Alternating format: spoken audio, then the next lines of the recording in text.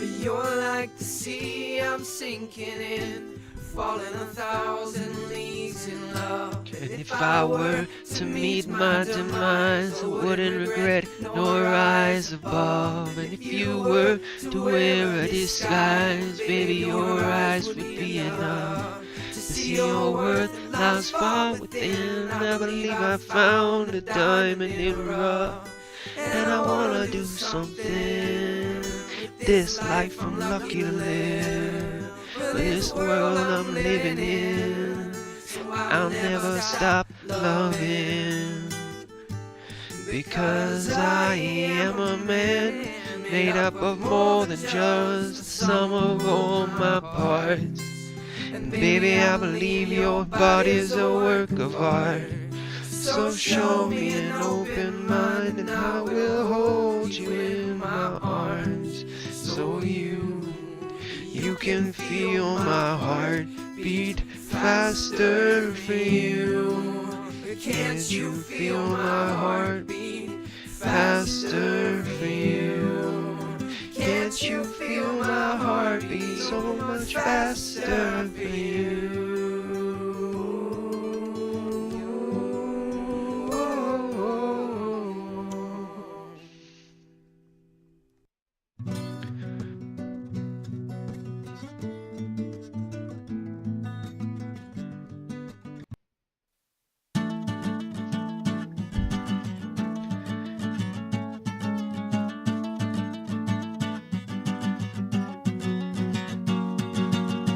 Baby, now I know I loved you like a funny story of a favorite pastime. Remember when you came and sat here at my side? First time I ever really sang my mind. Layla left you for dead, no. Upon return, nobody did I find. I lost my head, left you behind. How I wish I could have Turn back that the time. Whoa, But today I'd say could be a good day. Sun on ocean waves that make the spray. Hurdles to my face that hurt us spill the space between me and the golden rays that splay upon this place. Ever cleansing slates, ever shifting sands, and yet ever uplifting hands.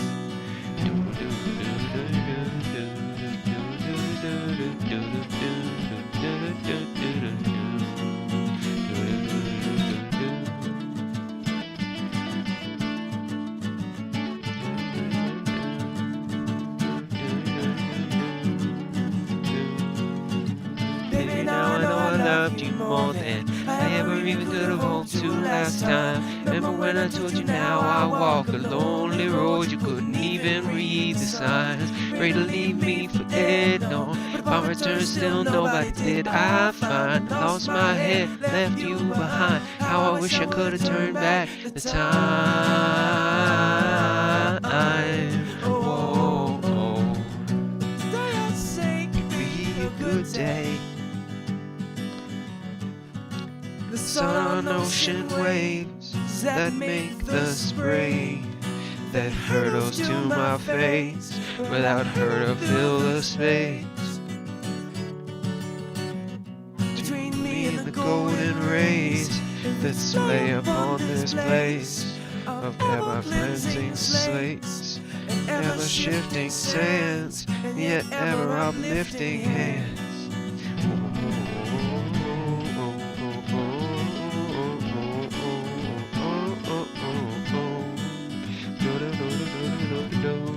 I fell up out of love.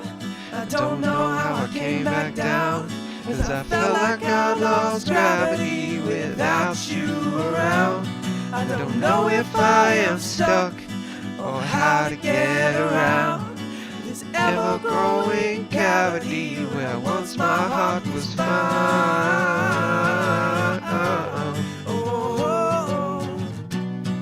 But today I say it could be, just 'cause the way I say it could be, how to change the way it would be, and you finally understood me.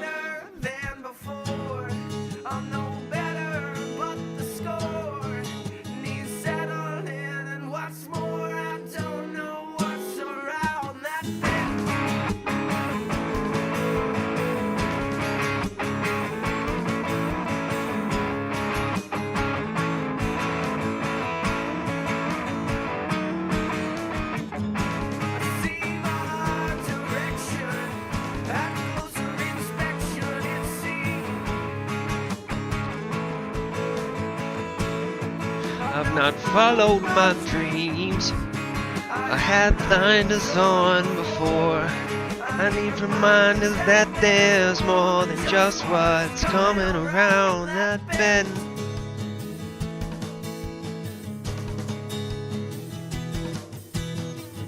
Am I too scared to face my friends? No, no. Am I too scared to face the end? And no, no.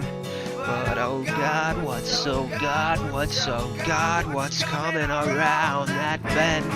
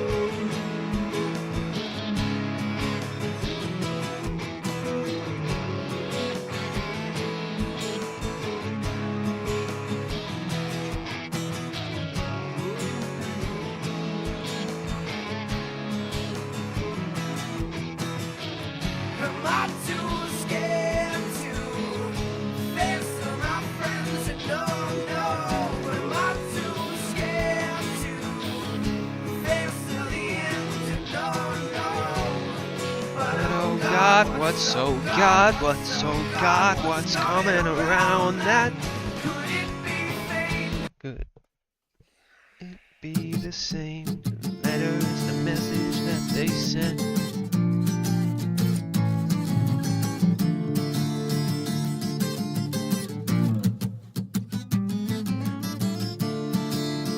I had a hand in mine next to me, but at the moment that hand's a ball. A pretty woman put a hex on me, saying now the sky's gonna fall. But she don't know she'll be the next to be crying like a porcelain doll. Cause pretty girl, it ain't sex to me, it's putting your back up against my wall.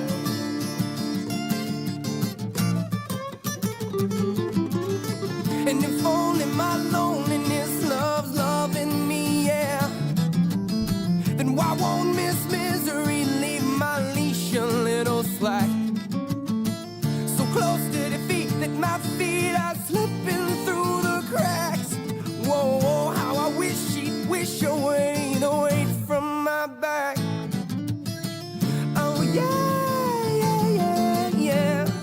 Whoa, whoa, yeah, yeah, yeah. So damn it, woman, quit testing me in that simmering southern drawl. Let the woman get the best of me, now she's thinking she could save us all. So lying lady, laying ecstasy, taking shelter from your own squall. Cause pretty girl, it ain't sex to me, it's putting your back up against my wall.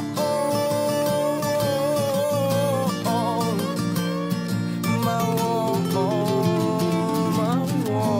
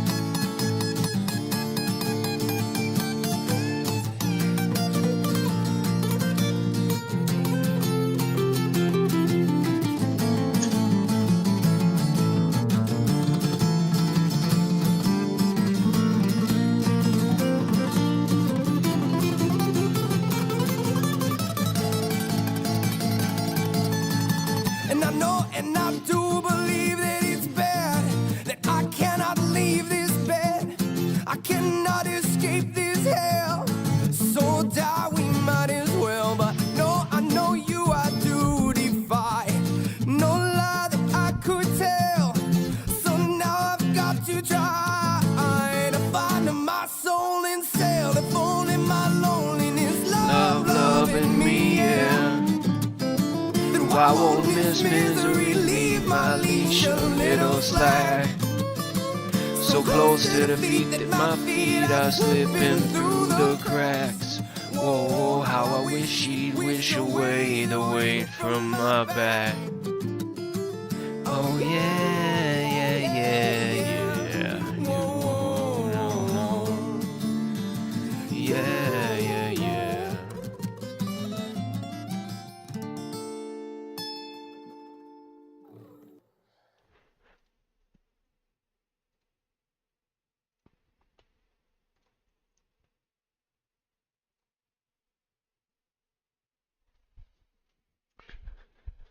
Do do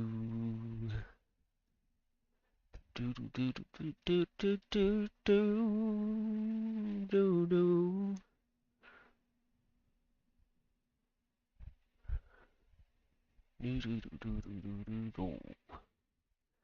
Oh yeah, yeah, yeah, yeah. Oh, oh, oh, oh. Yeah, yeah, yeah. Very nice. Welcome to the stream. My name is Ecole.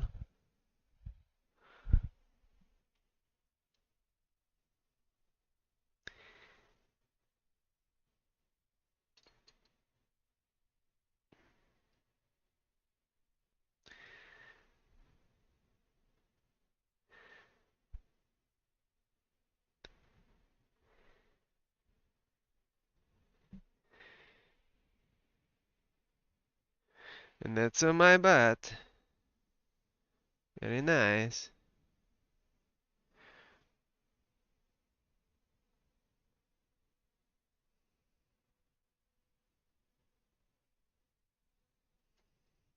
Do-do-do-do-do-do. Do-do-do-do-do-do. Derek Hislop on the lead guitar back there, guys. Let's okay, we're ding ding dinging. Got the Elgato. Oh shit. Oh shit. Oh fuck. Oh shit. Fuck. Oh shit.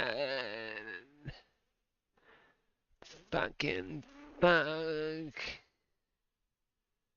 Oh my god.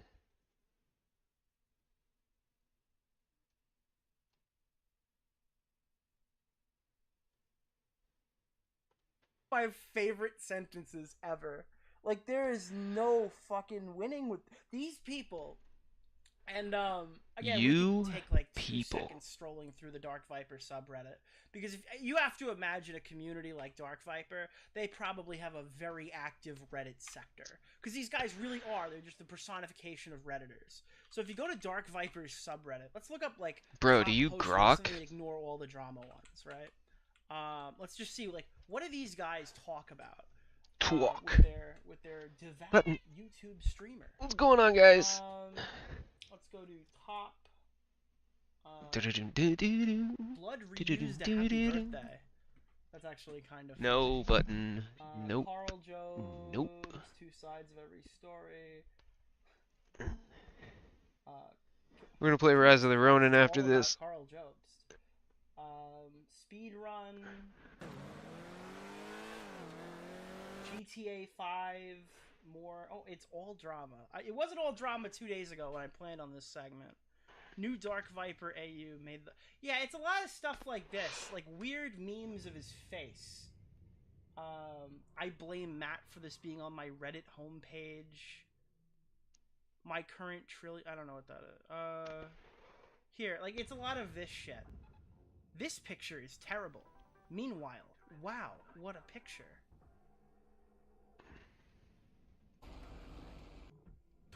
Light Viper 15-watt bulb is extremely powerful. Dark Viper speedrunning circuit. This is... early stages of a legend. It's just his face photoshopped on a baby. That is what goes for satire in this community. Okay? This is why I'm here.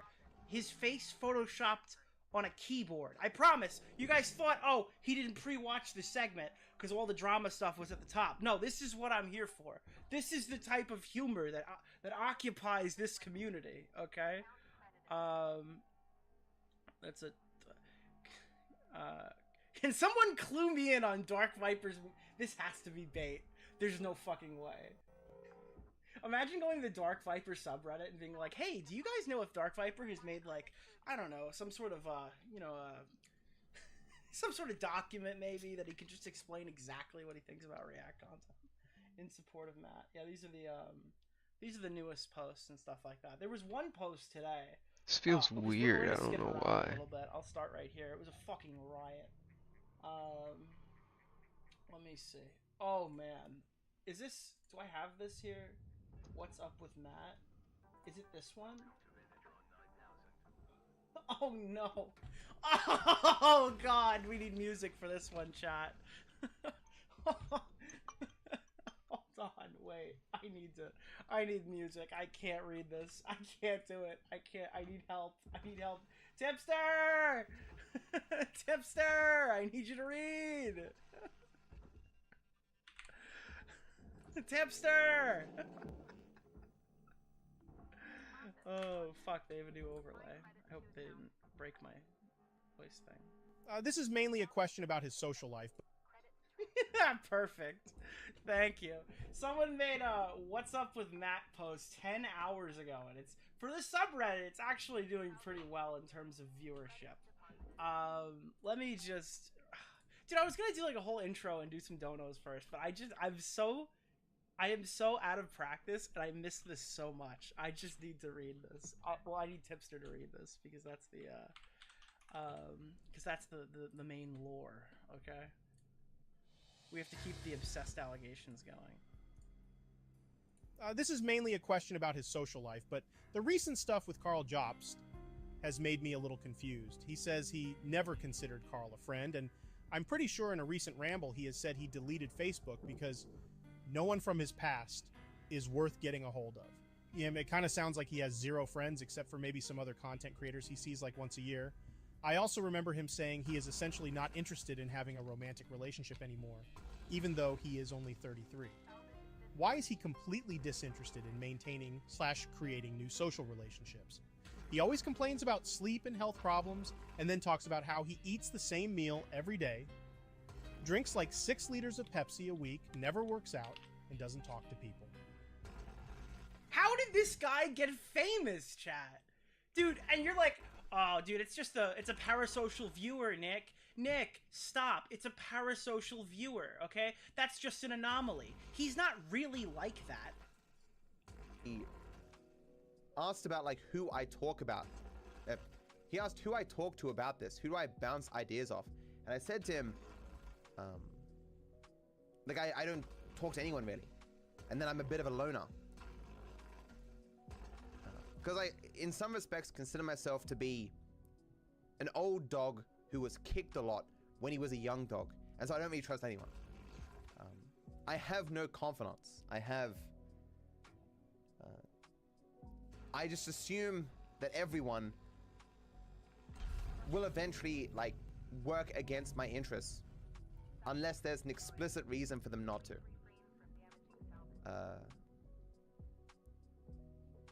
I've just never really had anyone in my life that I can trust a lot. The closest thing I have now is my mods.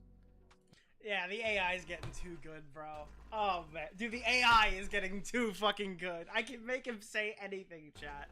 But I don't have to because he sucks! I don't need AI! That's the fucking clip! That's real! He really said that his only friends are his fucking moderators! I've just never really had anyone in my life that I can trust a lot. The closest thing I have now is my mods. But it's not the same thing, you know? Like, if I'm gonna talk to anyone about anything, it is my mods. But even them, I won't talk about, like, everything, you know? Because it's hard to trust a person you don't know in person and stuff, you know. But having my moderators, I realized like has been a lot better than what I had before, which was literally no one.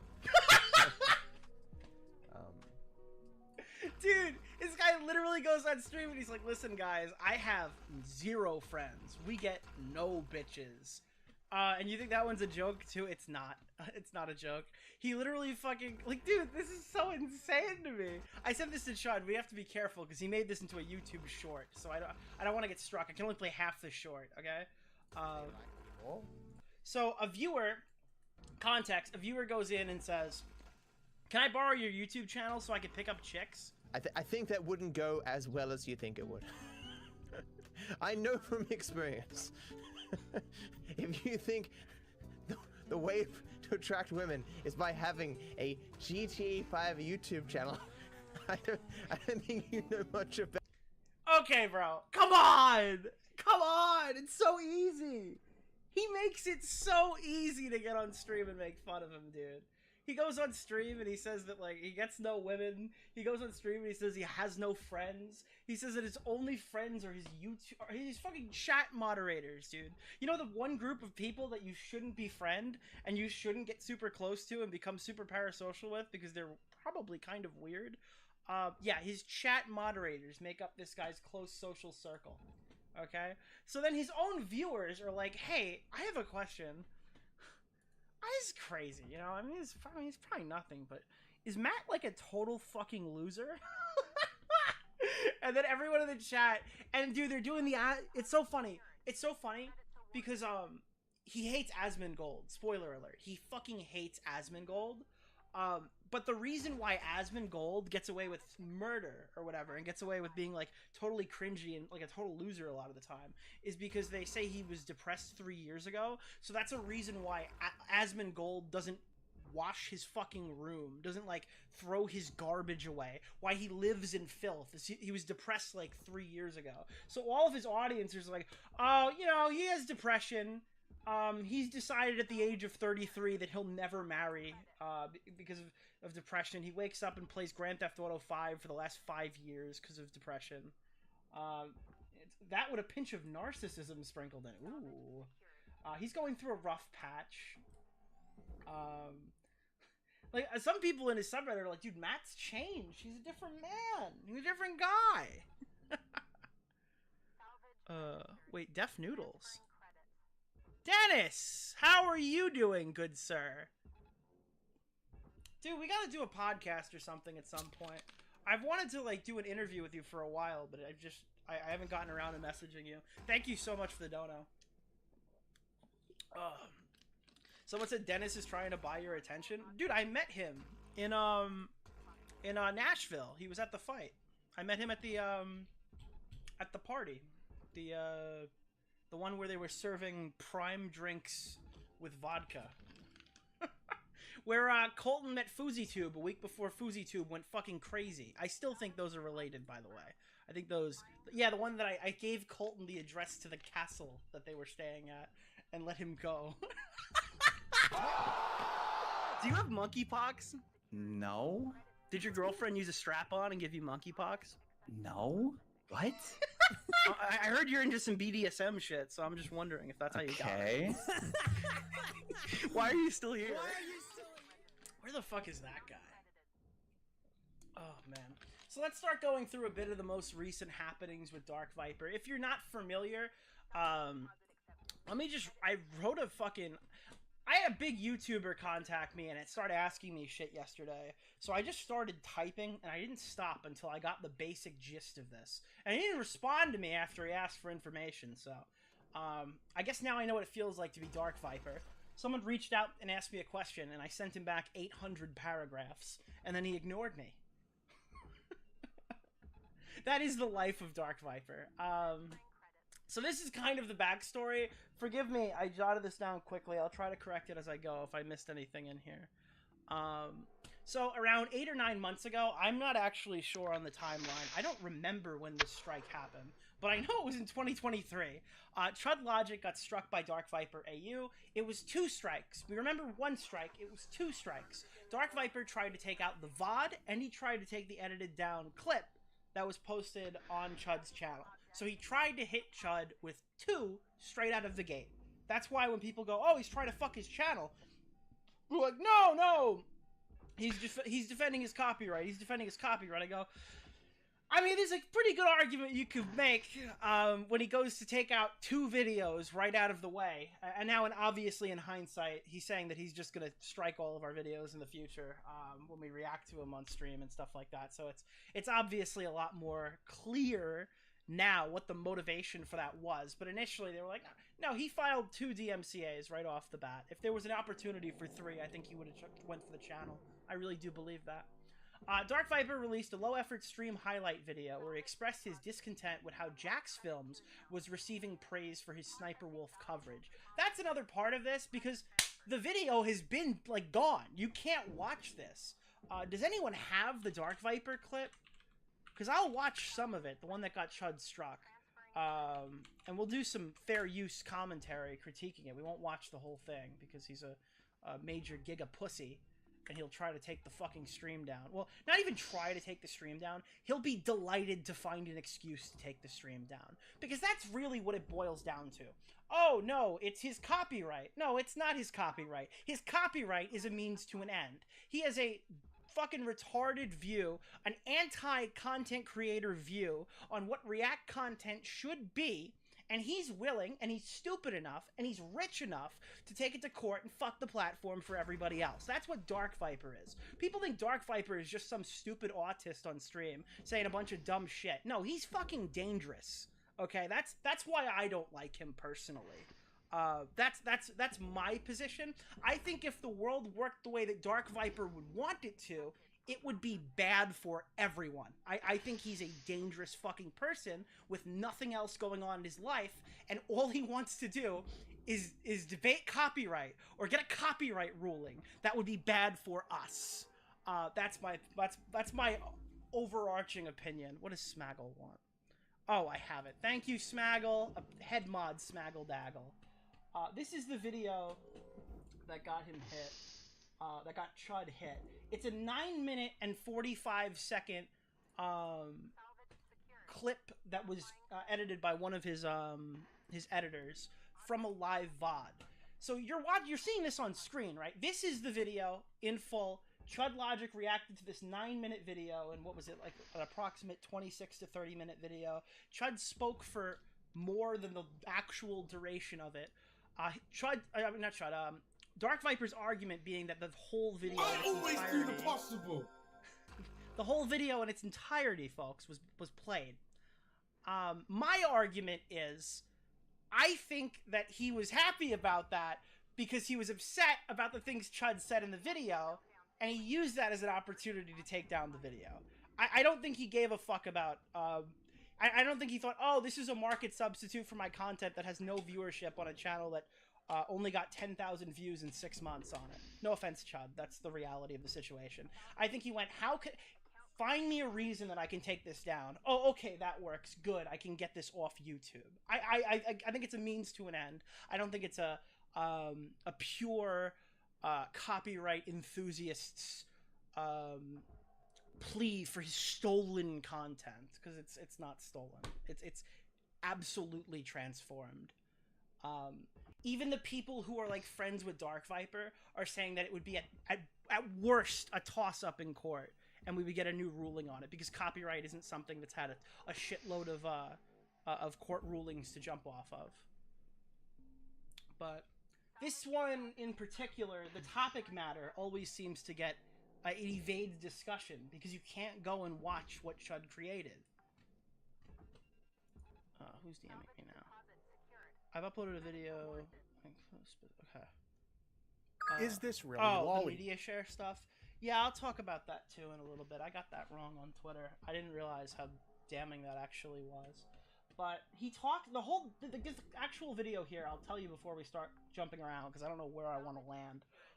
Is him talking about Jax Films and Sniper Wolf. Now, obviously, Jax Films just got in a high-profile React drama regarding Sniper Wolf and her stealing content and such. and playing like a shitload of TikToks back to back to back to back to back, and making what is essentially a content farm with no reaction, nothing added to it. No reaction. That's the guy who eats the spicy food. But Jack's films, when he echoed a lot of points that I guess Dark Viper has made in the past, he was receiving tons of praise. Where Dark Viper is often made fun of and called the turbo retard for his 14-page document where he compared React content and reactors to rapists. And if you bring that up, he'll sit there and tell you it's been debunked. It was an analogy. Okay. It's still hilarious, and the analogy is still really funny, and you sound like a retard. Like, oh wait, you mean he didn't actually say that reactors are rapists? Yeah, we know, retard. It's still hilarious. It's still really funny. I actually think I have Clown reading that I might be able to pull up. Yeah, this is it. If you are not knowledgeable enough to say no, brackets, you don't know another person is out there exploiting your labor, or if you physically can't say no, brackets, maybe because a reactor has spiked your drink at a party. What? A reactor even when Clown's reading it and he doesn't know what's coming, he's like, wait, what? Reactor believes they can do whatever they want to you. Consent to reactors means they can do whatever they want to you, unless that you have explicitly told them no. Going to a party with a reactor must be a scary thing. Besides, a person unironically saying that all other content creators should contact them personally to tell them whether or not they can steal their labor is the most egotistical thing ever. Like, literally, the world revolves around me, kind of. Yeah, so he's, like, just, oh, God. Utterly. Yeah, people are saying in chat, well, this is similar to the Vosh thing with Cobalt. Yeah, I don't know, man. It's just, I don't know why you choose to word it like that. You knew you were going to get made fun of, and if you're going to get made fun of, like, why not just make merch out of it? Maybe not put the word rape on the merch, because I don't think it would sell super well, but why not, like, embrace it? Why not lean into it? Instead, wait, where is this? I'm sorry, I'm jumping all around.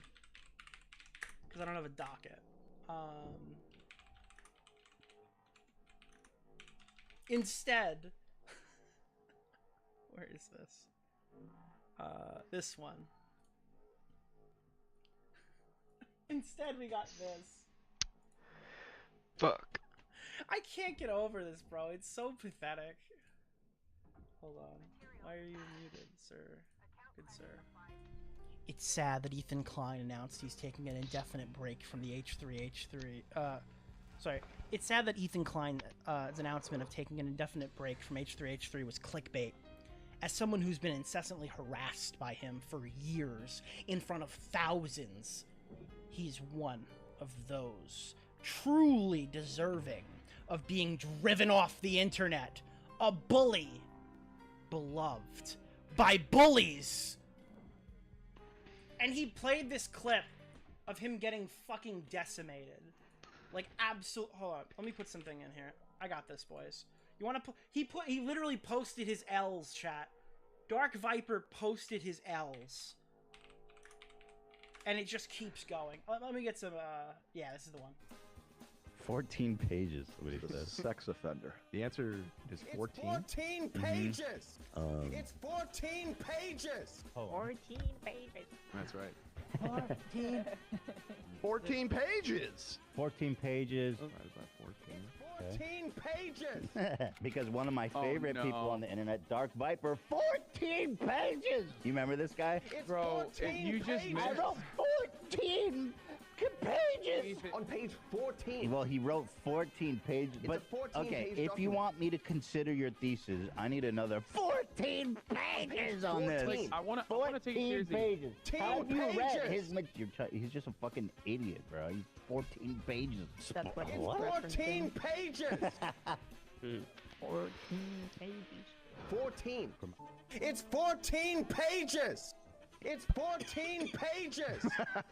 It's even more than that. Meticulous. It's 14 page, meticulously argued document. Dark books, It's 14 pages. comical books. 14 pages. It's 14 Yeah. pages. On page 14. Clearly, you've read the 14 pages. It's 14 pages. Just 9, actually. or who have had active diarrhea within the previous 14 days? All right, we'll stop it there. But yeah, this is what we're dealing with here. He posted, he gathered, he went on streams, he went on websites, he took all of the information he could find, right? Chat. Dark Viper was sitting here going, all right, or he paid a moderator, which is even funnier if he spent fucking money to create this, and went through 5 years of Ethan Klein fucking streams. I don't know if it's 5, but like 2 to 3 years of Ethan Klein streams, right? And pulled out every time that the stupid desk jockey hit the soundboard button. I'm not kidding you. This is like super autistic levels of looking stupid publicly. You could have just posted one clip and looked like a fucking idiot, but instead, you either hired somebody or you sorted through hundreds of live streams to find every single time the word 14 pages came up, to hear when someone played a soundbite of you yelling like an idiot. And then after all of that, right? You claimed it was... You claimed it was fucking harassment. It's harassment to just play this guy's soundboard, chat. This is like... dude, it's firing all of my neurons. It is so hard not to just point at my screen and yell retard over and over again and just laugh incessantly. Like, it's actually... Like, I have a really difficult time making a joke about this because it's such a good punchline before I even say anything. It's so weird. Why is he like this? But now, just to know, like, that's an example, I guess, of how much of a pussy he is when it comes to his document. Now, for some reason, Dark Viper is like the Don of React content. Or not React content, but the React argument, the React critique, the anti-Hassan Piker, the anti-Asmongold. An argument that I have been making for years. I am in agreement with him on certain aspects of this. And at one point, I was in agreement with, I think, on most points. If you guys don't know, years ago, I did a video on Twitch streamers, and it was all about the Reactgate. Reactgate comes about like every 2 years. We have a whole Reactgate schizophrenic like fucking story arc that we all talk about. And this video I made was on Hassan Piker, XQC. You saw the chair meme popped up on the screen for a second, right? A little bit on Destiny. And then I think to honorable mentions were like Asmongold. Did I talk about Asmongold in this? I wanted to. He might have gotten cut from the strip, but he was the next guy I was going to talk about. And then I talked about Bionic Pig, which is unrelated, but I do need to talk about Bionic Pig at least once this year to keep tradition going. In years I've been active. That's kind of a meme around these parts. But anyways, the reaction stuff is kind of his bread and butter. And it's ruined the discourse, because now every time you fight with a Hassan Piker fan, they just like refer back to this guy's 14-page Google document that nobody read about a drama that most viewers don't fucking care about. It's really hard to make viewers care about people stealing my shit. It has to be someone they hate. If it's not someone they hate, the story goes nowhere.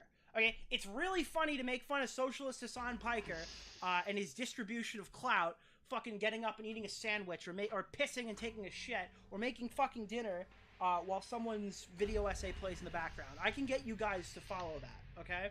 But if Joe Schmo fucking whatever the fuck gets into a similar drama, and it's not Hassan Piker, XQC, Asmongold to an extent, people seem to like him for some reason, right?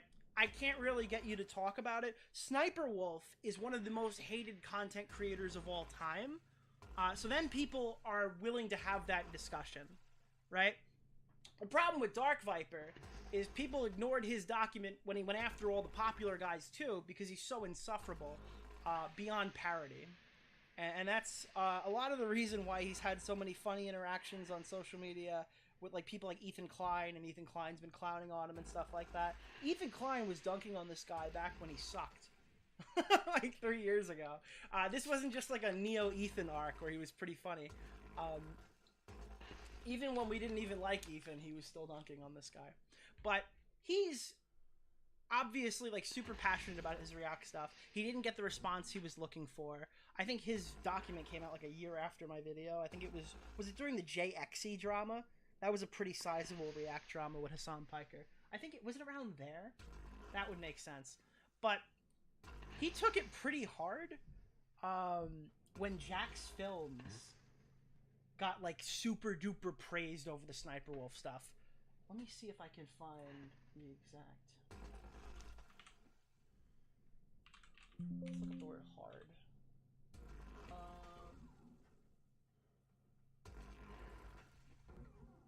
No, it's. I'm trying to remember something I watched a year ago, but I think I can get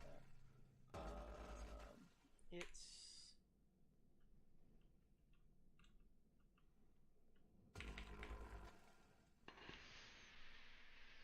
Oh wait, same stuff.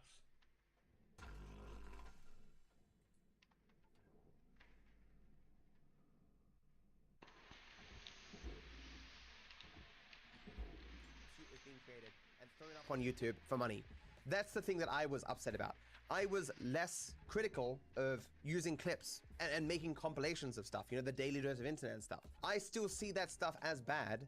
Like what Sniper Wolf does is orders of magnitude more creative, or at least what editors do, than what Asmongold does. I see what Asmongold does as far more gross, lacking in creativity. Gross. I have to ask, that's an argument that I wanted to have. Can we talk about that real fast as an aside?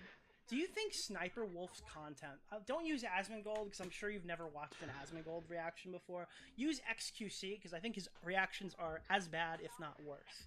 Where XQC reacts to a video, says nothing for the entire duration, re-uploads it to compete with other people, right? Do you think that, because I don't know the answer to this, I'm going to poll this in chat because I really want to know. Who do you think is worse? Someone who steals 20 TikToks and compiles them into a single video, or someone who puts up the one video and that one video is competing with the original? I think I probably agree with him, but I feel like it's two different problems and we're conflating two completely different issues, and both of them are equally as bad. But I'll explain that after I put the poll out and see what you guys think. Who is worse?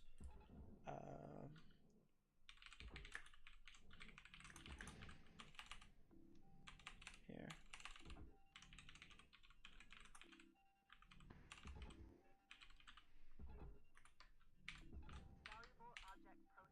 There. And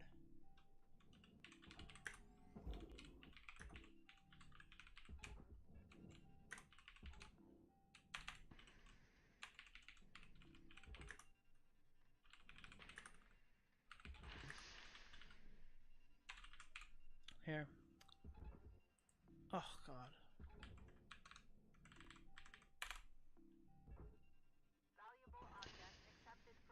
There it is.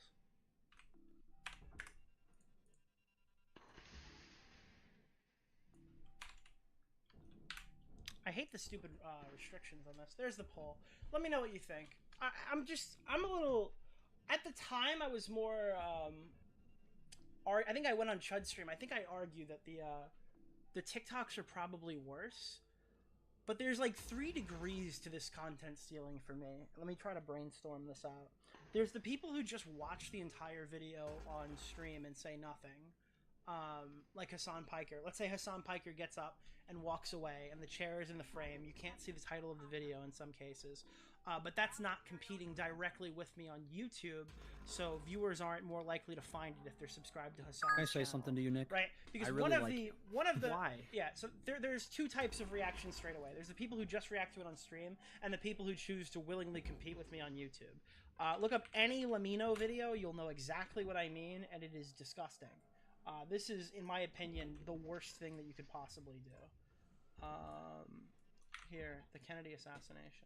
So if I go to the Kennedy assassination now, it looks like this. It didn't always look like this. It used to be down lower, but you got Historian Reacts 1, Historian Reacts 3, Hassan Piker, Historian Reacts 4, and they're using his title. And then they're putting his channel name in there, and that's not like, oh, I'm giving him credit. That's, oh, my video will appear higher in search if it's more similar to the previous title. There's part 1 of 4. There's XQC, and again, this is 500,000 views. This is 100,000. This is 188,000. How? I mean, No. this is like God damn it. stealing a couple $1,000 from the guy. I think there used to be more, but no, there's still plenty here. But it would be like uploaded, right? And you would see this. Let me see the dates on this. This is July 24th, 2023. This one is July 24th, 2023. So like he chooses to upload his reaction that, mind you, is an hour and 53 minutes in comparison to an hour 38 on this same day to compete with this guy. Again, maybe you guys don't give a fuck because it's just some fucking content creator. Let me know as like a really good video essayist. Is video essayist the right word? I don't know. This guy's got 3D fucking stuff in here that he like animates to go with like these interesting stories and stuff. He's like, his videos on Roanoke and stuff are really good. He's a really good content creator. I recommend you go watch him.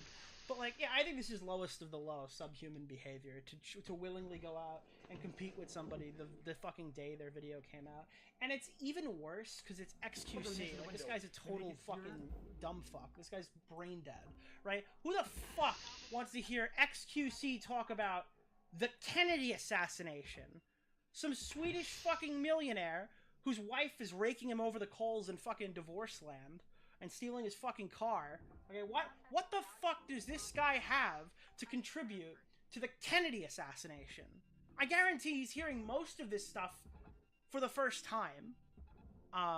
Like, not like, oh, he's learning about a drama or something, or he's reacting to a drama that he knows about, and he's getting new context for it. He probably knows fucking nothing about this situation at all whatsoever, and he wouldn't be expected to, because who the fuck looks to XQC to hear about, like, assassinations of, like, major fucking public figures? I don't, it doesn't really jive with me.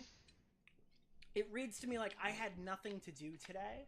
I had no topic to cover. There's no gaming news to discuss. There's no game I want to play. I feel lazy as shit. So what's at the top of YouTube search right now? What's the viral video I should watch right now? So I'm just going to sit there and I'm going to take the fucking views and post it on my YouTube channel. I think that's the worst. But then there's stuff like the fucking Sniper Wolf stuff. And it's like, when you look at Sniper Wolf, for the most part, her videos were uncredited. So, I guess with, like, XQC, you actually get Lamino in the title, and you can choose to go watch it. But when you go to Sniper Wolf, right, she's playing full entire TikToks in some of these videos, and she's watching, like, several of them, and just putting them together. What is more anti-content creator? Stealing from 10 people at once, or stealing from one person? I feel like the one person is worse because it hits the search results, but I think Sniper Wolf is probably worse than someone who just watches it on stream and doesn't re-upload it. I think there's tiers to it. Let me see. Yeah, that's I'm seeing that 27 to 73%. 73% says video essays. What? Nick, he has QC in his name? Oh, what is he? Is that Quebec? You know, Quebec are the worst people alive. People from Quebec. I'm racist to Quebec people. Is that what that is? Is that Quebec, chat? Because I am, because I whenever you play someone with QC in their name in NHL, they play the shittiest hockey game I've ever fucking had to deal with, dude. If anybody, I know you think I'm joking, but when I see Quebec in your name, I leave the game. That guy's gonna rag the puck behind the net and fuck around the entire time. He doesn't even want to play hockey. One time, I had one guy, I was beating a guy 2-0, and he just fucking sent me 1,000 messages on Xbox until I disconnected. I didn't even know you could do that. The Quebec fucking hockey community sucks online. They're the worst. Yeah, I can't do it. Oh, I have nothing against the city. The city's probably nice. You're saying it's almost as bad as New York. I love New York, so I'd probably love Quebec. But the people, oh no, it's the people that I don't like. Especially those that play NHL 24. Those are the worst fucking people alive. Again, that's a tangent. That's not why I was here. Where is it?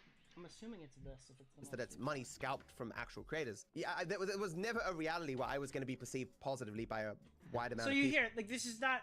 Am I jealous of Jack's films? Credit to the creators. I wish I got this at the right point. But... Still wouldn't have probably thought highly of me in what I said in that essay. Potentially it never would have got any traction at all, but I assume that when I eventually made it into a video, if I ever did, that it would have got some traction at least. And I don't think... It's just him coping. Reactors certainly would have been happy with it. And so many people now do variations of reaction content because it's free money in the sense that it's money scalped from actual creators. Yeah, it was never a reality where I was going to be perceived positively by a... The thing is, like, he thinks there's some grand conspiracy, right?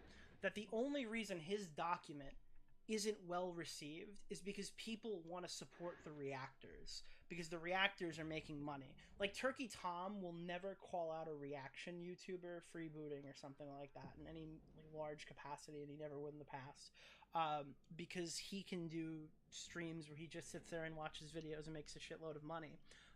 But the issue with that is that doesn't really affect audience perception. I said this earlier in the stream, and I really believe it. I don't think the audience really fucking cares about freebooting. Am I wrong about that? Like, do you care about freebooting, or do you hate Hassan and you have an excuse to be, like, a dick? Because, I mean, why the fuck would a random YouTube chatter care about people freebooting videos when they don't make content or make money in the space? I mean, maybe it's like a moral quandary, but I mean, I've had problems getting people interested in this discussion unless it's someone like Hassan Piker that they fucking hate. I just hate Hassan. I hate Hassan. I hate Hassan. I hate Hassan. It's like, I mean, not to be a fucking... Who the fuck would care if someone just started freebooting my fucking channel? Maybe one of you assholes in chat would be like, "Oh, Nick, that sucks. Shame you can't do anything about it," or something like that. If I was in some weird situation. But I doubt any of you would be like, "Oh, we have to fucking do something about this," and get super aggressive about it. You know, like I don't think anyone would give a shit, unless it was somebody that unless I could make it into content and make it funny. Shit, son. So that's like, that's the thing, right? The audience isn't super invested in that. I mean, listen, you're never going to win over a person who sits there and watches reaction YouTubers all day. I will agree with you there. But there's, like, plenty of other viewers that would probably be on your side. You have to take a look at this and think, like, there's no grand conspiracy to cut you out of the equation just because you think that reaction content is bad. It's that your arguments on reaction content being bad are bad. I don't want your version of copyright, whatever you've cooked up in your head. And I don't want that to become law. That's my problem with it. I think I don't get pushback for criticizing these people. I might get like, "Oh, this is boring." I don't get pushback. People aren't like, "Hey, fuck you, Nick. I like watching these people's chairs." Okay, I like watching XQC's hair like flutter back and forth while he doesn't say anything watching videos. It seems to be like only he is getting a negative reaction. Everyone else is just getting ignored. Wide amount of people by attacking beloved creators, and by that I mean exploited people. So I don't think anything less of Jack for people liking him more than me, or and I respect what he does, and yeah, hopefully some positive outcomes happen. Jack was able to craft a reaction argument without sounding like an insufferable douchebag. Guy like one of those crazy crypto fascists? Do I have ill feelings against Charlie? Oh, this is great. This is really good. Watch this. Do I have ill feelings towards Charlie? Charlie made a video, and I think he cucked and apologized, saying that Dark Viper's essay was schizophrenic. Watch this. And yeah, hopefully some positive outcomes happen. You know, do I have ill feelings against Charlie because of that? Yes. If you go back and watch my response to Charlie's original video, you can see how angry I was. That wasn't a joke. That wasn't feigned. I was angrier then than I've ever been in the entire 32 years of my life. And I think I'm still angry and will always be angry. There's a part of me that is forever tainted by that video he released. He got raped, chat. Charlie raped him with that video. And that's not me being fucking, you know, coy with my language. Listen to the way he talks about this. And will always be angry. There's a part of me that is forever tainted by that video he released. Because I would just always be angry about it. I've talked about it at I will forever be tainted by Charlie's touch. length other times, but something was stolen from me that I can never get back. Dude, he sounds like Shovel. Got it. I've talked about it at length other times, but something was stolen from me that I can never get back. This is Shovel's George Not Found rape poetry. What is going on right now? He took something that I can't get back. Like, what is happening? Like, it's insane. This guy's crazy. And now I'm sitting here watching this, and Chud's laughing at this, and he watches the whole video, not just the fucking 4 or so minutes that I've chosen to cut out at seemingly random and discuss with you. Right? And then we're supposed to believe that he goes, Chud Logic has stolen my exquisite content.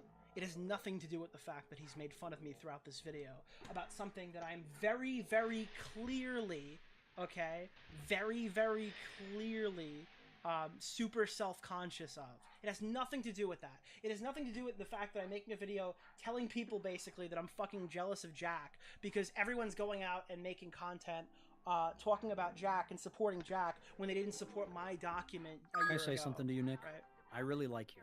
Why?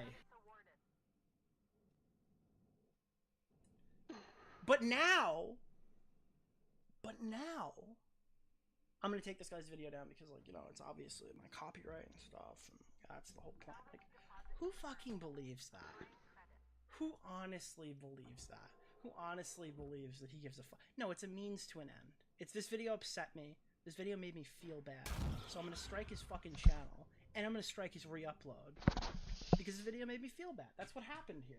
It's not like, oh, people are like, Nick, you're lying about this because Dark Viper said that wasn't true. It's like, yeah, Dark Viper's a fucking liar. It's absolutely true. I believe that with every fiber of my being. That this guy's a fucking turbo pussy who goes around saying that Ethan Klein is harassing him because he played a soundbite of 14 pages. It's really not rocket science what happened here. So let me go through and show you some of this newer stuff, because now, if you thought, okay, Nick, well, I kind of see where you're coming from on the video, but that's not, like, you know, directly proof that he's a major pussy about his fucking document. And, you know, I see what you mean, Nick, about the Ethan Klein comment, but do we really know if that's just him not liking Ethan and using that as an excuse? Let's talk about Carl. Let's actually wait a minute. Do we have Dark Viper's DMs with Asmongold? Not Asmongold. With Dark Viper. Are these public? Dark Viper's DMs with who's the YouTuber that Tommy got into a fight with, and I just spoke to him and I forgot his fucking name. And I watched his fucking videos, and I'm drawing a total blank right now. Dark Viper AU Axeman. The Actman. So, Dark Viper, I mean, Actman made a video.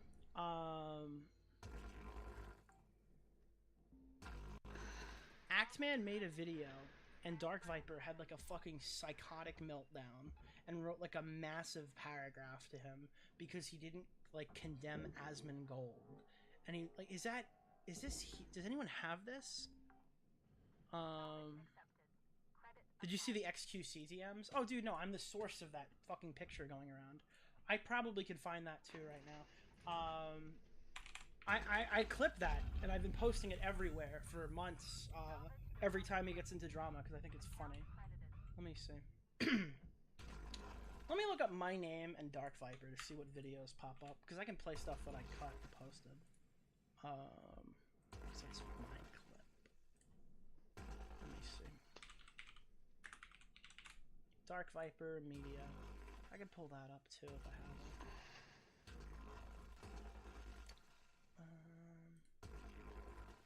Oh, it's this thread. Here. Oh, this is a whole thread of things he's done. I forgot about this. This is actually super useful. So I wrote this thread a while back. Here. Let's see. It has dawned on me that the ongoing deaths of countless innocents is a huge boon for Destiny's business, and I'm being rude interrupting him farming tragedies. I am therefore willing to be flexible for you for our debate, which I am sure he can fit in between his clout farming off the suffering and deaths of others, the bigger creator that you shit-talked and ignored and misrepresented for a week now, is now interested. You want my attention, you had it. So, just to be clear, what this is I guess they were going to talk about doing a debate, and then Dark Viper pussied out, because I guess he had like a depressive episode, and then he decided that like a couple months later, or a couple weeks later, he was going to come back and like re-engage with Destiny, and Destiny was on to the next fucking subject. So he's like, Isn't oh, this Nicholas Diora guy, like haha, one of those you know that fucking debate I crypto ran from? fascist You're dudes running too? now. He pulled one of those, right? Let me see. Do these creators actually want to combat React content? This is one that I recommend you watch. We're not gonna watch. Oh! This is what I was looking for! I actually have to pull this up. We're gonna take a risk. I mean, here's the reality of the situation. If my video goes down and I become a martyr and this guy's life gets inherently worse, so if he strikes me, it's just gonna make more damage for him. It's beyond me now. There are like groups of people that hate this fucking guy.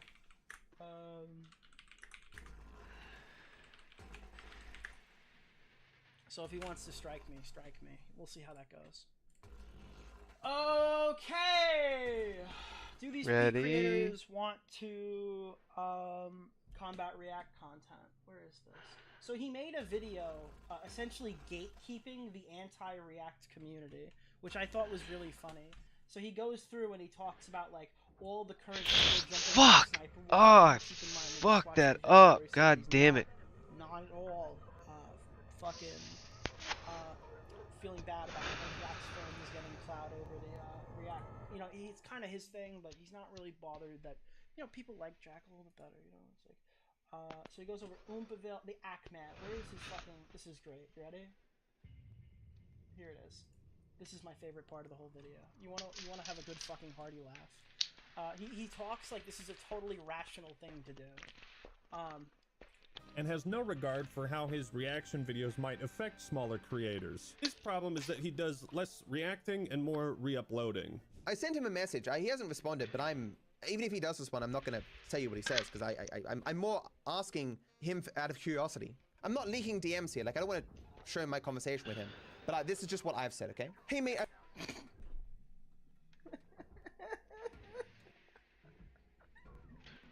He has no idea why people hate him. He has no fucking idea. He has no idea why Ackman was not receptive to this. He has no fucking idea why Ackman like saw this and went,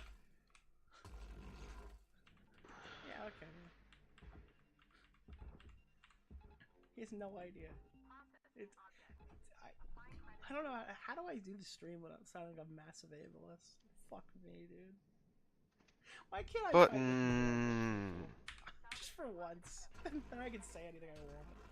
Doesn't transform or edit the content, and he demonstrates that working hard to actually create things. Alright.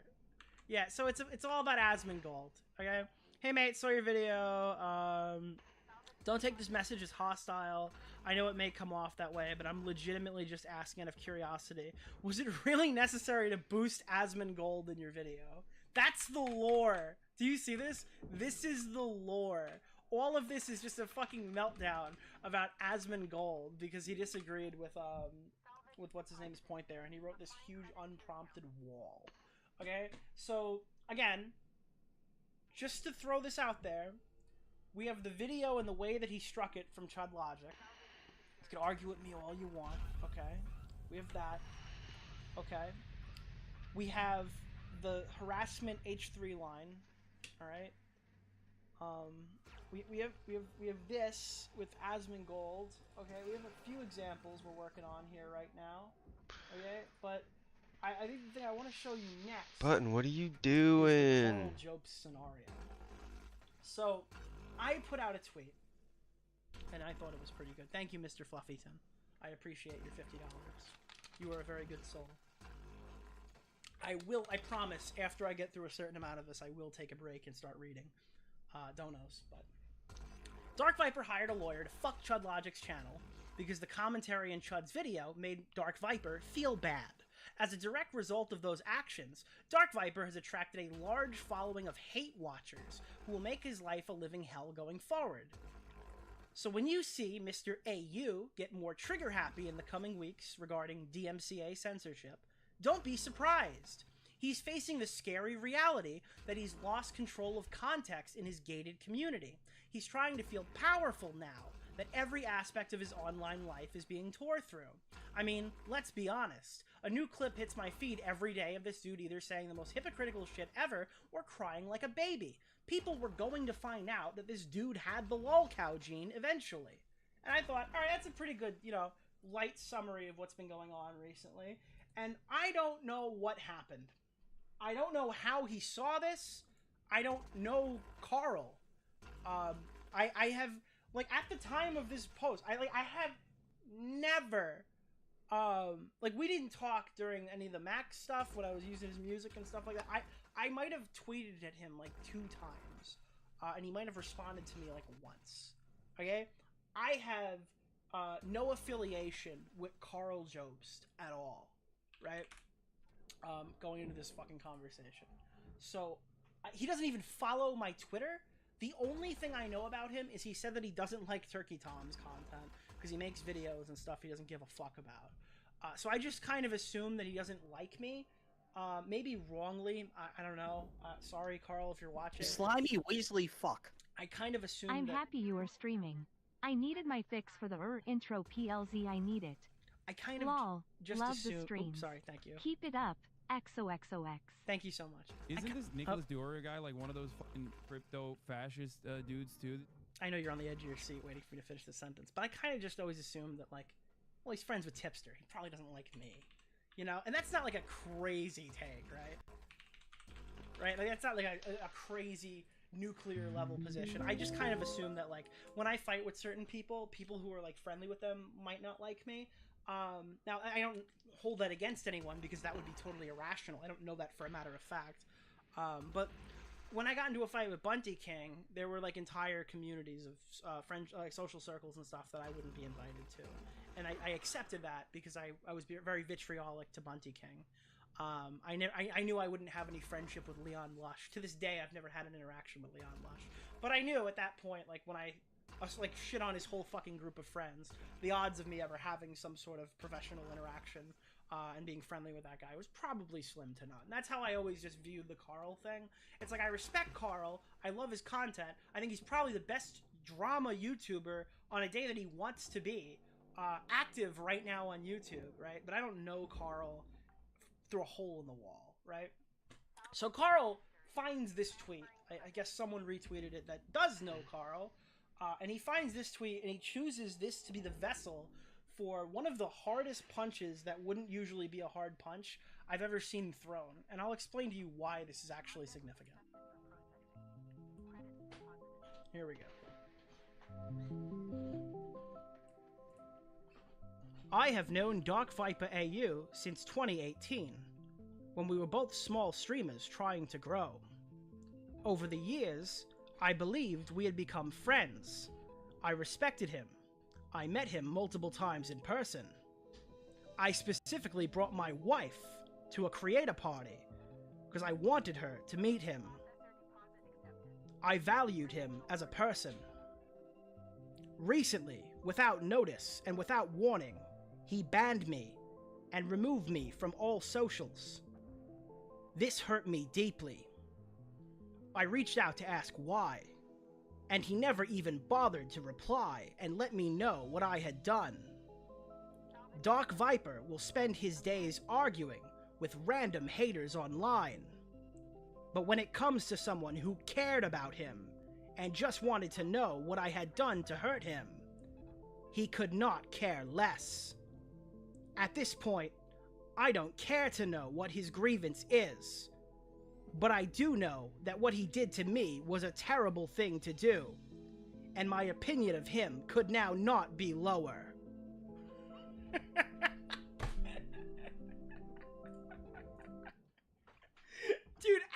nowhere, this guy's like, bro, he dropped me for no fucking reason, man. So people were like speculating, like, wait, what the fuck? This sounds shitty. Like, what the fuck? Like, like, wait, what? Why is Carl like dunking on him? And I'm sitting here going, there's no fucking way.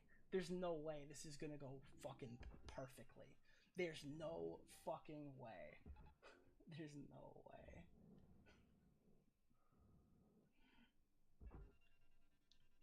There's no way this is gonna lean right into what I was looking for.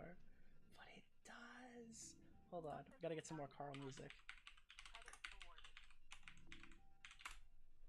Where is it? Yes, here it is. But I do think I know why Dark Viper AU banned me. So I'll just say it, and he can correct me if I'm wrong.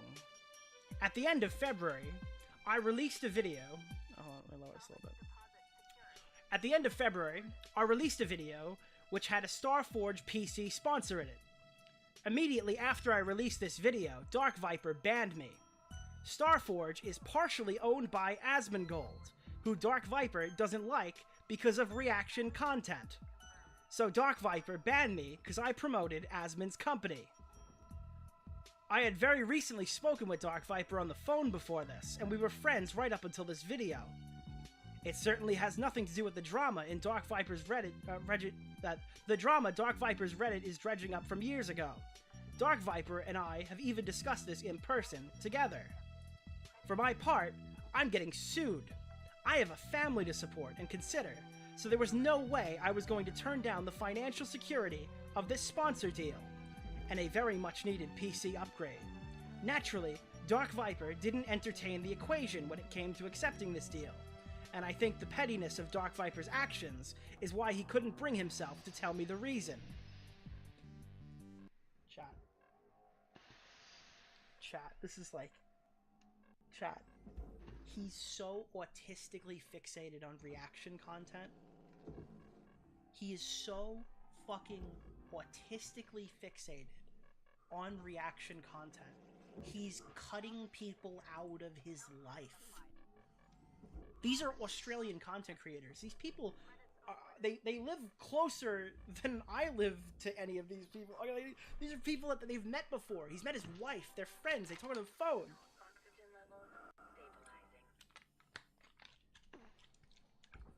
Zero contact, like a bad ex-girlfriend, chat. Zero contact. And doesn't that just...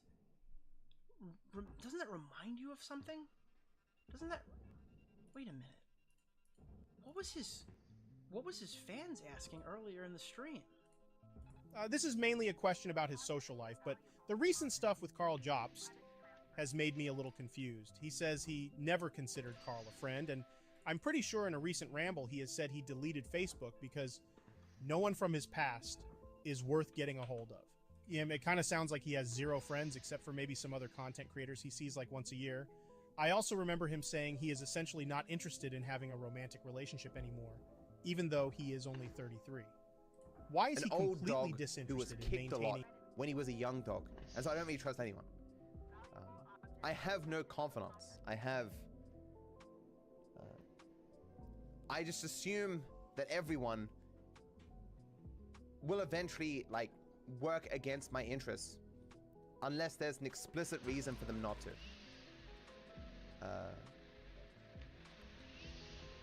I've just never really had anyone in my life that I can trust a lot. The closest thing I have now is my mods. Is it starting to make sense yet? Have I played the clips in the correct order for you to understand the overarching argument here? He's so lost in the React Jihad that he's burning people close to him. And he's such a loser, he's not realizing that people that actually like him are fucking, like, getting shit on for this. Okay, no, he doesn't give a fuck what Chud Logic feels about this strike. I get that. He doesn't give a fuck what Nick Diorio... But now, people who actually could defend him in this situation, who are friendly with him, smart people like Carl, okay? He's just burning them. Not even a message, not even like, hey man, I can't believe that you fucking took that deal with Asmongold. You know why? Because Carl would have said, yeah, no shit, jackass. I have cancer. I'm being sued by Billy Mitchell. I need that fucking money. I mean, that's what he said last time. This has come up before. Carl's been attacked for sponsors 3 times in the last 2 years. Carl Jobst is like... Carl Jobst was sitting there getting the cancer blasted off of his face while Dark Viper was saying, you know, it's really fucked up that you'd support Asmongold. Okay? Because I disagree with him on, I actually disagree with his position on reaction content, and I think he steals from people, and Carl's like, ow, my face hurts from all the cancer that's getting blown off of it. You know? Where is this clip? This is what, like, this is, again, Carl's had to defend his sponsorships, recently, as recent as 2 months ago, which was actually during the time frame that he got ghosted by Dark Viper.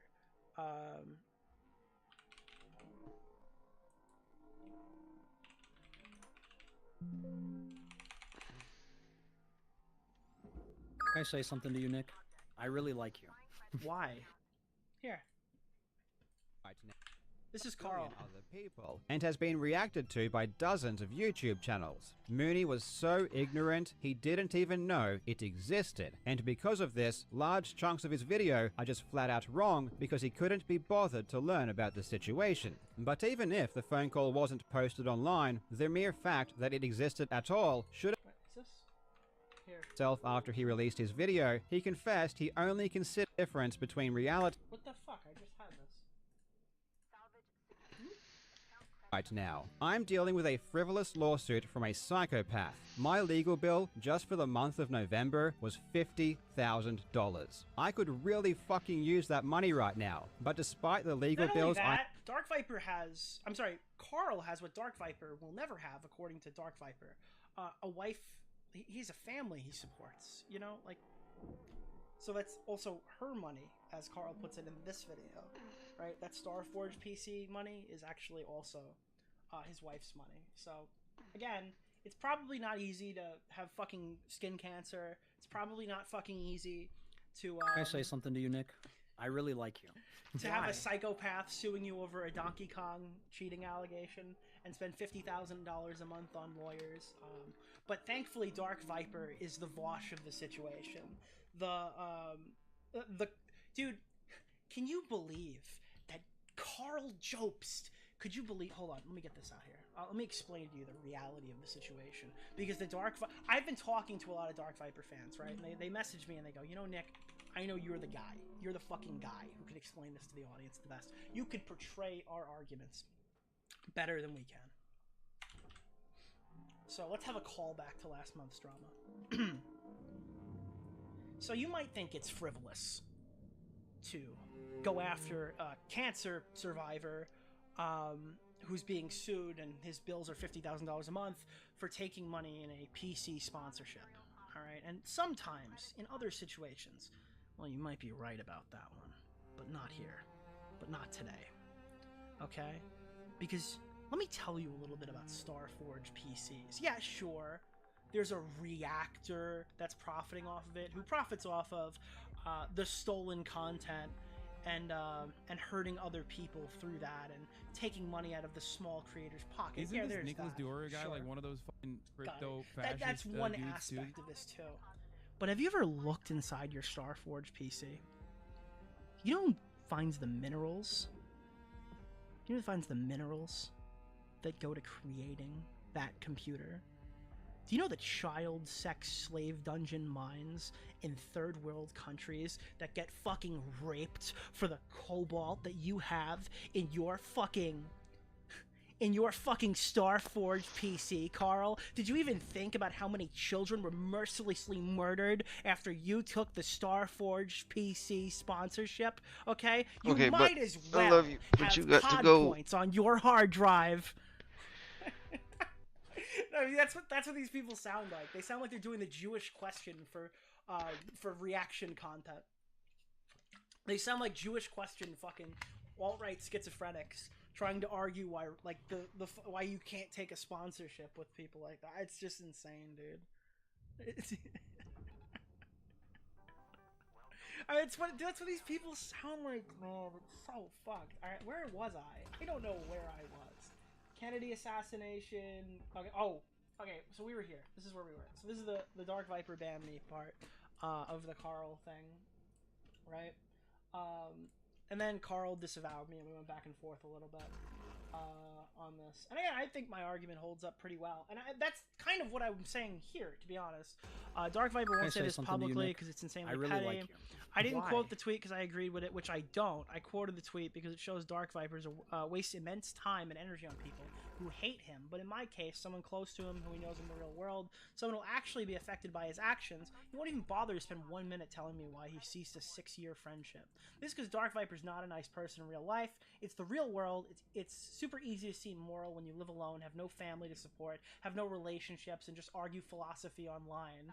But when faced with someone actually hurting directly in front of him, he can't do the moral thing because he's an emotional toddler. I jumped in. I had a little back and forth with Carl. My tweet is a long, drawn-out way of saying Dark Viper is extremely insecure and unable to disengage from the drama. I hope that makes more sense now, hearing my my thoughts on the situation in a format of me rambling for an hour and 30 minutes. Okay? I feel like we've done a bit more legwork to explain why Dark Viper is obsessed with his stupid reaction content grift.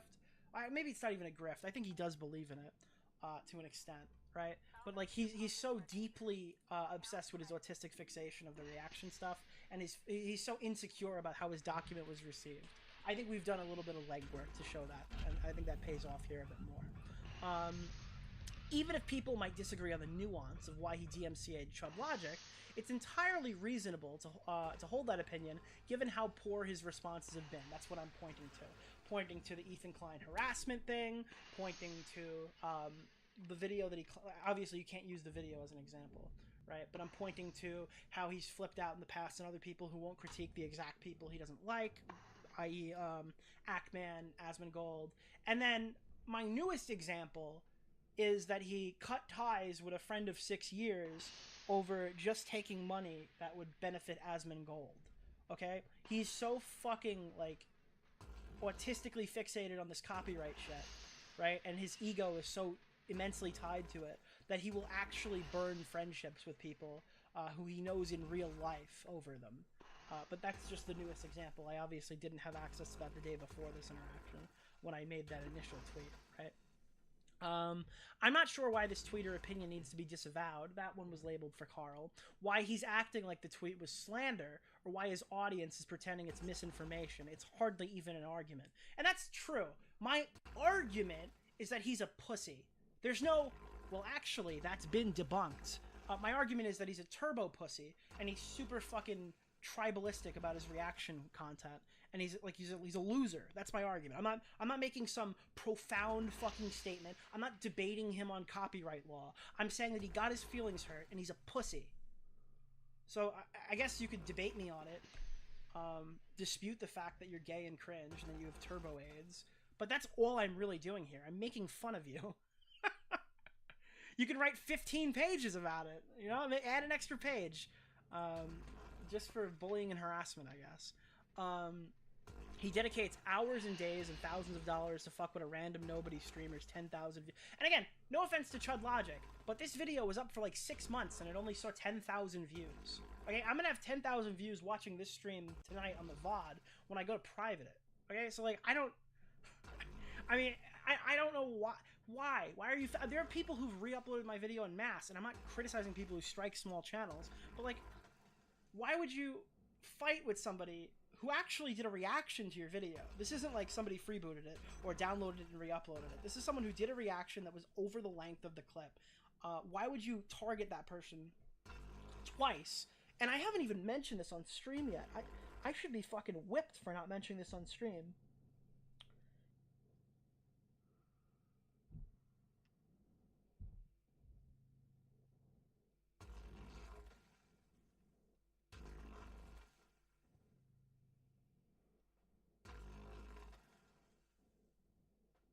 Fight with YouTube chat support and get the video taken down. And do you know why? Can I find this? It's because we were making fun of him in this fucking thread that we were watching from the very beginning. Is this the thread? Why this guy's a total lunatic. I get why people on the outside. I care about the reaction content debate. He acts like controlled opposition. This is the weak example. No, this isn't when. Oh, is this it? What's this? He asked for my Discord. What am I meant to be doing if he's not going to add me? If you give me a clip of him actually claiming that I'm This is the XQC clip you guys were asking running for. or something, I will escalate and talk shit more. So this. I wonder if the reason why Dark Viper's so buck-broken about Chud is because he sees this clip I posted of Chud laughing at him, and that was like his first interaction with our community, because I post this everywhere. More. So this is our entire conversation for the debate so far. Give me your disc. Hey, this is edited so hilariously. Give me your Discord. This is retard XQC right against, right? Off. Discord. Hello, my. Give me your Discord. Hello, my name is Dark Viper AU. My mod has recently contacted me about something that was said on your live stream, and I think that we should debate about it. Like, oh, get the fuck out of here, dude. Holy shit, this guy sucks, dude. This guy sucks so much. He sucks so much. Here, look at this one. Here's another one. You want to see something crazy? You want to see just another wild, random interaction? I didn't even remember this when I fired up the stream, right? Hey, XQC and Ethan Klein are about to debate on copyright. H3 is an idiot, but it's going to be like Einstein debating a toddler with Down syndrome. You might also feel sorry for XQC. I wrote, I would take Ethan over Dark Viper for this debate. This is like his one principled position, and he hasn't even compared React content to rape. This tweet has 595 likes. There's no tag here. But Dark Viper name searched himself and freaked out in my replies because I said that Ethan would be better suited in a debate with XQC, because he would be, by the way. He absolutely is the better person in that position 100 times out of 100. And again, I didn't like Ethan when I made this tweet. I like him more now. I didn't like him then. Oh, my dear sweet summer child, if you believe him, then you know less about Ethan and less about me than your other statement suggests. If you sincerely believe that comparing the instances of ignoring consent to making a point is insane, wait until you hear about Ethan Klein. And then I'm like, well, it looks like he was pretty on point here in this one instance. I'm no fan of Ethan, but this is basically the one debate that I would be interested in seeing from him. But yeah, I think your document was a little schizophrenic, but well-intentioned. And then there was a little clarification there. I mean, like, I wasn't even, I said schizophrenic. That was the one rude thing I said in that back and forth. But he, like, saw somebody say that, like, I'd rather him not be the guy who publicly debates about reaction content, and he flipped out at me. And that was just two of the tweets. But he had, like, a whole long back and forth with me. How about this one? So this is his post crying about him getting banned from Destiny's subreddit. And chat, I swear to God, to this day, I don't know why. And do you know why I don't know why he was banned from the subreddit? Because this is the post that got him banned. I'm fucking dead serious. Dude. Stop! No one is liking this. No one is reading this. I have no idea why you've been banned. And I'm using my fucking tweet as a source. This guy, yeah, he reinvents the Holy Bible. No wonder he had 14 pages. That was a fucking intro paragraph. Like, what is happening here, dude? This is crazy. Why does this guy suck so much? What was I, again, there's so much Dark Viper shit. I could talk about this for hours, Rowdy. That's the thing, is people are like, oh, you guys do reaction content because you have nothing else of value to offer the world or something like that. Reaction content is for lazy people. That's great, dude. I can fucking sit here and stream about you for 4 hours and use like 30 seconds of 3 videos, okay? Like, it's super easy. There's so many things I can pull up from you spurting out. I have a mountain of content that I can react to. I didn't even get to all the stuff that he said to Willie yet. You know, he made a whole video called, like, Willie Mac Show. What is it? What is it? Why I've lost respect for Willie Mac Show, and he's just like, dude, this is so weird. Why did you DM me this huge paragraph? It's kind of gay, right? Like, I don't need to react to his videos to sit here and make fun of him. There's enough of that on here that I can just do whenever I please. Where's the? There was something about the Chud Logic DMCA.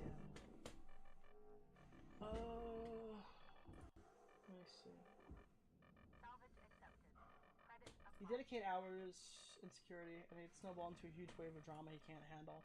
So then Carl comes out here, and I respect him. I don't agree with him. And I feel like if I had the opportunity to chat with him, I might be able to convince him that he's not correct in this assessment. But he says, your tweet claims that Dark Viper hired a lawyer because Chud's criticism made him feel bad. I don't believe that's the reason he hired the lawyer. I think it was more to do with his opinion that Chud stole his content. Again, I hope that I've given you ample examples of how this is a huge trigger point for Dark Viper. Like, Matt gets really fucking triggered on this subject. It's really not that much of a stretch, as I said right here. It's really not that big of a fucking stretch to argue this and say shit like, oh, yeah, no, I think he's a total bitch and he took it down because he wanted it done. I think it was a means to an end, not an actual threat of fucking becoming a market substitute. And that's basically what I say here. Again, it's really a hard way to explain all of this without writing a fucking wall. So this is my version of a Dark Viper paragraph. But, yeah, he dedicated 4 to 6 months and thousands of dollars to hiring a lawyer to take down the video after YouTube kicked it back. And if you go back and look, we covered it in the last stream, the reason why his strike didn't go through is because he filled the form out wrong. He's too fucking stupid to fill the form out correctly. And that's what I was looking for. I remember now. Hold on. I wish there was a button. Just go to advanced search.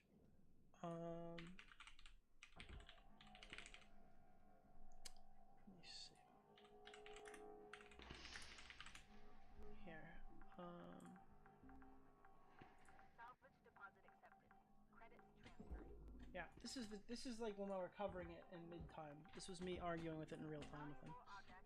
Dark Viper, parentheses, idiot, filed a second DMCA on Chud Logic. So it's November, that's the date. He failed to remove a 35-minute critical take. Again, this is a 35-minute review of a 9-minute Dark Viper video. And he struck a fucking 7-hour stream that contained a 9-minute video. It's just, it's a hilarious joke. Again, I have this picture on my thing. You want to know who made this? This is really a market substitute? Are you serious? That's what you think a market substitute is? Look at this, chat. I'm not even kidding you. Here. This is a screen grab of Dark Viper's video. This is what Dark Viper thinks is damning about Chud's video. Chud's reaction, which is overwhelmingly blue. Yes, he talks a lot, but he includes the entire video. And you're gonna argue with me and say that he's not arguing off of a fucking technicality just as a means to an end to get the video down? Really? Based off of all of these other examples of him acting like a total psychopath? Really? You can't possibly see where I'm coming from on this one? But this is the thing. Over 3 times the length, LMFAO, what a joke. Person writes, react harder does not make Chud, what Chud did, automatically fair use, nor does it the fact that the video is 2 weeks old either. And then I said, I don't know, bro, X YouTube, React Genius Dark Viper was too fucking stupid to fill the form out correctly, so the strike didn't hit. We received your copyright infringement notification. We believe your content is protected by fair use, fair dealing. No, this is not YouTube. I explain this every time it comes up because people don't understand what the screen means. YouTube is not the arbiter of fair use. YouTube cannot make a judgment on whether something is fair use. This is not saying YouTube goes, oh, we watched your clip and we deem it to be fair use. This is YouTube's automated system saying the guy who wrote this was too fucking stupid to fill the form out correctly. He either wrote some shit that makes no fucking sense. It doesn't even make... It looks like a scam message that would be sent by like a third party trying to abuse the copyright system. They're not making a judgment. They're not watching the clip. They're saying like, hey, whatever you wrote in here is not what we asked for, so we're kicking this back. They might file another one. You might want to take this video down, but we're not taking your video down. We just want you to know someone's trying to take your shit down.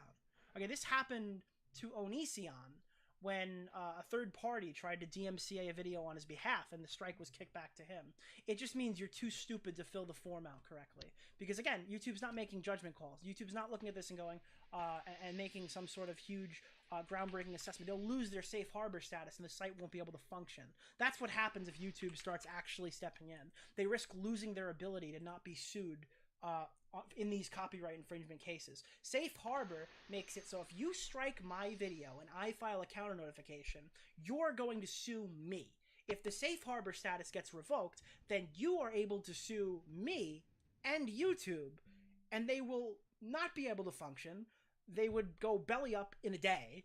Okay, everyone would file fucking lawsuits. It would be a bloodbath, and the site and the YouTube, which barely breaks even every year, would be over. The YouTube experiment would end, basically. That's what safe harbor status is. That's how it works. But let me really fast just pull up.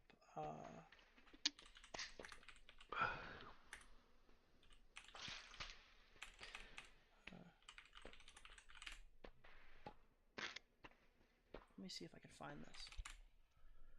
Oh no, Dark Viper. This is okay, that contains email address. And he wasn't even like taking ownership of this at the time, which was weird. What is this? What is this? Oh, it's a failed. That's the editor drama. Dark Viper. Let me try looking up guys. Dark Viper with no space. Is this it? Yeah, this is it. This is what he wrote in the fucking DMCA email, or I don't know if he used an email or he actually filled it in. But this is how he wrote his fucking thing. Can I get like free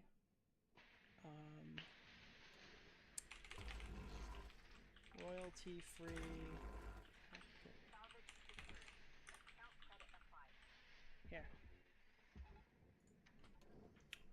This is what I feel like is in his brain.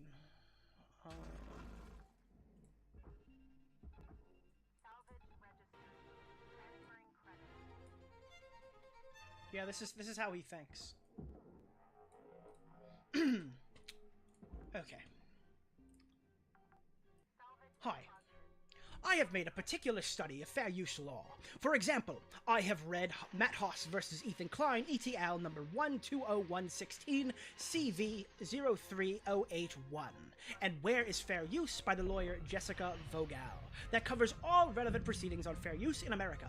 I am perfectly willing to hire a lawyer and argue this in a court of law. If you reject this dispute, I will merely circumvent you and serve him myself. If you have not read either, you should feel free. To your question, how much of this copyrighted work is used? All of it. Every single frame. Not the bare minimum necessary to differentiate the work. This was a watch party of my work. How is the market for your original work affected by this video? There is no reason to watch the original if you've viewed the re-upload. All information and graphics have already been seen. Does this significantly transform your work? And then the next part is no, I imagine. Yeah. But yeah. This is what I'm seeing, dude. He calls it a watch party, which is super, like, that's literally just bullshit. You're just lying. It's obviously not a fucking watch party. That's hilarious. But, like, he opens the email DMCA complaint by sending YouTube resources so they can learn about fair use. That's how fucking crazy this guy is. And he had no... Dude, YouTube's... If you go watch his video, he's like, YouTube's automated system fucked up. No, you're retarded, and you don't realize why people don't like you. You're extremely dumb, and you're just... You think you're the smartest person in the entire world. So you sit here and you write this, like, aggressively cocky DMCA email that does not just answer the fucking questions that they wanted. If you filled it out correctly, they're not making a judgment call. The video would have gone down. You spent $3,000 because you're too egotistical to fill in the boxes on a fucking forum. This is like... You mean form, not forum. Parody. Right now, this guy is a lol cow. It's insane. It is just so... Again, I don't have a docket. I'm just floating around from thought to thought. Okay, we've been talking for 2 hours. Oh, God. How are we getting ads on this? I've just called him a retard 600 times. That's the Destiny subreddit thing. We don't need that. Where were we? Oh, yeah. Carl. So I sent this to Carl. He didn't respond. I would love to open a discourse, though. I respect the guy. Honestly, I think I can convince him I'm right. Look, I don't want to just sit here in my echo chamber of my fucking 1,600 closest friends and family right now, alright? I understand that you guys are going to agree with me. But the reality of the situation is, I'm fucking 100% right in this situation, and it's so obvious. I don't know how you could possibly look at this and think this is some wounded animal. Yeah. Let me see. So we have that one, and then he puts this statement out. It's we started by this, but we didn't actually read it. This is just his Doomer fucking sad boy fucking cringe content.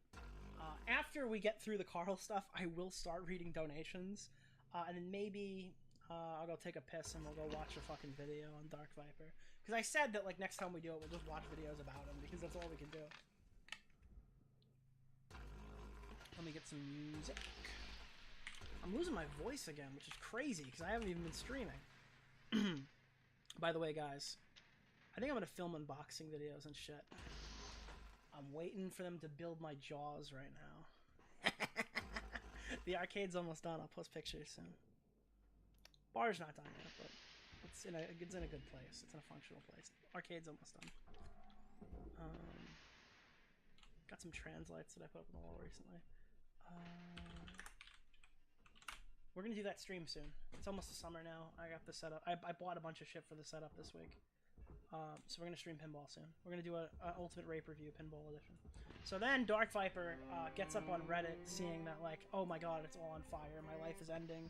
Holy shit, Carl Jobs is fucking bending me over and fucking me on the couch right now while everyone watches in my subreddit and asks why I'm like a loser.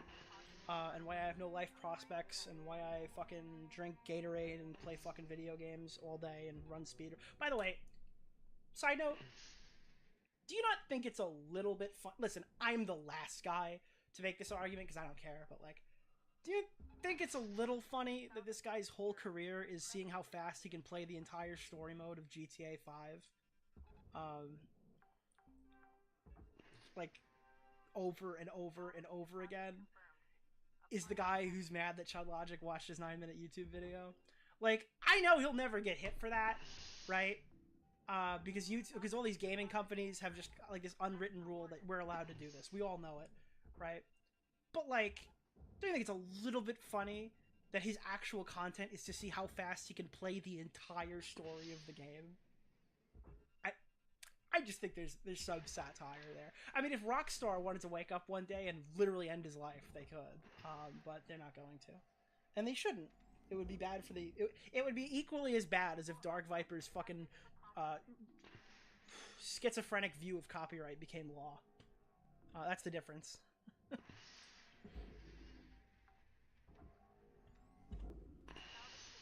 Here we go. I would appreciate it if you just respected my privacy on this matter. This did not happen recently. It was months ago. If I wanted to do such things, to be public, I would have made them so. It does not take much to lose me as a friend, but this is my decision, and no one's business but my own. Carl retweeting and promoting such a false tweet about me. Isn't this Nicholas Dior guy like one of those fucking crypto fascist dudes too? Carl retweeting and promoting such a false tweet about me from one of the worst aspects of the online ecosystem is not surprising to me, but it's also not appreciated. Time out. I just want to show you, like, he's acting like I slandered him, or this is some false allegation that I'm making right now, or that like I'm knowingly lying about him, and I can't stress this enough. All my tweet was saying that he's a pussy. Like, I'm not even kidding. This whole fucking tweet is just a long, drawn-out post saying that he's a fucking pussy with turbo AIDS. That's all this is that he got his feelings hurt and struck a YouTube video. And his rebuke to that is, no, I didn't.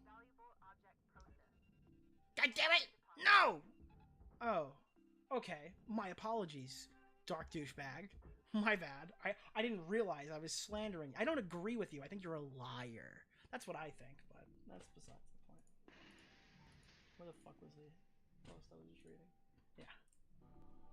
Speaking of that retweeted tweet, I spoke to the recent goings-on vaguely in a ramble that is yet to release. While I am stupidly willing to debase myself and roll around in the mud with these degenerates from time to time, a line has been crossed. And when such things are brought up into the real world, I will speak no more on these matters, or engage with any of these people, beyond striking any future reactions. The safety of myself and those that I care about is paramount. Okay, so again, I'm gonna tiptoe here. I don't want to like fucking say anything super absurd or fucking clippable, but the reality of the situation was, and this is my 100% my opinion of the order of events. He saw a clip or something on Twitter of Chud Logic, maybe, and then he went to Chud's channel and he saw that Chud made a 35-minute reaction making fun of him, and it probably upset him. And then he filed the fucking DMCA, and then he had a Bo Blacks moment. All right, maybe he got really fucking high or something, and he filed the DMCA. And then people started asking him about it, and then he was probably like not really sure what he wanted to do in that moment in time, right? And then he assumed that would probably be the end of it, and then everyone made a bunch of content making fun of him and calling him a stupid loser who couldn't file the form, who wrote 14 pages documenting copyright law, but was also so fucking dumb he couldn't fill the form out correctly, right? So he went on like an autistic 6-month jihad, spent $3,000 to hire a lawyer who could fill the form out correctly, and after bouncing it 16 fucking times, or however many they did, they finally got the video taken down. And then he thought that would be the end of it. So then everyone went and they made fun of him more, and then he released a video that no one could respond to, so the audiences of people who hated him didn't even get to see his side of the story, because he threatened to strike his side of the story if people fucking watched it. So it just got bigger and bigger and bigger, and people were making more tweets and everything, and all of a sudden, boom, he got a Kiwi Farms thread. He started off because he wanted a fucking video taken down that was just somebody making fun of him, and it spiraled so far out of the fucking Isn't this Nicholas Diora guy like one of those fucking crypto fascist dudes too? He ended up with a fucking Kiwi Farms thread. The exact opposite of what he wanted to happen happened, dramatically so, like to an absurd fucking degree, right? And that's whatever, you know what I mean? You go through there, like I looked at it, there's a fucking post that's like so fucking long that is stuff that I didn't even know about fucking Dark Viper. Someone spent like an absurd amount of time archiving like every drama the guy's ever fucking been in. Someone mentioned to me that he used to be like the inverse of Suzy Liu. Apparently Dark Viper used to have a YouTube channel where he would do atheist Reddit debate. I'm sorry, not Reddit. Fuck. I hear the word atheist debates and I immediately think of annoying annoying Redditor. But he did like atheist debates and stuff like that, and he used to freeboot atheist debates on his stream. He would also do media share live streams, but I said, okay, I mean, that's kind of funny if he used to freeboot content, and then he ended up becoming like a tribalistic, autistic, fucking fixated React extraordinaire. Okay, like, but I'm not gonna hold that against him. Again, that's like a point that you make or whatever. Like, it happened fucking 8 years ago, but then I found out that it didn't just happen 8 years ago. There's like way more. Like the media share streams were up until the last few years that he was doing them, and he has like a huge storied history of this stuff that could easily be critiqued in the same vein as the stuff that he's gone after now. And I found out this guy was like a pretzel of hypocrisy, just twisted around in his own web of retardation. And again, there's not. I can't like pull it up and read through it because it has stuff that isn't like. There we go. Stuff that I would platform on my channel, but there's like a mountain of like someone basically wrote a YouTube script for free and expected no money from it. So yeah, I was totally off on that one. That's actually like a huge fucking point against the guy. I think a Lunar on Twitter has been going around making like he's been like posting content I guess he got from there or something like that. Alright, I'm number one at the end of day one. There we go. Congratulations to me. I get why he's freaking out now. I've been in much the same position before and stuff like that. When like I've got doxxed by like Ralph and stuff like that. I understand where he's coming from on that.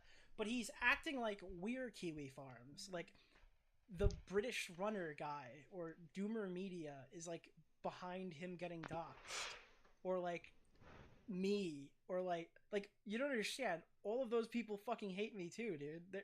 You don't realize that you've just attracted an entirely separate neutral party who's not invested in me or my community at all. They just saw you because you're crazy, and they're making fun of you now too, and probably and taking it a little bit further than that too, right? Like he doesn't realize that like he literally struck his way into lolcow status, and he's being like viewed by all these different communities of people who would have never seen him if he didn't do something so stupid. And that's what I mean, I guess, by he's attracted a bunch of people who fucking hate him. Because yeah, that's the unfortunate reality of being a lolcow, is that people will point and laugh. He ignited gunpowder. Yeah, that's what happened.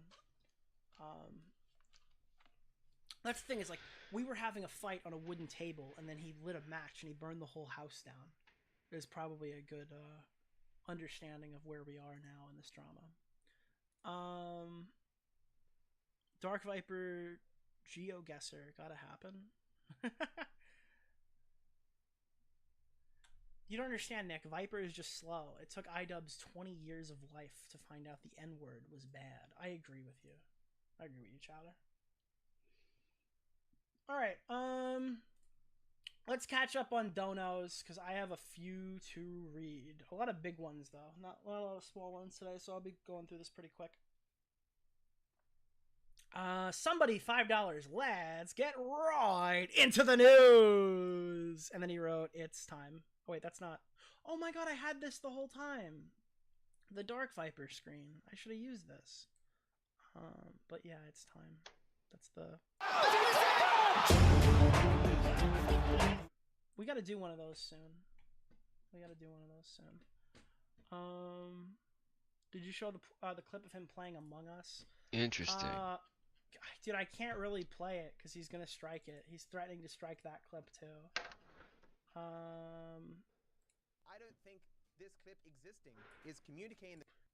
That kid named Sneeko, I don't know what that kid thought. First of all, he's so silly for doing that, for agreeing to do that with Sean Strickland. You're about to have a really bad day. I don't know how that guy's doing right now. He's probably not doing well. See if you can find that video, because it's so hard to watch. He beat the shit out of that guy. Bro, I think you're all a little gay for liking this. This is what happens when you go online too much. You look like this goofy-ass idiot. If you're a man watching this, do not turn into this. They love getting reactions like this. They want to go clip it up, and they're going to make me see, they're going to put intense music, and I'm going to go bot! Bots do not...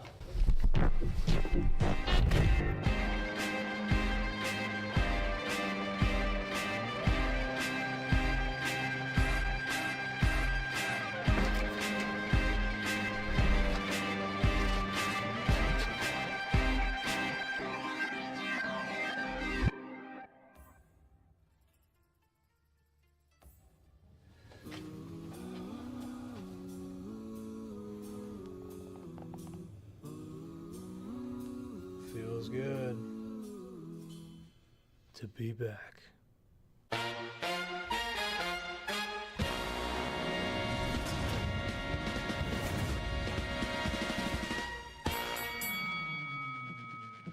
Self-help as a genre has gone through a lot of evolutions throughout my time on the internet. There's always been prophets and preachers, truth seekers, and self-deceivers. With the amount of options and personalities available to you, it can be pretty easy to get lost in the sauce. The Bible says God created the world in 24-hour increments. Evolution is nonsense.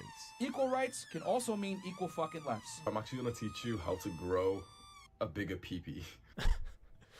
But I'm not really interested in giving you some objective analysis of all the self-help content available to you.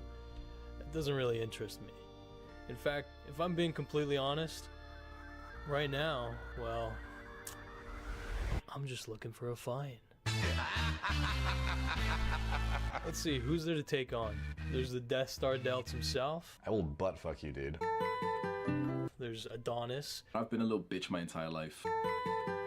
There's a testicle-munching false god. Your man's has been eating cow testicles. I mean, there's plenty of options, really, when you think about it. Hey, Sneeko. How's it going, man? You want to know why I picked you? It's pretty simple, really. You and I, we have a lot in common. We both got our start making Call of Duty videos. We both learned and grew on YouTube. We gained popularity for our opinions, but also because we've got style. Our viewers have seen our highs and our lows, and we wear our flaws like badges of honor. Same height, same age, both addicted to coke.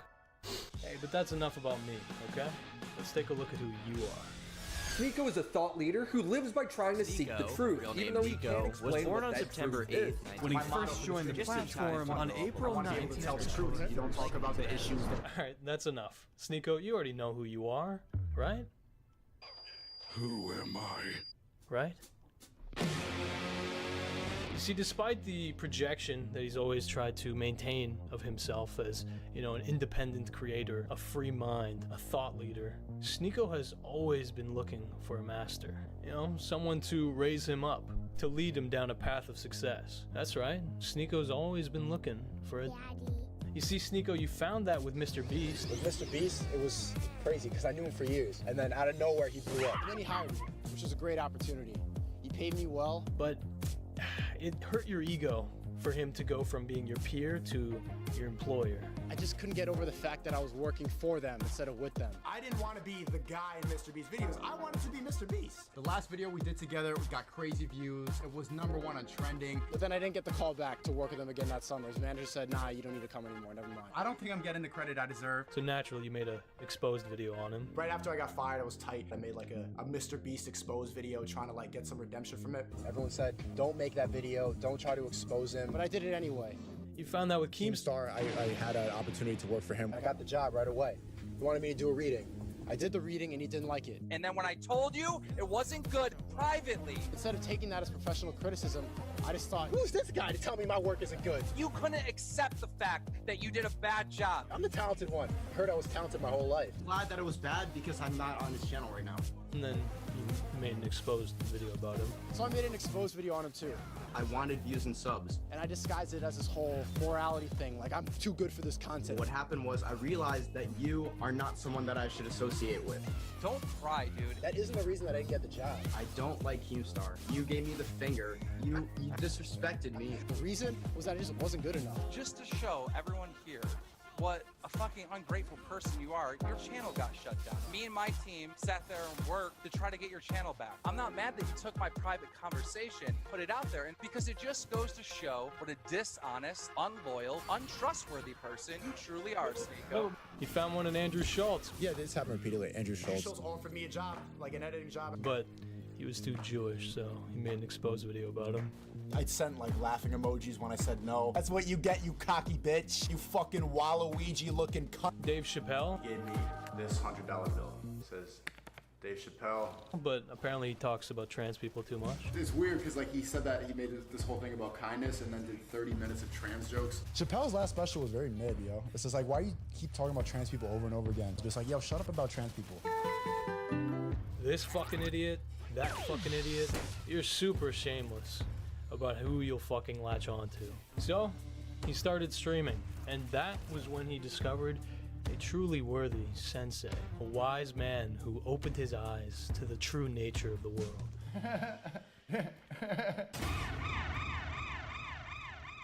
Daddy!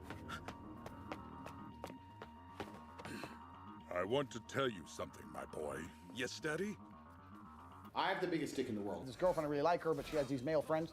Make her choose. You are the friends. She's gonna fuck one of them eventually otherwise. Like, what are you delaying this for? She obviously is gonna get drunk one night and suck some dick. Damn it, fam. Gonna suck another man's dick tonight. If I let her out of my sight. I literally agree with everything he's saying. My girlfriend's gonna suck another man's dick tonight. If I let her out of my sight. You think Tate is goofy? Who the fuck do you like? Who do you look up to? I don't look up to anyone, bro. You should have a role model. Why? Every man should have a, or else how do you act? How do you base your decisions? On what I think is right. Who do you think acts right and who do you think acts wrong? Someone like Tate. You think Tate acts right? Yeah. Man, people who don't understand the appeal of Tate are so out of touch with what it's like to be a teenager. Tate lives the exact lifestyle that young kids have been programmed to desire since they were fucking born. He's rich as fuck. He's a fucking kickboxing champion. Fast cars, fast fortunes. I mean, hell, he's even having sex with the girls in these kids' classes. You're hot. So I messaged her. She's like, I'm only 16. I was like, give a fuck. Know about me. 21, I don't care. If he were to start lying and saying I'm fucking all these 16-year-old women or 18-year-old women, whatever the law is in America. 18? It's 18 usually. You get married at 16. All right, in Romania it's 16, sorry. So Vivian's been with me 6 years. She's completely head over heels in love with me. She wants kids with me, everything. And we met and whatever, we're in love. When I bring on new girls, I usually pair them with Vivian. Because Vivian's younger. Melissa's like 28, Vivian's like 21. Bruh. One of my main chicks has 200,000 Instagram followers, and I took her virginity when she was 17. I want to earn my respect too. I want to be a millionaire. I want to be like that. So it's no wonder why kids and this idiot would defend him to the death. He's their ideal ego. An attack on Tate is an attack on their identity. Like, a lot of people think like you too. They're like, I don't agree with everything he says, but some of the stuff he says. What's wrong with that, bro? That's literally called having your own opinion.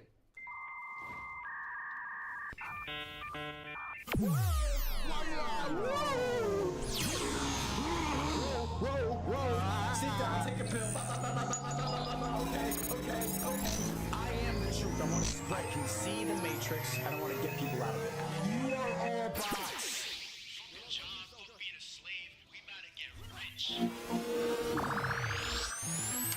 Life is like a video game. Figure out the system and just play against it. I'm on fucking go mode. Watch, bro.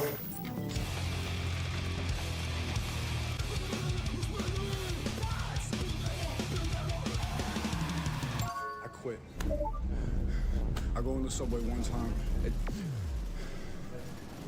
I'm never streaming again. You take this internet shit too far, bro.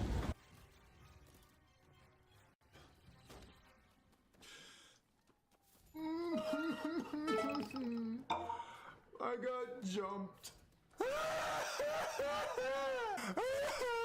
Wish this was real. Really hope this is real, not gonna lie. What are you, a he-they?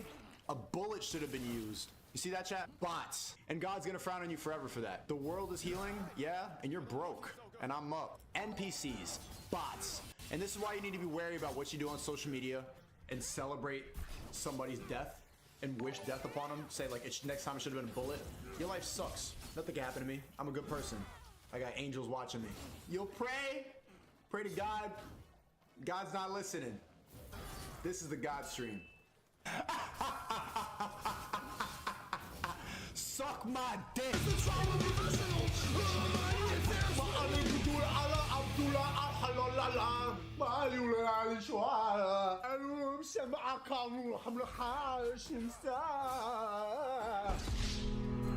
I am never, ever, ever disrespecting Islam again. It's not worth it, because a lot of people are very angry at me. A lot of Ahmeds and Mohammeds are in my DMs. And I'm getting a lot of death threats, personally. Islamic people take their religion very seriously. They're a religion of peace, but they're told to act in violence if someone's disrespecting. That's just their rules. I have a very large Muslim audience. I'm losing subscribers. I'm getting a lot of messages from these people. What do you think that connection is? You play a stupid game, you win stupid prizes, bro. You know what I mean? Like. Allah is the one true God. That's the creator of the universe, the creator of everything. Jesus was there to spread his message. Muhammad was the prophet. We all his creation. There's a lot of people watching that want to be in my position, and I'm wondering, because the whole world's against you, I could have done a hit piece, we went out to lunch, I could have recorded something. How did you vet me? How did you let me into your inner circle, which is right now the hardest thing to judge? The main reason I decided that I thought it was okay for you to come here is I realized that you've been doing a lot of content for a long time that was very pro-tape. Secondly, you know some of my friends and you were vetted. My friends stick up for you, and I trust my friends. And thirdly, also, I'm not going to lie to you, I did have the War Room do a dossier on your real. Oh, yeah? Yeah, oh yeah. I know your name, your address, all that shit. So if you did decide to do something like that, then God will teach you the lesson. I don't even need to do much. Man, that War Room's real. It does. Yeah, no, bro, it's super real. If there's any fucking influencer idiot who thinks they know shit, who's anywhere on the internet, I have his fucking address, his mom's address, his dad's address, where they all fucking live, where they work, where his banking is, all the pictures of him fucking naked, his ex-girlfriends, fucking all of it. Standard protocol. I got all of it. I've got everything, because I've got an organization of thousands of men who will do anything for me. You think I can't find out shit? I want to join. So good to meet you, friend. Good to meet you. Social media influencer Andrew Tate has been arrested in Romania on suspicion of human trafficking, rape, and forming an organized crime group. The Matrix has attacked me. He literally admits in the video, he talks about how you can lie about how much taxes you're paying on behalf of them to steal like a bigger cut than what they're aware of because they're too stupid to figure it out otherwise. What law is that breaking? It's illegal to make girls fall in love with you? For the express purpose of bringing them back to another country to make them work as cam girls? Yes. It's called sex trafficking. That's not sex trafficking. That's called pimping. Yes. You never had a girl fall in love with you? Tate actually say he took their passports? Yes, he did say that. Okay, so that's how they can't leave then. He actually takes the passports. And he probably lies and he says it's for tax reasons. They could have asked for it back. They kicked out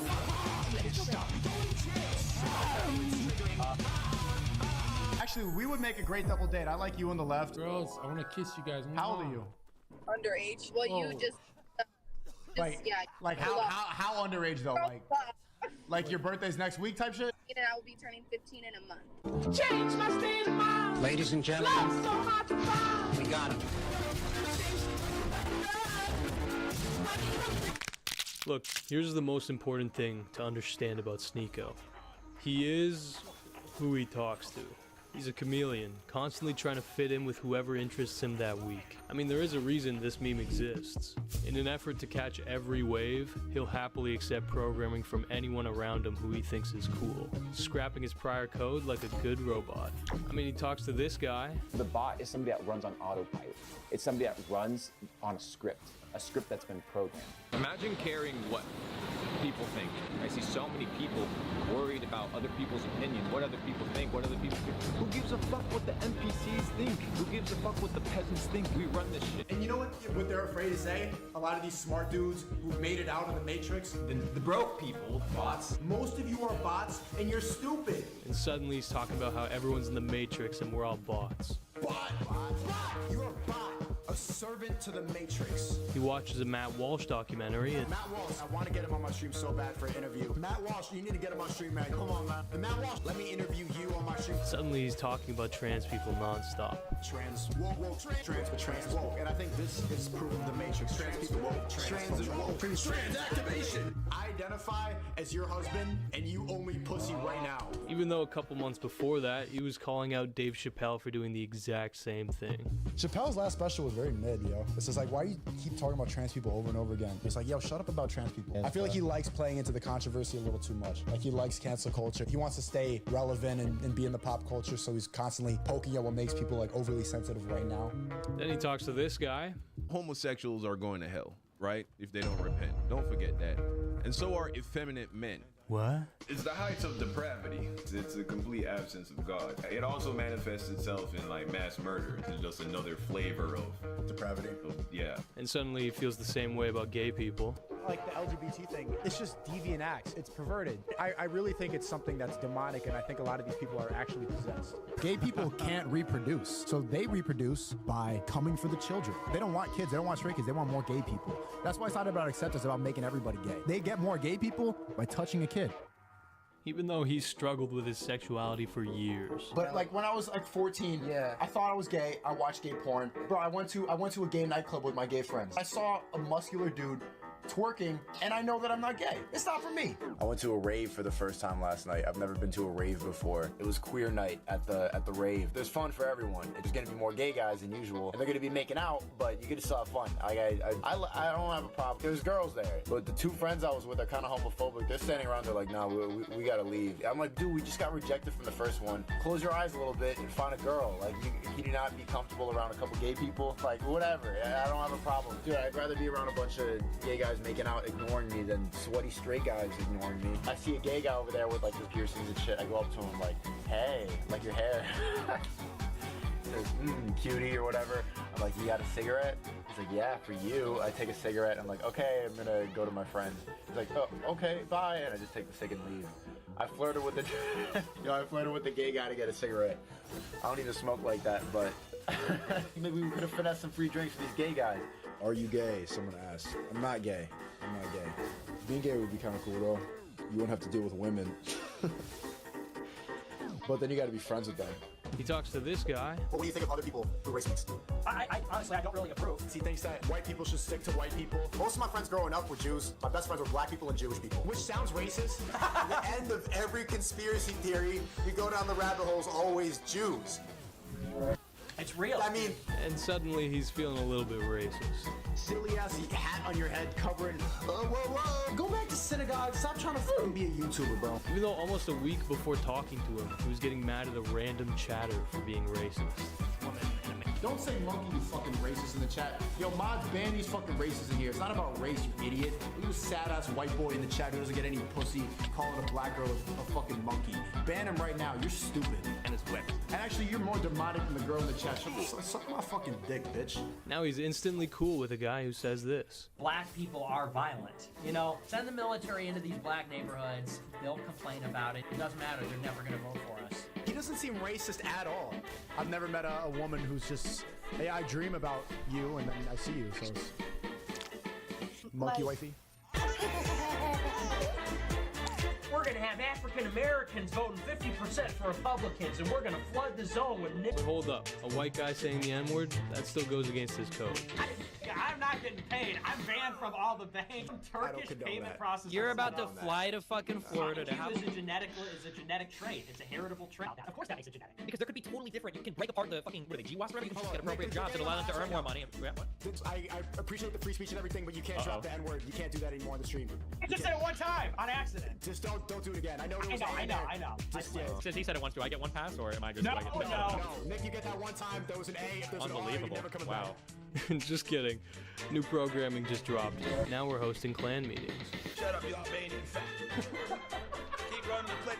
Who's that weird that can't speak? Breach is crying right now, swinging from a monkey branch. It's a little hardcore even for me. I'm glad you didn't show up in a white hood, Nick. Optics, you know? No. No, Nick, no. I don't really approve. Do you think the Earth is flat or not? I think it's round. Yeah, I think it's round too. And then this Coke drinker tells him the Earth is flat. If the Earth's a globe, the Bible's not real. If the Earth had dinosaurs, the Bible's not real. Literally, every angle is an attack on the Bible. If the Bible had a verse where it says the Earth is moving and rotating, do you know that they would never make the Earth a ball? The psyop would be a cube. He said, we don't believe in evolution. We believe in the opposite. Because they keep mirroring it. Things are inverted beings. It's not just evil. They just, of course, they do what we do, opposite. They just invert. They invert the timeline of history, and this is evolution. Yeah, type of 1 if you're a globetard, 2 if you're flat-pilled. So it's a lot of 2s. I would say it's 80% 2s. The sun, flat Earth, black sun, dome. That's what it is? Electromagnetic, Yeah, and the stars are fixed in the dome. And what do you know? The Earth is flat. Can we just stop pretending that it's a globe? Nonsense. Have you ever held a tennis ball? Yeah, I play tennis. Where's the flat part of the tennis ball? There's none. It's round everywhere, right? Yeah. So it's always curved. Yeah. The ball, every time you hold the ball. That's what I'm saying. So why? Wait. That metaphor made no sense. You know you're lost in the sauce when this guy is the voice of reason. Put it back on the guard. Yo. I'm getting annoyed. Hell, he's so open to programming, he'll let his own chat write some code. Sir, what's your name? Tang Tang. Tang Tang. Thank you so much. Dude, this elephant's stinky. Stinky. I don't know if it's you or the elephant, but someone's stinking. Palm in the back of his head? No. I mean... Bro, I need $1 to do that. Chat, stop saying palm his head. He's not gonna know what's happening. Whoa! Sorry. Thailand no fit ahead na. No this no. No head. Yeah, Oh, sorry. Yeah, you no good na. Oh, You're sorry. no good. You're not good. na. You're not Sorry, that good. sorry. I don't like you. Sorry. Chat, come on, man. I no friend you. I older na. 55 na. Yeah. Sorry. You no good. Okay, sorry. Tong Tong. Chat, that's For $1. Yeah. Why did I listen to you, chat? And the list goes on and on. So, I could spend a ton of time bashing Sneako's character. And I'm going to. But when he says things like this... What they choose to get angry at is the messenger instead of the message. What they should be angry at is the elites, bro. The government, the powerful people. But that's how bot-minded people are. That's how programmed they are. He's right. You see, when someone like Critical makes fun of him for being a cuck... You are a cuck. Self-admitted. He was literally in the bed watching his girl get fucked by a different man. And you allowed the love of your life to get fucked by another man. What? He can just say that he regrets being in an open relationship. Around 3 years ago, when I was 21 years old, I went to a swinger party with one of my girlfriends and joked about how traumatizing it was on a podcast. I don't do it anymore. I don't recommend it. When he gets attacked because Cuties is his favorite movie. Cuties was a Netflix film that used real child actresses in sexual situations, so they sexualized real children. He can just say that he agrees with the Muslim values that it presents.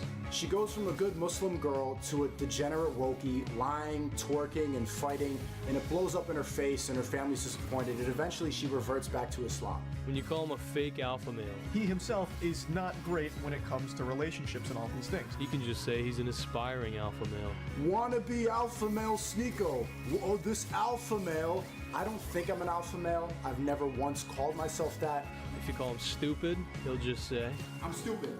And he'd be right, but the point is, it's his message that he's always leaning on to validate what he's saying. So in this video, I'll be taking a look at that message, and the people who've been rewriting his code along the way. Cause yeah, when it comes to these guys, at the end of the day, their goal is to program you. So, where better to start than by asking the simple question of... It's just funny because when this guy talks about what men are, it's such a fucking self-report. How come I'm with, like, in college and I'm with a girl who's like, you know, good girlfriend or whatever, nothing crazy, it's a college girlfriend. I'm like, I want to cheat all the time. I just want to keep cheating. Like, when I would do that, people would say, like, oh, you're just immature. You need to settle down. I'm not a bad person because I want to cheat. That's something natural. Monogamy is for women.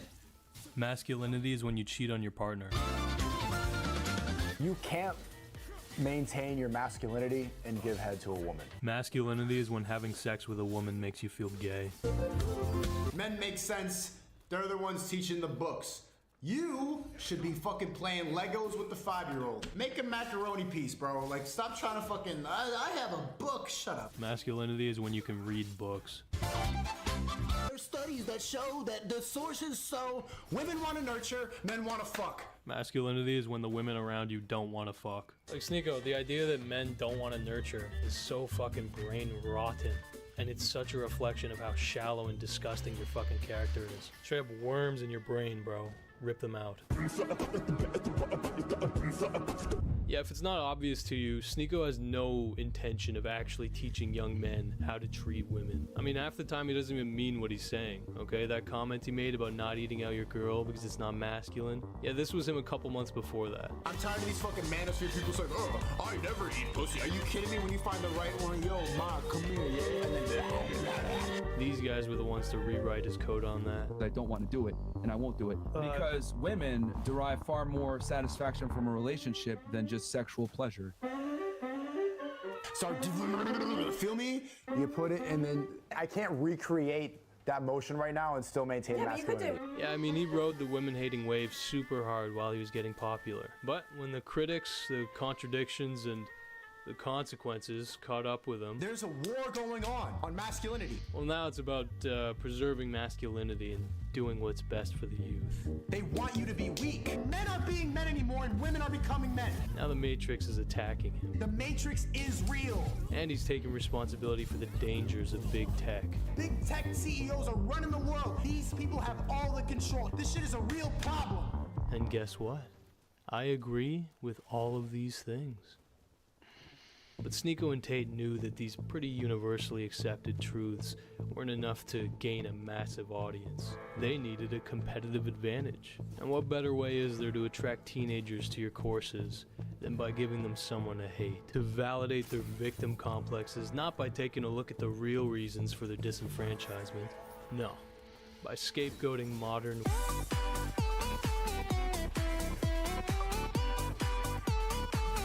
You see, you don't understand. Sneeko gets slandered all the time. He actually loves women. He said it himself. I'd rather ask and let people look dumb than, you know, show how much I hate women. Because I do hate women. I spent a day as Sneeko's intern. I don't agree with a lot of the stuff that Sneeko says in his videos, but I do really feel like he's doing something on the internet that's very different from anyone else, and I think he has the potential to have a very positive digital impact. Consciously making the wrong decision and talking about hating women. You know what I mean? It's Do you really hate women though? Yeah. Really, Sneeko? Is that right? But I don't think that you actually hate women. If you actually did, I wouldn't be friends with you. That makes you feel better. He just doesn't like those back-talking type women, you know what I mean? The ones who value their independence a little bit too much. What I want you to do is just be pleasant and smile and comply and obey. I want you to shut up and clean and stay home and don't do anything. Just be an object in the crib.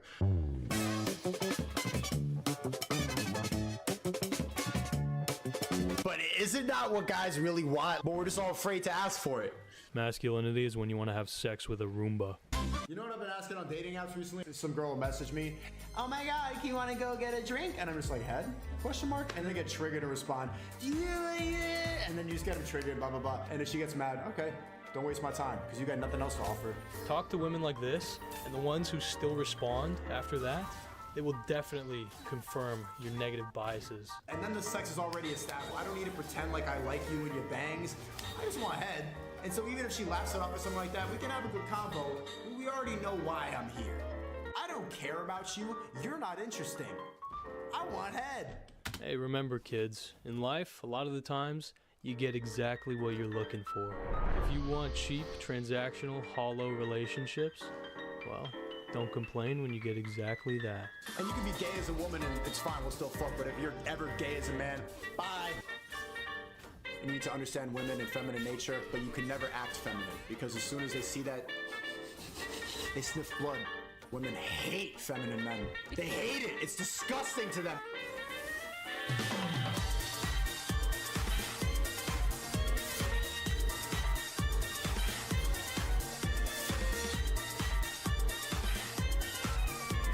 Honestly, this guy has borrowed so many stinky-ass opinions. If only there was someone to clown on him every time he tries to push this cringe programming on his audience.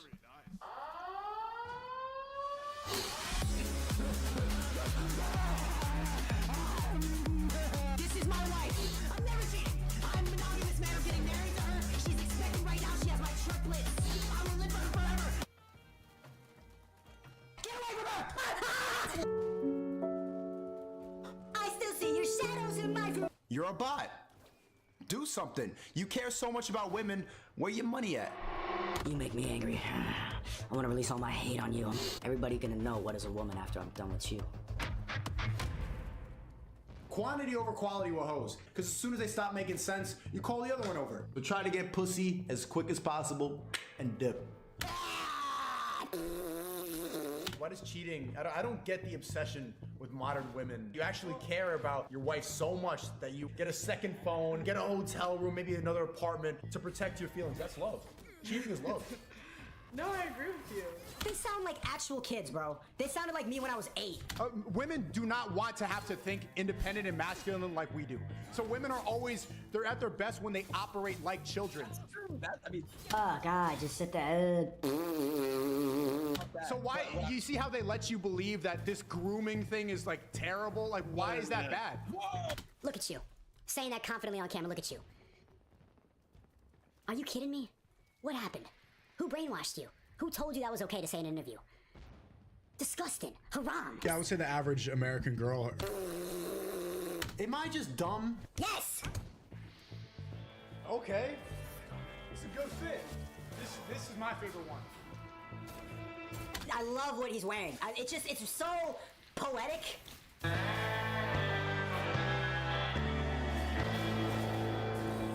Sneako's a deeply insecure individual, okay? He's constantly looking for validation with everything he does. Just take a look at his reaction to Amaranth rejecting him on a dating show for being too broke to provide for her. You're a very beautiful girl, but I would need to have more than one, but you could be one of them. Okay, Sneako definitely out because I just don't think that he could be the provider that he says he would. Good luck with OnlyFans.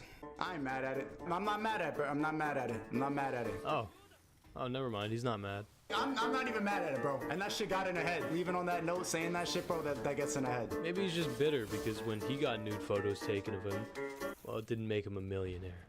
I should have lied, bro. You're right. W. Donos, I should have just lied about how much I make. I don't know why I answered honestly.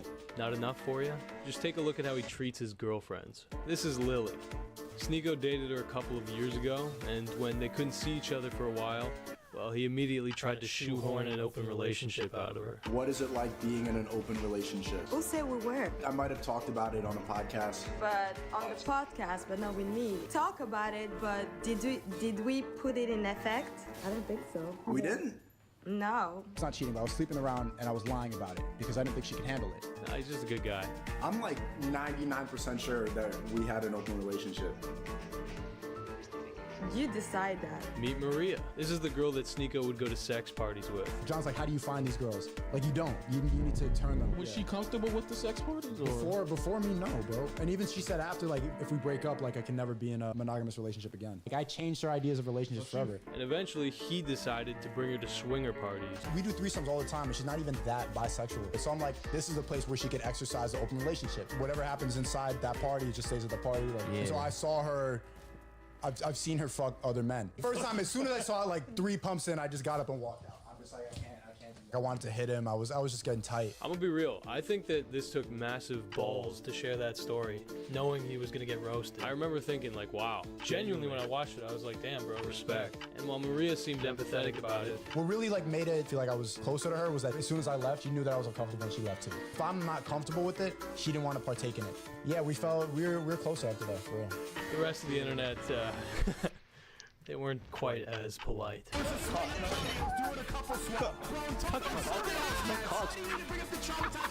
You watched another guy have sex with your girlfriend. What kind of cuck shit is that? I feel like this experience, along with Andrew Tate, just really soured your brain, bro. Fuck you, bro!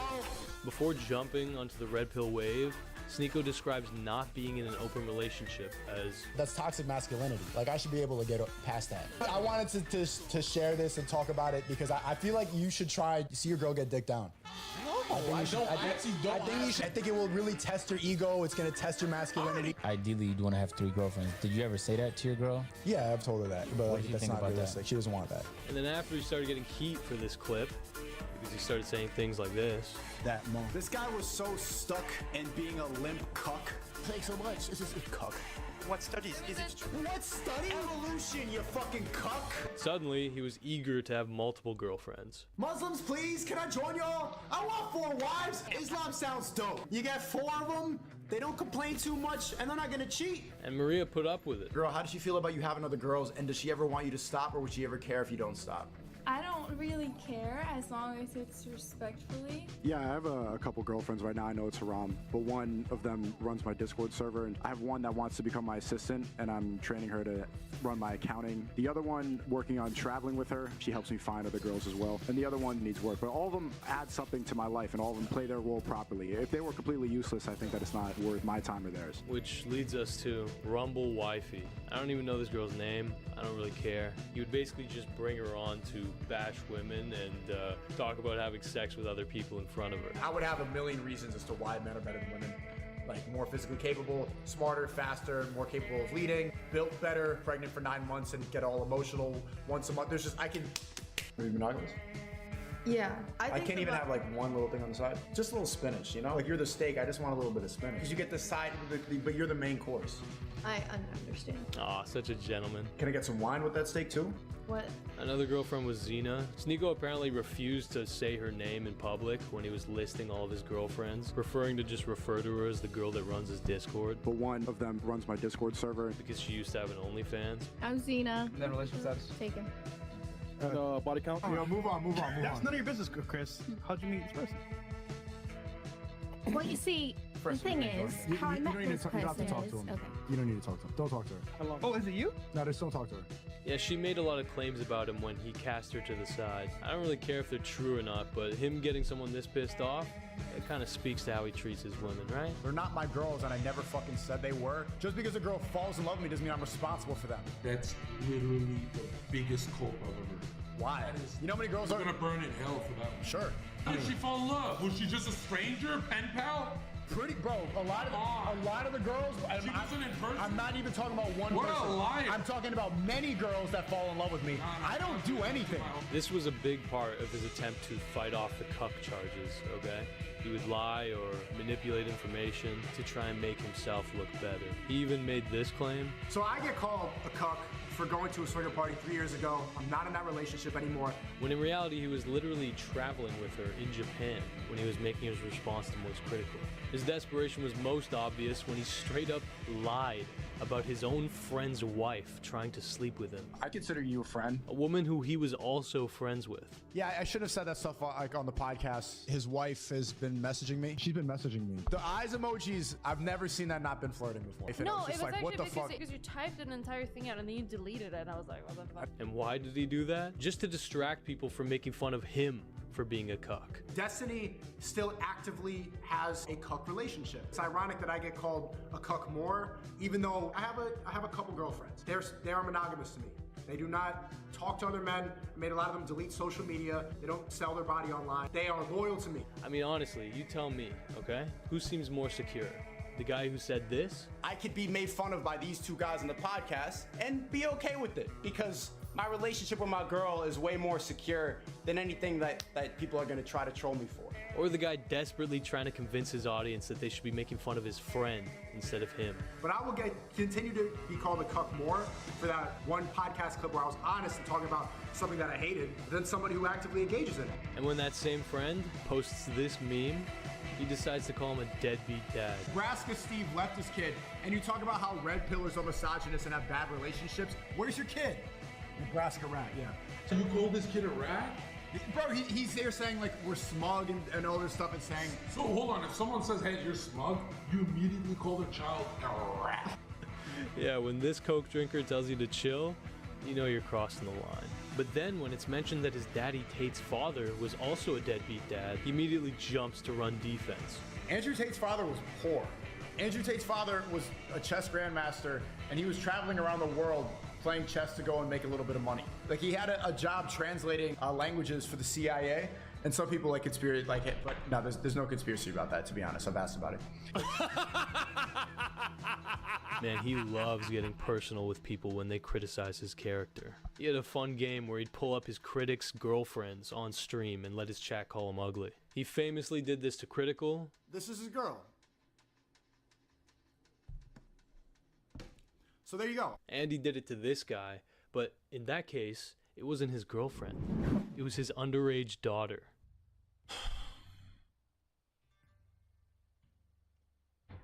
Just putting it on screen. Talking a lot about women. I'm not saying nothing. Did I mention that this guy loves targeting kids? Sneeko loves talking to kids. I got a bunch of, immature boys watching, so I gotta turn it up a little bit. They're inexperienced, impressionable, and best of all, allow me to simulate what your TikTok feed looked like if you were a 15-year-old in September of last year. Oh, you cheater, you cheating. It's bang out the machete, boom in her face. Like, shut up, bitch! I expect absolute loyalty from my women. You know what's so attractive about younger women? I would not see my infidelity anywhere near even 1% as disgusting as female infidelity. Female infidelity involves emotion. I believe that women are beautiful creatures. I just don't think that they're as emotionally calm as men. Yo, bro, you got a napkin? Yeah. Do you think unconditional love is possible in a romantic relationship? Nope. You're one paycheck away from her leaving you. Quantity over quality with hoes. Because as soon as they stop making sense, you call the other one over. Love, it's nonsensical, man. There's no point. Your girlfriend, these hoes, you can't talk to them. You can't. Women will never empathize with men. That's just how the cookie crumbles. That's how that's how it crumbles. No. Aw, Stuart, you black-pilled poor Gerber. No, he doesn't deserve that. Gerber doesn't deserve this. Look how they mess with my boy. Aw, Sneeko, are you trying to convince kids that they can't trust women? Yep, you're ruining their chances of ever being in a true, honest, trusting relationship. And I mean, this was the plan all along, okay? Sneeko knew that targeting kids was the easiest and fastest way to get clout and money. So he leaned into it, saying all the things he knew they wanted to hear. She wants your money. They're like leeches. All they do is take, and they get happier, and we get sadder. You had to earn that money, she takes it. You are better. I had a boy today, 11, turn to a girl and tell her she uses men to get money, and at least he's a hard-working man and he works for his money. I'm gonna start being in this category. There's gonna be teachers pretty soon saying this shit about me. I don't know, that kid seems pretty base to me. No! Cook me a meal and shut up! If you're thinking about going to college, don't. Women need to be objectified. She's an object and you're everything else. Well, like, that's his opinion, though. Yeah. That's his opinion. He's just speaking his mind, you know what I mean? Hey, Sneeko, did nobody tell you? Opinions, they're like assholes, okay? Everyone's got one. You just so happen to have an especially dirty, disgusting, unwiped asshole. Keep it away from kids.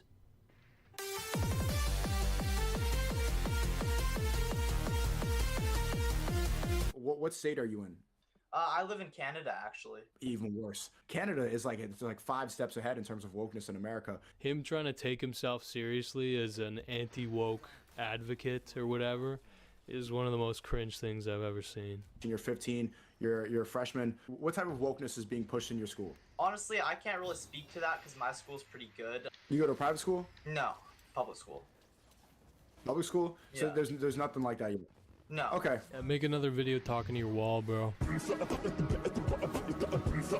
A lot of the crazy stuff is highlighted, so people may get this view that like everything is super, as you call it, woke. Not everything is like that. Most schools that I know of are alright. I don't know, maybe it paints a picture that things might be a little bit further than they actually are. Yeah, social media shows the most polarizing content. Yeah. A lot of people, myself included, tend to underestimate kids, but they're often a lot smarter than they let on. So maybe that it's being polarized, and it's just my view of modern schools is just like filtered by conservative accounts that just highlight the worst parts of it. Oh, you think? Unfortunately, though, kids are also smart enough to understand the real message that Sneeko's trying to push. What did you say? Fuck the woman! Fuck the woman! What? We love women. We love women. But not like transgenders. Yes, sir. We love everybody. No. All gays Yeah, should fuck die. gays. What have I done? Exactly what you set out to do.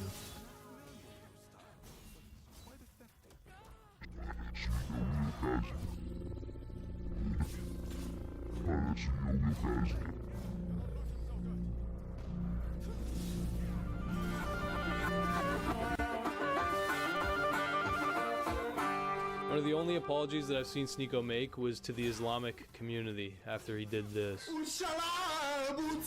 Did he apologize because he was actually sorry?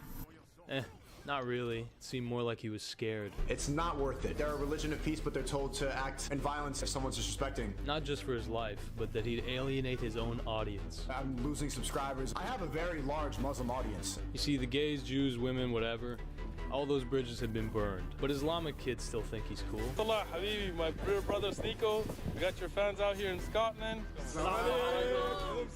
And, I mean, when he said this... Muslims, please, can I join y'all? I want 4 wives. Islam sounds dope. Good women, you get 4 of them, they don't complain too much, and they're not gonna cheat. He really wasn't joking. So people like me talk too much about wanting to have 4 wives, and it's falsely representing Islam. God says very clearly, like, if you can't be just and you can't provide and give everything to all of them equally, just have one. And if you can't even do that to one, then don't even have one at all.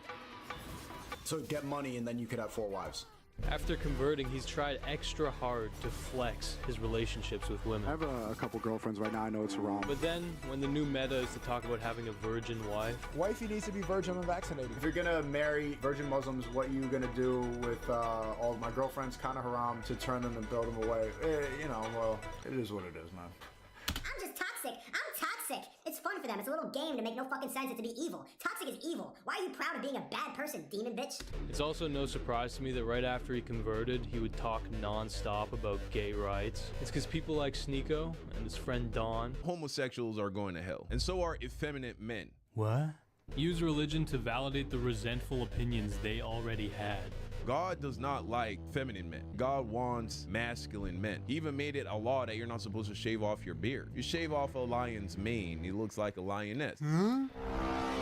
I feel like constantly leveraging it as a way to justify hate shows that the worship of your God is secondary to your political agenda. Right, I had long dreadlocks, clean shaven. Now I'm bald with a beard. If you keep God's commandments, the only end result would be you becoming a masculine man. Masculinity is when bald and beard. It's the heights of depravity. This is exactly why I started believing God, Don. Yeah, people who use God as a weapon, they don't tend to usually really care about the truth, okay? They pick a side and they work backward to justify it. But hey, I mean, that's just ideology, right? They take what they like, ignore the parts they don't. Get all the social capital for championing the trendy opinions. But the second that it becomes inconvenient... Muslims can't buy real estate? Because of usury. I don't drink. Come on, man. How much stuff do I have to give up? Pork, fun, alcohol, women, gambling. Can't even invest my money? No. I'll read my Quran. I'll talk to scholars. I don't want to live in a mosque. Get off of my dick. So what do you do for a living? Porn. By yourself? With dudes. You could be one of them. I want to meet up as soon as possible. Haram. There's only 2 things that matter, and that's clout and cash.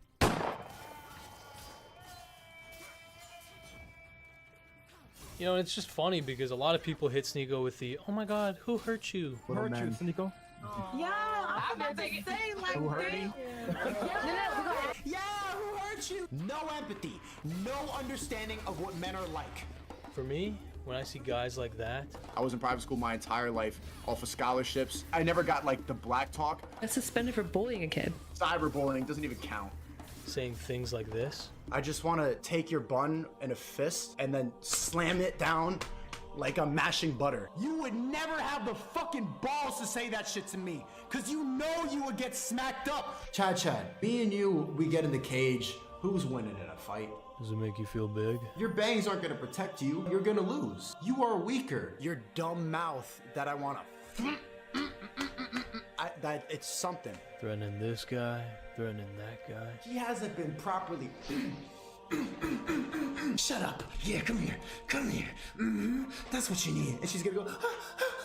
I find it's very rarely the case that there's some deep hurt that's making them say that. I'm handsome. I'm tall. I'm in shape. You wish you was me. I will tie my right hand behind my back and fuck you up with my left hand in Minecraft. But when someone your own size comes along... Brandon Buckingham is down to meet Sneeko. He's there to box him. It's just I'd rather sit at home and yell at a camera, tell jokes, than risk my manhood falling flat, you know, if I lose the fight. If anything, it's just obvious that they haven't been hurt enough.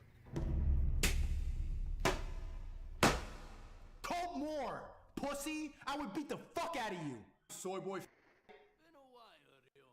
Hope you get banned. I think people like you need to get smacked up in Minecraft. Just one time. The pride on your face right now. Somebody who hasn't been bullied enough. One of my biggest insecurities is that I've never knocked anybody out. I've never been knocked out either, ever. I've been in little fights, but nobody got hurt, so I'm gay.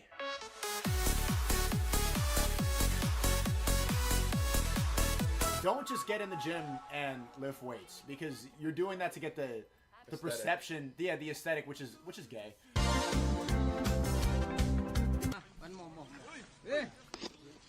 Chad, you're gay for looking at that, man. Yo, Chad, is this gay? Yes or no? I'm putting bananas in his hole. Bodybuilding competitions are gay. Sports are gay, right? Being an artist is gay? There's no artist in history who was ever even straight. They're so f***ing. Yeah, that's true. Marlon Brando was sucking dick. If everybody was gay, then they would have nothing. They take satisfaction in doing something they're not supposed to do. They enjoy being deviants. Being a deviant is your entire brand, buddy. Really think it's something that's demonic, and I think a lot of these people are actually possessed. So you think if someone's gay, they're just wrong? I don't think anyone's born gay. Pussy's just like an open wound. It's a gaping hole in a woman's body. If you're gay, you're gay. The fuck are you gonna do trying to hide it? Live a lie? You gonna homeschool your daughter? Yes. All the way? 100%. A mom commented on my last LGBTQ video and said, like, I'm glad you're spreading this information for Gen Z. This is the same reason I pulled my child out of school. I'm homeschooling. Bro, it's becoming very popular. We used to have gay kids, right, who had to be homeschooled because of how brutally they were bullied. Nowadays, we have kids being homeschooled, what? Because they have to learn that gay people exist? Who's the fucking snowflake? It's you, by the way. You're the fucking snowflake. It used to be that the homeschool kid was the weirdo. Now, you're telling who's the weirdo? You. Gay people does not produce anything good. That's just the truth. Oh, yeah. What about a gay family that adopted a bunch of kids who needed a home? Yeah, but that kid's gonna grow up weird because it's not gonna have the proper family dynamic. What? You can't make this up. This is the dumbest interview I've ever heard. Yeah, the foster system's a much better alternative. But from 0 to 5, I don't need to be there all the time. I don't even think I should live at the home. I don't want to smell the poop and the diapers. No, I'll be there. I'll be there 2 days out of the week. You make absolutely no sense. You're not complicated. You act like a child. Yeah, and this is the guy talking about how to properly raise a kid. If you're in the West now and you're only around liberal schools, it's better to homeschool your children, because the teachers nowadays in schools will brainwash your kids to believe in a bunch of garbage. Yeah, I'm sure a guy like you homeschooling them won't make them weird at all. And you have a daughter, she's 18. Would you let her date a 42-year-old man, Sneeko? No, I would not. I don't even think that I want her to date. I just want her to get married. So, Sneeko, you would allow your 18-year-old daughter to marry a 42-year-old? If I believe that he'd be a good husband for her, yeah. 100%. What? Oh, that's grooming. That's literally grooming. Like that. So why, you see how they let you believe that this grooming thing is like terrible? Like, why is that bad? Whoa, it is terrible! But! Bruh. Someone send this to your father. There's a quote, I don't know who it's from, but I think it's a Greek philosopher said that nudity will destroy society. Right, because Greek philosophers are notorious for having a problem with nudity. Everyone starts to be sexually liberated. That is the destruction of a society in real time. It happened in Rome when they started doing all the same-sex stuff. I'm gonna project my delusional reality onto everybody else because I'm confident. Yeah, if anybody ever says this to you, feel free to call them a fucking idiot to their face. Alright, this is a lame-brained little lie devised by idiots like this who want to push an agenda. There's absolutely zero correlation between gayness and the fall of Rome. Anybody saying otherwise should probably not be taken seriously ever. Allow me to give you a quick history lesson. Being gay was never normalized among the plebeians of Rome, and among the leadership it was practiced since the empire's inception, with some of the most highly regarded emperors being openly gay. Sneeko promotes all these ideas so that he can bring up religion as the cure to a corrupt society. He'll say those things not knowing that the Roman Empire actually converted to Christianity 200 years before the Western Empire's collapse. Historically speaking, on a mass scale, religion can't cure a collapsing society. It's a tool used to control the masses. It can pacify and possess, act as an opium or an inspiration, but it's never an antidote to a society with a rotten foundation. one built on the backs of millions of slaves that have no loyalty to the empire, where they relied on military expansion to maintain the lavish lifestyle of the elites, leading them to spread their resources too thin, where those elites' greed brought brutal instability and corruption among the leadership, with those in charge being chosen on the basis of opportunism and inheritance. I was an atheist for a long time, and I remember when the gay marriage thing came up, and I'm like, this should be get married. And then all the religious people were like, no, this is God warned us about this. They said it in the Bible. They were like, hold up signs, pray for Jesus, Jesus. They were right. Look at the slippery slope that they were warning us about. It happened. It went too far, and it started because we started allowing gay marriage. Religion didn't save the empire, and you scapegoating gays or Jews and falling for the distraction sure as hell won't save yours. So take your hate and shove it up your fucking ass, you piece of garbage, rotten little weasel, puppet dumb c.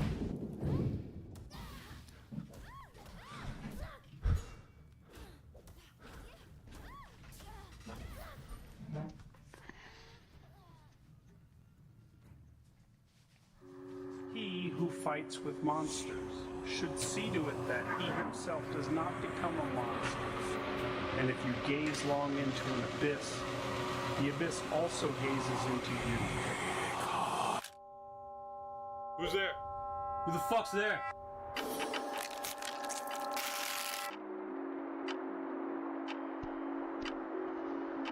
Who are you? Great question. I guess you could call me your wallmate. We're wallmates. I'm living inside your wall. Yeah, I'm not. Yeah,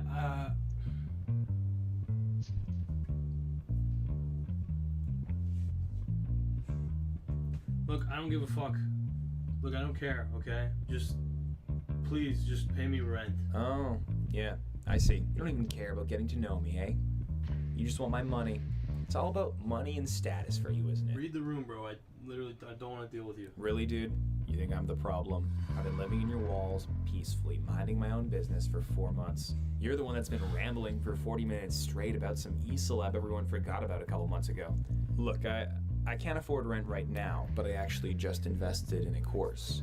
And I think that if you give me a little bit of time... Yeah, just, you know what? Forget I asked, okay? Here, take this.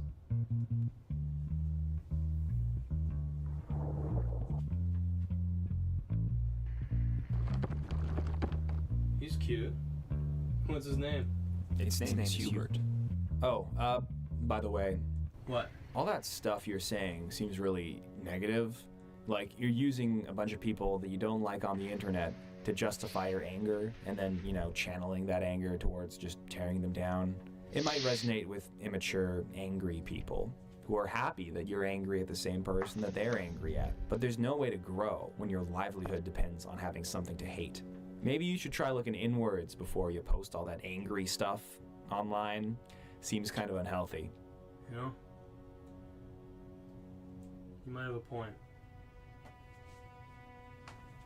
Hey! You gonna piss or what?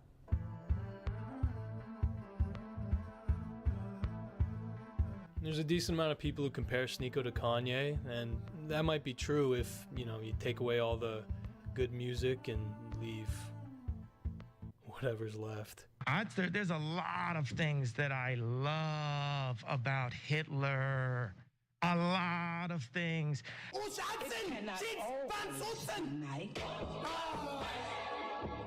Yeah, they're exactly alike. You're right. Yeah, I love him. I'm like, did he really? Am I hearing this? What were you thinking? Well, it wasn't really surprising because those were some conversations that have been going on for the past couple weeks. So for us, it wasn't really anything new. Now, for those who don't fully understand the concept of being a white nationalist, people like this guy, people who basically, you know, if they had their way, there'd only be one race, right? In theory, their ideas are impractical, illogical, and worst of all, cringe. Nick Fuentes is in the house! Let's flip and go! Roipers are in the building! Yeah! Alright, we got a guard.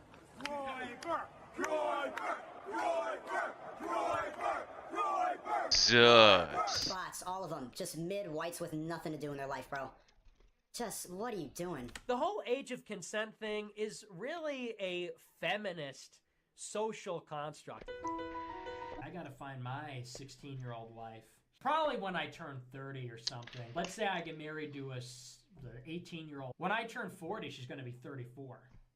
Ew. I want a 16-year-old that's untouched, pristine, uncorrupted, innocent. That's what we all want.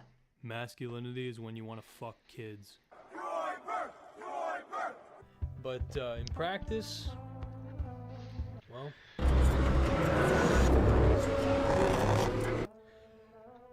it's just genocide. We have one more election where white people can make the decision. The white people got to make the right decision, and then Trump's got to get in there and never leave. That, to me, at this point, is a pathway. We need to have something like a white uprising, politically speaking. Yeah, despite their best efforts, usually goobers like this are pretty bad at hiding their true intentions. But that doesn't stop them from just lying about their positions, okay? They'll say that they're pro-democracy or pro-free speech, yet don't fall for it. Are we even pro-free speech? No, of course not. But we have to use this platform in order. So we're being radically honest here. Yes, radically pragmatic. Yeah, it's very easy to be pro-free speech when you have no power. You know, it's gotten to the point where people now associate the right with freedom of speech, which is historically insane. Most of them aren't even against cancel culture today. And back in the day, they were all for silencing opposition or banning subversive material. But nowadays, honestly, just lip service is enough to fool a lot of people, including...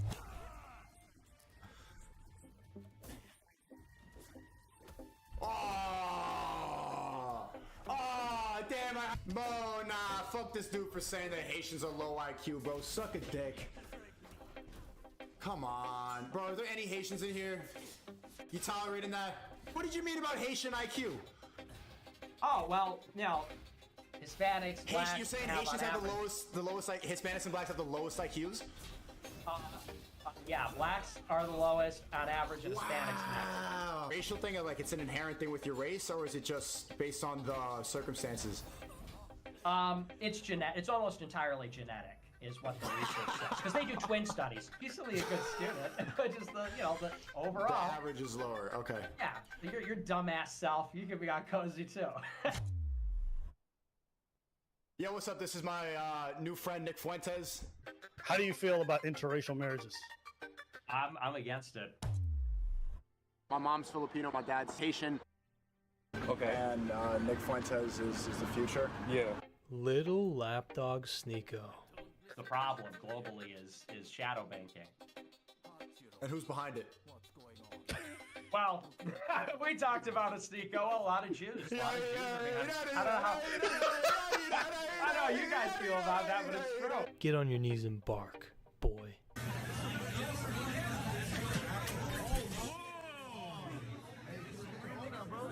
I did. Before this goes viral, I know this is gonna look bad on Nick Fuentes. You can see him throwing a Sprite in the In-N-Out, but It's really incredible the lengths this guy would go to serve a fucking dude who thinks he's genetically inferior. Just no shame. I mean, the thing about Hitler is he was an extremely competent leader. Yeah, he lost the war, bro. How does it matter what Hitler's perspective is? He was evil, right? I don't know if he was evil. I haven't met the guy. He fucking killed over 6 million fucking Jews. But you can look past that and you can look at the good that they have done and you can look at how they push for freedom. I think that you have the potential to be the future president of the United States. Genuinely. Man, Sneeko really likes this guy. And you kind of have this like 50s James Dean, like you're drinking Coca-Cola, burger, milkshake, like, and the ice rink that he's at, it's all white people. And I'm like, that's the America that Nick wants. Is it getting hot in here? We're in a holy war, and I will tell you this. We will make them die in the holy war. The enemies of Christ have no future in this world. Thank you. God bless you. Good night.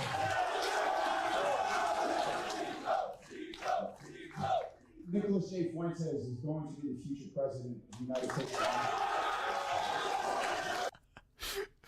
I know that they're trying to make this look scary, but I just can't stop laughing. This guy is such a simp. Look, If there's one thing that I've learned over my many years on the internet now, it's that anti-Semitism, in the way that it usually manifests, is just anti-capitalism for the dumbest people on the planet. Your life's shitty, you're broke, you hate the elite, you hate the wealthy, you hate banks. But you don't want to hate capitalism, that's not cool. But hating Jews, that's easy. That's cool. Instead of targeting your rage at the underlying system, you look for some big other to just feel a conspiracy against. I mean, even Nietzsche, who, you know, got co-opted by, pointed out that anti-Semitism is just baked in with slave morality, okay? A lot of fucking resentment at play when you have opinions like that, as useless as that. Because the Jews are the entire problem. Well, how do you solve that problem? And despite all of that, the system will be completely unfazed. Nothing will change. A lot of rich people also love these narratives because it allows them to look subversive, you know, red-pilled, without actually jeopardizing their position as the dominant class. Any politics based on the inferiority or superiority of race only acts as a veil to protect the people in charge from having too many questions pointed toward them, okay? It's a lot easier to blame some fucking ethnicity, some vague concept of a type of person for any problems facing society than it is to look directly in the fucking eyes of those who control it and challenge the underlying structures that are perpetuating those problems. There's plenty of examples of this throughout history, okay? Scapegoating people of a certain race is a very useful tactic for politicians whose constituents are very genuinely disenfranchised. Don't fucking fall for it.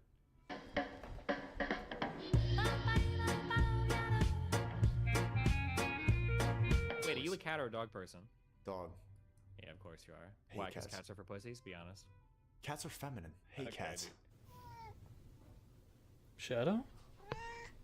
Booty. I want to eat your cat, bro, on some Asian shit. Let me eat your cat. It's okay, Shadow. You're safe with me. Booty. I was gonna eat his cat. I meant I want Is it feminine to have a cat that's got a watermelon collar on? I want to. Because she licks her belly too much. Whoops. Oh, booty. Wow. Put to waste, to be both martyr and maker of your own annihilation. Yes, when you diagnosed that poor woman with a dire dose of What you really need, Chad Chad? Yeah, shut up. I thought surely you'd have the brains not to advertise that scandalous prescription. Oops. You need that. When you danced with the lying little louses, big brave ideas. Who's behind it? Oh, how did you? I thought certainly you aren't dense enough to broadcast that betrothal.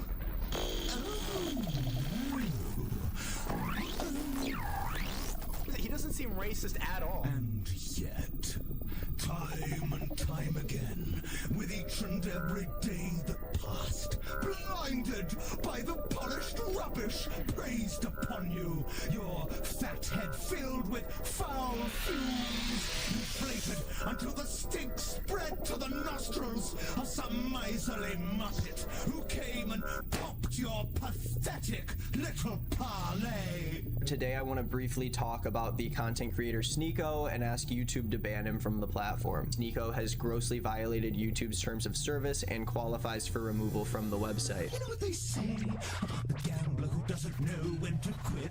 I made more money in the last 2 months than I made in the past 2 years. You need to get smacked in Minecraft. Like just one. That's the mark of a bot. There's a war going on masculinity. They want you to be weak. They don't want you to hear this. I'm on everybody's TikTok For You page. My face is everywhere. They will try to silence you if you say this. Want to get to the truth. I just want to bully this guy. Like, Greed and grandiosity. Those were your gods. Any semblance of truth was certainly an afterthought. people will follow the truth. I'm one of the most honest people I know. Truth will always prevail. So honest, I think that's why they had to ban me on YouTube. And now we're Prevail. Truth will always prevail. I'm not going home for Christmas. Blue hair, woke family, they don't fuck with my politics at all. Been like uninvited Prevail. for Christmas. Soy boy, I hope you get banned. Little manlet, I would beat the fuck out of you. You're watching my stream? Chat, say it. Bot, you are an NPC creator. Atop your throne of lies. Everyone starts to be sexually liberated. That is the destruction of a society. Bro, this is He didn't just too file much. the 2 strikes. I was reading the story and I got sidetracked.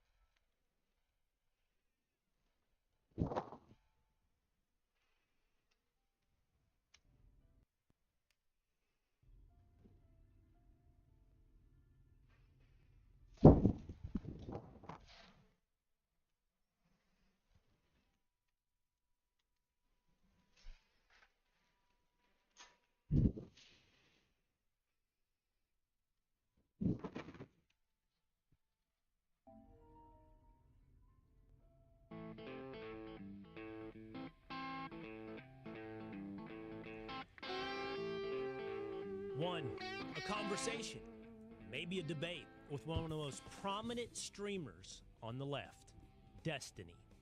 2, the New York hush money trial against Donald Trump, the biggest campaign advertisement in history, but for Joe Biden or Donald Trump.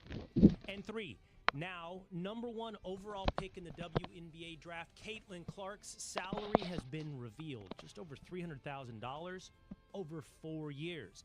That's left people like Pittsburgh Steelers quarterback Russell Wilson saying these ladies deserve more. But does Russell Wilson understand economics? Wait, what I missed? It is the Will Kane Show, streaming live at foxnews.com.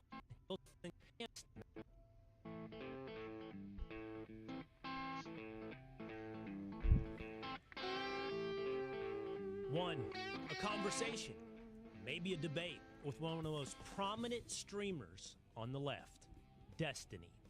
2, the New York hush money trial against Donald Trump, the biggest campaign advertisement in history, but for Joe Biden or Donald Trump. And 3, now #1 overall pick in the WNBA draft, Caitlin Clark's salary has been revealed, just over $300,000 over 4 years.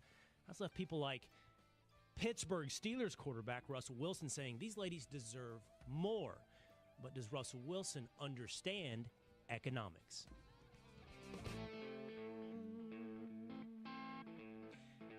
It is the Will Kane Show, streaming live at foxnews.com, on the Fox News YouTube channel, the Fox News Facebook page, and always on demand, wherever you get your audio entertainment, at Apple or Spotify. Just hit subscribe, or on YouTube, right under the live description, the text description of this live show, hit subscribe to the Will Kane Show. You can get down, for example, to the brass tacks of the Trump trial in New York City. We broke down what you need to know with law professor and Fox News legal analyst Jonathan Turley yesterday. Plus, you can get exclusive interviews like those with Dwayne "The Rock" Johnson or Tony Robbins by hitting subscribe to the Will Kane Show. Today, we have something unique, something that I would hope would be all the more common, and that is we have a conversation with someone from the left. In fact, he's one of the most prominent streamers from the left. He has almost 1 million subscribers on YouTube. He was previously incredibly successful on Twitch. He has gone viral for debates with the likes of Jordan Peterson and Ben Shapiro and Candace Owens, Piers Morgan and Tommy Lahren. And he is joining us today here on The Will Kane Show. So let's get started with story number 1. Stephen Bunnell II, otherwise known as Destiny, is joining us now on The Will Kane Show. There's already a comment from someone named Pembroke here asking or saying, oh my God, Destiny at Fox News. That was not on my apocalypse bingo card. So, Destiny, welcome to Fox News. Hey, thanks for having me. How does it feel to be in the belly of the beast? You made it all the way to New York City, and you walked into 1211 Avenue of the Americas. You made it to the 15th floor, and you're sitting in a studio at Fox. Feels amazing, you know? Just waiting to work my way up to... what? Never mind. I'm excited to be here. It's fun to be here, yeah. Work your way up to what? To Hannity? Work your bigger, way up to Newsmax? What do you want to say? I was going to say to Sean Hannity, but I don't even know who works here anymore, because I know Bill O'Reilly isn't here and everything, and I don't watch cable news much anymore, so yeah, I'm not sure. But yeah, whoever is still well, listen, here. I don't know where this is going to go, and that's fine. I'm happy to see exactly where our conversation goes today. We'll talk about some of the news of the day. We'll talk about Donald Trump's trial in New York City. But let me just start with this, man. Tell me about yourself. Like, you have really risen. I think it would be unfair to say over the past couple of months, because over a decade now you've been successful streaming on various platforms. So, what is it about you that is so willing and interested in talking to people like me? You're willing to engage and debate, where so much of the attitude on the left is you shouldn't platform people that disagree with you. You shouldn't debate, because it gives credence to opinions that I would assume, at least in some cases, you and I will have very big disagreement, and you may even find abhorrent. So why are you so interested in debate? I think there's three big reasons. I think the first one is that I grew up very conservative, and I come from like a debater-type family. My mom is Cuban, and that whole half of my family are very much into shouting matches and screaming at each other. And afterwards, we're always cool, but that's just always been that kind of household orientation. And then growing up conservative has kind of given me a lot of insight into what a lot of conservative people think. It's not like, they just hate ordinary people, or, they hate women because of abortion, or they hate black people because of opposition to BLM or whatever. It lets me understand the opposing view a little bit more, so I can counter it better.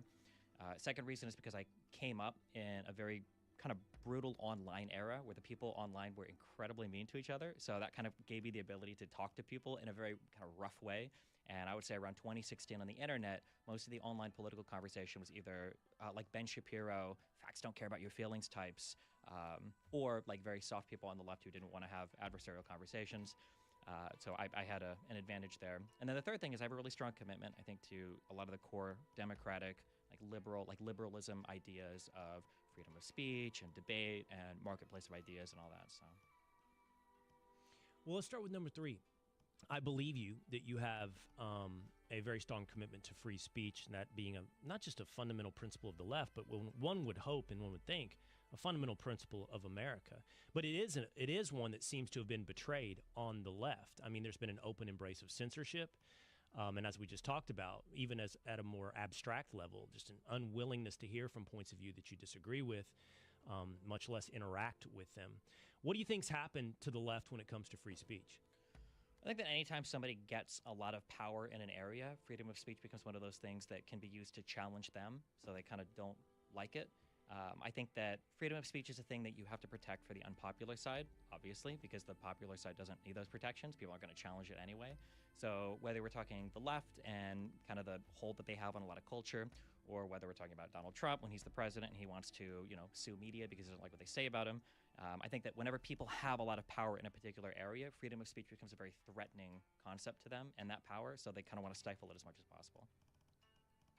I totally agree. I don't think that either side ideologically has shown a historical consistency to the principle of free speech. It just so happens to be that the left controls almost all the mechanisms of power, certainly behind the scenes, and with that comes the protection of censorship. I would draw a distinction between Donald Trump suggesting he would sue the media in the case of defamation. It's probably impossible for Donald Trump to prove a defamation case. I mean, he's such a public figure.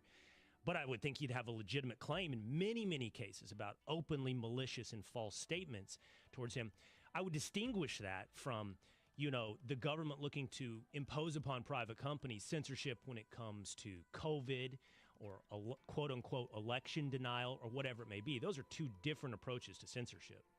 Yeah, I agree, but I'm not aware of any time the government imposed on social media, they said they had to censor something. I think a lot of social media companies, I think in good faith, were trying to figure out how to navigate certain information environments, we'll say, where there's a lot of conflicting information coming out from a lot of different sources, and people are trying to figure out what is their responsibility to society, what are the ways that they can conduct themselves to keep people safe and healthy while still respecting, like user-generated content and everything else. So I think COVID was genuinely a very challenging time for people figuring out what it is they wanted to support or what they believed in or the types of values they should uphold, and then how that was competing against things like concerns over public health and whatnot. But you don't think, Destiny, for example, what was revealed from guys like Matt Taibbi in the Twitter files, that the government leaning through the FBI and other mechanisms, leaning heavily on social media companies, Twitter for one, but we can also know that it was Facebook and others, to take down content. You don't think that crosses a First Amendment barrier of the government interfering with free speech? From what I saw, no. I highly encourage people to read the Twitter files if they actually think that, but I didn't see anything like that. There were times when the FBI, Twitter was working a lot with the FBI, for instance, in saying, oh, do you think there are spam accounts or do you think they're bad accounts? But there were times when the FBI was submitting, like over 100,000 accounts that they had flagged as being malicious or bots or Chinese or whatever. And I don't think Twitter banned any of them. So it didn't seem like if Twitter didn't comply with the FBI, it didn't seem like there was a whole bunch of pressure there. It was more just the FBI saying like, hey, this might be a thing, check it out. And when it came to, like for instance, that I think it was the New York Post, right, that had that story about Hunter Biden, like we got all the leaks from Twitter, from the emails where they were debating internally, how do we handle the story? What should we do with it? And none of that was like, we need to do this because the FBI is coming after us. It seemed like genuinely a lot of employees that were really trying to figure out what the right thing to do was.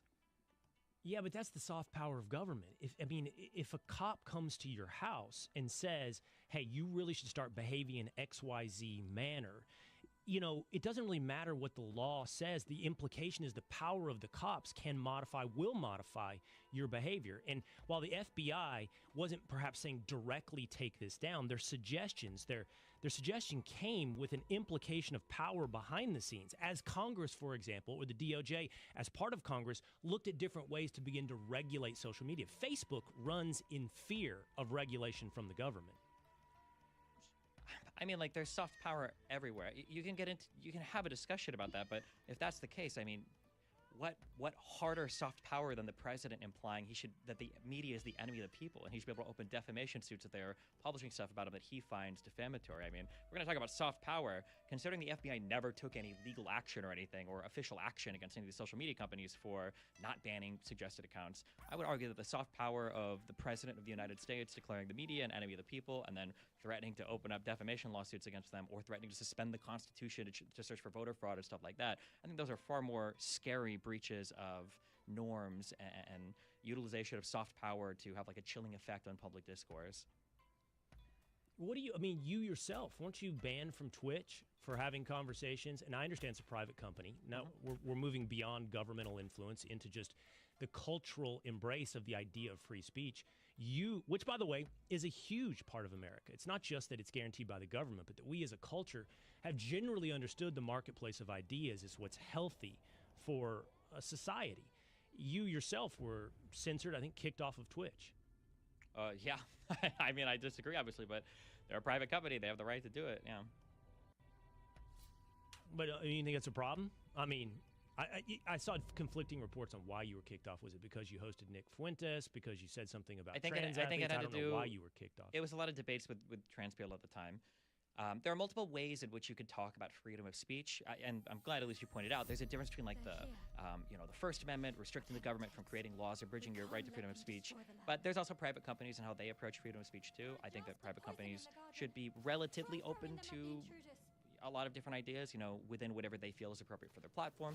I guess Twitch feels like the type of speech that I embody is not appropriate for their platform, so they decided to go in a way that doesn't include me. Obviously, I disagree with that. I disagree with that pretty heavily, but I mean, that's a fight that you have on either the personal, professional, or cultural level, which is a whole different beast than the government level. I'm curious. I'm just going to follow my curiosity because I don't know anything about this. I said you are extremely successful on YouTube. You were extremely successful on Twitch. Was that a huge financial setback for you to be banned from Twitch? Yeah, it was pretty significant, yeah. But I've always kind of diversified my revenue streams because I know that depending on the topics you talk about, you can get into hot water. So I don't like to restrict what I'm saying or restrict the topics that I approach just because of who's paying me money. So I always make sure to kind of have my fingers and everything, or to have different revenue streams set up. So if I lose one, I'm not completely out of commission. And you're killing it, right? I assume you were as well, killing it on Twitch. Yeah. I mean, I'm asking that out of curiosity because I don't know. The streamer economy seems to be something that is, probably for the 1%. You were and probably still are in the 1% of streamers. But I mean, we're talking about serious money, a serious business streaming. Yeah, I'd say 0.1%. Yeah. No, yeah, I do very, very well. I'm very successful. I'm very lucky. I'm very happy.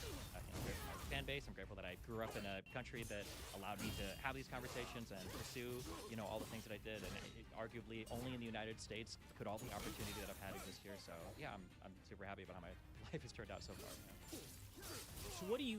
That's a good place. So, you say you grew up on the right in a conservative household.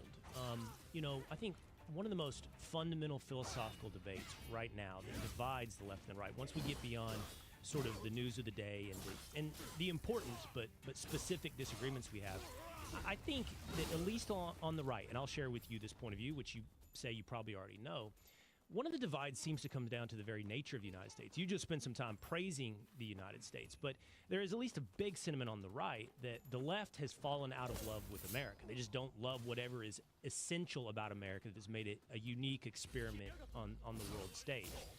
I already see you kind of rolling your head back and forth. You disagree with that? You think the left still loves the idea of America? Absolutely not. I agree with you that there's a huge problem on the left with not having love for this country, with only looking at the negative aspects of it, and I think it's incredibly sad. But unfortunately, because there are different things I could look to the left for, and there are different things I could look to the right for, and be like, listen, we're all kind of crazy, but there are some things I could rely on some sides for. And, the left obviously has no love for, country, military, anything like that, but the right has a respect for things like the rule of law, or had respect for, like the integrity or honor of our country and some of our large businesses. I could rely on the neocons at least for that. And it feels like, unfortunately, that kind of like populist undercurrent has swept away a lot of what I thought used to be kind of admirable from the right. For instance, I know these are going to be really prickly topics, but I personally, I'm on the left. I'm a huge proponent of capitalism. I'm a huge proponent of globalism.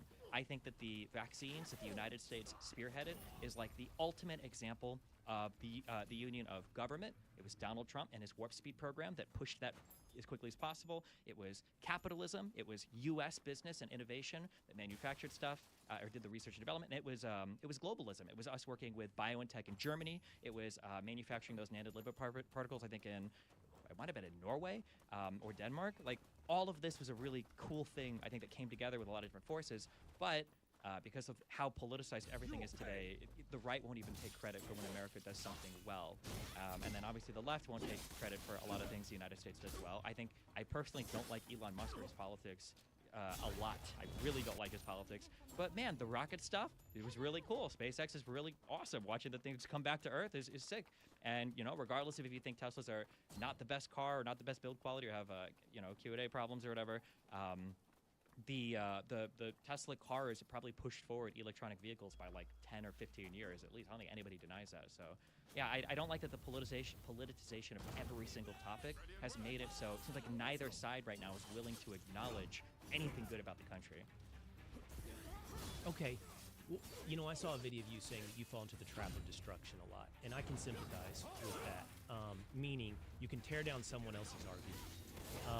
I can sympathize with that. I spent a lot of years Destiny on ESPN, and I remember there's this commentator. He's a play-by-play guy's name is Joe Tessitore, and he has this really distinct delivery and voice. He'd say, "Kane, you are a counter-puncher." I'd go against Stephen A. Smith, and I'd hear his argument, and it would be very easy for me to humbly but accurately, it would be very easy for me to destroy Stephen A. Smith's argument.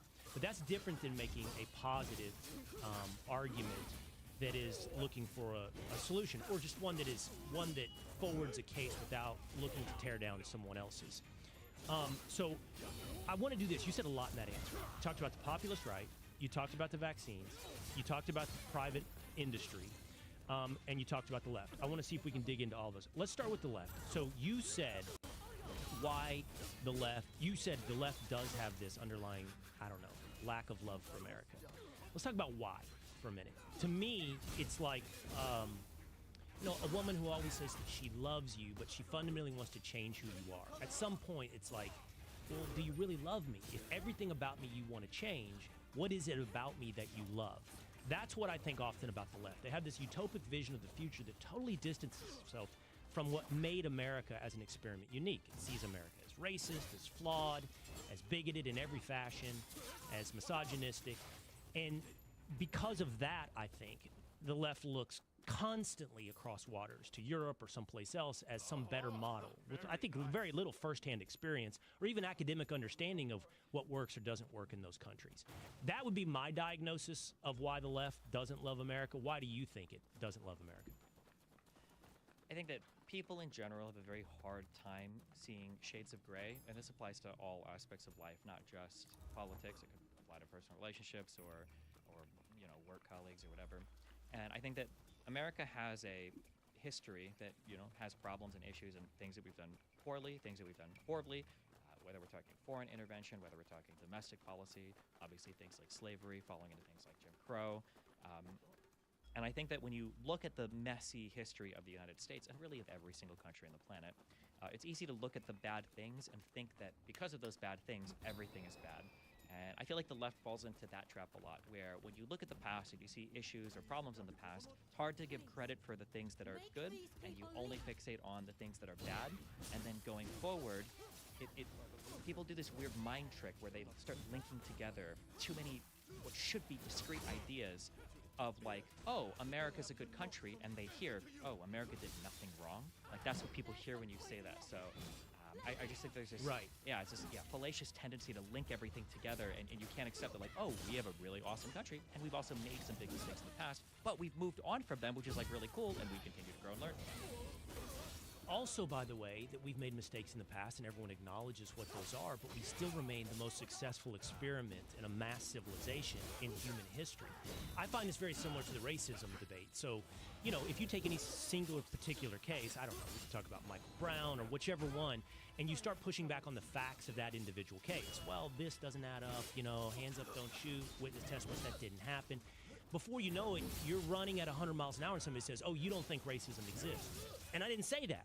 But if I push back on the specificities of one particular incident, you extrapolated it into this entire thing about what I believe about America. And I think the left has done that. They've extrapolated out our sins into an indictment of the core of the country. And by the way, with that, not understanding kind of what I think you hinted at, every country, every experiment in human civilization has dealt with tribalism, racism, and quite honestly, slavery. Every single one. There is no perfect society that managed to escape that I don't know if it's instinctual, I don't know if it's an instinctual, you know, habit that humans have gone to at various times, but every single civilization has portrayed those mistakes and those weaknesses. So did America. The question isn't what defines us as our mistakes, but what makes us unique on the good, and I think that evidence is just overwhelming. Yeah, I would agree with that, although I think the problem we run into now is people aren't really sure. Like you brought up earlier, that people on the left don't know what made this country great. I'm not sure at the moment if anybody knows what made this country great. It feels like everything has become so political, and people are living in completely different factual realities now.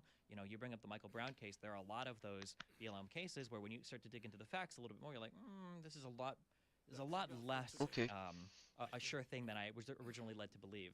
But I would argue that similar stuff happens with, say, like the Trump indictments, where people have a very strong opinion about a thing, and then when you ask them questions about, like, well, do you know anything about, like, the electorate slates, or do you know anything about, you know, any of the particular facts of the case? People are like, well, I didn't hear about that, or I don't believe that, or even if you're telling me that and it is reported, you know, the indictments are rigged and corrupt, and the DOJ is rigged and corrupt, and I don't believe any of that except for when they indict Hunter Biden, I believe that, but when they indict Trump, that's not real, and when they investigated Trump and Mar-a-Lago, that's not real, but when they investigated Joe Biden, that was real, and I don't, like, everybody is so, the epistemic, the truth factor has become like inextricably tied to your political positions, such that people are only willing to accept political truths that, or fundamental truths that, like, jive with their political opinion, and I think that's a huge problem on the left and right now. We live in totally separate realities.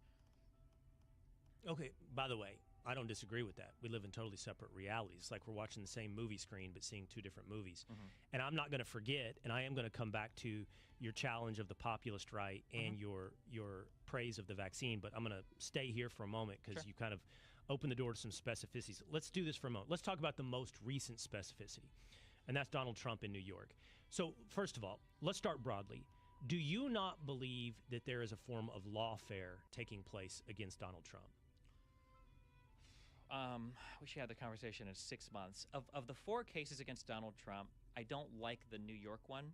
I think the other 3 are pretty strong. The 2 federal ones for sure, and the Georgia one I think has a lot of merit. The New York one is what it is. I don't think it's the worst case of the world. I think that if it was against Biden, I think that if Biden was using his money during an election season to pay off somebody to, ostensibly benefit him in the election, I think that conservatives are making a really big deal about it. But I don't have like strong. Well, but the question isn't.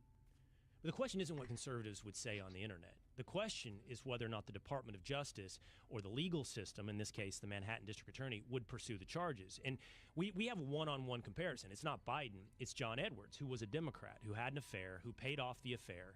The Federal Elections Commission and the Department of Justice looked into it and said, no, it's not there. It's not a strong case. In fact, no, they did pursue it, and they got poured out. It was immediately dismissed, which led, in this case, the DOJ and the Federal Elections Commission to look at this case with Donald Trump and go, we can't win this. This is weak. And they passed. It took a politicized DA in a politicized jurisdiction, meaning the electorate there that will make up the jury. It took that to bring misdemeanor charges that have passed the statute of limitations, charge them up to felonies, and try to get something, which he may get. He may get a very left jury to end up with the result of convicted felon Donald Trump. But that doesn't mean the case is good. It'll be won on appeal. And that leads everybody to go, with specificity to your point, understanding the facts, to go, this is nothing but political. It's nothing but lawfare to affect an election. I mean, I wouldn't say it's nothing but political. The federal government passing on some charges that a state decides to go after isn't the most surprising thing in the world. Federal cases tend to be airtight. They have, isn't it like a 97% conviction rate on charges that they bring forth to people? So it's not surprising that a state might be more willing to explore something that a federal government might not. Also, in terms of turning the state charges, the misdemeanors into felonies, I mean, there is a legal process by which they do that, and that's if the misdemeanor was done in the commission of another crime, which here I think had to do with election. What crime was it?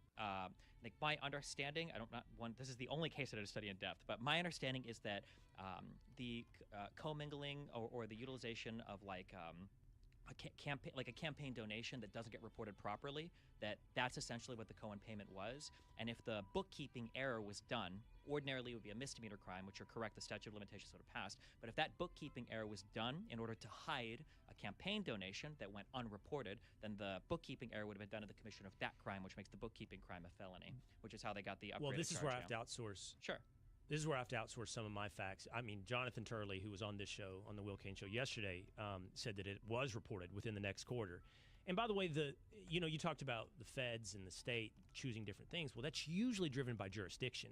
It's not the jurisdiction of a Manhattan District Attorney to look into federal election law crimes, especially when the Federal Election Commission has looked into it and said no.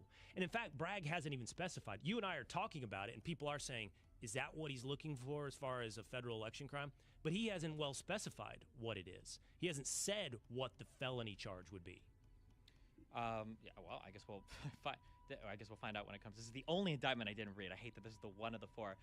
Like I said before, I don't like this case personally. I think the Mar-a-Lago one is very strong. I think the other federal, Jack Smith's case, the big federal one is big, and I think the Georgia one has already turned out, I think, good convictions, plea deals essentially already. But I don't know. The New York one I'm not fully sold on, but I don't know. Maybe as the trial commences, maybe we I find totally out respect. stuff, yeah. I respect when someone says I'm not fully read in on this particular one. But I think the takeaway, Destiny, is if this one is so weak, it's just such a good illustration that what is being done here is not a true pursuit of justice. And by the way, most people think the Mar-a-Lago case is the strongest, but even then, not the strongest case in the world. The Jack Smith case, as we speak right now, the Supreme Court is hearing arguments on January 6th defendants on the obstruction of justice law and whether or not it applies to people rioting at the Capitol.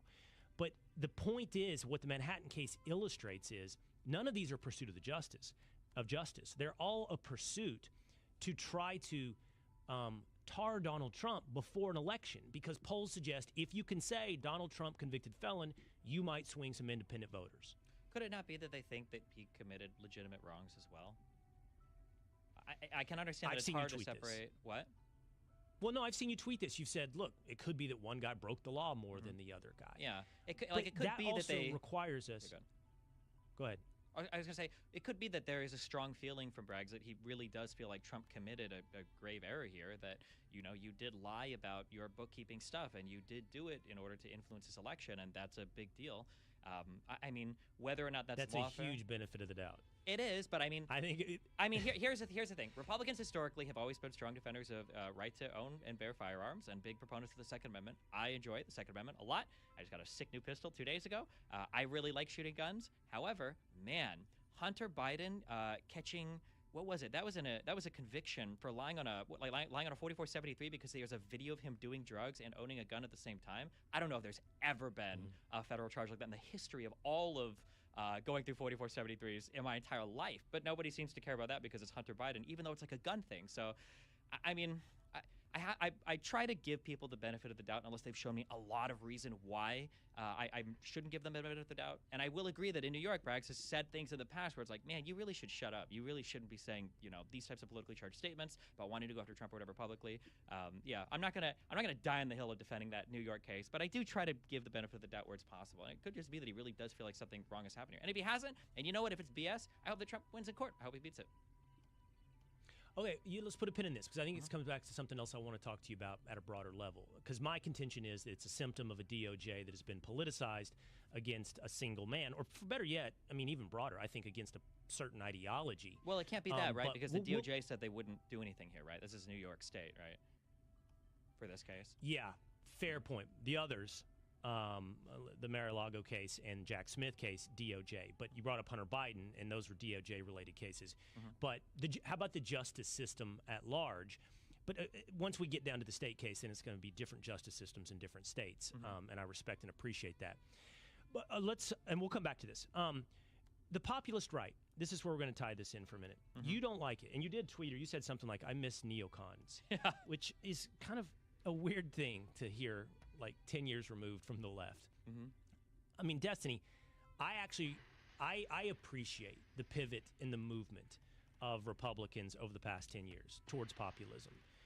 Less elitism, more in touch with the electorate, more concerned with the middle class, more concerned, I think, not just in rhetoric, but the everyman out there, the person who's getting censored on the internet in every way, and less interested in your appreciation of globalism, of I don't know, blurring lines and borders across this world.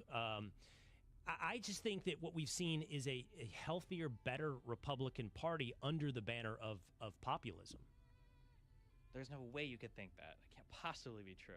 I feel like there are so many fundamental things about the conservatives in the 2000s that I thought were defensible and maybe even good. Like, one of those was supposed to be like a reverence for rule of law, like doing things that were legal, that was always one of the biggest defenses of our border, was like, listen, if you're going to come here, you should come here legally. It's important that people follow laws. And I feel like after January 6th, I remember before January 6th, the idea would be that if you saw people on camera fighting with cops, those are always leftists. They're BLM people, they're the crazy progressives, they're whatever. Like, that was supposed to be. It was always supposed to be crazy people on the left.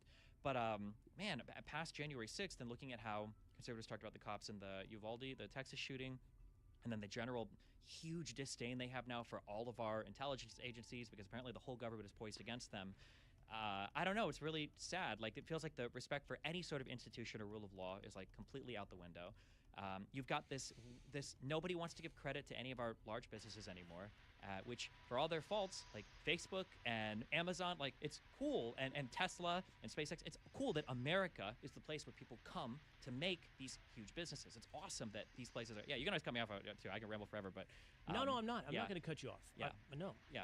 When I say cut me off, I mean, if I said something, you're saying so much. Yeah. You're saying go so for it. much that I want to respond to in one answer. No. Okay. Don't intermingle rule of law and respect for institutions. Those are two separate conversations. And for that matter, big business is a third wing of this. We'll stick with rule of law for a minute. I don't see Can I ask you, Republicans have distanced themselves at the end of this from the question rule of law. also, can you tell me what is something that you think the populist right likes about America right now? Not like they liked where we were, like right, yeah, but as you answer this, I'm curious, like what do you think the populist right loves about America or respects about America right now? I'm curious. Yeah, go for it.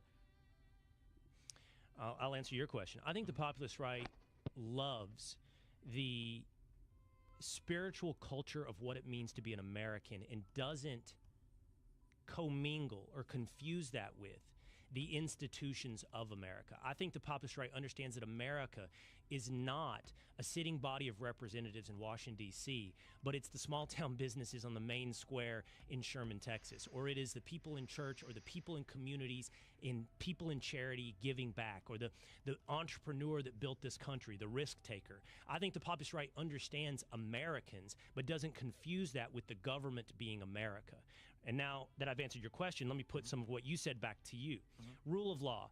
I don't think the right has distanced itself from the rule of law. I think what it asks for is equal application of the law. And that's why we talk about Trump, and that's why Hunter Biden comes in or Joe Biden comes in.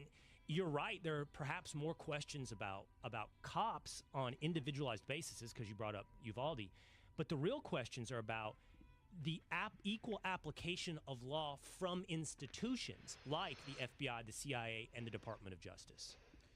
Can I ask, you brought up before for the spirit of America, and I'm curious, Scalia once gave, I don't know if it was testimony, or for some reason he was talking to a panel in front of Congress, and it was a speech about a parchment guarantee. You ever heard this before? Are you familiar with what I'm talking about? Yes. Yeah.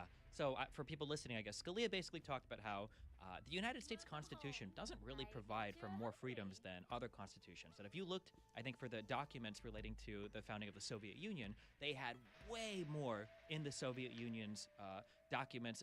I don't think it was called a constitution. I wish I remember the words. But they had way more rights that were both positively and negatively guaranteed to Soviet Union citizens than what you could find in the Constitution. But then Scalia would talk about, however, in the Soviet Union, that didn't matter. The institutions didn't exist to guard those rights. The environment didn't exist to grant whatever positive or negative freedoms you wish you had as a citizen. That he called these parchment guarantees. And I agree with what you say, that in the United States we're awesome because of our entrepreneurs, we're awesome because of a whole bunch of different things that make America a unique place. But I think that part of what allows this to happen are the institutions that we have. The idea that I can start a business and I can sell food to people, and I know the food is probably going to be safe. We have an FDA that regulates that I have the right to start a business and sell goods and services to people across state lines because the federal government says that everybody has to use the same currency. I don't have to worry about any weird interstate crossing the borders or doing anything. I know that if I do business internationally, there's a coherent federal government that negotiates in terms of trade and tariffs and everything, and they unilaterally can do that. I know that there's a lot of things that the federal government provides and ensures American citizens that allow us to thrive in the way that we do. As much as I love America, I don't believe that American stock is inherently genetically better than any other stock around the world. However, I think that the combination of all the people that come here to pursue what we have, combined with our institutions that safeguard and allow for that flourishing, I think it's that unique combination of things that have allowed Americans to flourish. And I don't think we could have gotten as far as we could have without our institutions. Yeah. Okay, just to be clear, this is a great conversation. I'm going to address every point that you made. I didn't make the argument for an inherently superior genetic stock. I'm sorry. When I brought that up, I wasn't meaning to imply it. I'm just saying that I don't think Americans are intrinsically better than anyone else. I think it's a combination of both the people here and the institutions. Well, but you understand the existence. You understand the existence and the unequal value of various cultures. So one culture can be superior to another culture. Yeah, of course. Yeah, absolutely. Yeah. And so my argument is the American culture, and it's not a recent phenomenon. I think it is part of the whole identity of America, that it was founded by essentially that pioneer frontier spirit of risk takers and entrepreneurs and people that literally pushed west, is part of what still remains today. And that highly individualized view of how you build a society, family structure unit at its core, is what is unique in part to American culture. Let's go back to Scalia. Yeah. I love that moment. I know what you're talking about. He's testifying before Congress, and first of all, and I think you do understand this as well, you acknowledge this because you use the terms positive and negatives. There's no comparison. I mean, Scalia may have been tongue-in-cheek saying these things. There's no way he ever thought that the Soviet Constitution or the South African Constitution, which is based on which Ginsburg praised, which is based on positive rights, is superior to a negative rights constitution like the United States. Well, I think for the Meaning, Soviet Union, there were for negative, anyone, or weren't there like negative rights guaranteed for like gender equality and there were a whole bunch of other like things that we've gotten through Supreme Court decisions, I think. But yeah, you maybe. I think don't it was know. mostly what distinguished those constitutions from ours was the existence of positive rights. So in other words, you had a right to a home, you had a right to leisure, you had a that's right true to too, yeah. a job. Those are positive rights, but those are inherently anachronistic to negative rights. You can't have both, because if you have a right to a home, somebody else doesn't have a right to their materials or labor. They're required to build you the right to a home. So the United States is built on negative rights, property being one of those, but freedom of speech, freedom of religion. It's freedoms that are granted by our Constitution's estimation by God that does use the government as a guarantor of those freedoms, but it doesn't provide you things in a positive sense that the Soviet, and there was a couple other models like South Africa, did so. But his point that he's making, Destiny, is, you can run off a wish list, he kind of holds it up, of different rights, and he said it's a parchment guarantee. It's just on paper, because you didn't actually have that in the Soviet Union. Nobody got those things. But what he was making the argument, and I think my memory is correct as opposed to the way you described it, he wasn't making the argument for institutions, in that case like the Department of Energy, the CIA, the intelligence apparatus, the Department of the Interior, as an enforcer of the Commerce Clause in order to ensure that Americans can actually live under these negative rights. He was making an argument instead about checks and balances in Washington, D.C. that ensures that no power is consolidated. He was talking about two branches of Congress, a judicial, a legislative, and an executive, all ensuring that no man, no group, no administrative state could interfere with the negative rights of Americans.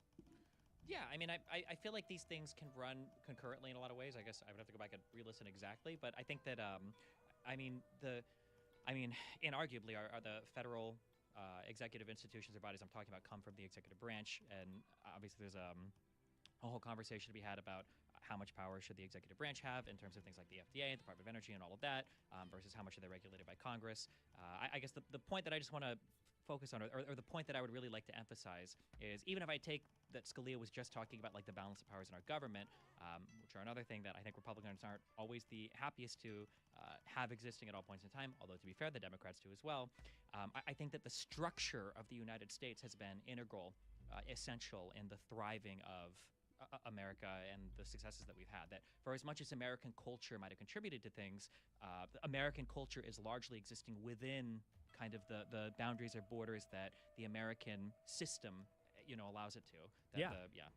Yeah, but so my point is, I agree with Scalia. I think so he says in there, like, you can make all those promises, but ultimately in the Soviet Union, it was the party that decided what you got or didn't get or how it ran. And in America, it's not run by the party. And so this ties into the conversation we're having about Trump, and you bring up rule of law versus my point of the equal application of the law.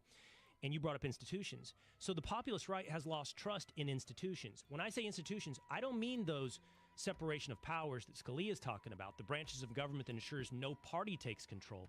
But I'm talking about a permanent Washington administrative state that is there. And the bandwidth of differences, by the way, from Republican to Democratic administrations is largely narrow. And I think that's actually why Trump was so hated, because he represented a potential disruption to that narrow bandwidth that the administrative state ensures. Other people call this the deep state, but it definitely exists. No matter who's in office, there is a group of bureaucrats that run almost all those institutions that you love that ensure America is essentially on autopilot. And anybody that interferes, I think anybody that interferes on X with certain types of speech, anybody that interferes with an obstruction of justice charge, or anybody that interferes running for president will be undercut by that permanent Washington. Okay, if I could communicate one idea, let's say that I agree with all of that. This would be the only thing that I would beg people to consider. When it comes to ordinary members in government, or when it comes to ordinary citizens, I genuinely believe, and I think you have to believe this. I think if you don't believe this, I think you're un-American, and I think that you have a pathology that has to be dealt with, okay? I genuinely believe that most people are trying to do the right thing. I think that I think that fundamentally, when you look at the values, and we can talk about the gayest guy from San Francisco with the most ruralist farmer from Nebraska, on the fundamental values, I think most Americans broadly agree. We want to be able to be happy. We want to be able to be healthy. We want to be able to have our families, to work, to do our stuff. I think generally most people just want that. And then we fight around the edges on things like a lot of cultural issues or how high should our taxes be. I think that broadly speaking, I feel like most people are trying to do the right thing. I think if you approach it from that point of view, and you look and you see what's going on, the average conservative, not the people at the top, not the people that went to court, but the average conservative says our election was stolen, okay? I don't think that that person is thinking, I bet it wasn't stolen, but I'm just going to say this to cause mayhem and I want to, screw with everything. I think that they genuinely have questions of like, well, I saw videos with boxes coming out, or I heard that we weren't allowed to watch the ballot counting. Like, I have legitimate questions. Like, how is it the fact that somebody can send out an envelope, get one back, and we know that that voter is actually the one that filled it out if the ballot and the envelope are separated? I think these are legitimately good questions, and they deserve good answers. But the problem is everybody starts from this foundation of they're rigging it, they're lying about it, they're trying to destroy the country. And when you start from that foundation, nothing works. Because if we have any core value as Americans, it's the fact that we are so unbelievably different than each other, but we all manage to live under the same system and governed by the same laws, and we trade and do business with each other, live next to each other, and somehow society seems to work that way for 250 years, and it is continuing, hopefully, for at least a little bit longer, yeah. So you said something super deep that I'm not prepared to answer. I mean, you basically started with so look, I believe in Americans. I truly do. You did introduce sort of the Hobbesian versus Lockean view of man's essential nature. Is it good? And I don't know, to be honest. I don't know if man is essentially good or essentially flawed. But either way, that's where culture comes in. I mean, honestly, I think you're an atheist. I'm not sure. That may be what it said on your Wikipedia. But I think that's where religion comes in, that there are guardrails placed on humanity. In the best cases, those guardrails are placed willingly and voluntarily, culturally, to keep us within virtuous behavior. But I think this is going to be a good segue into some other conversations that we left hanging, and that is the vax and continuing on with the conversation of institutions. I think that Americans, with that inherent goodness, that all want something similar, I'm going to grant you that premise for the most part. I don't think most people are represented, by the way, on the internet, whatever we see on X or wherever else. I don't think that reflects America. I think that people have lost trust in your institutions that you appreciate because those institutions have earned our distrust. So, for example, this is going to bring all these things together to some extent. You spent time early in our conversation praising the vax, okay? Now, the vaccine has its pros, it has its cons, it has its flaws, it has its benefits, like anything else, okay?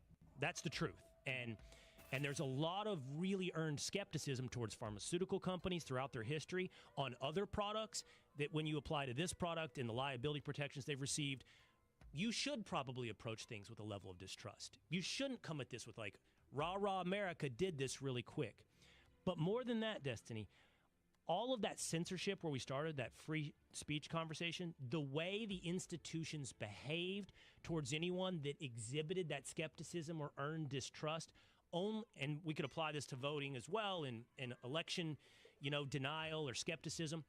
When you behave that way, and by the way, I think this would appeal to you. Like, here you are talking to me. You're debating, which shows an inherent level of confidence in what you believe, right? Or your ability to go back and forth with me. If you didn't come on, I think that would be a sign of insecurity. I think it is a sign of insecurity for people not to interact with people that disagree with them. So when our institutions go, shut up, you're censored, you're out, you're a conspiracy theorist, on all of these issues, elections or vaccine or whatever, it compounds the distrust, making Americans not crazy, but actually sane in reading the tea leaves of what's going on in America. I agree with you. I think it's a really bad, or it was really bad, the way that things were handled during the pandemic, especially with all the companies deciding to follow suit, where they're like, hey, well, we're going to go ahead and just start shutting all this speech down. We don't want challenges to the vaccine. We don't want challenges to any of the COVID narratives. We're just going to have basically the government story and everything else is getting banned and shut down. I think that was a huge mistake. However, I can understand an ordinary person having trouble sorting through the statements and sorting through the seemingly contrary positions at times of the CDC, of Fauci, NIH, of anything else.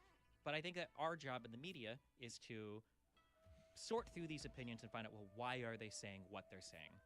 And then it goes back to what I said before, to where are they doing this because they're evil and they're trying to mislead us? Or is it genuinely people who are trying to figure out, like, well, what is the correct thing to say or do to maximize essentially the outcomes of the country, you know? I'm trying to avoid super prickly issues, but I mean, when COVID came about, nobody knew what that was going to look like by the end of it. This was unprecedented. It was a massive worldwide pandemic. We hadn't dealt with something of this nature before. It was the most transmitted virus, I think, through all of human history in an incredibly short period of time. And you look at, like, a little island nation of Samoa. I was just reading about this the other day, that I guess RFK made a trip there, was speaking to people that were, I'll be nice to say, vaccine skeptic there.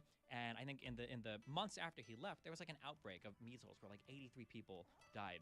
And people blame, well, you know, before the government had made mistakes relating to how they communicated vaccines, or I think they vaccinated some kids and they accidentally mixed a muscle relaxant in with some of the vaccines, so some kids died. And instead of people thinking like, wow, the government is messing up, we should be skeptical, which, by the way, as Americans, we are always government skeptical, and we should be. But instead of being skeptical, people immediately said, oh, we're not going to be skeptical, we just know that they're evil.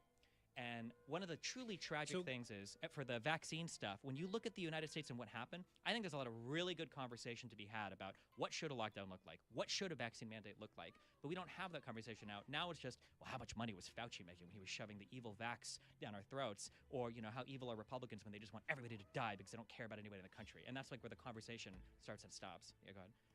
By the way, the mandate's a whole nother level to this conversation. By the way, did you say I don't want to go into prickly topics because you were concerned about Fox? Or oh no, I bring up. Think I try to ground everything I say in it as an example, so that it doesn't seem like we're just randomly talking. But if I keep bringing up examples that we disagree with, then I understand I'm getting you further and further away from the point. So yeah, I'm trying to find agreeable. No, what I thought you were saying, and I think you would be accurate to do this, is you want to be careful of prickly topics because this conversation right here might get censored, which I think goes to illustrate my point. Even like broaching this topic as we stream on Facebook or YouTube, we run the risk of it being flagged in some way, which is exactly the kind of conversation that we should be having, which again, distrust breeds distrust. And I don't know, we only have a little bit more time together, I think, but I have some curiosities I want to pursue with you, okay? Wait, so you have in the past described yourself as a libertarian and other times a social democrat. What is your political philosophy? I would say I'm probably social democrat, far left or center left, or if I'm arguing with people farther left than me, I'm a Nazi. I guess it just depends on who I'm talking to. But I'm a strong proponent of capitalism. I think markets are real. They need to be respected. I'm a big believer in the welfare state. I think that we need to do things to help people at the bottom, have opportunities to climb to the top. Any child that's smart enough to be educated well and go to a good college should never have a financial barrier. People shouldn't be homeless. That's insane to me in this country. But also there needs to be room for, private entrepreneurs, for people like Elon Musk, for people like Jeff Bezos to thrive and to succeed.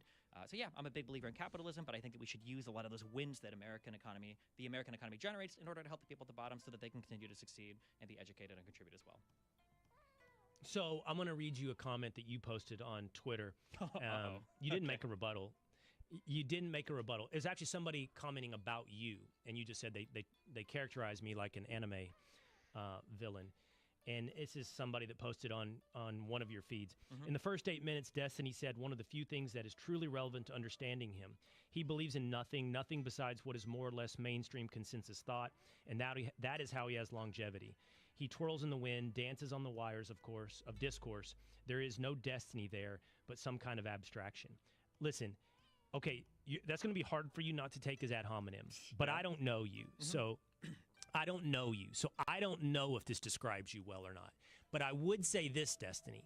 I think this describes a lot of the modern left. I don't know what philosophically or principally ties the left in a coherent vision. It does feel very of the moment, so much so that Barack Obama probably would have been dismissed as a Nazi because of his positions on gay marriage or whatever you would choose. That it is progressivism by its very nature is like what's next and yesterday is evil. And it makes it feel like, well, whatever's popular, whatever's blowing in the wind, whatever's mainstream is what's good. And I think in a lot of ways we look at it and go, that's how you end up in a place where you can't define what a man or a woman is. I mean, if we were to play like a logic game, like do like an IQ test, we were to say, okay, what's more similar? On the top line, we've got Bill Clinton, Barack Obama, and then we have Joe Biden. And then on the bottom, we've got, Bush, and Donald Trump. Who's changed more over the past, 3 presidents of their party?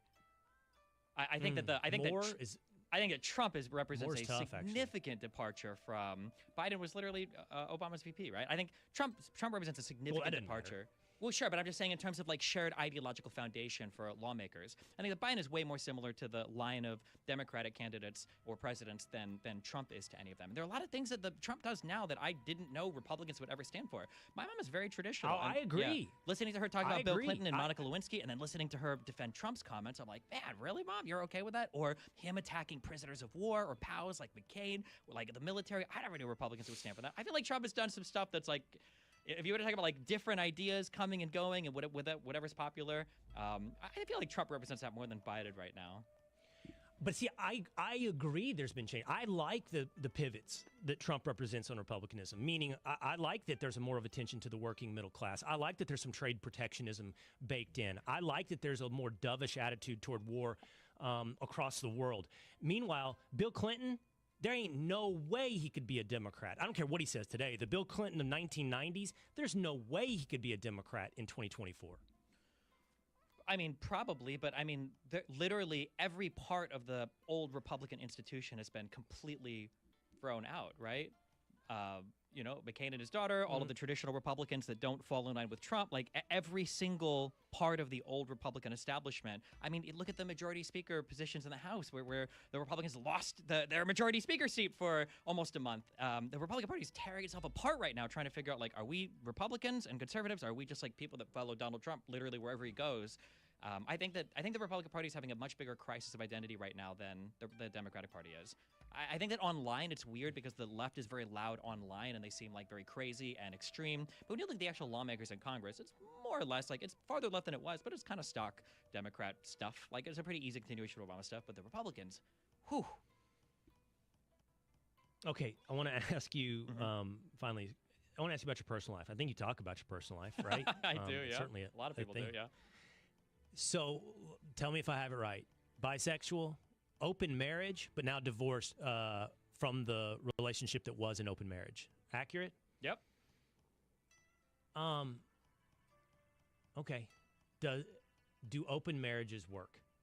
Some of them probably do. Some of them probably don't. I've been in a lot of relationships. That probably is carrying a lot of weight. I mean, it might be, but the 50% divorce rate in the United States today among ordinary heterosexual ordinary marriage couples is also carrying a lot of weight. I will say also for my... Is it 50 still? I think I don't know if it's 50 still. Well, I keep saying it. I haven't been corrected on it yet, so I'm going to keep going with 50 until somebody says that I'm wrong. For my ex, I loved her very much.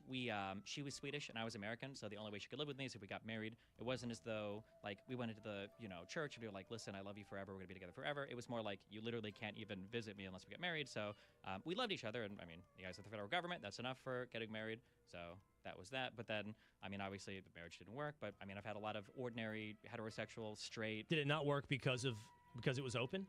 No, I think it didn't work because I don't know how much you do media stuff, but my life is insane. I have a lot of crazy stuff that goes on, and I'm working constantly. I just flew into New York City today to do your show. I'm doing 2 more, and then I fly back tonight, and then I'm back to work. And yeah, I think my life is just very incompatible with any type of ordinary human relationship, everything at all. Yeah. I mean, it's a joke. I mean, it's literally, I think, a comedian's joke. Everybody says, "Oh yeah, open marriage," but in the end, human beings are human beings, and jealousy is a constant. I understand what you're saying, but I mean, man, right now, what's one of the biggest fights going on in terms of marriage is a guy that wrote an article about how happy he was that he was traditional. He was a virgin until his marriage, until his marital night, that he waited and dated one girl and did everything correctly. And he wrote that article posted on the Fox News website, I think 11 years ago. And now Steven Crowder and his wife are embroiled in one of the most brutal back and forth battles for custody of their children and for division of assets that the entire internet is witnessing right now. And that was a marriage that was totally by the books. But nobody will attack that marriage and go, well, just because it was closed, these are the issues. So I understand that people disagree with my lifestyle choices. And you know what? That's great. And I'm glad they do. And they can even voice it because it's America. But it's also America, so we could live our lives and do different things. And yeah. Mm-hmm. We touched on this. Do you, I said it, I didn't hear your response. Do you think the family is the functional, foundational element of society? yeah, I would be hard pressed to think of something that is more fundamental than that, other than the individual, I guess. But yeah, families are probably the cornerstone. It's what gives us a desire to do anything for the future, right? Is for what we pass on to our children. It's what gives us a desire to structure our neighborhoods and our societies the way they are, you know, around educating our children, keeping them safe and everything. So yeah, I would say so, yeah. And I mean, if that's the case, then, and I'm not looking to debate you personally and your choices on whatever, but like, if that's the case, then all these, you know, approaches to open marriage or whatever, don't they disrupt that fundamental foundational element that builds society? I mean, I think that it's important to understand why families are good for children, and then to make sure that if you're having a child and everything is working well, that those elements are respected. So for instance, my ex and I might have had, you know, like an adventurous life in terms of what we did together, or, you know, within our relationship or outside of our relationship. But I mean, if we would have had children, obviously the structure of that would have changed pretty significantly.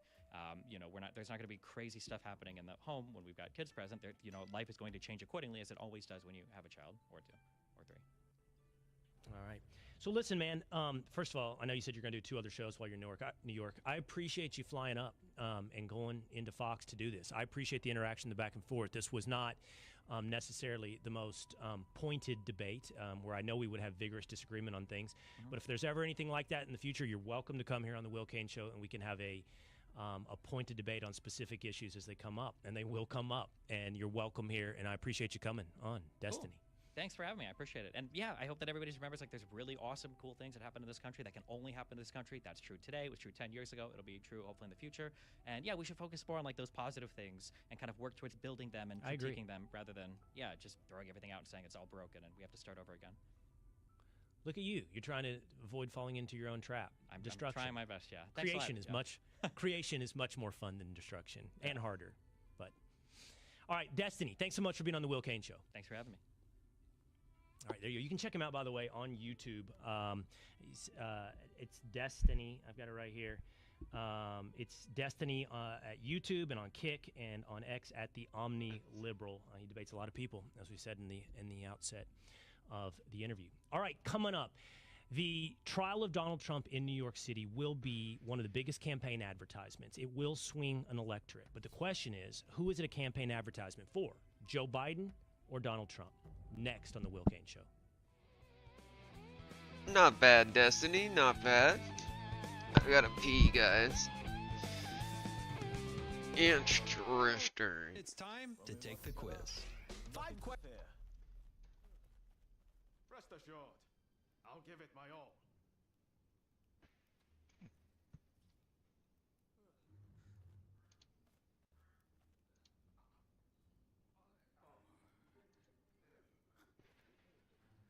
What are you waiting for? Yeah, of course. I'm sorry, I forgot to say, you need to stop drinking Coke Zero on the street. Why?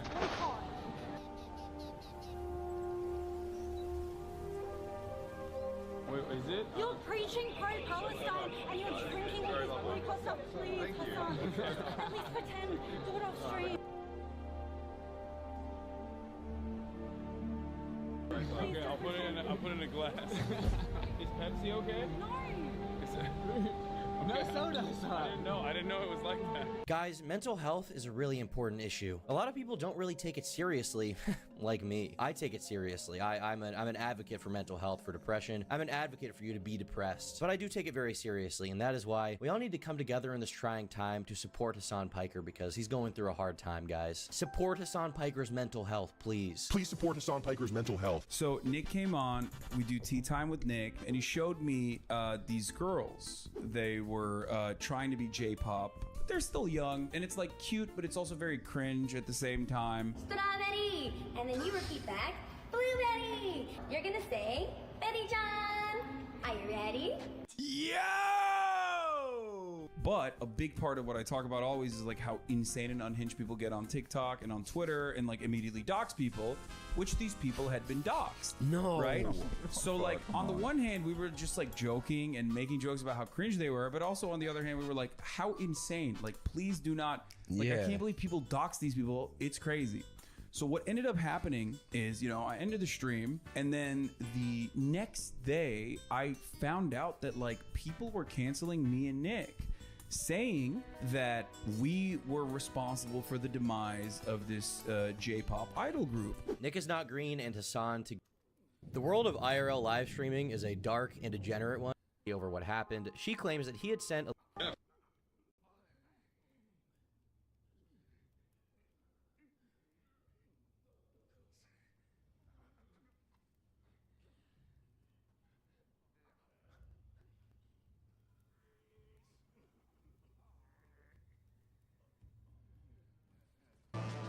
ago now, after the First World War.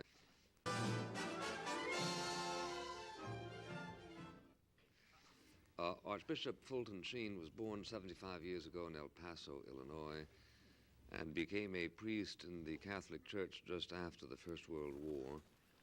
He is considered by almost everybody a great enigma.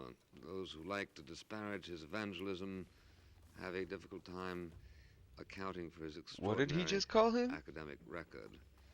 Those who claim him as a conservative are continually amazed at his positions in behalf of statist welfarism. Those who have been inspired by his anti-communist lectures, which began in the early 30s, cannot understand his current calls for withdrawing from Vietnam. Archbishop Sheen has served as head of the Worldwide Department for the Propagation of the Faith.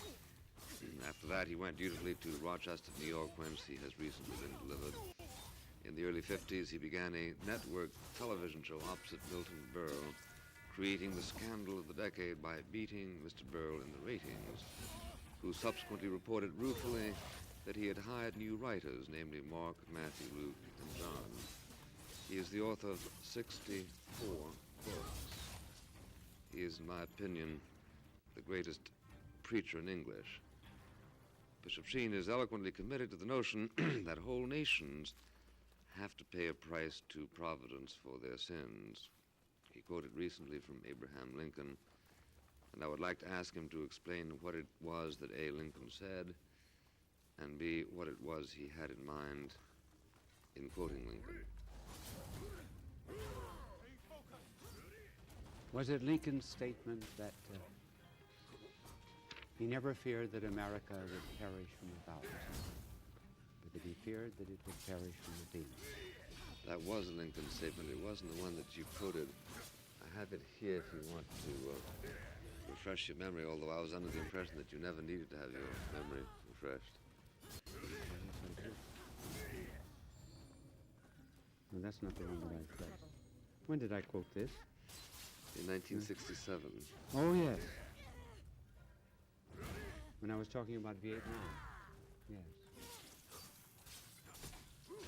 Well, what Lincoln said was that the awful calamity of civil war, which now desolates the land, may be but a punishment inflicted upon us for our presumptuous sins to the needful end of our national reformation as a whole people. Or rather, he asked that question and then answered it by saying, intoxicated with unbroken success, we have become too self-sufficient to feel the necessity of redeeming and preserving grace, too proud to pray to the God that made us. It behooves us then to humble ourselves before the offended power, to confess our national sins, and to pray for clemency and forgiveness. Now, do I understand you to be applying Lincoln's theological analysis of what it was that brought on the Civil War to the existing situation? Is the Vietnam thing to be understood as a form of national tribulation, which is in some way related to what we have earned? No, Mr. Buckley, I did not mean to imply that. I merely meant to imply that there is a moral order and that there is such a thing as retribution. Nations have very much gotten away from that. Primitive people still retain it, but I certainly did not wish to say that it applied to the Vietnam War. I had in mind, for example, something that a missionary told me some time ago about an injustice that they had committed, and that particular day they had stolen the missionaries' axe. And that particular day measles broke out in the camp. And simultaneously, someone had sent a plane above the camp of the cannibals to see what had happened to the missionary. And they said that's the evil spirit that sent us these red blotches because we stole the missionaries' axe. So these primitive peoples had a sense of retribution. I was saying that Lincoln also had a sense of retribution, but I did not mean to apply it necessarily to the Vietnam War, except every kind of war is a kind of a retribution upon a people. Can that be understood in an extra-theological context? Almost in a physical context, where every action is a contrary and equal reaction, yes.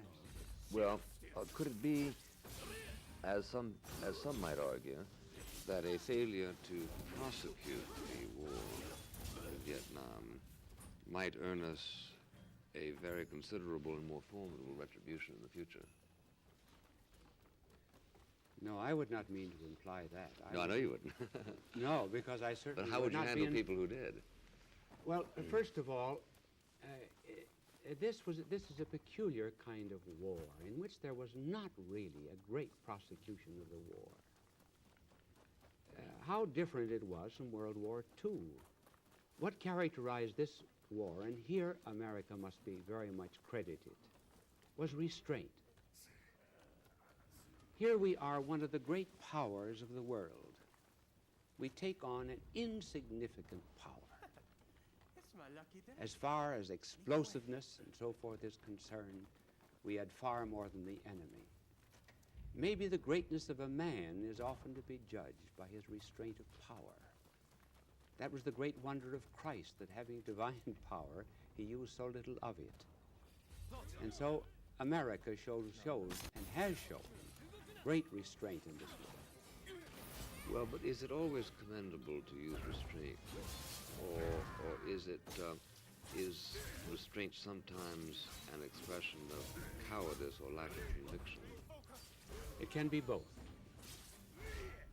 First of all, one may not show restraint in order to absorb it. Take, for example, turning the other cheek. If there are 10 men in a line, and I preach hate to them, and say, you must destroy your brother, and one man turns and strikes his neighbor, 2 strikes 3, when will it ever stop? It will stop only at a point when one man turns around and absorbs the evil. In that sense, restraint can absorb evil. From another point of view, restraint does not absorb evil. It sometimes may increase it. The crime certainly on our streets today, the turn of law by which there is compassion shown more for the mugger than for the mugged, more for the one who does the violence than for the victim. This is a kind of restraint which is not commendable and which I fear is bringing some trouble to our nation. Well, if you translate that into international terms, might it be argued that much too much international restraint is being shown towards those nations in the world which live by aggression and which preach a hatred and whose evil deeds might have been aborted, or whose careers might have been aborted a generation ago by the use of strategic power? You probably mean Russia, huh? Yeah.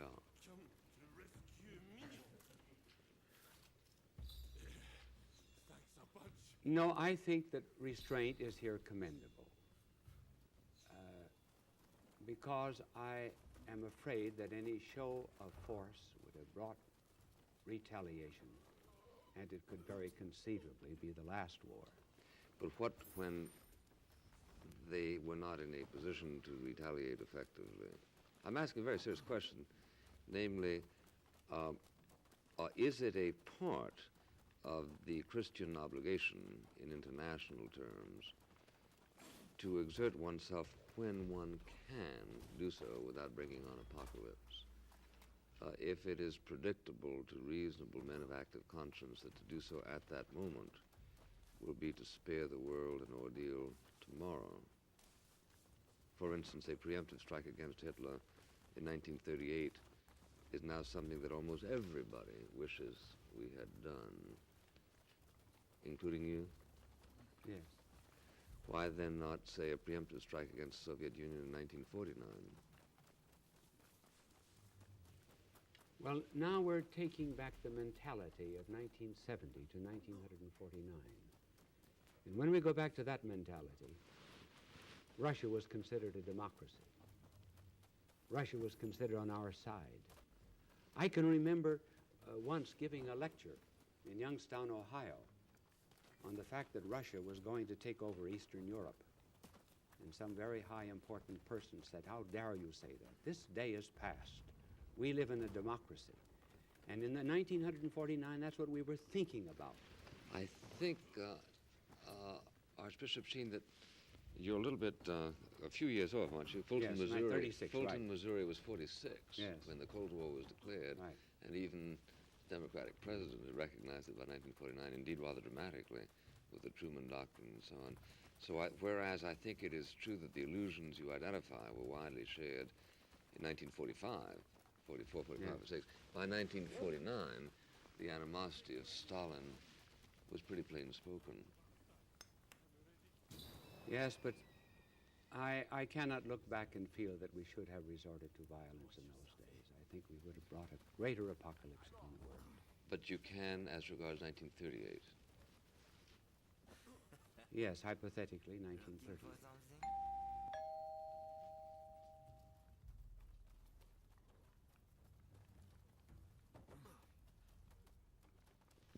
Bishop Sheen, you've, in your indictments of the American role in Vietnam, you have used the figure that it, in fact, is costing us something in the neighborhood of $1 million per death.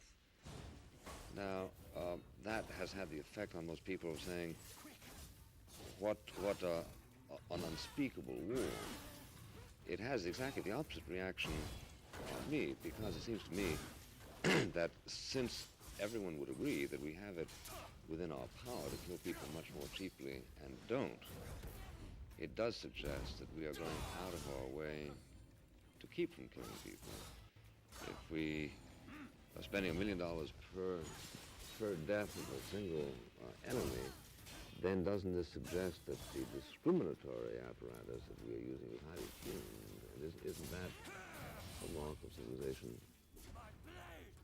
First of all, what I said that it was costing $1 million a day. If there were 24 men, $1 million an hour. If there were 24 men killed in a day, then it would be $1 million a day. That was the statistic. Which is not far off. Which is not far off. Yes. Actually, it's probably well, it's in the neighborhood of 250, Yes. 300 people a week. Now, how are you going to turn that? Well, what I'm saying is, if we wanted to kill more people, we could do so much more cheaply by Dresden-type bombing. Our reluctance to do so, our failure to do so, it seems to me in terms of moral arithmetic, is praiseworthy. And under the circumstances, I have never understood the use of the high ratio of dollars per death as an argument pointing to the immorality of the war, but to the contrary. Yes. It was not so much to point just to the immorality of this war, but rather to the immorality of war itself. What I was doing was to go back to figures that had been gathered by some historian about how much it cost to kill a man in different wars. For example, it is estimated that it cost Julius Caesar 75 cents a man. In World War I, it cost something like 20,000. In World War II, it cost 200,000. Then I adduced the figure that it cost $1 million an hour in Vietnam.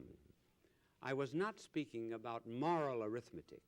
I was just speaking about the terrific economic burden that is thrust upon mankind in virtue of fighting.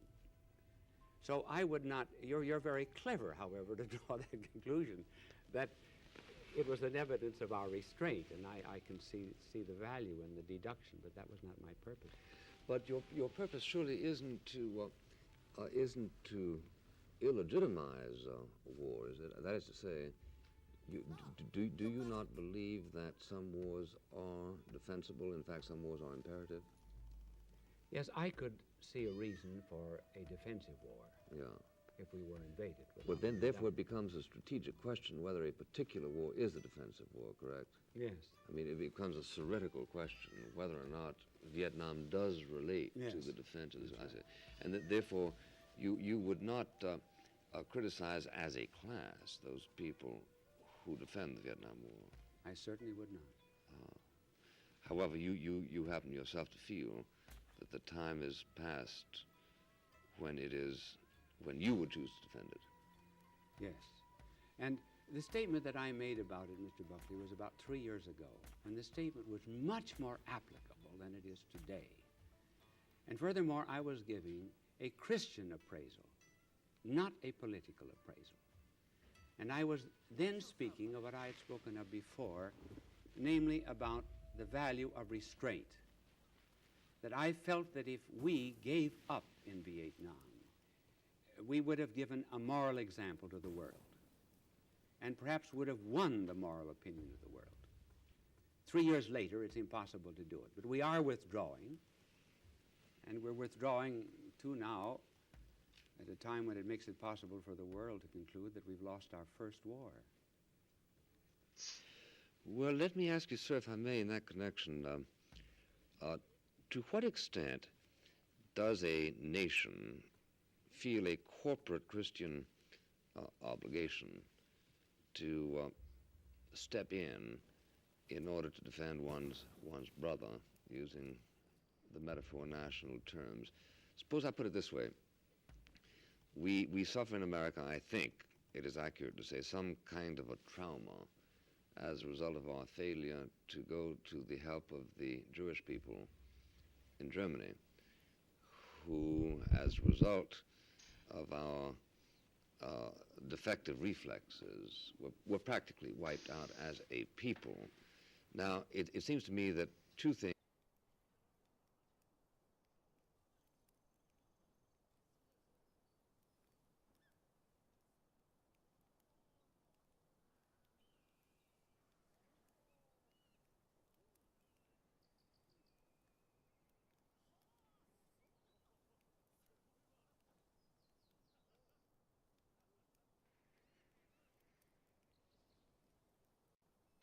Hello, everybody. Welcome to the newest episode of the Some Ordinary Podcast. We have today me and my co-host, Mudahar. Unfortunately, Oompaville could not make it again this week, but we do have Call Me Chris and her +1. Yeah. True. Hello. Thank you for having me. How's it going, man? What are you guys doing? How's it going? How's you guys been? How have we been? Yeah, how have you guys been? Dude, dying. You get COVID or something?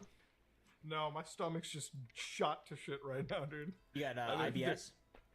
No, not that. I think I have like E. coli or something. Oh. Dude. That's still good. Bad. How do you know? Well, you think you got diarrhea? What you got? What are your symptoms? I don't even, dude. I just know that I wake up, my alarm clock is me having to run to the bathroom. That's my alarm. What is the consistency of that shit? Yeah. Pretty bad, dude. Like I wake. I'm not gonna lie. Like this morning at 6 a.m. I was up since like I want to say 5. Like I try to. Man, maybe I'm gonna get some rest this morning. So I go back to bed. 30 minutes later, I'm like, nope. I'm gonna go to the bathroom. Shotgun blast. Dude, I'm in there. I'm feeling like a fucking special forces operator in the middle of Fallujah during Dev group. Yeah, just blasting into a doorway. Dude, I'm like literally just inside, like I'm inside the most like downtown Fallujah in the middle of the fight. I'm like, all right, better. I was punching the walls, dude. I was like, oh no, you're like Sam Fisher trying to climb up a wall. Yeah, dude, I was split jumping up there. That was me for a little bit, but I mean I can't complain. I mean Nux is in scarier situations. I'm just complaining I'm about about to collab with Johnny stomach. Somali. It's gonna be great. Dude, I was gonna ask you about that, bro. I was gonna ask you about that. I love Johnny Smalley. He's my favorite content creator. Dude, you know what? We should start it off with it. Chris, how much do you know about Johnny Somali? Only a little bit. We just talked about him briefly yesterday, and I just know that. I love how that's a fireside chat for you guys. Yeah. I made a video. I filmed a video yesterday about Jonathan Somaloid. Yeah. Wait, did you touch upon the recent Tel Aviv stuff? Oh yeah. Okay, all right. Yeah, well, I had the video today. I'm like, I didn't know how it happened. Like, I'm like, everyone, like, I thought it literally just occurred because I like woke up to seeing it. I'm like, there's just no way. Like that guy. So Johnny Smalley, for anybody that still doesn't know anything about it, my favorite platform is Kick.com. Just because, dude, I love the content creation on there. Dude, I think the top tier. Dude, I mean, like, you know, you never, like, it used to be back in the day, people would commit crimes on the internet and, like, at least try to hide their face. Bro, not anymore, dude. Everyone on the internet just, like, up there, getting all the subs, donations. It's an entire industry of just people committing full-on felonies. They love crime on Kick. Yeah, Seems I feel like like Caleb, It's so I feel like hilarious Caleb, you can because best explain it. view botting on Kick is so like prolific. When you talk to Kick staff, they say to you, "Hey, congratulations on getting this amount of viewers," and you didn't even view bot. And it's like part of the conversation. I will say, I do like Kick. I think that like they have a level of self-awareness that's really, it's like impressive how little they kind of care and how much they're kind of going down the path that they're going down, because they have like the least. They have a lot of smaller creators that are not controversial at all, but the least controversial large creator that they have is XQC. Yeah. Right? I feel That's like. hilarious. I mean, it's like him. Aiden's very controversial. XQC is like their guy. He's their Pokemon. So having that, you know, it makes sense that they have people like Johnny Somali and I always forget their names except for Johnny Salami. All the other guys I forget though, but Johnny Somali. They got Jack Doherty. Yeah. all those guys. Oh my god. Oh. Dude, Free but I mean, content. like, you know, when it comes to like, I love how, like, dude, okay, I just want to say for the record, no matter what beef I ever had with XQC, you are a far cry from old Johnny Somali. Oh yeah. XQC is like someone who I would say is like pure. Like I never want to see him deplatformed. I think he's an entertaining guy who makes content that I find entertaining at some points, and it's cool seeing him interact with people. And like the shit that he does is just like it's funny to make fun of him, right? He's like a heel. Yeah. Chris, Johnny Smalley. have you seen Chris? Have you seen the cheetah video? No. You've never seen the cheetah video? No. Oh my god. So Caleb- XQC, I was like, okay, all right. part-time investigator for Well, National if you ever get Geographic. if you ever get the free time, just watch a compilation of XQC. Watch the National Geographic. My god, one thing that I love about like XQC and like Aiden and everyone is like you never need to be educated. Like I love that thing. I always hate the conspiracy theory that you need to go to college, you need to go to school, you need to do something. You don't. It's You just such need to be bullshit. French Canadian. Exactly. It's a life hack. You just need, bro. You just need to be on the internet. Like so to give you context, he was watching the National Geographic and a cheetah showed up. Right. yeah. Now, all of us in this room could probably be like, "That's a fucking cheetah." That's a right? cheetah. Like, he looks at it with full brain power, like all the gear. You could see the gears turning in his head. Yeah. Says the word cheetah. Like his brain associates that. with Cheeto. Okay, dude, this is my favorite video on the. It's a 1 minute and a half long video. I put it in chat. It's just 90 seconds of XQC incorrectly identifying animals. It's yeah. Oh, I dude, love it so much. Dude, and that's always been my favorite side of it. And you know, like part of dog. Is that a dog? Well, He's looking at like well, it. part of it It's is like like an alpaca and a donkey. Is that a dog? Is that the dog? dude, he's just, that's why I just love him. So he's like unapologetically like the most. He's like the perfect not stupid. He's a perfect depiction of French Canada. Is the thing. Yeah, naive and sheltered. French. Today's episode of the podcast is sponsored by Aura. Are you worried about your information floating around on the internet? No? You probably should be, because a lot of your personal information is just out there ripe for the taking. And there's people like data brokers out there that make a lot of money selling your information to scammers, spammers, and anyone who might want to target you. And that's why we use Aura here, our sponsor for today's video, because they're the ones out there navigating through the minefield of opt-out requests to make sure your information stays away from these data brokers' hands. They also do other things like protecting your social media accounts, bank accounts, and other sensitive information that may exist. So if you value your privacy, make sure you go to Aura. They'll file out your opt-out request, and they provide you a whole bunch of other secure applications as well, all within one package, one very easily affordable package. Even speaking about applications, you don't even have to download different ones. A lot of their stuff is in one central app anyways. So if all of this interests you, if you value your privacy, head on over to aura.com/someordinarypodcasts and start your 2-week free trial today. Let's get back to the podcast. Well, Chris, you're Canadian. You're from which side? I'm from BC. You guys are all so- Canadian, Yes, aren't you? yes. We have you outnumbered. It's 3v1. I love we're that. Yeah. literally the minority here. Yeah, I'm from British Columbia. Where are you guys? Quebec or Ontario? Quebec. I'm try from try being number one for once. Losers. If it's so great, then why do none of you live there? Honestly, like at this moment in time, one thing about like fucking just one thing about Canada, and this is one of the things I stand for. It. We have some of the funniest people that come from this side of the Like world. XQC. Okay, we've got Mm-hmm. we've got XQC. All right, and listen, for all the shit we give him, okay, I am proud the #1 streamer in the world is still a fucking Canadian. It's wild as French Canadian. I love you know Canada. what? I'm just kidding. And in contrast, Americans, all right, you guys were the ones that blessed the world with Johnny Somali. Okay, He's your representative. If you read the chat, it's actually an Ethiopian problem. That's what the anti-Semitic kick chatters, they like to say that he's not even. I think he is American Ethiopian, but there's like a somehow. I haven't gone down this rabbit hole that far, but they equate being Ethiopian with being Jewish, and that is like a thing apparently. That's what they do over there? Oh, dude, I mean, I can't. On Kick Chat. I mean, there are a lot Not of in real life. Ethiopian I don't Jews participate in Israel. any live stream chat. I don't participate in any fucking comments. I was looking Yeah, up me total, neither. I was looking up like total eclipse conspiracies and shit, and like I love TikTok comments. They're my fucking favorite set of comments because you will find some real brain damage in those fucking comments. I had dudes, so they were talking about like CERN, the fucking particle accelerator and shit. And like the amount of people in the comment sections, like unironically talking about they're going to open a portal to the devil. I was like, whoo. Mm-hmm. Have you heard about the Weasel timeline? No. You never heard about the? Oh, I don't know what the date is. Sorry. It's fine. We'll explain it to you. That's It's the sorry, education. Jerry. No. I'm sorry, We're pseudoscientists. We'll give you the. Apparently, at some point, a weasel jumped into the Large Hadron Collider in CERN, and it caused a tangent in our timeline, our reality, and that's basically it coincides with Trump being elected. Oh, I have heard of this. Yes. I have heard of it, and I think it was a TikTok that.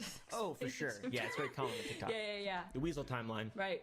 I mean, hey, listen. There's some conspiracies that I just fucking love to believe. My favorite conspiracy is like the dudes living at Hollow Earth, center of the Earth. What's your favorite conspiracy? Garth is the best. Oh, Garth is great. I don't know. You gotta have a I don't perfect know. conspiracy.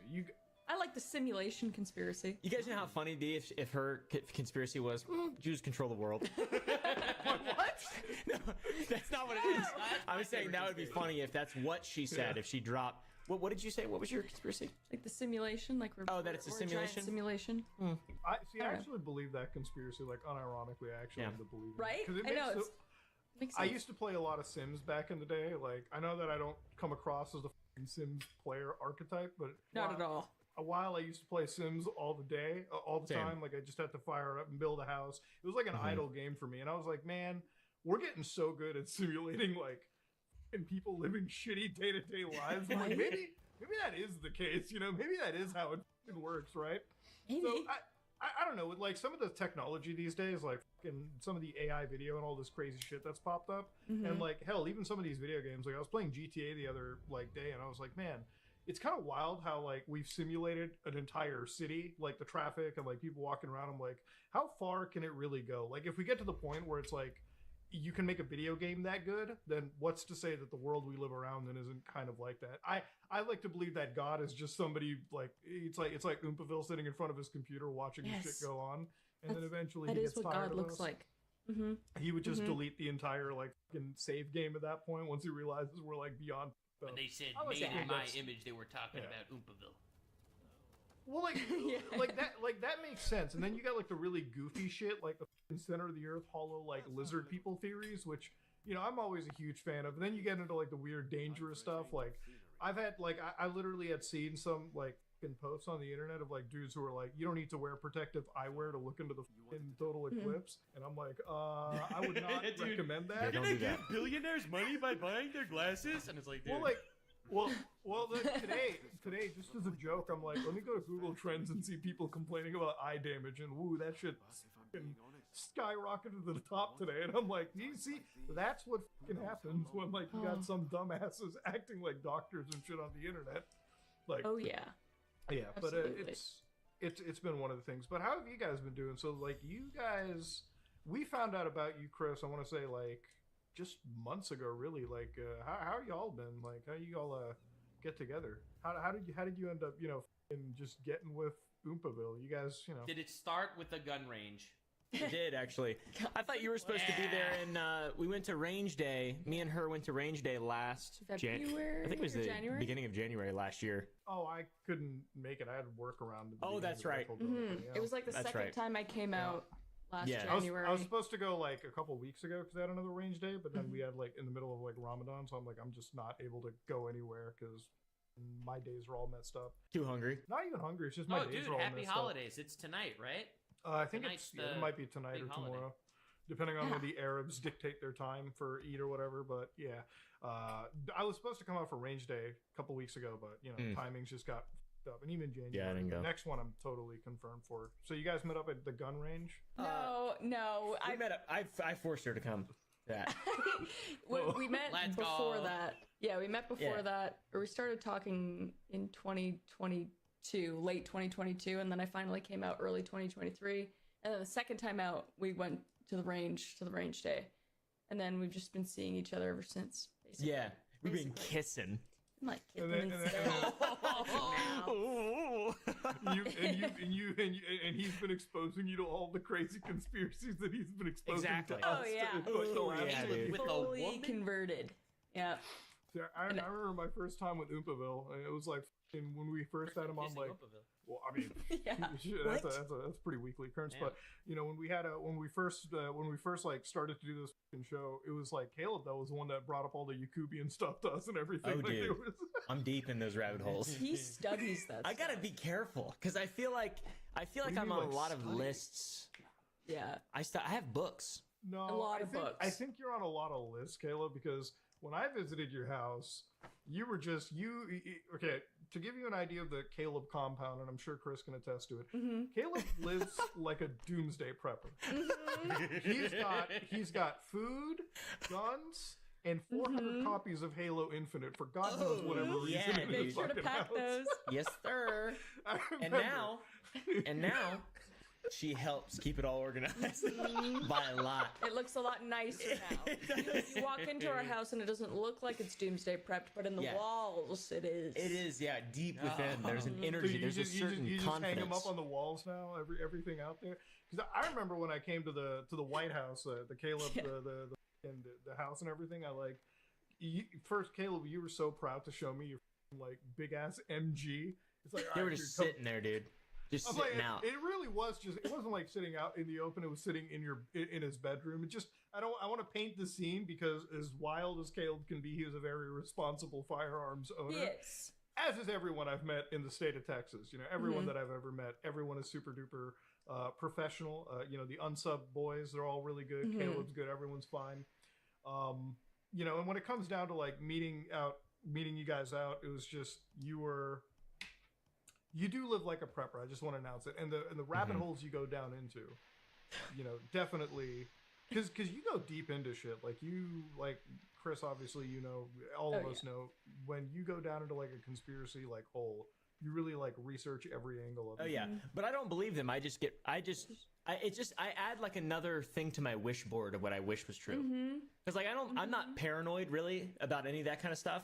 I love guns and I love shooting like that. That's just because I grew up doing it and it's like a hobby. It's a fixation of just like the mechanical aspects of them and like cleaning them and taking them apart. Super autistic. I don't think I'll ever have to actually use them. And it just happens to be doomsday. Everything I like is just doomsday adjacent. Yeah. What's your favorite doomsday thing? It's a coincidence. I would say my favorite, and I hold the idea of it very high in my head. I have yet to practice it. Aquaponics, growing shrimp. Yeah, we're gonna do that. Growing fish, having a shrimp farm. You're gonna grow food. You're gonna grow food in your basement. No, in the land. In the yard. Okay. Yeah. I moved. He called his yard his land. Yeah, it's 100 acres. Yeah. So you're gonna build big yard. You're gonna build a big yard. You're gonna build a compound. You're gonna build a survival. Yeah, compound we have a is what compound it is. basically. It's a compound. There's 2 houses on it. 2 houses. I feel like that constitutes Yo, as a that's compound. awesome. So now we need to build a big wall. Need to keep everybody out. Little dome. Build a dome. Need to get a dam. So eat up. Faraday cage around the whole thing. Bulletproof. Concrete bunker, 50 feet down, 20 feet thick. Exactly. I ain't gonna lie, you got me into the sea can stuff. I'm putting a sea can in my backyard, to be honest. Like I'm actually cool. like, because I don't have 100 acres here. Right. Toronto Canadian real estate prices. Yeah, are you'd be a like, billion.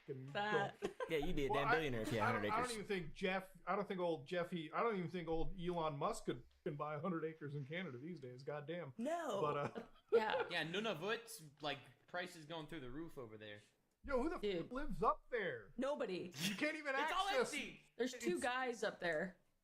Dude, ever since as a kid, I always thought that, man, there's maybe like 200 people live there, and then like when I was in my teenage years, I'm like, it's probably just like army shit.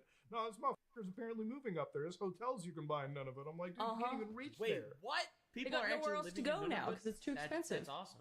Yeah. Well, dude, Damn. okay, here's the Canadian thing. In the United States, you can live anywhere, okay? You can live in the swamps of Florida. You could live in the deserts of Texas.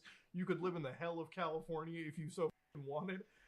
You got options. In Canada, you don't, all right? Like, every Canadian you talk to, it's like, there's like 4 cities, you know? This is the thing that I'm so jealous about Americans. I'm like, dude, every time I go to the States, I go to like different cities like Dallas, Los Angeles, like fuck San Diego, all these places. And I'm like, dude, you guys have like 50 fucking cities to play around with, you know? Yeah. Like, it's just life everywhere. In Canada, I'm like, you've got, I don't know, Toronto, you've got Vancouver, you've got Montreal, Yeah. Calgary. Wasteland in the middle. Yeah. Literally, it's like we have a fucking no man's land in the middle of the country. Yeah. Dude, there could be like, I'm not even, there could be like 60 active serial killers in the fucking prairie region. We There have absolutely no is. idea. We have no idea. Yeah. And up north. Dude, Bigfoot could be walking around in Saskatchewan. We'd have no fucking clue because nobody flies. The military doesn't even fucking check that zone. We don't give a shit. So that's Canada for us in a fucking nutshell. But it's because of like, I think a year ago, like a year and a half, it's because of you, Caleb, I was like putting in like a sea can in the backyard because I'm like, you know, if shit really does hit the fan, I need a place to fucking bunker down for a little bit. Yeah. But Not a no, bad if you're- idea. But like with Chris, like I found out about you before Caleb through my through Jen's like niece because they watch you on TikTok. Oh yeah. And then now it's like cool because anytime you're on this kind of stuff, it's like, man, she's slowly just being converted into our like degenerate side of the internet world. You know, It is funny. Yeah, it is funny. truly. We are degenerates. Yeah, Well, maybe I just am in disguise. True. I mean, like, you know, I think we're like reasonably like intelligent degenerates. Like one of the things I've always said is like anytime we're on like this show, we've had so many people like on this like podcast who like just live the most lazy, like I want to say neat lifestyle where it's like they just don't like if it wasn't for YouTube or Twitch, bro, life would be a lot different. You know, this is the only thing that the got them carried. Asmongold lifestyle. When are we getting him on, by the way? When Asmongold is free, the dude streams like 36 hours a fucking day. All right? And somehow more than the allotted time that the government You know gives. that? He's a streamer. Okay. And he looks like he looks like a farm animal. Anemic, moist, critical. He acts like one as well. Is he gonna come on after you said that about him? I mean, I think he knows that. He knows that. Oh, no. Okay, one thing you got to know It's about like one of the memes of his Asmongold, community. One of the thing is he's unashamed about that. Okay. Like, okay. We're gonna run an experiment on you. Okay. We're all, I assume all 3 of us, like we're good with the Asmongold lore, right? Like we know some of his shit. Oh, I'm well aware. Yeah. So Finger Chris, two, yeah. We're gonna mention some things, all of us, off the top of our heads, and you're gonna tell us true or false. Are we embellishing, or is this actually a fact of him? Okay. All right. Asmongold used to have a dead rat that was his alarm clock because of the smell that would arise once the sun hits the rat, like an old Egyptian sundial almost. That is so absurd that I have to say it's true because I don't know how the you could come up with that. Yeah, that is the fucking 500 right there. That is absolutely 100% true. I'll go next. True or false? Asmongold once was live streaming when this is way more tame. When a living animal, you stole my thing. A living animal crawled across his body. What kind of animal? Why do you call it a living animal? An animal that a cockroach. That's growing in its ecosystem of his... Yes. Then true. For sure, true. I feel like all these things you missed the best part. The best part of that was the cockroach was crawling across him, and he just like kind of took it with his hands, and he just let it go back into the wild, into his room, deeper into his dungeon. What was insane about it? Well, it's like it just crawled across me. It was. I mean, that's not the only thing that's insane about it. The most insane part is that there are just cockroaches crawling around on him, and he's not fazed by it. And he's okay by it. No. He's okay by that. He's fine. That's normal. Oh. That's regular. Is he popular? Oh yeah, extremely. He is one of the top streamers, one of the top gaming streamers out there. I guess he's one of the top YouTubers too. Okay, honestly. In the time that we've taken to film this podcast, 22 minutes as shown on Riverside, he's already released 6 videos on YouTube. He loves yapping. He releases like hour-long videos, like 10 of them a day. What? Because they're just stream highlights. And then he just uploads them. Yeah, and he talks, and he's very convincing. He's very convincing. He's a very convincing speaker. Oh, What's his name? He's Asmongold. Yeah, Asmongold. She's about to like go down the. I need to look at his. I need to look at what he looks like. He looks like a. He looks like a World of Warcraft player. Yeah, you might feed him an apple through a fence or something. Is that him? Yeah, it's him. It looks so normal. He looks like Linus Tech Tips. He does look like. I thought it was Linus. That's funny. He like kind of looks like him. Yeah, he like look, dude. Looks if like you posted Hosier there. Holy. Yeah, he looks like. He kind of bad looking. What the? Yeah, if you no, and you know what the thing about him is like.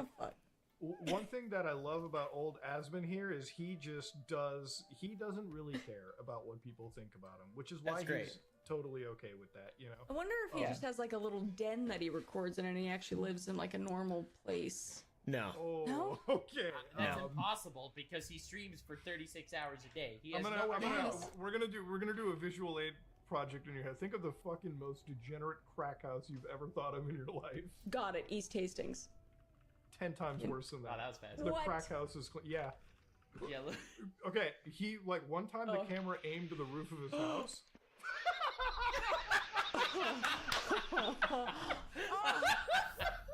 What? Oh, it's my nightmare. And the best part is, it's not that he can't afford to live out of it. Oh, he's rich as fuck. Absolutely can. That's very loaded. It is just a choice. I mean, he makes a lot of money. He doesn't have a partner, does he? He used to, but as you can imagine, the woman did not enjoy living. She's in there. She's in there, dying. She's dead. Somebody needs to check on her. She's become fertilizer. Well, the funny thing about it is like even his like cooking is just I like to think of Asmongold as like me during like first year of like college, university, right? Yeah. Like, fuck, man. I'm not on my own. Yeah. Well, I mean, okay, I will say one thing. I cleaned up in my house. When I watched, so me and Jen were like sitting watching Asmongold once, and like I think I was more disgusted by it because she's already disgusted. She cleans up the house, she cleans up everything all the time. But I'm looking at it, I'm like, as a guy, I'm like, dude, is it that hard to fire up the vacuum cleaner? Is it that hard to whip out the Swiffer jet? Like, is it difficult? So he's cooking food, right? He buys like, this is the thing, super loaded guy. Instead of buying healthy food, right? Because he can very much afford it, right? Yeah. To do that, he makes himself steak and potatoes. Not the average steak and potatoes. He finds like the most lowest grade slop prison steak you could find. Throws that shit on a grill for maybe like a minute on each side. I don't even know if the parasites are gone yet. He takes a fucking potato and to save himself time, pokes forks in it and like just microwaves it. He's like, it's fucking good. He is hands down my favorite. He deserves a bit of razzing. Wow. He deserves a bit of razzing. Yeah. Okay. Now I understand. Well, what I would about? say. Okay, so my factoid, since Oompa stole mine. Oh yes. Would you believe if he has never eaten fruit until a year ago, when he was Okay, I forced did to not eat believe fruit that. for content? Where is he from? That's Is a that lie. true? No. He's from Texas. I That's sent that's you a the link in true. the chat. That's a true That's factoid. what they say. That's the lore. That's a true Okay. That's the factoid. lore. I'm not gonna say he probably ate a banana at some point, but Dude, come on, you have to Or a at least berry. have fucking Posted eaten in an the apple chat. or exactly Or a like fucking strawberry. berry. Yeah, he's got to look at the video. He has an hour-long video. Asmongold tries fruit for the first time with like a whole tier list and everyone, and he's like, I've never tasted it. Dude, I literally love that. He's like the ultimate like Twitch gamer. It's like when anybody, because I show Asmongold to like my mom sometimes, and my mom is like, because she'll come over and like she'll roast my house every once in a while. It's like, oh, something's out of place. I'm like, you want to see shit out of place? Fire! I'm like, Jamie, roll the clip in my house. I'm like, roll the fucking on the TV. I showed her Asmongold. She's like, I am never gonna roast anything misplaced around your house at all. And You can't even compare anything to that. That's just it's a dumpster, man. My mom comes into my house and like she like roasts me. She's like, "Oh, your car keys are thrown somewhere else. I seen somebody stop giving a shit." I'm like, "Oh, get off my fucking ass!" That's Okay? fair. That's fair. That's a lot. Asmongold over here can't even find his car keys. I mean, Asmongold probably. I mean, to be fair, like he's streaming like 18 hours a day, and that's part of the thing that comes with streaming like 20 hours a day, I guess. Because one of the grossest things that I've ever seen walking into like a streamer's house, and I'm not here to like name names or shame because this is a common story amongst everyone. What you see at the computer and what you see like to the left, like what's out of frame, is the most repulsive shit that I've ever seen. Like just soda cans, food, the smell that comes out of some dudes' houses. I'm like, dude, you cannot. It's like the people that we have as our peers sometimes, it's like you either find the most responsible individuals or you find just some of the most, there's never an in-between, you know? Yeah, It's not like that's any fair. other career path you can go down where there's like a barometer or something, you know?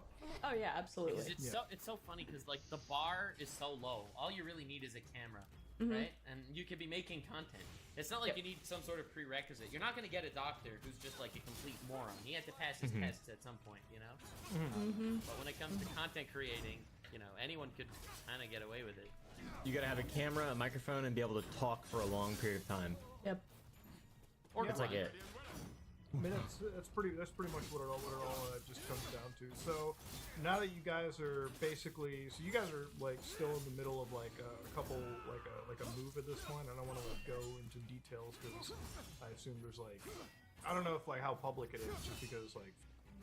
Yeah, no, it's. I mean, yeah, it's we're sort of. There's a lot of moving parts. Yeah, but like, how's everything like been aside from the move, like Sour Boys and everything? I saw that you made a video about getting struck or something about your P Diddler video or whatever the.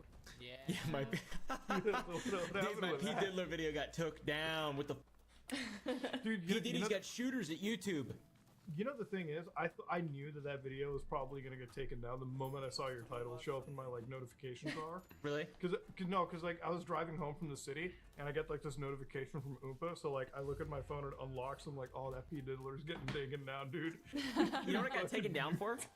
What did it get taken down for? Yeah, I think you showed their showed official blurred photos. Yeah, so I showed an image in a lawsuit, the lawsuit of Lil Rod or Lil John, I forget the guy's name, but he's calling out P Diddy big time, and he says that there's an image of a sex tape of some guy in the lawsuit and some other f***ing guy, these famous people, he's coercing them to have sexual relations. It's not.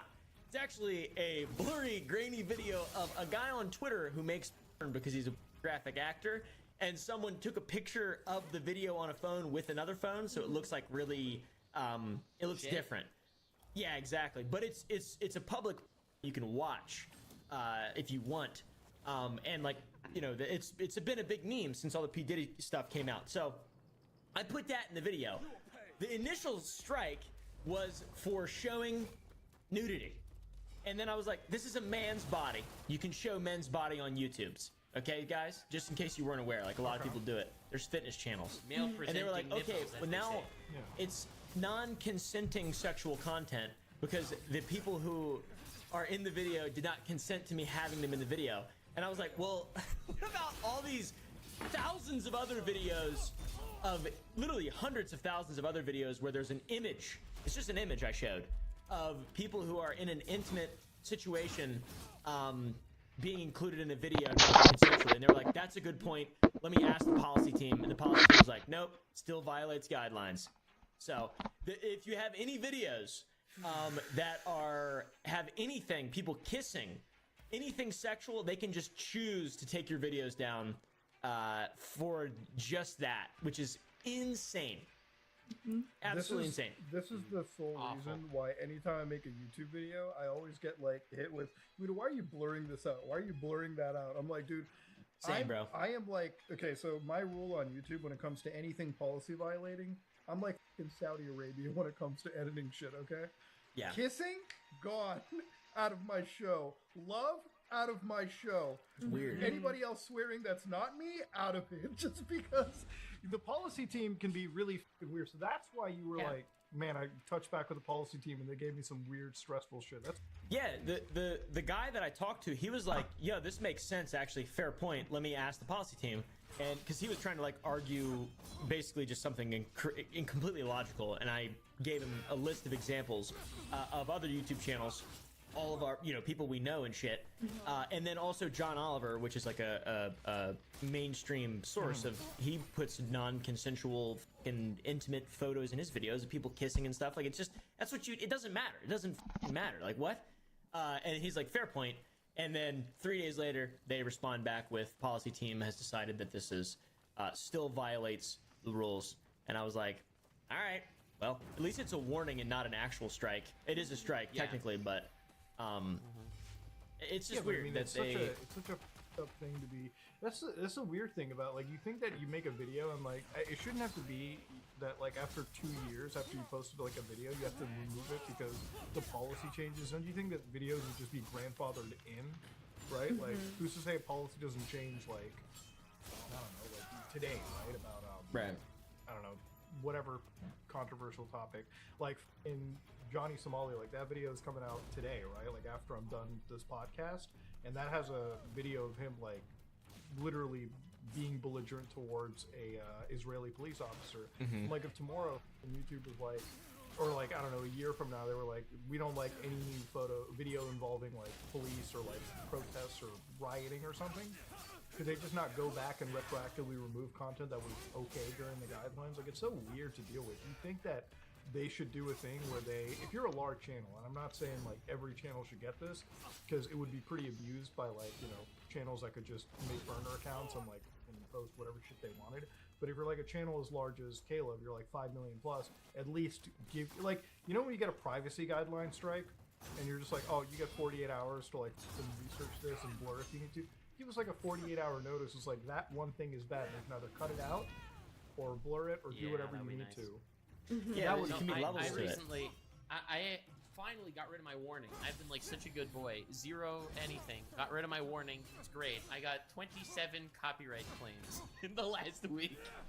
So someone apparently bought Adventure Time's rights, and I've been like reviewing every episode of Adventure Time, and they just blasted me with 27 claims on 27 different videos. They've done this to a bunch of channels also, like Sarcastic Chorus is another, like, he's a cartoon reviewer channel. Like, he had a bunch of old Adventure Time videos, all blasted by copyright. And it's like, if I fight it and I lose, they become strikes, and then I have to go to court. And if they become strikes, I lose my channel, because 27 copyright strikes, you're goner. Yeah. Right? So, like, what do? I just fork over all the revenue Suck from it up. 27 videos? Yeah, Make other content. You take it, dude. You take it like a little bitch, I guess. It's awful, though. Put some non-consensual sexual content in your videos. Like, man. I'll just put some Also, Pete Diddy kissing people in every video. Important note as well, it was confirmed by the unlisted review team of YouTube to be suitable for YouTube before I posted it. Yeah. Well, speaking on the actual, like, instead of like just the policy stuff, I actually did want to talk about like the P. Diddy stuff, because I had no real idea about what was going on other than like, because I didn't even watch like anybody's video, because I saw your notification. I was gonna watch it later, but by the time I wanted to, I was like, oh, this video's been removed. That's interesting. I was gonna watch it. Well, like everyone that's been talking about it, it's like maybe it's like TikTok's in my mind a little bit, but I just need like a 30-minute video, not like a 2-hour-long dissertation of what the happened with P Diddy. So it's like, what's been going on with him? Like they just have him rated now for being the Epstein of rap now. That's the rumor. The rumor is that he's the Epstein of rap. That's like the big sort of thing. And there's the primary lawsuit by this guy Lil Rod or something. I forget what the guys. I'm so bad with names. I immediately forget shit. And he's still free. The day that I posted my video, he fled out of the country allegedly. But now he's in Miami and stuff, and there's a ton of subpoenas, and a lot of the people that worked with him are getting subpoenaed.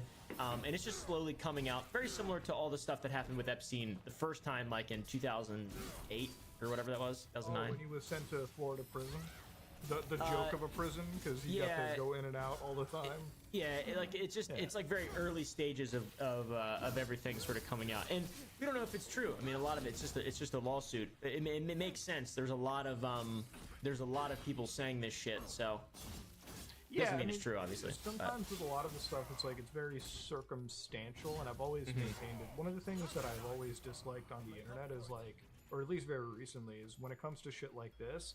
A lot of channels, big ones, a lot of podcasts are very big ones, making like matter-of-fact statements on a case really that weird. hasn't been decided. You know. Yeah. And one of the reasons I hate doing that is not because of the legal implication, right? Like getting sued. Like I've made 2 videos in the last 3 month period, in the last 3 months, that or 4 months at this point, that could have that put me in like a $500,000 like defamation trial. Like that's how much money that I would probably have to spend, to, like just keep in limbo. Well, at least people that threatened you. Yeah, like, and you know, lawsuit threats are not new. Like, if I get threatened with a lawsuit, the type of videos and like the amount of vetting that I'm doing for them, and I'm sure Caleb does the same whenever you make videos as well too. It's like the amount of vetting, the amount of like carefulness that you have with what you say, ultimately makes us that like if somebody threatens me with a lawsuit, I'm like, get the fuck out of here. You're not going to do anything, and if you do, I'm very like confident that I can win out of it. But even with like Andrew Tate stuff and a little bit of a divergence, but even with him, I know that all of us have been critical of some of this stuff, but none of us on this entire channel have ever said that he's guilty of a crime, because you can't be guilty of a crime if you haven't been properly, convicted of it, right? But there's channels that will go out and say some of the wildest shit. Same with like P Diddy, same with like any of these people, just because they read like a lawsuit and they think it's leading to like actual evidence. When in reality, it's like, you never know the facts of the case until after, a decision has been laid out. And that takes, years to come down.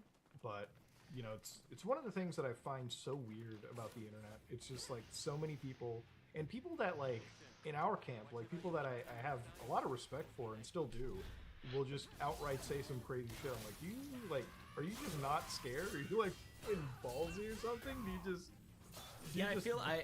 I feel like I always look back at my stuff and I'm like, I gotta make sure that I said this correctly or said this in the right way, because it's so, everything is really truly just mostly what we're not we are not at as much risk anyways, just because we're reporting on news that's been broken already.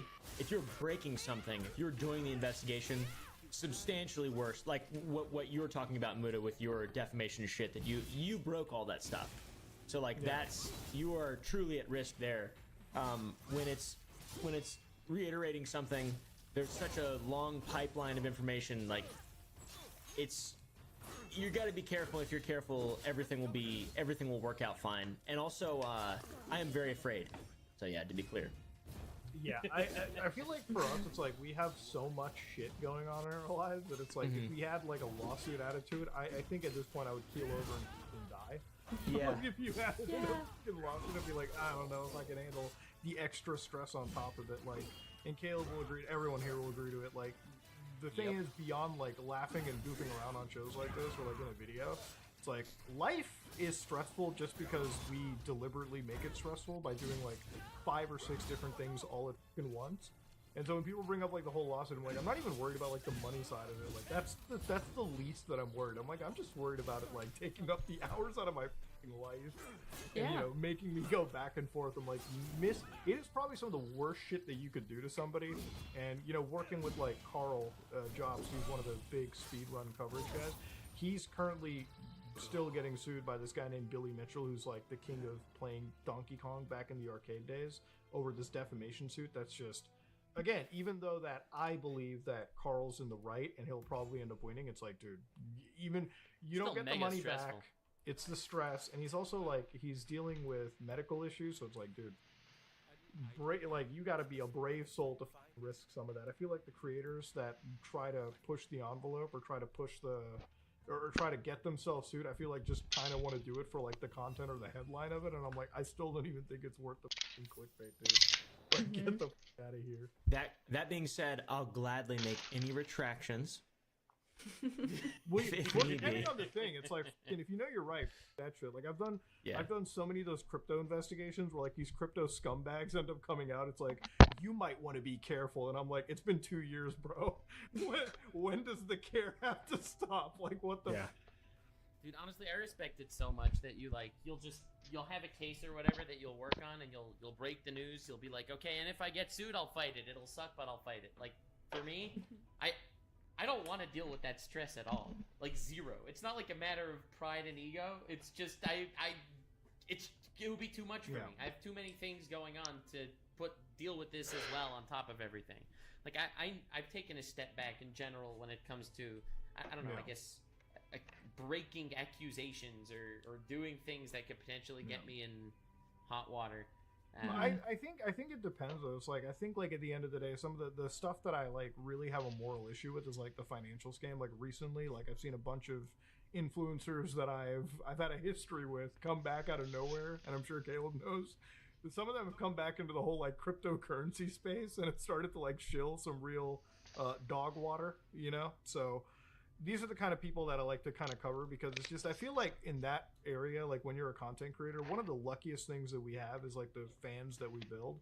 Like one of the hardest things in content creation is building the fan base. Like that is by far the only hard work, right? Like I would say that is the biggest area of luck.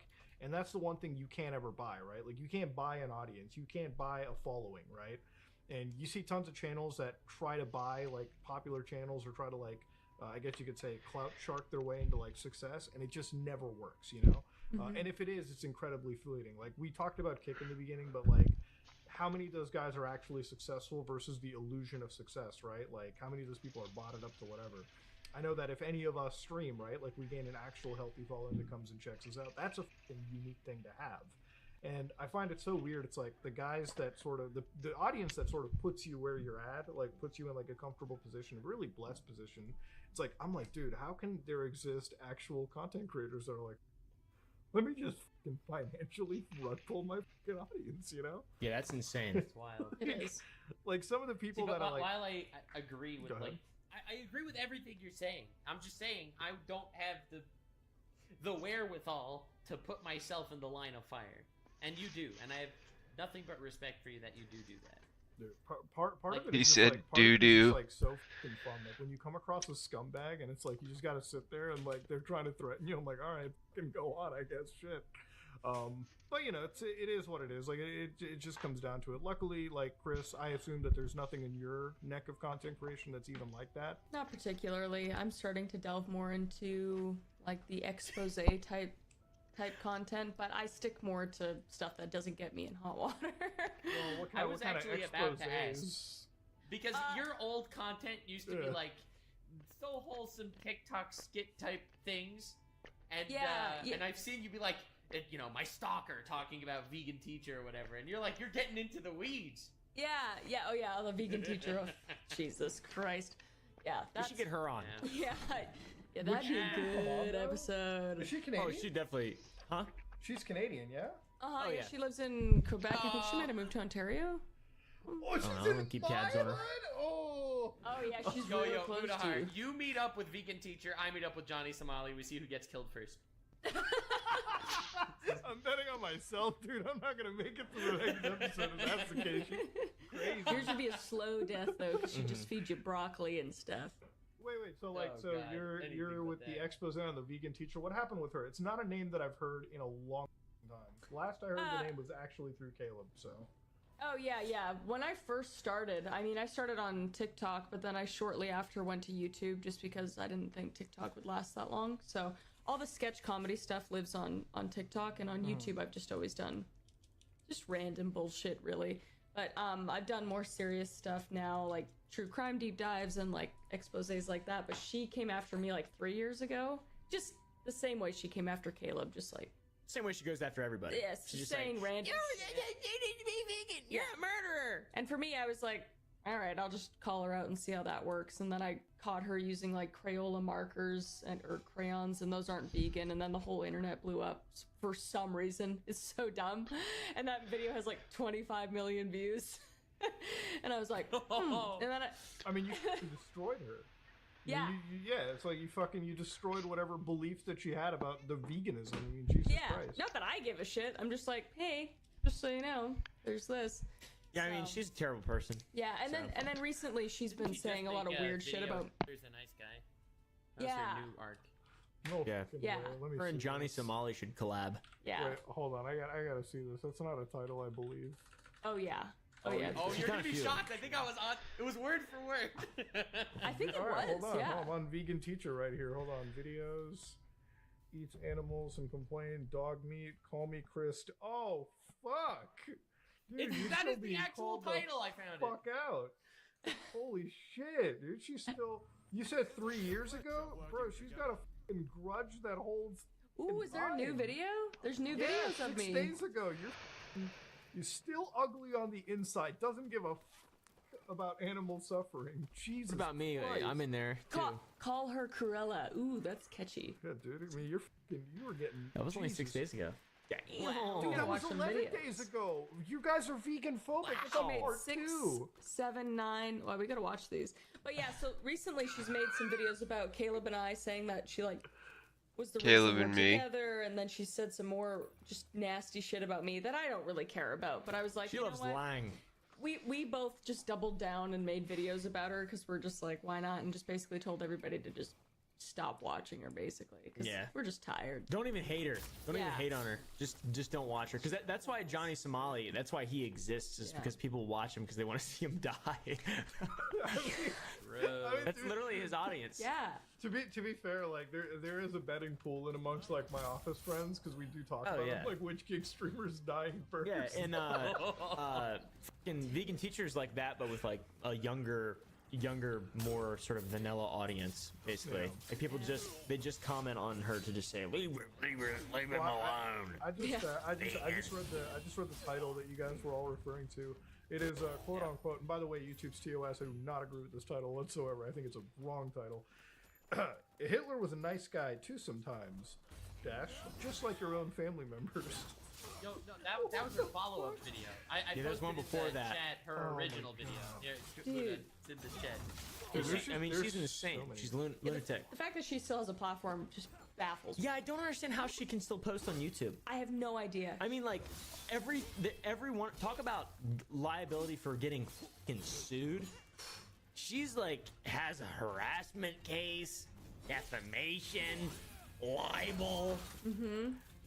I just don't understand. Like, this is the weird part. It's like the activism TikTok, you know, like covering like activists on the internet. It feels like they're so centered on like the drama aspect of it and like starting, I guess, beefs, right, with like creators just for like the traction and like engagement. I mean, it's the dude. If you go down the PETA rabbit hole, PETA started off the CEO of PETA. Or the leader, the founder Before of PETA. you continue, I just want to say I love the thumbnail on the PETA video. Yeah, the like. It's like, oh shit. Dude, isn't that funny? My message to the West. I did that, that was we had one idea, and I was like, how about you try this? And then I was like, oh yeah, that's the way to do it right there. It did so well, but the founder of PETA, someone. I don't want to say shit that's just not true, and I'm not going to look it up. I believe it's the founder of PETA. I'm almost positive. Started off with a group that has ties to bleep that out on YouTube, obviously. But And like those people, the animal rights activists, that's like their wheelhouse, is just being incredible provocateurs because they feel justified. It's very easy to justify violence or justify the path to violence when you feel like you're stopping violence. And they believe that animals are equal to people, and that they're being mistreated by people, so they think violence is justified. Yeah, but then again, PETA stands for people eating tasty animals, so I don't know. True. I never understood the name. Yeah, my thing with like PETA, and every time I cover them, is like the amount of animals that they can send to the slaughter anyways. So it's it's just their whole backstory. And this again, it's like any advocacy field in general. It's like it always feels like PETA is like the corporate version of like what the vegan teacher would be if you gave her a shit ton of fucking cash. Like she would just be sitting there making video games about fucking like hating like animal activists, or not animal activist group, but like just big businesses. These people, it's like they don't really have a moral compass. Look, I think we all can agree everyone in this fucking call loves animals, right? We also love eating meat. We also understand that there's a bit of a difference between the activism these people go through. Like I don't like I live kind of near farmland now, so I shit you not, I get my eggs from my fucking neighbor. Like I drive down 5 minutes to my neighbor's farm. I give him like shit's expensive in Canada, man. But he gets me the good eggs for cheaper price. I don't have to go all the way to where I live. And by the way, I just also want to stress, I do this for lazy reasons as well. The guy lives 5 minutes from my house. Supermarket's like in 15 minutes. I'm not driving an extra 10. I get my eggs and all my shit from my neighbor. Way better for you too. Yeah, I'm like, hey, the guy runs the farm. Like, he walked me into his barn, like, right across his fucking house. I'm like, oh, that's cool, all right. I don't need the whole play-by-play, but sure. Here's how eggs work. Look, we have a chicken shitting one out right now. I think they shit them out. I'm not sure. Yeah, it's like that. I think it's where the shit comes from. He's the one that told me. It's like literally it comes out of the chicken's ass, and I'm like, that's really what I want to hear right now. That's really thank you. Like he's walking me through. It's like these he's telling me like the animals like time for husbandry. I'm like, again, I'm just here to buy meat and give me the eggs, man. Wait, he fertilizes his eggs? Well, so I know a lot of egg farmers.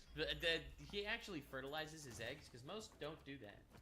No, I don't think that he'll do. I don't think he does that. He just like has them ready to go. Like he'll like get eggs and just be ready to like sell them on the side of like his house. But he has like other animals too. Like he has like an actual cattle at this point. The dude's got a big fucking property. Like the guy's an actual like farmer. An egomaniac. Yeah, that's what we're doing. We got 6 chickens. Yeah, we got 6 chickens. Yeah, like yeah, like proper farmers and everything, and like, and like we're good friends now. And like he asked me, it's like, what do you do for a living? I'm like, well, let me explain it. Do you know about Johnny Somali there? You ever been to Tel Aviv? I do. Dude, I would kill if that old dude knew, like him and his wife. He's like, you mean on kid? You're streaming it now. He got $3 TTS. No, they're so pure. I don't even think like they like they're the kind of people that like they watch TikTok on the television. Like they have the app. Well, it's like That's my awesome. parents. It's like I went to my mom and dad's house and like they watch TikTok and YouTube Shorts on the TV, like with the fucking How's that app. possible? I didn't even know it was possible. It's actually impressive that they could figure that out. Well, they don't. Well, like the thing is, like getting my fucking dad to use a smartphone. He's been to medical school twice, but trying to get him to use a fucking iPhone is like. He was like messaging. It's like I think my phone's broken. I'm not getting any fucking calls, and I'm like, what are you talking about? He like, I go over and I'm like, all right, let me look at his. Dude has do not disturb on for a week without realizing. He's like, I'm not getting calls. I'm like, Dad, you have do not disturb on. Like, that's funny. But it's I don't know, dealing with like some of the older people around like technology. That's always fun. But yeah, he asked me about like what I did for a living, and I'm like, let me find the most generic thing that I do because I don't want to tell him that. Like, I always tell people I'm in marketing or sales. Mm-hmm. Yeah, like I make the PETA ISIS thumbnail, and it just has the crazy. I talk shit about PETA, and they're like, "Really? That's cool." Yeah. They're liberals. I feel like when I came out and saw you, you were like the exact opposite of like, because it's funny because every time like people who don't watch the show, like they think my affiliation with Caleb is like I'm friends with like the most fucking redneck dude in the world. I'm like, Caleb is the least redneck guy that I fucking know in terms of like the stereotype, because I'm like, if you ask him about, you know, shit, like actual stuff, he's like, like Jen will tell me, it's like, you know, I heard Caleb talking about like dietitian stuff. The guy knows what he's talking about. I'm like, yeah, because that's all he does. He like reads up about shit. He just has like a fucking Wikipedia like fucking page in his head. Yeah, I think he Googles like 85,000 things a day. I do. He really does. He's an intellect. I can read, but he likes to learn stuff. He does. It's great. Well, speaking of future plans, before we kind of tie things off, what are you guys looking at? What is like future content stuff coming out for you guys that's just not on your channel? Not on my channel? No, just like you two together. I assume like you guys are gonna. Oh yeah. Oh yeah. We'll probably end up making something together. Yeah. Well, it's good to see you guys. Yeah. Honestly, it's good to really talk with you, Chris. I know like we have other stuff that goes on, but it's good to sit down and have a talk with you because you've been a pretty important person in Upa's life, and he's a pretty important person to us too. Yeah. So, you know, Yeah, no, it's nice to talk to you guys too. Take care of me. Take good care of him. In a way, this is one of my favorite episodes because it feels more like a Family Hour episode than it Yeah, does. it does. Yeah, so we're just hanging out, pretty much. Yeah, I forgot we were recording. Yeah. Shit, I forgot. Wait, we are? Wait, what? Yo, we have to thank Vegan Teacher for setting you guys up, honestly. Like, shout out I to know. her. Me too. She didn't know that I was talking to you. Oh yeah, that's right. Because she came to my house. Uh-huh. And I asked her about you. To see just watch her go on a tangent, you know, obviously. Yeah. A penitent tangent. Yeah. And she and I didn't. She said she wished my dad was dead. Like I didn't defend anything. I just like let her ramble. Yeah, she thinks that because of her telling me about you while we were together that she said it. That's how she set us up. But we were talking for months before. We had gone to San Antonio before that. Yeah. We just didn't post any pictures of it because it was like. I just gotta say, I have a lot of respect for you, Caleb, because you let all the crackheads come to your fucking house. Oh, dude, I love it. I want to get more. You guys know any? No, they can come to this house. Dude, I want Johnny Somali to come so bad. Dude, you know He'd end up getting castle doctrine, though, unfortunately. I want Johnny. You'd have to kill him. I would let Johnny stay with me for a week in my house. I would. You think so? And on one condition only. I would let Johnny, Neon, and everyone stay at my house if I could put cameras all over my property. And just like the whole premise of I would have like a week-long stream. The whole premise is like, it's literally just like tard wrangling the fucking stream. Like I just walk Sam around Hyde. as I walk around. Fish tank. I walk around as like the only sane, reasonable adult, just like fucking wrangling the fucking man children around my house. That would be awesome. That would be good. Resident Evil 5. This is you got the kick streamers here. So like when you sit down like for dinner and everything, and I have to like make them food and feed them because like without any fucking adult shit going on, these people would just like I want to live with these guys and just see how they operate, you know, in contrast to like how I've always lived, because that's the only thing that's fascinated me, right? It's like having like, because I've had roommates in the past, but all the roommates have been like college going people that are like, all right boys, we're in bed by 10 I guess because we got fucking engineering in the morning shit. Or if we do party, we're all partying kind of together and we're still like, all right, boys, let's crack open a few beers, you know, go a little buck wild. These guys are like, inject heroin, snort coke, do whatever the Oh, yeah, dude. My favorite man is Vitali. Vitali is the prime example of just not ever getting canceled. Like, do you know what happened to him in Miami, Chris? What? I don't know. I know a lot of things that he's done, but what out exactly? of a woman runner. He beat the yeah, that's right. shit out of a woman while under the influence of some drug. And he blames it on the worst part is that he's like, I can't believe that you guys let me get to that point. He blames it on everyone but himself. Yeah, was he like kissing random women? Probably. And stuff too. Yeah. Yeah, I'm sure he was. Just kidding. I don't know. No, he's like the one dude where it's like I feel like Vitali is. He was never a human being. I think he was a byproduct of like a U.S. like MK Ultra project. He spawned out of the. He's an implant. Yeah, he's a government like place. He's like a KGB operative operating here, like sleeper cell that hasn't been activated yet. Reddit would call him an orc. Orc. Well, Jesus That dude's Christ. wild. But yeah, I have a lot of respect, Hill, when you let crackheads near your house. I'm debating, honestly, if any of these crackheads did want to come to my place, there have to be a lot of security in place. Thank God it's Canada, so we have no fucking castle doctrine, so Yeah. there is no dying that's happening. Yeah, dude, that would be terrible. Like, that's what I worry about. People, like, if someone comes and they come to the wrong place or something, they're just, I have, like, You have full Clint's range. gonna blast them. Yeah. Like, they're just gonna get shot. Yeah. It's not gonna be me. Caleb, even better than inviting Johnny Somali to your house. Do you have any like angry neighbors that you can invite him to instead? Oh my Literally god. all of them. Like actually, Literally all of them. we like live out where everybody is on land and stuff, so Yeah. nobody's here to f around with like $50,000 horses and Well, stuff. but so. dude, that's why they don't ever do their streams in Texas or something, right? Like, Yeah. Because if you started streaming in like your like city or something, everyone's loaded. Dude, everyone in Texas is already loaded to the fucking brim. Yeah. You know, like having a gun in your glove box is not a weird occurrence. You know, like everyone that I've No. ever talked to, like everyone I've ever been But to in also, Texas. it's like it's ironic that he went to Israel to do it. You know, a country that's in the middle of a war, right? And he goes to Israel. Yeah, that to seems start dangerous. Stirring up shit and stuff. But like the thing is, he's like such a little tiny itty bitty problem compared to what's actually going on. Like he might just get away with. Dude, but it's it. because Unless of he his steps shit on the wrong toes, in which case, it's because of what he did in Israel that like at the Some Ordinary office, that's what the office is actually called, by the way. At the Some Ordinary office, we literally have the betting pool. It's like that's why he's at the top of the chart. I'm like, boys, we have like I think the betting pool is like maybe a couple grand. I'm like, he's gonna die first. Like he's gonna be fucking whacked out. Yeah. Like It's crazy that he's so stupid. I mean, he seems like, I don't want to say like a nice guy, but he seems like he's got, when he's not turning it up to 1,000, he's got some kind of remotely positive things about him.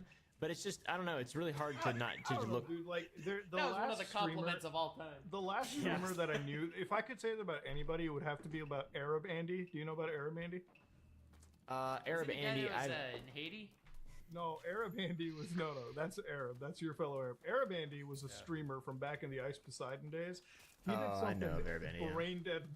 I'm stupid. So he goes into let me set the scene. He goes to a university. I believe it's the University of Seattle.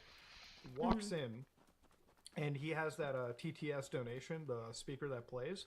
So inside the university, somebody sends a media donation of a Islamic call to prayer, like just scream, bombs exploding. Oh my Instead of turning it off, he lets it go wild. Now, honestly, as you can imagine, the entire university campus runs away because they hear the Islamic calls, they hear bomb going off in 1 minute detonation. So Yeah. he walks off, nonchalant, walks out of the campus. 5 minutes after that, Seattle PD comes, bum rushes him to the ground, and he spends, I think, a year or two in prison. Dude, that's awesome. Damn. He's like he's like the definition of like stupid, and thank God he did it, I guess, in Seattle, because I couldn't imagine, you know, any southern state with a little bit more relaxed police force taking any kindness to it. But yeah, that like Johnny's a weird thing because I don't know if there's any good in him, because like I saw there's like a video of him like in the video that I showed, and I have to like cut it out or like severely censored because he literally just like harasses like a police officer and everything for like a Yeah, the good girl, I saw that. yeah, That for was like a good minute, like a true degenerate, and then like he gets him busted for it. I'm like, dude, out What of about all the- countries, There was a shooting in a cafe in Israel, and he was like filming the bodies and stuff. You guys see that? yeah, he Insane. yeah, there was like a reported shooting and everything, but that's like the fucking culture over there, you know. Think about the evolution, right? Like the bacterial level evolution that happened to the content. He went from fucking going to Japan and like shooting in like playing shitty music in like cafes and just annoying people, to like fucking on the ground like war reporting of like dead bodies in Israel. In less than 6 months, by the way, like pretty much as Yeah, close but, like, as you can it's imagine. not like he's really war reporting, right? If he was war reporting, he'd be on the border, right? Either the northern or the southern border. There's But he's rockets, just starting flying shit. back and forth every day. Yeah. He's dead center, okay? He's in the safest place in the country, okay? It's not like he's really taking risks. He's going to like different terrorist attacks or whatever, or reports, Well, or riots, I even talked to or like protests. I even talked to like you know the guy Lord Miles. Yeah. Look, I had a chat with him. I'm like, bro, like even he messaged me. I was like, dude, as stupid as I sound sometimes, the last thing I would be doing is what these kick streamer boys would be doing. So that's just that is just a word of caution. But you know, ultimately, at the end of the day, look, it's just content for all of us at the end of the day to laugh at. Yeah. I mean, today I'm going to sit down and laugh. No, look, their stupidity is a fucking paycheck for everyone else laughing. Oh, I at thought it, you meant that what they're just doing content. I respect the grind. No, I thought that's where you were going. Oh no, I was I like, don't whoa. respect them. Oh god, no, not that. No. I find it just content for everyone to laugh at, but ultimately, it's just these people are like one. They are one day away when God spares them. They're in the luck part of the day. They're gone. Dude, my favorite part of the Johnny Somali stuff is like he'll have a clip of he'll say like I'm American to like the Israeli police officer, and then he'll like smile at his camera like it worked, and then you see the police officers in Hebrew. They're like, this guy's crazy. That's pretty funny. But honestly, you know, one thing you guys can learn before we end it off is just don't be a dumbass streamer. And if you are a dumbass streamer, don't expect the U.S. government to break you out of your fucking holding cell if you do some stupid shit. And always expect at least 4 or 5 commentary videos just laughing at you for being a dumb idiot. And capitalizing heavily, making more money with one video than you've made an entire year, etc., etc. Yeah, well, feel dumb, bro. Listen, you're the one that exposed that part of the fucking meme, not me. But ladies and gentlemen, thank you all for tuning in, and big thank you to Chris for taking the time out of her day to show up for our show. Yeah, thank you for having me. You know, once again, I always want to just say, check out, you know, Call Me Chris, check out her TikTok, YouTube, check out Oompaville, check out Nuxtaku, and if you're absolutely bored out of your mind, check out my Twitch Kick channel, kick.com/Johnny Somali. I'm live streaming every single day out of Israel for the foreseeable future. But yeah, that being said, ladies and gentlemen, we are out.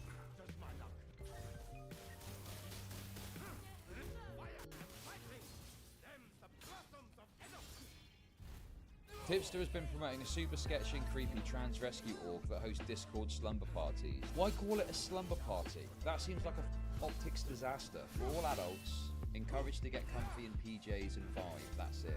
Everyone, tomorrow we'll be having 9/11 roleplay night. We'll be watching full TV coverage of 9/11 and pretending this is the first time we've seen it. So apparently he's claiming he is one of the people that set up Pup Play. Like, you guys need to remember that I'm not a bigot, okay? As much as you like to fuck around.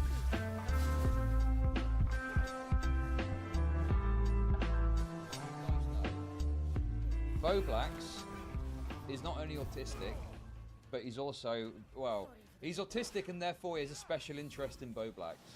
And he does these, what he calls, tipster bully streams, okay? Which, you know, basically what it is Boblax just, like, puts up tipster content and just berates him for a few hours, okay? That's the whole point of a tipster bully stream. Now, I would imagine that Tipster probably doesn't like the fact that Boblax does this. And my guess is that he's been waiting for an opportunity to bring something up to complain about them. And that opportunity has now arisen. If you look here, you can see. I get that Boblax doesn't like me, and that's fine. He can hate and attack me all he likes. But...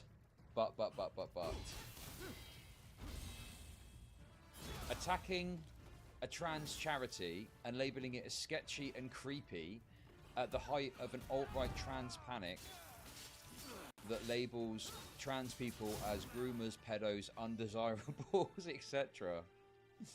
is not the move. So yeah, it kind of feels like Tipster has really bought in to the kind of like LGBT stuff. But in a way where he's not done it on the back of information and knowledge. He's done it off the back of, oh, I'm friends with Keffals. Keffals is nice to me. And these other LGBT people are nice to me. So he kind of goes out on a limb to just defend this stuff now. And for me, I'm just like, why? Why? Like, me personally, having had a brief look at this charity, I have not seen anything that suggests hard line that there's like anything going on that looks like particularly troubling, right?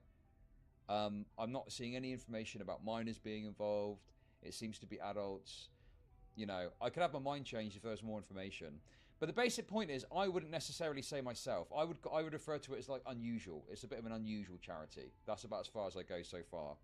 But that's purely as a basis of the fact that I don't know much about it. It doesn't seem to have been around that long. And there is very, very little information, you know? So I wouldn't necessarily like attack it, so to speak. But also, I wouldn't defend it. Because not only am I a massive bigot, but also on top of that as well, there's just not enough information to defend it. I mean, who knows? Who knows what's going on, you know? And on top of that as well, you've got like these Discord events that they do. There's a place where terrible things can happen.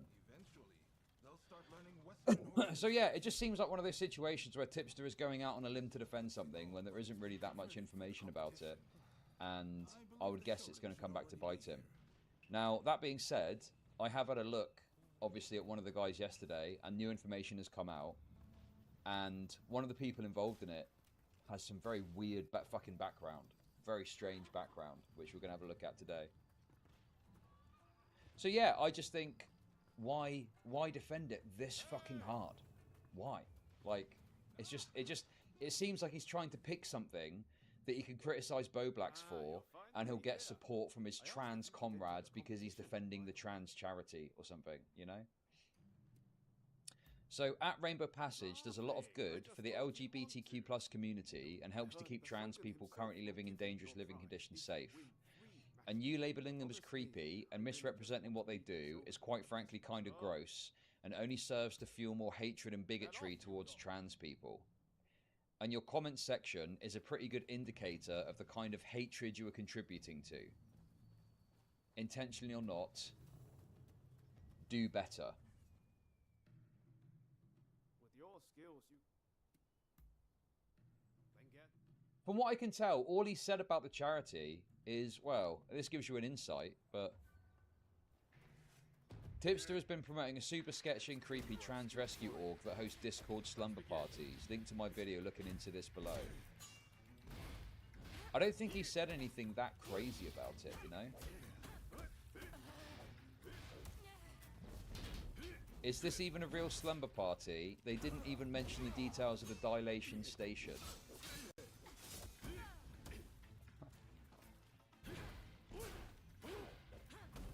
Disavow.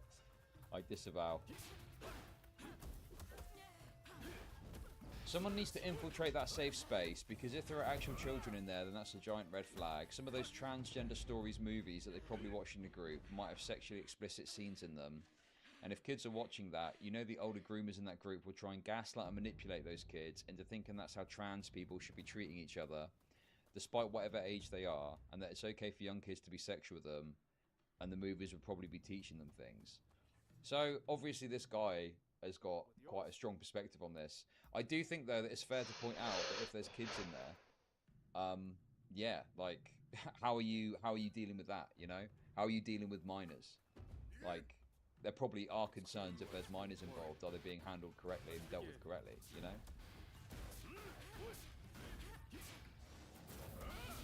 So, I don't know, man, like... I'm open-minded. I'm open-minded about it to think, like, yeah, this could be some weird shit going on. You know, certainly the way that they... Exactly, yeah, adults mingling with children in this manner, asking for trouble. Exactly that. Exactly that. You know, pointing out that, you know, it could be a problem if kids are around. Because it's not even necessarily true that the people running it may not necessarily be nonces, but, like, if someone goes in there that is, it only takes one pedo. It takes one pedo for the whole thing to come crumbling down, you know? And the thing is it should just be a matter of transparency. It should just be a matter of transparency, you know? That's it. It should just be open-ended. Here's what we do. Here's the situation. And people should be able to look and see what's going on. And, you know, take it from there, really. I'm 100% convinced LGBT is a cult now, and no kid under 18 should go on these islands, trans or not. I mean, it's not, like, it's not exactly like, are these really the worst he could find? Are these the worst comments that he could possibly find? These comments aren't that bad. Like, they're not even being that bigoted, really. You know, they're just expressing fair concern of what involvement kids may or may not have in the situation. But it's trying to be presented like these people are like hardcore, hardline bigots or something, you know? Because are there worse? Are there worse comments? Like, is it not possible to ask questions? You can't ask questions about it. This charity that's only been existed for a short while is beyond reproach, and you can't question them. That sounds fucking absurd and a recipe for disaster. Total bigot victory. True.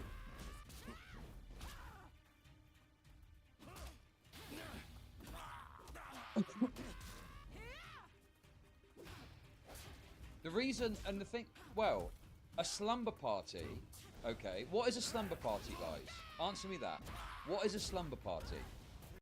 Who are the kinds of people that normally attend slumber parties? It's fucking kids, isn't it? It's kids. We call it a sleepover in the UK. But like, even if there was nothing untoward, it's all adults that are there, why call it a slumber party? That seems like a fucking optics disaster. Why not call it an adult community get-together or something? Something that makes it clear that there's no weird themes or something.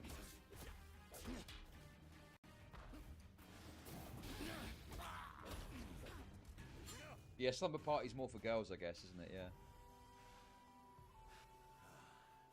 You are truly a skilled warrior. I humbly yield.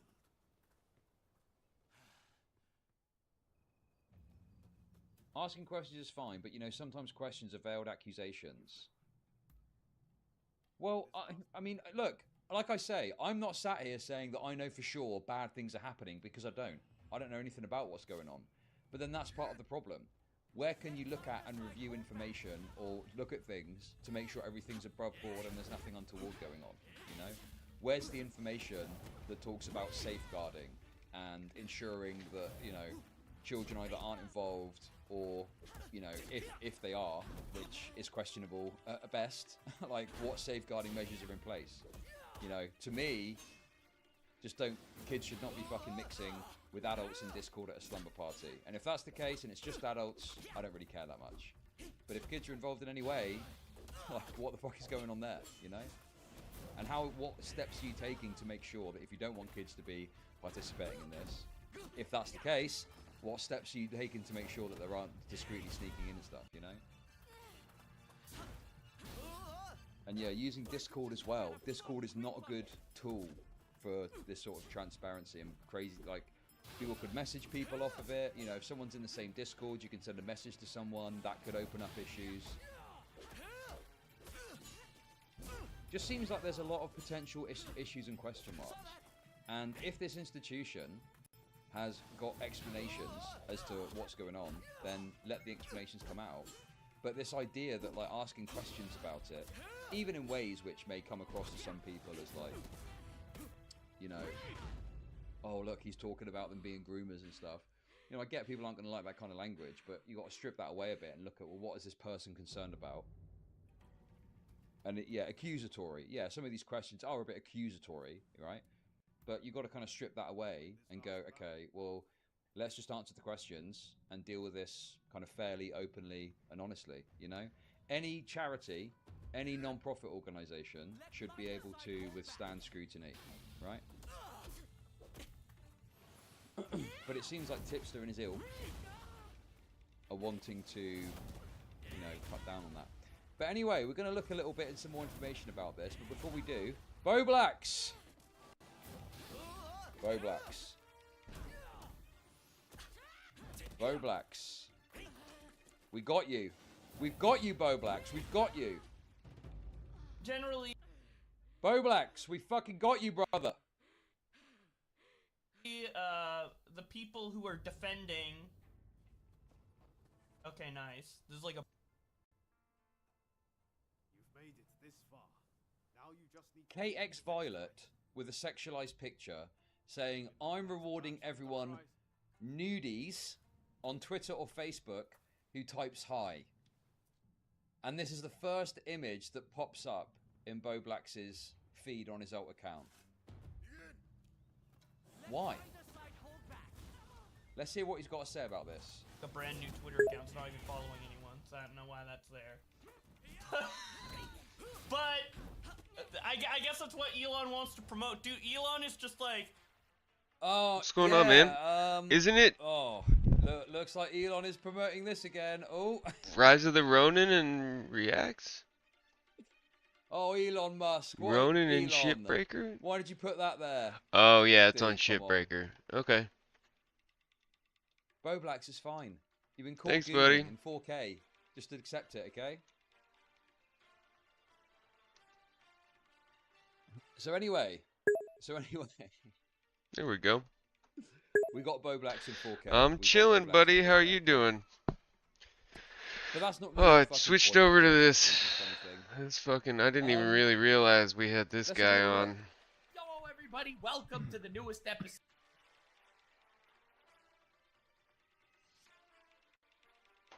I hard disagree.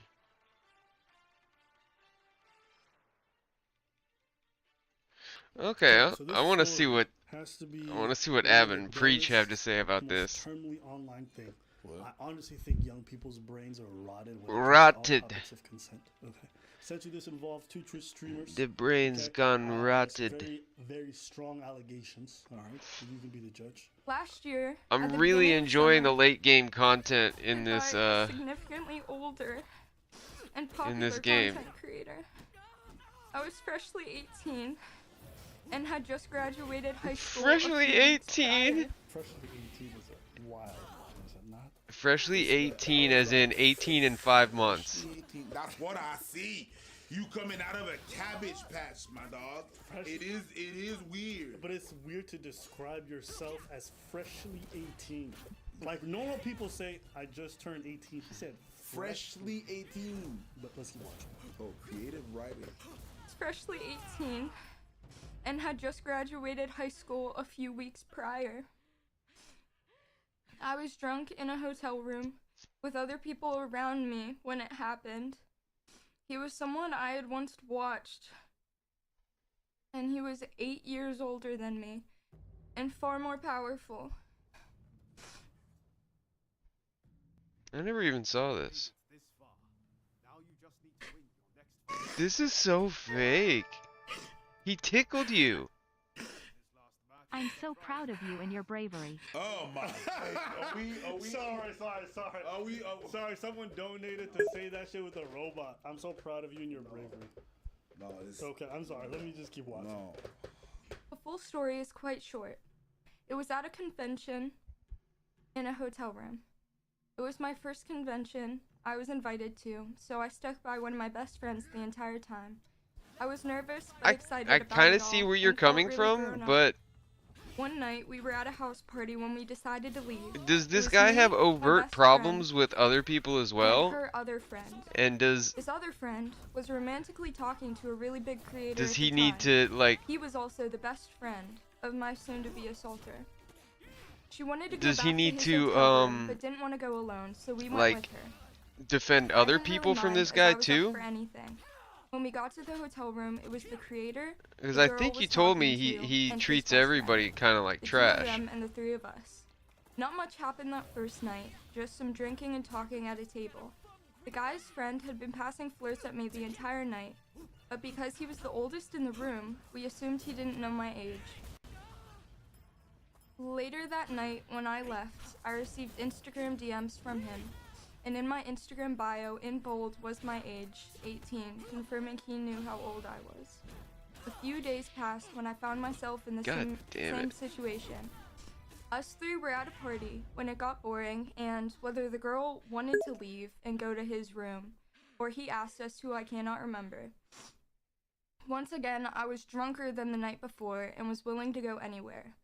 I was naive, and so we went back. I remember a friend I seeing just- me in the lobby. I don't know. The thing is, like, even if you're in the right, ultimatums are almost never the right way to go. And it was an eerie feeling, like they could sense something was wrong, and I wondered what would have happened if I had picked up on it. and if I wasn't drunk, and if I didn't wave it off. But I don't want to dwell on the what-ifs. That night, I went up Especially ultimatums that go like, either do this or we're not friends anymore. At the time, all of us girls Nobody were already feels really good like drunk from the throwing way we were like coming overt from, stumbling and conditionals there was more alcohol in on the room, and we were friendships. encouraged to drink some more as they offered the I'm not trying to bottles. like They said they would join us. in backseat drinking, drive and or insisted second on guess drinking you. games, It's and, obviously already your drunk, decision to make, I but obviously completely complied. We sat on the couch and answered questions about each other, drinking a bunch, and the older guy sat right next to me. I would while probably take a step back I from almost confused my nerves anybody for who told excitement, me, as I had never been around unless such it a was big like creator before. I remember verging getting on drunk and criminal drunkard and really or tired around like this time. It was a about 3 clear-cut a.m. ethical Right violation before that the incident, I had needed to answered a be question called out about my on. age. We If were playing a somebody drinking said, game and talking if you about don't sex, do blank, and I admitted to I'm not going to everyone be your in the friend room that I anymore, was 18 and that I was a virgin. I'd pretty at the much just time. be like, then get to I step and remember kick back rocks. now to him answering questions during the game about back when he was 19 and when he was in college, noticing how my future was his past, and I wondered how he felt sitting so close to me. It was a little after that when I resorted to playing games on my phone. When Well, it have happened. you like Out have of you nowhere, I felt him discussed slip his the hand like under the my context clothes, sitting and next to me your on the couch actual in front reasoning of and stuff everyone. behind it? He disguised it with a simple "Are you ticklish?" Or I coughed out a no, still staring I at my coughed phone. out a I no. was Jesus overly aware of the Christ, fact this that we chick, were in dude. front of other people. Alright, I'm gonna pause it. And I gotta turn this game down a little bit. Like, how much of a conversation have you guys had around this? Like, does he fully know, like, all of it? Or is he just sort of, like, engaged from a distance and can kind of see that the guy's an asshole but doesn't know the, like, the full story? Because if he knows the full story, and he knows how you feel about it,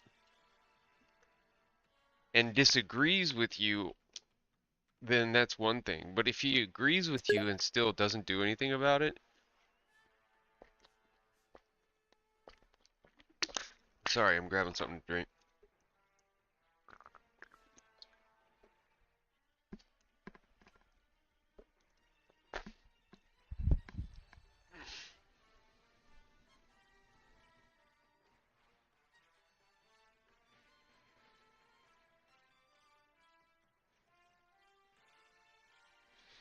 Yeah, well then, fuck both of those guys, dude.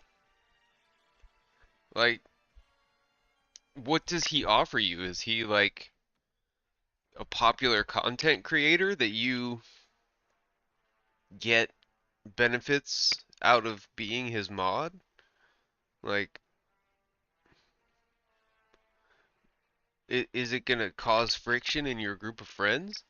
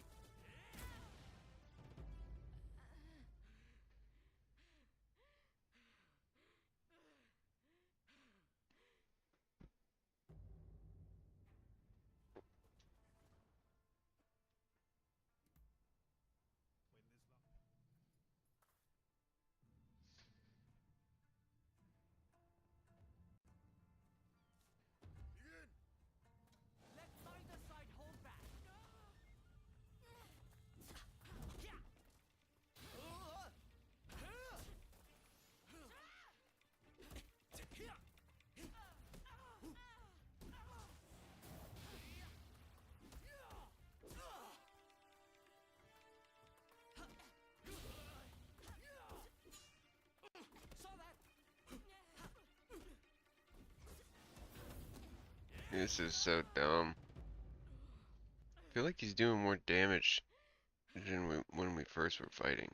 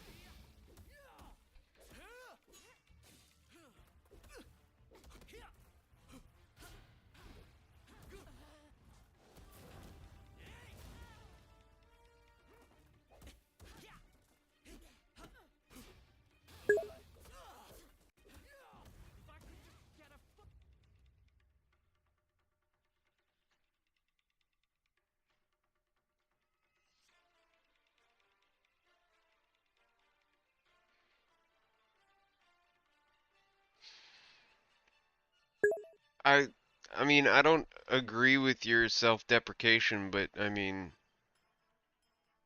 if that's how you feel, that's how you feel. But like, to me, it sounds like you have way more friends than I do, and I don't talk about myself like that. So I think I don't think I need to tell you to value yourself more than that. I feel like you actually do. You're just be honest. Don't put that spin on the situation. I think you're worth more than that. And honestly, if he knows the situation and has known about it and is just being like two-faced, fair weather, wishy-washy, or any of the above, then leave his leave his orbit and decide how much shit you want to talk about him on the side, because at this point it sounds like he deserves to have the shit talked out of him. Like I don't know, man. I'm all the way down for fucking full on full frontal confrontation, and if anybody I know treats even someone that I like less than them in a way that I think is unfair, then I straight call people out for that kind of shit. Like,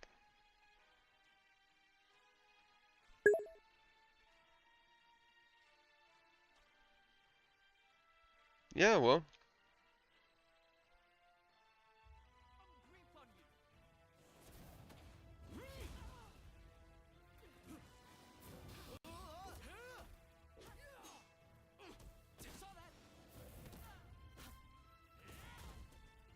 damn, it does so much damage.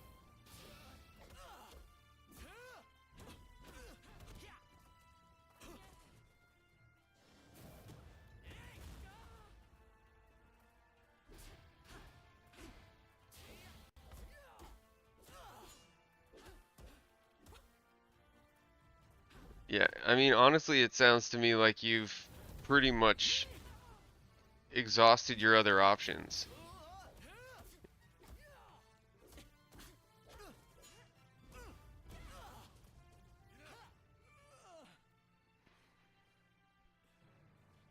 I really hope this was an educational experience for you too.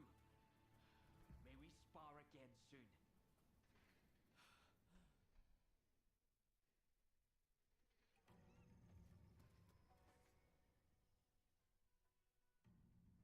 Here, I saw the. Oh boy.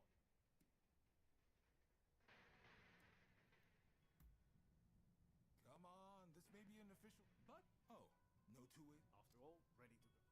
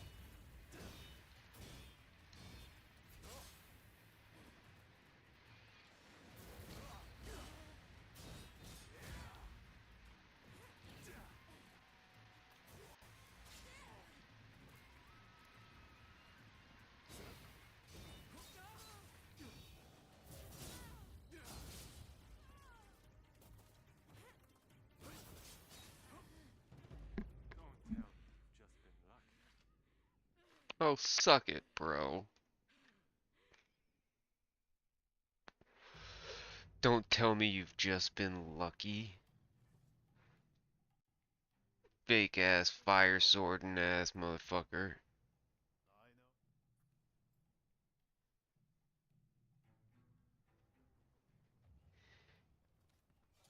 Shock me like an electric steel.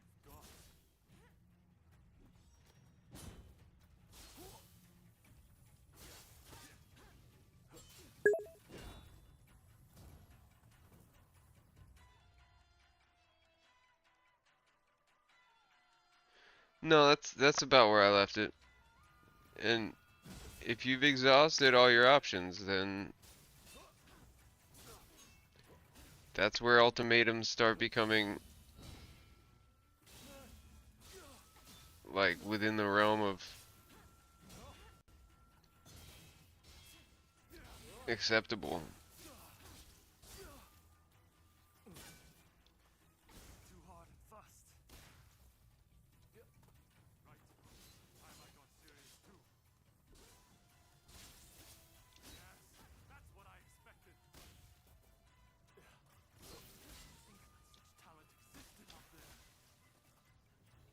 Get wrecked.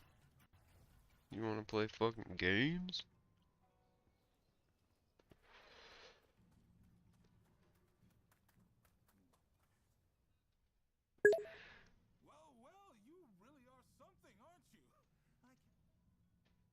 Yeah, I mean,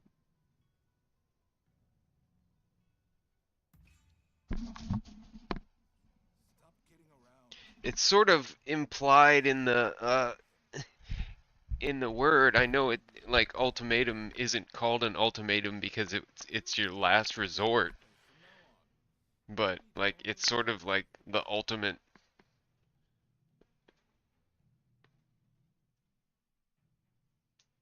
like it's your last option. It's you give them the option because you have none left to you. It's either do this or I'm gonna fuck off and not waste my time.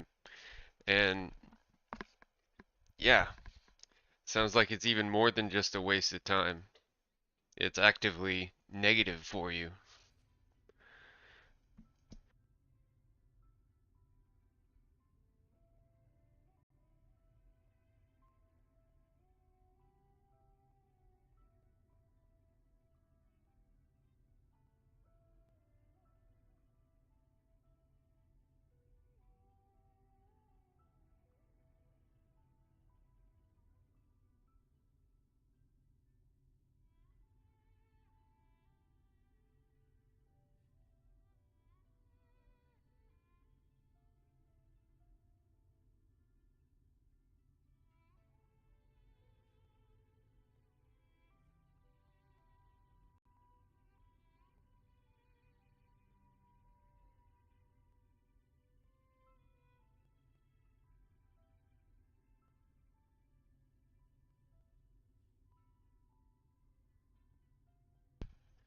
So yeah, just try not to stress about it.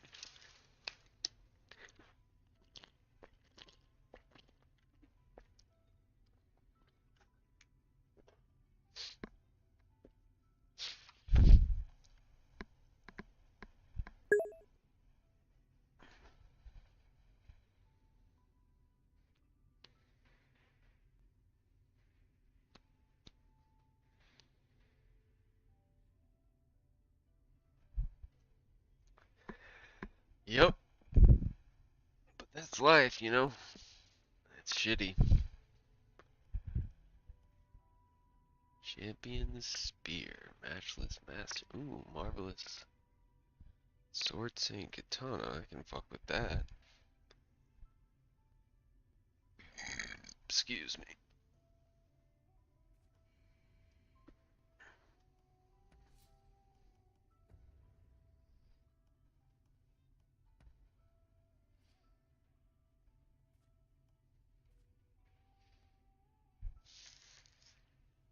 Bolster effect.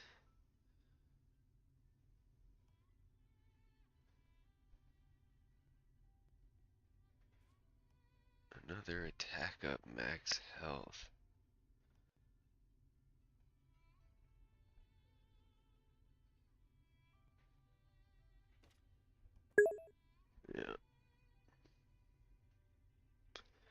Yeah. This. Yeah, I was watching it when you came in. I paused it. This is, you know, ABBA and Preach. I've showed you these guys before. They're Canadians. At the time, all of us girls were already really It's drunk their from the take party. on the main situation. Okay, so this story has to Like be it's sort of one the more of an dumbest, overview. most terminally online thing. I honestly think young people's brains But are honestly, wired I sort of against all came kinds of in the middle of things on Essentially, this one. I was involves Twitch watching streamers, like some very, an very strong update. allegations. All right? I You can be the I judge. caught the story year, on an at the update, beginning so of this is summer, more of a like from the top. By a significantly older and popular content creator. I was freshly 18 and had just graduated high school a few weeks prior. Freshly 18 is a wild line, is it not? It's like, I was like, freshly 18. That's what I see. You coming out of a cabbage patch, my dog. It is weird. But it's weird to describe yourself as freshly 18. Like normal people say, I just turned 18. He said Freshly 18. But let's keep watching. Oh, creative writing. I was freshly 18 and had just graduated high school a few weeks prior. I was drunk in a hotel room with other people around me when it happened. He was someone I had once watched, and he was 8 years older than me and far more powerful. So powerful.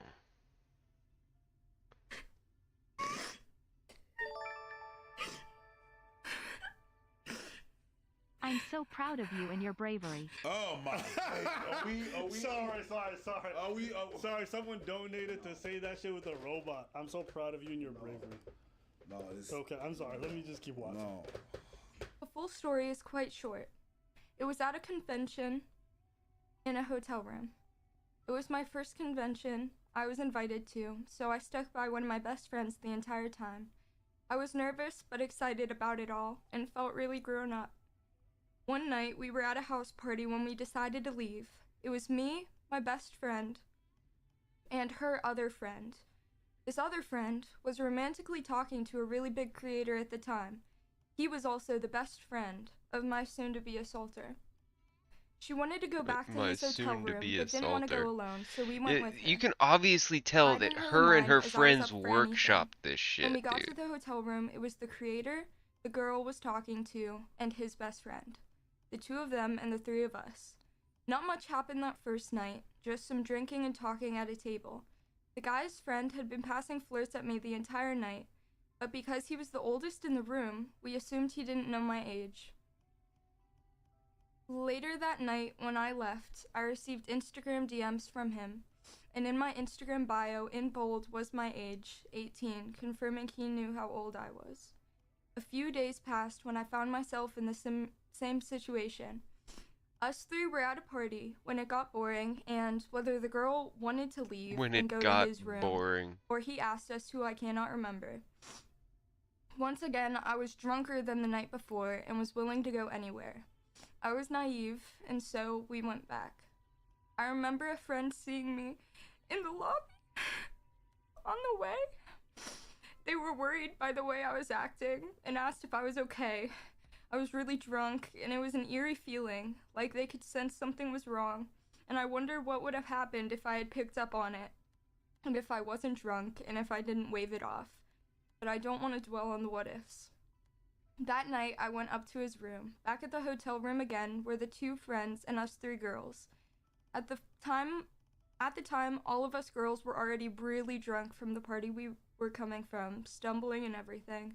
There was more alcohol in the room, and we were encouraged to drink some more as they offered the bottles to us. They said they would join us in drinking, and insisted on drinking games, and, already drunk, I obviously complied. We sat on the couch and answered questions about each other, drinking a bunch, and the older guy sat right next to me while playing. I confused my nerves for excitement, as I had never been around such a big creator before. I remember getting drunker and drunker and really tired around this time. It was about 3 a.m. Right before the incident, I had answered a question about my age. We were playing a drinking game and talking about sex, and I admitted to everyone in the room that I was 18 and that I was a virgin at the time. I remember back now to him answering questions during the game about back when he was 19 and when he was in college, noticing how my future A virgin was at his the past, time, she and I says, wondered but then how he she felt also sitting says so later close that she to me. couldn't have ever enjoyed it because It was she's a little after that, asexual. when I had resorted to playing So, games on my phone was she a when it virgin at the happened. time, Out of or is nowhere, she I still a felt him virgin a slip year his later? hand under my clothes, sitting next to me on the couch in front of everyone. He disguised it with a simple, "Are you ticklish?" I coughed out a no, still staring at my phone. And I was also, overly aware Are of You the fact Ticklish that we is were in front like of other people. 100% The like fact that not a everyone else was disguise. sitting around us, watching us, including my best friend, and that his hand was inching further to places I hadn't asked for it to be. He made a game out of my embarrassment, where he would touch me in certain areas to make me lose the phone game I was playing. I was scared, and I felt sick, either from the alcohol or from his touch. It didn't matter because my mind was a blur.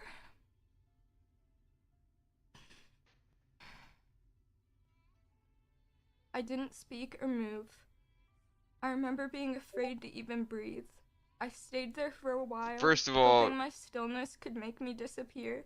don't treat I me like I'm eventually had to dumb. You stand know up people after don't many actually minutes mix those for it words to up. I feel stop. like you're making a rhetorical I was point, scared but to I wouldn't leave make it or that make way. a scene out of the embarrassment. But yeah, Eventually, later it in just the night, I found myself alone with him and his friend.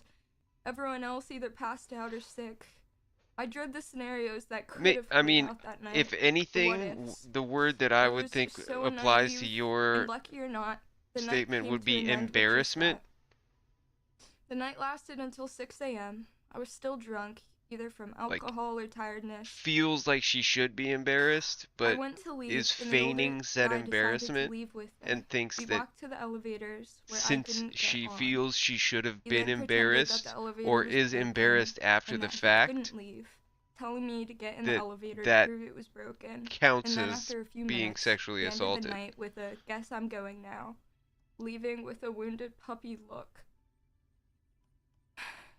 He proceeded to Instagram message me for a bit after that, simple flirting or asking about the next convention I was going to, saying stuff about seeing me there.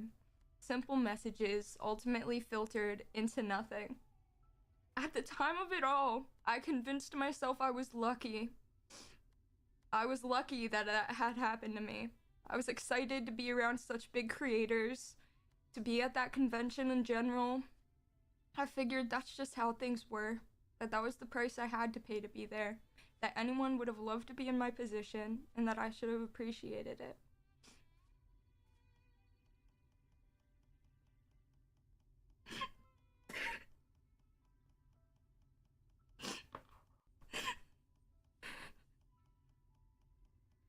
It was a first. That night, it was the first time anyone had ever touched me.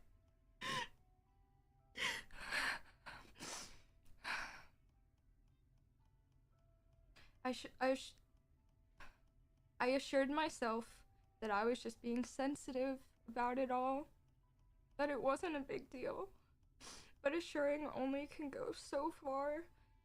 I felt dirty in a way that I couldn't wash off. So he's slipping hands down her pants. No. No, he did. No, he didn't. So he touched her boob. No.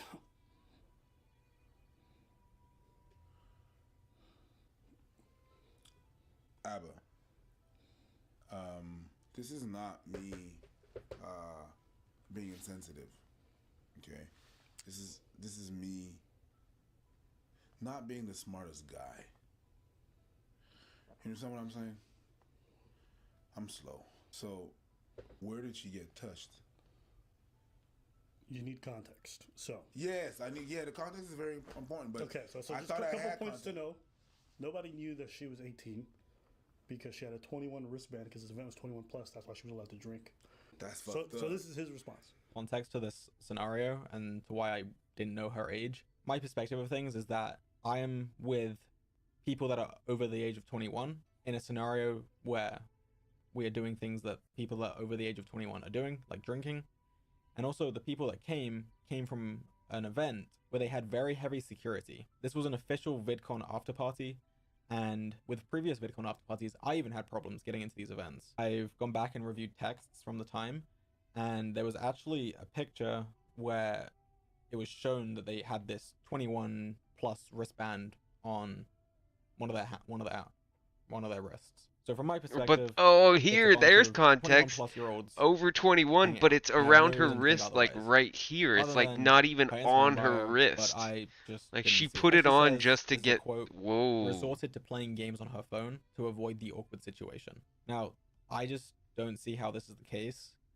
She's implying that she is using her phone to essentially escape, such an awkward scenario that she's in. But that's just not how it happened, and this is why. She brought up the phone game as kind of a point. The game was honestly the central point of the interaction at this part of the night. It was a very social thing, she was passing the phone around, we were all playing the game and bantering about it, just having fun with the game. So I don't see how she resorted to it and was using it in that context. She wasn't being awkward at all. There was no sense of uncomfortability from her. She was laughing and playing with everyone. And yeah, I'm not really sure why she phrased it like this. We actually continued to send each other high score updates even weeks after the event. To add further context to this moment, we were all actually High sitting on the score couch that was in the updates. hotel room Like they playing this continued game. playing the They had already game been drinking before they together arrived. They were after drunk, the and the way party. this is phrased, The it game makes during it out which to look she like was we're kind of assaulted. preying on them and forcing them to drink when they didn't want to. When I'm that's not the fucking case, loving it. and as I mentioned earlier, they were You even the were, ones asking to man. take I gave you an update when you before first they showed even up, arrived. but you But were then, this is when her more most involved in important the claim happens. I'm just gonna read the ultimatum quote. gate. She says, "Out of nowhere, I felt him slip his The hand under my clothes, sitting next to me on the couch, post-game in front of everyone. He disguised it with a simple, 'Are you or ticklish?' I coughed out a no, post-credits still staring at my phone. I was overly aware of the fact content that we were in front in of this other people. game is The dope fact that as everyone else fuck. was sitting around us, watching us, including my best friend, and that his hand was inching further to places I hadn't asked it to be. Again, as I mentioned before, we had previously No, been of cuddling course, on this it's fine. couch for around an hour, but I did place my hand on her I'm just waist saying, under her shirt. The I way it's sort of phrased went on makes a it sound like spiel it was about it, so happening out I'm of not nowhere, sure when in reality we'd been cuddling what for you over an hour at heard this me point, say or and it was not. not out of nowhere.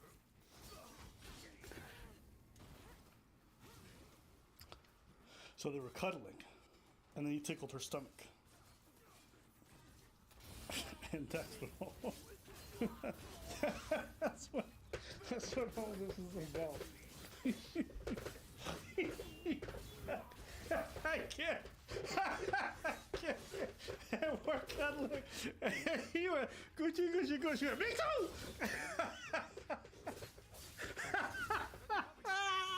I couldn't believe it. I had to go back and reread that shit 5 times. Like, wait, he touched her titty, right? Gucci, Gucci, go! You know that Pillsbury, though? Me too. Yeah! That's what it's about. And you know what they're saying? Cuddling doesn't mean you have the right to touch her stuff. Oh no, you're good. No, I was saying that the like the replay on the harder difficulty Didn't I tell you this is one of the dumbest, and the Didn't I tell you this is one of the dumbest things I've ever heard? the item, They canceled this dude. He got pulled from a bunch of advertisements. like the min-maxing on the items and the collecting Hey, of look, if a dude did it, the he did it. Make him pay. That's fine. He tickled her stomach. like these red items are Got the a over 21 like bracelet. ultimate Mom, you tier don't of know it too. items, and you just can pretend like actually you and your friend did take this way. these little But again, maybe affixes that's from not other super. We don't even items have to go there and like because transfer two them know over. one. And so like the two, yellow ones are when you found out, the it highest was like, no, quality. thank you. And That's so why I've they got a texted couple for of a while. You know who said items that? like And one of this the reasons they stopped texting? I just chest realized, armor You know what fucked me up? Vas-y. and When she was talking, and now I'm pissed now. Now I'm pissed. I had a better weapon. Yeah, anyway, like, yeah, no, so I made this katana here with like 5 dope-ass aspects on it. But yeah, I got a better one and I was a virgin now. at the time. That's what fucked me up. But yeah, no, so I've got like I've got health recovery for when I get an effective parry on right now, so I'm trying to go through it without healing and just use the like the 3% health that I recover every time I land a parry. I'm in Majora got perforated, but no, the way you is the frame up. Yeah, I don't know about 100%, but I'm going for the I'm definitely going for the Never been touched. It's so dumb. Half an hour until I started moving my hand platinum. further up, and the way it's phrased just makes it seem like it But I'm happened not pretty like instantly and actively pretty quickly. like There was nothing gunning quick about for it was very currently. I'm slow, just and I was very cautious about it and making sure that she was comfortable throughout the process. Me and Katie were very touchy, very cuddly. I'm gonna get it pretty soon, very just slowly got more into when it. I I've collect always all the been cats. overly cautious with consent, and this is not just because I'm a creator. I've been like this since before I was a creator, and I think that's just the way I am and just the way it should be. Nothing came out of nowhere. Everything progressed very slowly throughout the night. And also, before I continue, I want to make it clear that the furthest anything ever got was under the shirt touching and cuddling. Now, obviously, people don't typically ask if everything is okay, even such as touching someone's waist under their shirt before they do it. But in this case, I was extremely slow. And I'm sorry. I'm gonna tell you this. All right. Stack your money up. Get an ex-worker, okay, and ask for the GE. GE is the girlfriend experience. I don't think that. I just think these people are just too online. They're too online brain, and so that's why they talk like this. And they go on Twitter and they make this big thing, and then you get all this support. But in real life, you tell the story to most people, they'll be like, "So he touched her stomach?" No, it's because I'm old, bro. I think it's really because I'm old. I don't think so. It's not an old thing. You don't think so? I feel like it is. People who are too online.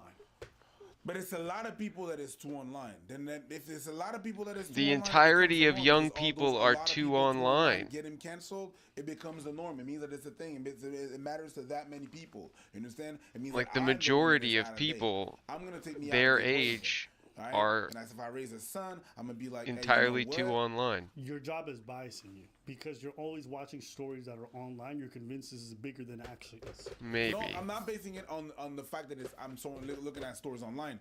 You watch stories online. I live out there. But if this dude gets canceled, but he's also in the online world. Sure. If you start seeing it in everyday life, where someone touched somebody, then we can have a conversation. It's just most people in real life are gonna look at this and be like, again, it's a very fucking sketchy line where I do not want people. It's crazy because then people that something really happened, they're gonna have a fear that I'm not gonna talk because people are gonna laugh at me. People are gonna diminish what I'm saying and this and that. It's just that you're cuddling with someone for an hour and they touch your waist. I don't give a fuck. Actually, don't give a shit. Nothing happened to you. You're not a victim. You're actually somebody who's fucking nefarious for trying to turn this into a bigger story than what it is. Just because you drink doesn't mean you're not accountable for the things that happen. Sorry.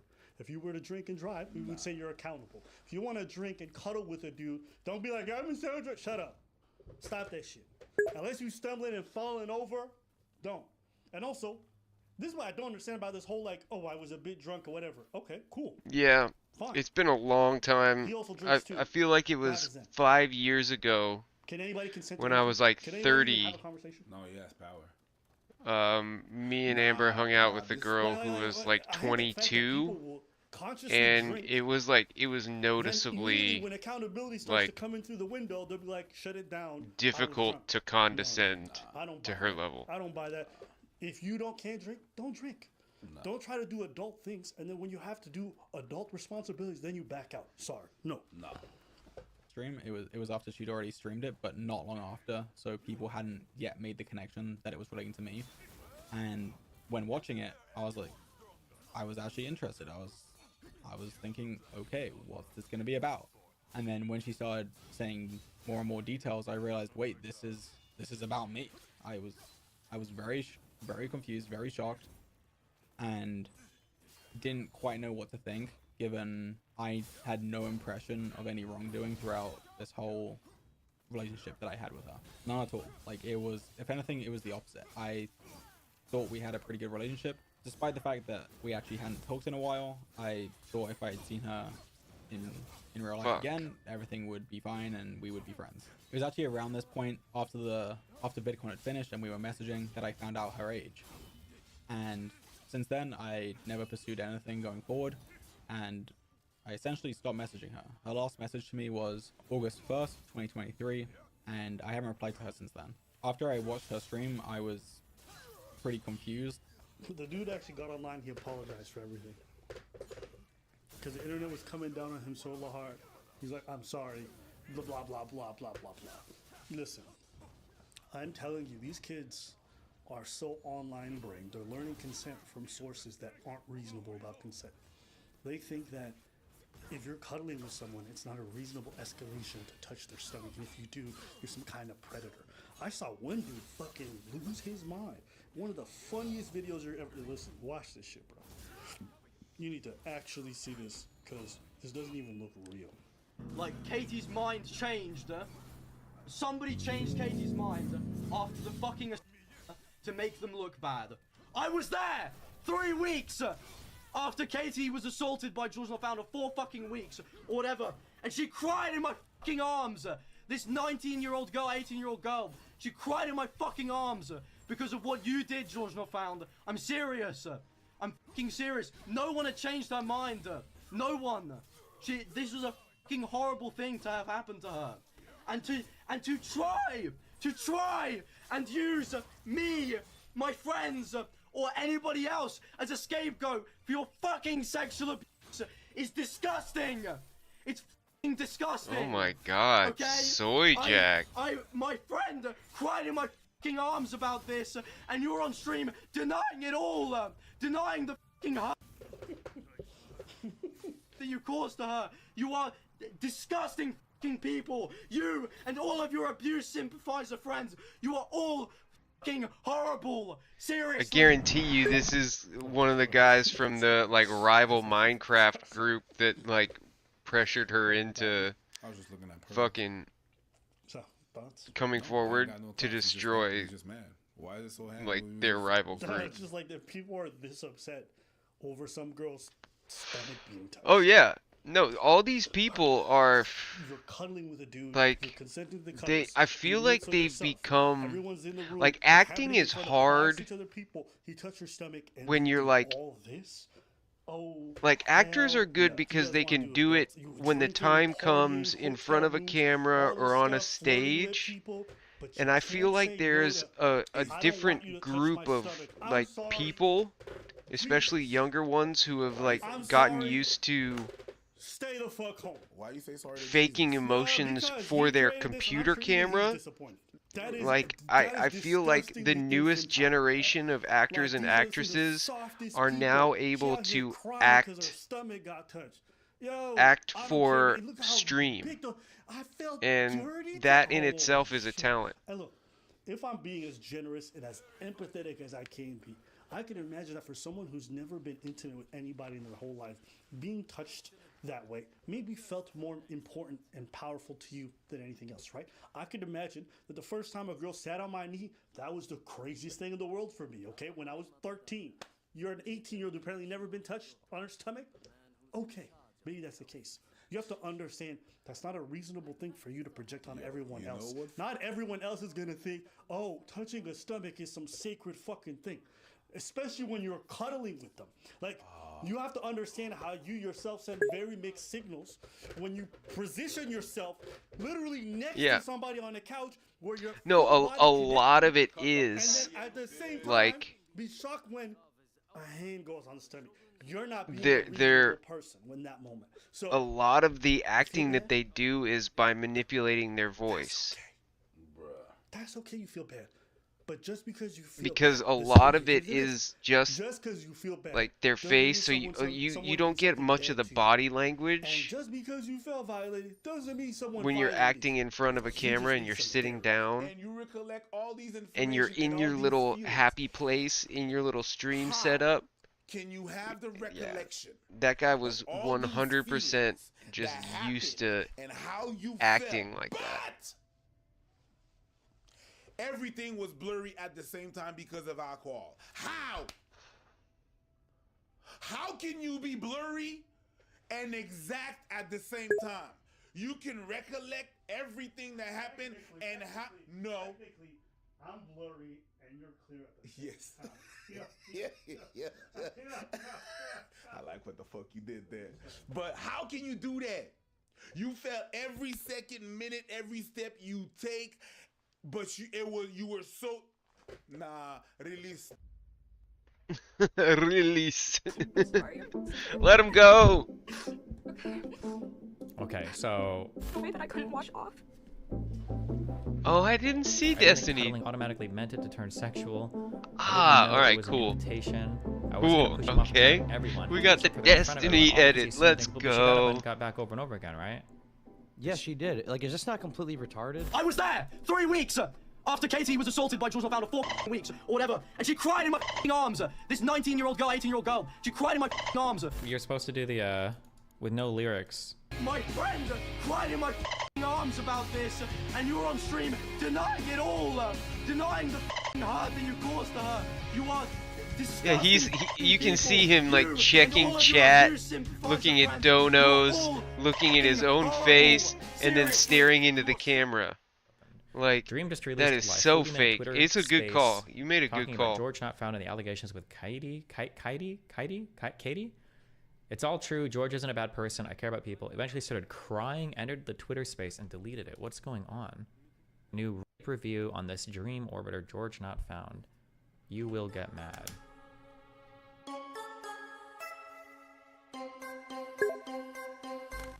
Hi, chat. Destiny, do you feel you tried to get a bit too quantitative with how you handle boundaries and social interactions? This seems like something you could just go with vibes on. I don't know what the list gains. It reminds me of you talking about people pushing past your boundaries and past the. No, I just the more I do online stuff and the more that I associate with people, this has kind of been my mode of operating for the past like couple years, especially as I've gotten bigger. Is what I'm trying to think. Okay, this is my dream, my goal, the hope. Okay, we're on some ultra soy shit. Okay, the hope is that like good and truth will prevail. Okay, that as long as you're being truthful and as long as you're a decently good person, that will show in the long term. However, I have to be able to demonstrate that. So I can't let people have fake stories or fake narratives that there's no counter narrative out about. So if I blacklist somebody, there needs to be a good reason for it, and I need to be able to immediately point to it so that somebody can't lie about it. And so hopefully over time when people do lie about it, so for instance when Fuentes lies about like not deplatforming people, like I can point to, like, oh no, like look, here's him tweeting and spam reporting people, trying to get people banned or whatever. So I think that being truthful is important, but being truthful is important, but then you also need the perception of being truthful, meaning that you have to illustrate how you're being truthful. So that's the point of like trying to keep shit in writing and then like providing like links and sources for stuff, basically. Yeah.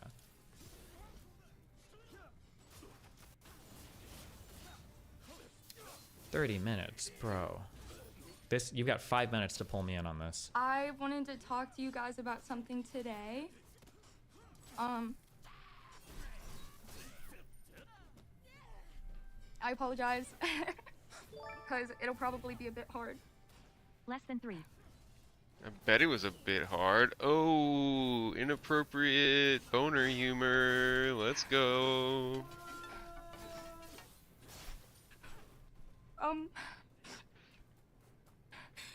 I won't have the chat on the screen because I can't read it right now. I also turned off all the alerts so I could talk. I didn't turn off donations though, guys. Go ahead. Funny enough, I wrote it down because I didn't think I thought I wouldn't Just have as it. a quick refresher, okay, remember, the reason why we go public about this stuff, the reason why quote unquote Me Too, okay, exists is because it was really, really, really hard to hold some people accountable. All right? So people would be like mass raping people or using sex as a bargaining chip against people they had a lot of power over, stuff like this. And there was no way to hold them to account. The legal system didn't do anything. Nobody in the industry was doing anything. It was just horrible. And then as a last resort, basically, well, fuck it. I'm going to go public and see who else has had these issues as a warning to other people. Whatever. That was the point of this. It's not it's not supposed to be it's not supposed to be an area where you just get to vent your frustrations. Even if somebody does something bad, it's not supposed to be like, oh, like I'm just gonna complain about bad stuff that's happened to me or somebody did something bad. Now, I don't know what this is, but we'll see, you know. Anything to say? You know, I thought I'd freeze up when I went live, which I kind of have, but I didn't think I'd cry. I wrote down what I want to say on stream today. Oh, I hope you that's okay. knew you were gonna because I get cry. really anxious when The talking about shit that you wrote down to important say, things, you and I don't wanna specifically missay wrote anything. so that you would And I want like to evoke make an sure that I'm emotional saying everything I reaction want in to, and in order yourself. to do that, I wrote it down last night. There's a massive difference between what Destiny just said and the Jonah Hill X situation where she outed him for being a bad boyfriend because, wait, I don't know if you think I defended or didn't defend that, but I hope I didn't at the time. I don't know why she leaked anything. That was really weird and cringe. I don't know why she leaked anything about Jonah Hill. I thought it was stupid. Because I knew how to be like this. And I knew I wouldn't be able to talk properly. So, I probably won't, I again apologize, I probably won't look up during the stream. I'll be reading on my phone. But I wanted to read this instead of tweet it because I wanted it to come from me. And I want you guys to hear it from me. It's really hard for me to talk about, but I feel like it's important for other people to hear it. I'm sorry, I'm scared. Okay, so I guess axe murderer, multi-level rapist, extremely powerful industry figure with multiple women under his thumb. That's where my mind is right now. If we're scared to talk about this, it has to be said. We're trying to help other people. That's what my mind is prepped for. Okay. Whew. All right. I'm gonna start reading. Shit, yeah, necromancer, maybe. Yeah. He's literally resurrected the dead so that they could corpse rape you. I want to start this by saying I wouldn't be here without Shelby. I was ready to disappear with this secret forever. I never knew that creators were allowed to talk about these kinds of things, and I guess I'm still new to it all.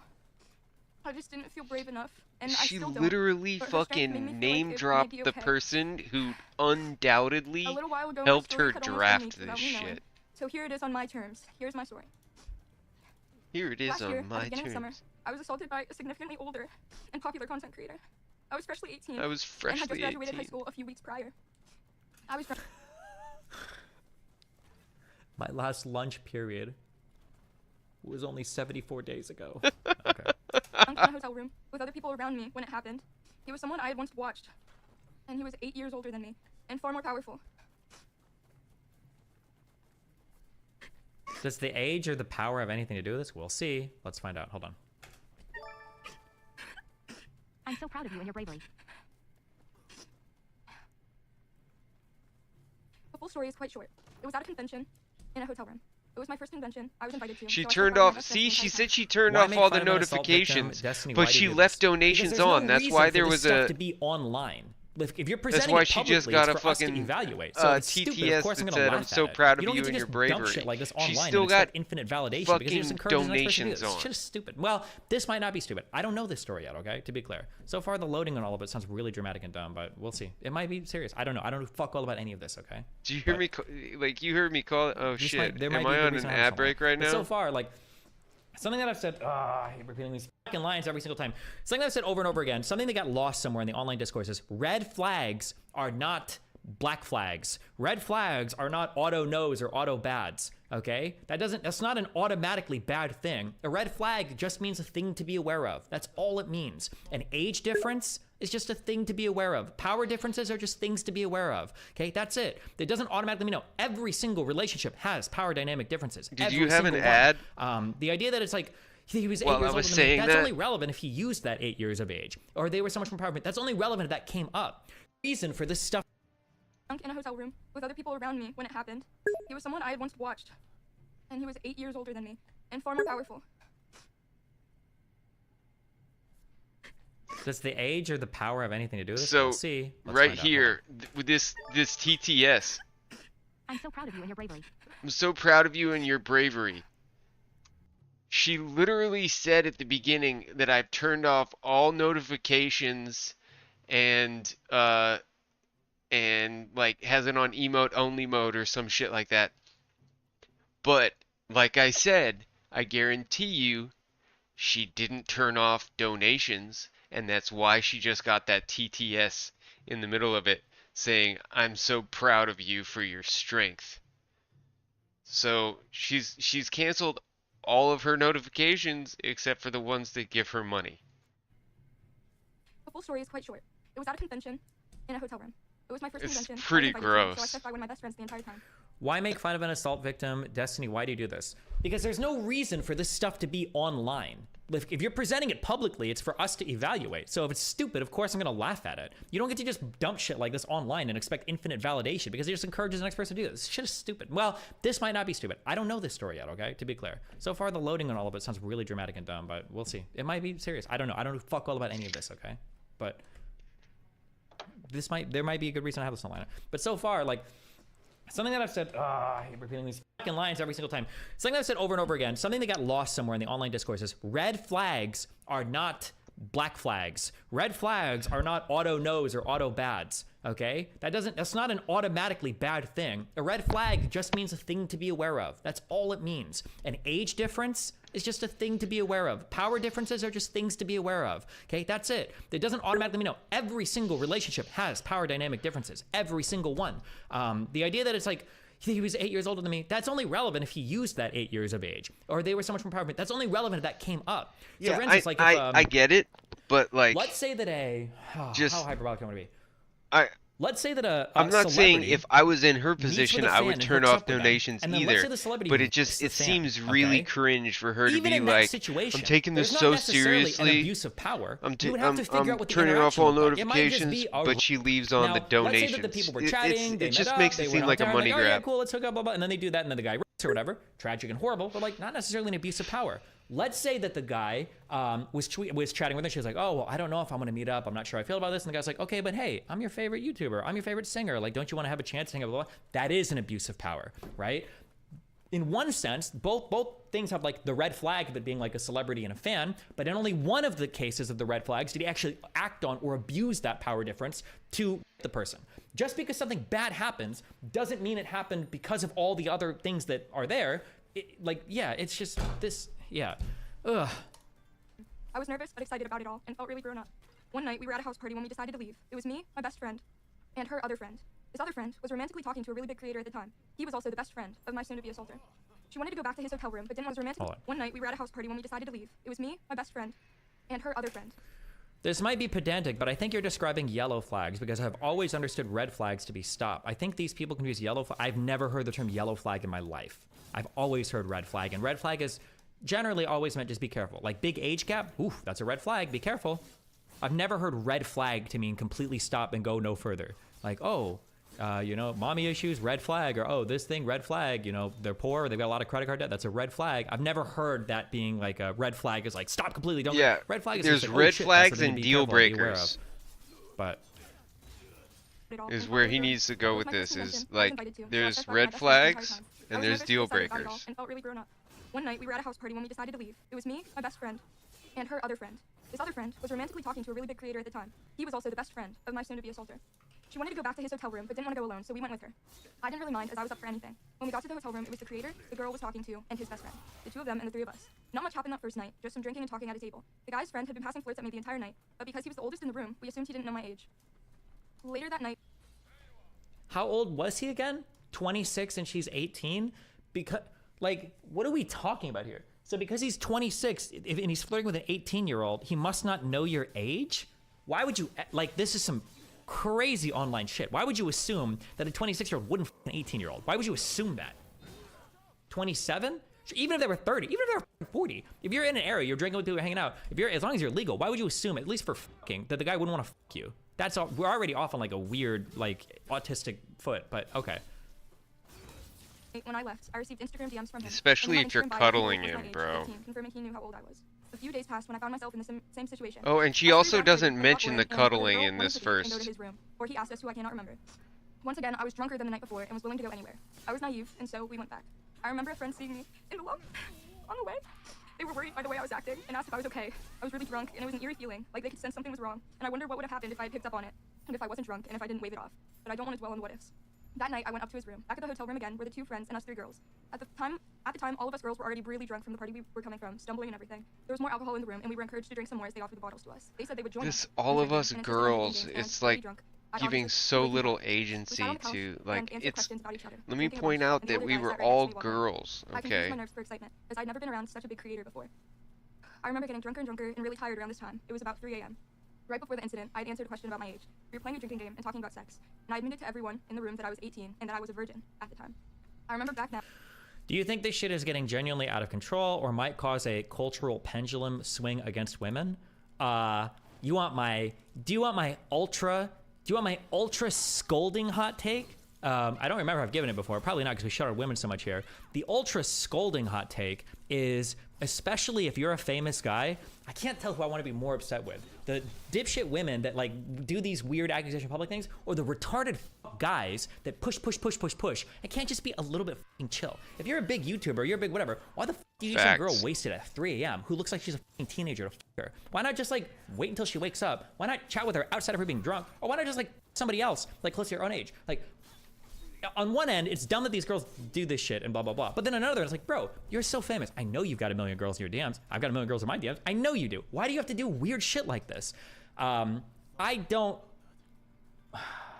Yeah, I will say this, okay? Clip me. Get ready to clip me in case I get accusations in the future, okay? In case I get accused of raping in the future. I don't believe it when guys are like, oh, I'm so afraid of getting Me Too'd. Oh, I'm so afraid of like a girl making bullshit. That's because you're rapey and you're creepy and you're fucking weird. Just stop. Slow the fuck down. You're 26. You got 1 billion followers on YouTube. You could probably more girls than your entire family line, your ancestral history combined. Okay, if you spend like 2 weeks active on Instagram, just slow the fuck down. Jesus Christ. But then the girls are also retarded too. But like, yeah, everybody's just so stupid. Game and talking about sex, and I admitted to everyone in the room that I was 18 and that I was a virgin at the time. I remember back now to him answering questions during the game about back when he was 19 and when he was in college, noticing how my future was his past, and I wondered how he felt sitting so close to me. Like, this shit is this is rehearsed, scripted. She probably sat down with 4 friends like, my future was your past. I was like, ooh, that's a good line. That'll hit well. Make sure you're not doing the crying thing when you deliver that line or like sniff afterwards or whatever. Like, oh, that's a good, like, this is so like, unless you full on racer, okay? I see people in chat saying you just touch her. I don't know. But now if there's like a full on like hardcore rape, okay. But like, Jesus. It was a little after that when I resorted to playing games on my phone when it happened. Out of nowhere, I felt him slip his hand under my clothes, sitting next to me on the couch in front of everyone. He disguised it with a simple, "Are you ticklish?" I coughed out a no. She said she didn't think she was gonna cry. She cried every single time she rehearsed this. Watching us, including my best friend, and that his hand was inching further to places I hadn't asked for it to be. He made a game out of my embarrassment, where he would touch me in certain areas to make me lose the phone game I was playing. I was scared, and I felt sick, either from the alcohol or from his touch. It didn't matter because my mind was a blur. It didn't matter. It didn't matter whether it was because she was drinking or because he was raping her. She felt sick either way. I was scared to leave or make a scene out of the embarrassment. Eventually, later in the night, I found myself alone with him and his friends. Everyone else either passed out or sick. I dread the scenarios that could have played out that night, the what-ifs. I was just so naive, and lucky or not, the night came to an end with just that. The night lasted until 6 a.m. I was still drunk, either from Okay, so now the next day something more is gonna happen? Alcohol or tiredness. I went to leave, and the older guy decided to leave with me. We walked to the elevators, where I didn't get on. He then pretended that the elevator was broken, and that he couldn't leave, telling me to get in the elevator to prove it was broken. And then after a few minutes, he ended the night with a, "Guess I'm going now," leaving with a wounded puppy look. He proceeded to Instagram message me for a bit after that, simple flirting or asking about the next convention I was going to, saying stuff about seeing me there. Simple messages, ultimately filtered into nothing. At the time of it all, I convinced myself I was lucky. I was lucky that it had happened to me. I was excited to be around such big creators, to be at that convention in general. I figured that's just how things were, that was the price I had to pay to be there, that anyone would have loved to be in my position, and that I should have appreciated it. You don't convince yourself that you're lucky you got What were the assaulted. DMs looking like afterwards? Did those get leaked or? First, that night. Like, why are we leaking this? Like, you are lucky. You're lucky that that was the only thing that happened. This is such a lucky lesson learned. Like, okay, I was underage, drinking. I was already pretty dumb. Probably shouldn't go back to the hotel rooms with guys alone. Some guy kind of like felt me up a little bit, but nothing happened and then I left. That is a lucky scenario. That's lucky. Nothing happened. You're good. Like, holy shit. What an easy way to learn a lesson without anything fucking insane happening. Wait, what the fuck? It was the first time anyone had ever touched me. I assured myself that I was just being sensitive about it all, that it wasn't a big deal, but assuring only can go so far. I felt dirty in a way that I couldn't wash off.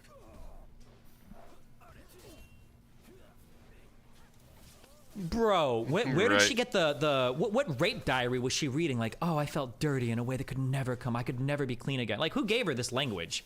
There's no way she's writing. Like, bro, come on, Thank really? you, Destiny. I couldn't help the way that my body reacted and flinched.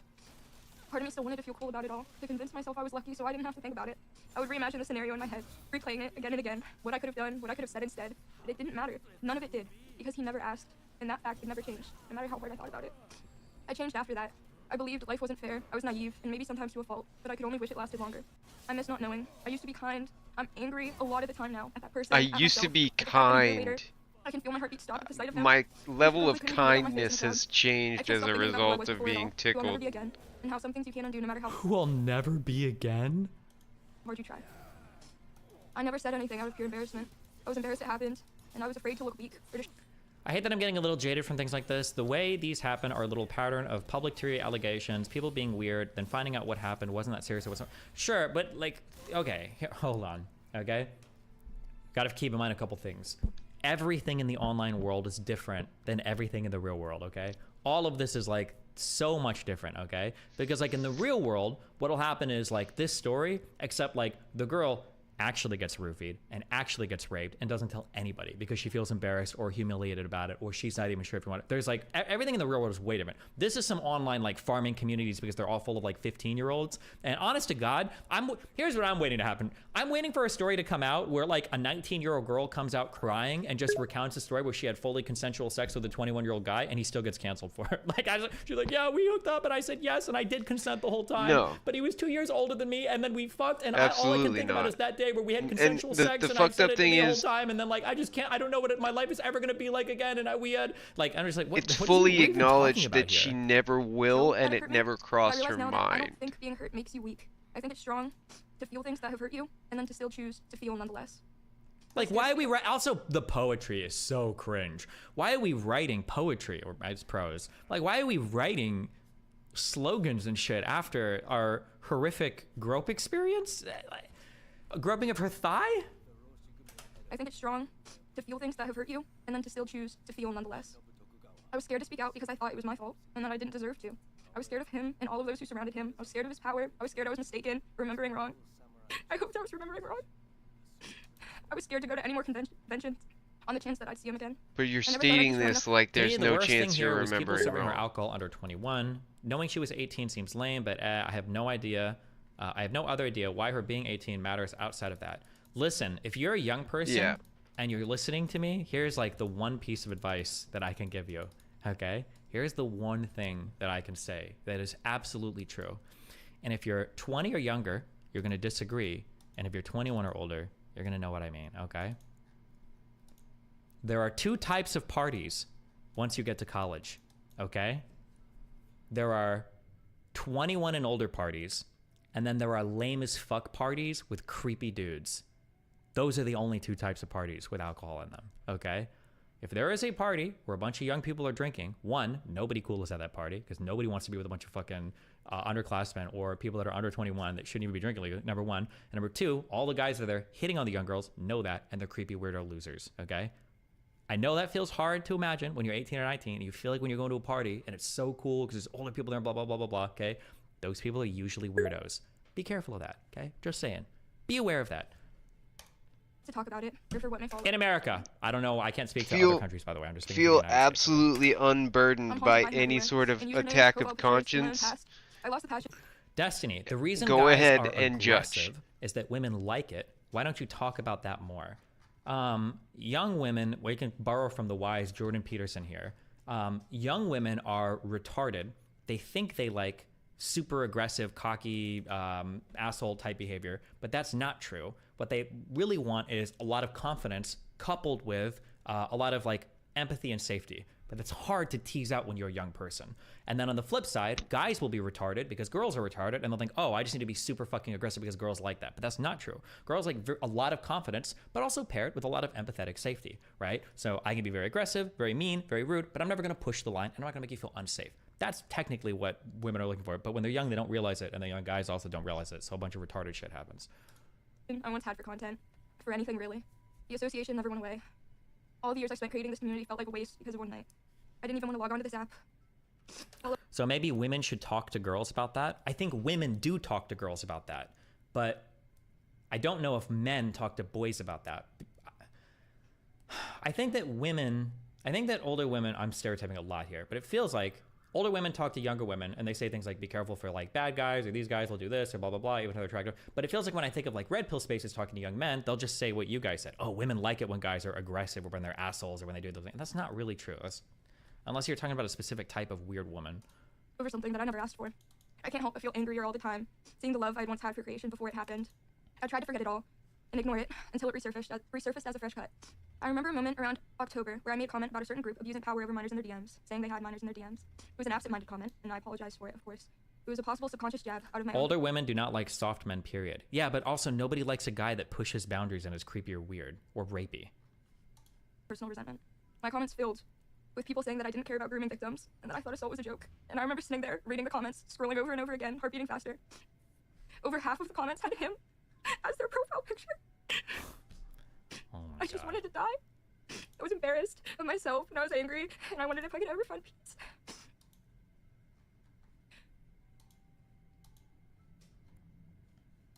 Hey, Destiny, how does it make me creepy or rapey that I don't want to be accused of being a creep at the gym? For example, yesterday I was on the cycle, the girl was in front of me, felt scared. I don't believe you. I don't think this happens to normal people. If it does, it's incredibly rare. I don't think that happens. You're probably a rapist, my dude. I'm sorry. Listen, embrace it. Okay, hire a good defense attorney. You're gonna need one. You're probably just a rapist, all right? The idea of will I ever heal? It's scary. But I was tired of withholding my story to protect myself. I spent so long convincing myself it was my fault, or that I was just a coward. I just wanted to disappear, but I didn't, because I realized that this is a problem bigger than me. It may sound dramatic, but it's how I felt for over a year. I feel everything very strongly, and I don't want that to change. I agree with your take about how women who can't assert boundaries in what should be safe environments, though feels like there's a double edge there, and that mirrors should be given for men. If you're too fucking retarded till a woman is uncomfortable or not receptive to what you're doing, you shouldn't fuck either. Yeah, maybe. I think the difficulty, the difficulty in this is that, like, when women make mistakes, they get raped, so they're the victim. And when men make mistakes, they're rapists, so they're like the aggressor. And that's just an unfortunate pairing of how the sexual dynamics tend to work in society. So it sucks because technically they're both making a very similar mistake. But because of how our sexual dynamics play out, yeah, guys just kind of get the short end of the stick on that. But also women have periods and have to carry babies for 9 months, so, you know. It was a big deal to me, and I spent too much time downplaying my own experiences, and I still do. I'm still trying to realize that it's okay. My story is about power and age and consent. It pisses me off that they can hide behind their power while victims are left helpless, no matter what scenario. It pisses me off that he thought he had the right to do what he did, that he did it even in my silence. My biggest fears about speaking out was you guys. I wanted to keep my community safe from what may follow, and also, most importantly, from the ugly truth of life. I promise with you guys to be open and honest. This is fucking retarded. Okay. Have you ever felt used after a sexual encounter? Yeah, it has happened before. It doesn't feel good, but I don't give a fuck. Okay, what else is here?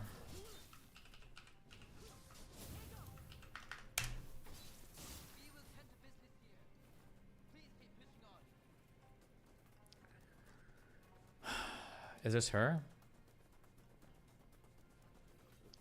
For now, this is what I have to say. He admitted to touching me, that I was drunk, that I verbally didn't consent. In my mind, the conversation is over. He said silence does not equal consent, yet he never got verbal confirmation from me. He chose to move to a sexual act on the couch where everyone was hanging out without asking. Well, I mean, it sounds like he just touched her thigh. He didn't even touch her pussy, did he? Destiny, it is dramatic, but still fair to come out with it if she thinks it was sexual assault. No, not saying it wasn't, so it depends on his... Wait, where was the sexual assault? It sounds like he didn't even touch her actual... That's a response to his response.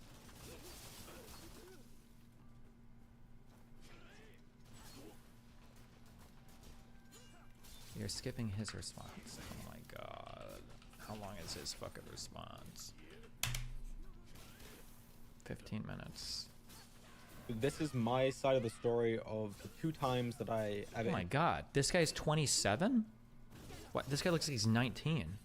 If you watch Skibbity Toilet enough, does it like reset your age? Interacted with Katie Bugs in real life.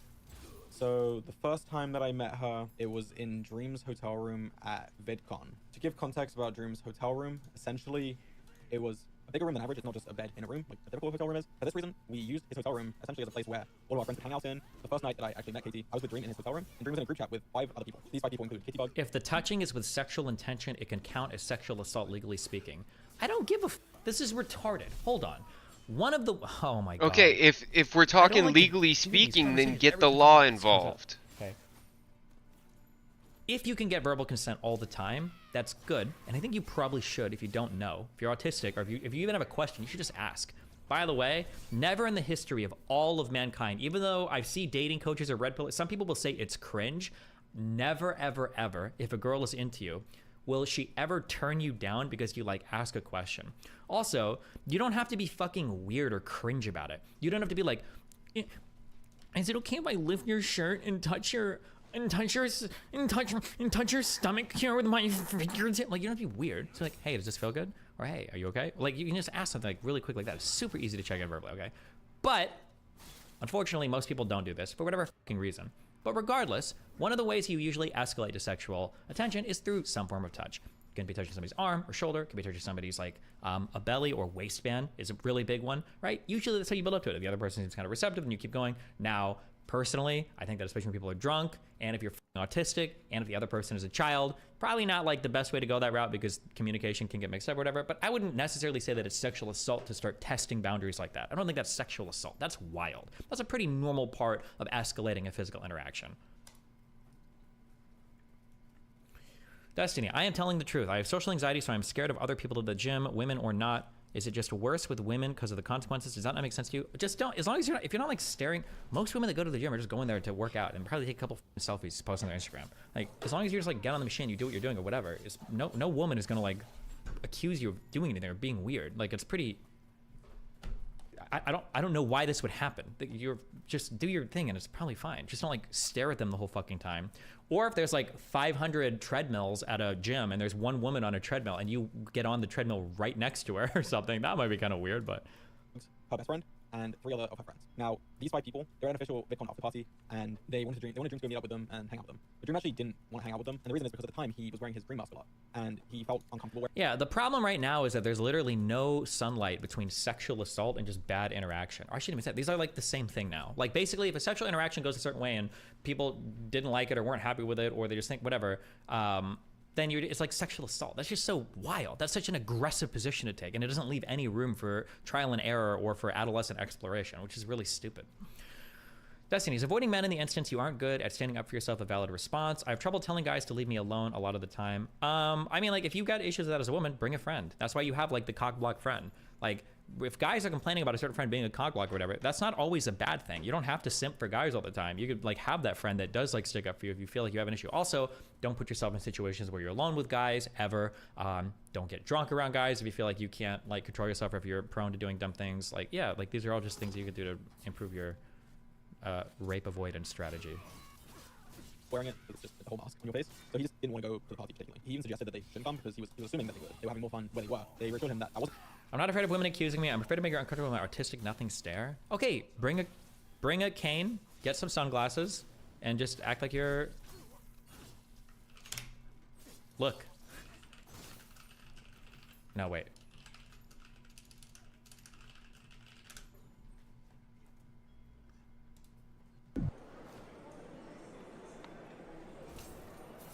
Be like this guy.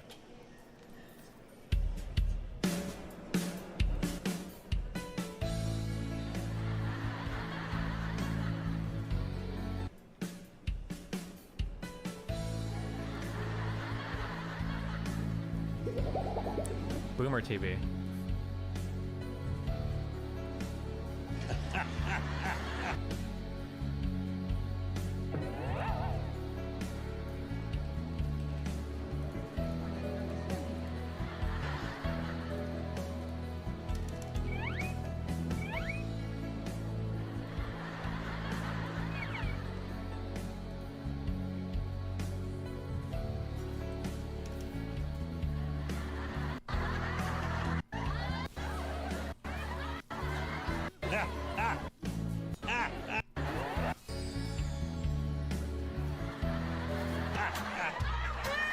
Just go to the gym with the cane and the sunglasses, and then you're good to go.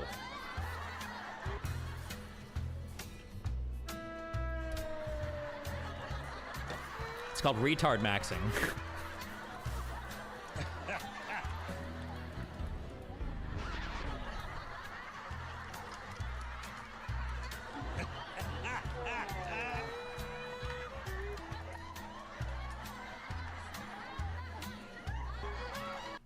Anyway, sorry. Do you think that being less direct / aggressive is sometimes the less courteous way to act towards women, i.e. just straight up asking a woman if she wants to come home with you rather than slowly testing boundaries is more courteous? Personally, I've always thought straight up asking women if they want to come up with you is creepy as fuck, but I've been told it's more desirable by women. I mean, that's a different thing entirely. You have to find a way to do it without like being too forward, but also without being too. The difference is using words weird. or not using words, bro. I feel like we've had this conversation like a million times. I think that if you're asking people if you want to be straight up, then it's okay, but you have to be straight up while also like giving the other person an out too. So for instance, exactly. hanging out with somebody one-on-one, because women are weak-willed creatures who will say yes to things without necessarily wanting to, okay? Rather than being like, hey, so for instance, if you're driving a girl back after a restaurant, you get in your car afterwards, you say something like, hey, instead of saying, do you want to come back to my place and hang out? Then you say something like, hey, do you want to come back to my place and hang out? Or do you have to go home because you've got work in the morning, right? If you give somebody an out so that they feel like they have an option or whatever, like that's a way to do it, but I don't know, listen, figure your own shit out. Want to hang out with them? Just don't fuck anybody, okay? Just fuck your bros, okay? Boom. Guys can't rape other guys. Based and completely true. And he felt uncomfortable wearing it because it's just the whole mask on your face. So he just didn't want to go to the party particularly. /S, obviously. What if Ghosty and Katie came back with me too? Maybe. I don't know what my friends are up to. I'm still at Corn Dogs with some friendos, but leaving shortly. Want to play that game from last night? It might just be us four for a bit at least. We'll make it fun. I don't want to take them away from the party. Okay. Because he was assuming that they were having more fun where they were. They reassured him that wasn't the case. They were bored and they wanted to. Are Ghosty and Katie having fun? Not really. Would you be okay if we come over? This is a Clip Chimp re-upload. They went to come. So now these 5 people are trying to come to the hotel. What happened is Katie and 2 of her other friends came to Grim's hotel room. This was my first time actually meeting them in real life. I didn't even know who they were before meeting them. And then we essentially just were playing drinking games in the hotel room. We were having fun, talking with each other. Nothing crazy in particular. Now, one thing Katie said retrospectively, looking back at the scenario, is that I was flirting with her throughout the night and that she was uncomfortable with this because of our age difference. At the time, she was 18 and I was 26. She actually assumed I didn't know her age because she had never said it. But then later, I had actually DM'd her on Instagram. And because of this, she says that it is confirmed that I know her age. To give some context to this scenario and why I didn't know her age, my perspective of things is that I'm with people that are over the age of 21 in a scenario where... Oh god, I don't care. I just super don't care. I linked the original stock me. Okay, I'm sorry. This is the true test of our vibe answers. Can I actually pay attention to this boring fucking counterexample? All right. Serious conversation. All ads and donos are turned off. No money's being made from the stream. Stream will start soon. Wow. By the way, good turnout on Chris Williamson. Yeah, his audience fucking hates me. Holy shit.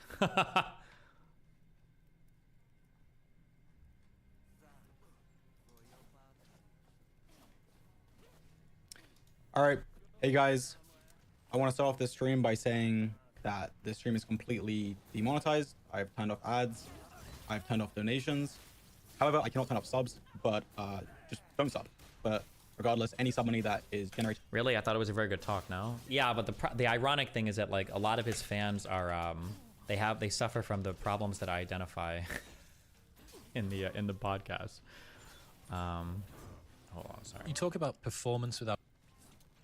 Like, I think you need to adhere to in order to not be ostracized. Maybe people said he apparently deleted a lot, but like over half the comments are like in reference to like my fucking divorce. And it's like, what? I don't even know what that has to do with this entire video.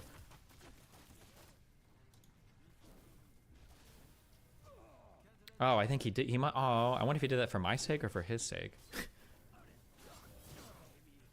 These comments were way, way, way worse.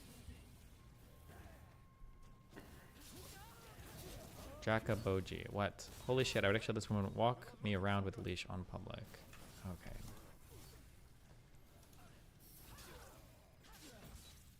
Okay, never mind. Rip. Please, I defended you in the YouTube comment section of Chris Williams. The trenches were brutal, but I came through for the Taliban. Yeah, I think the majority of the comments were about, actually, I think almost all of them were about just Melina and my divorce.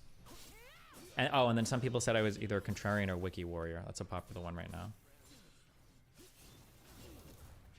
What if I sort by new?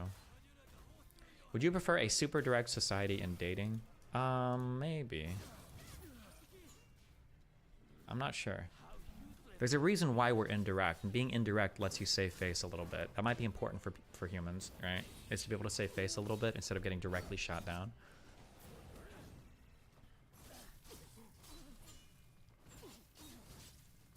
What happened to this guy's wife?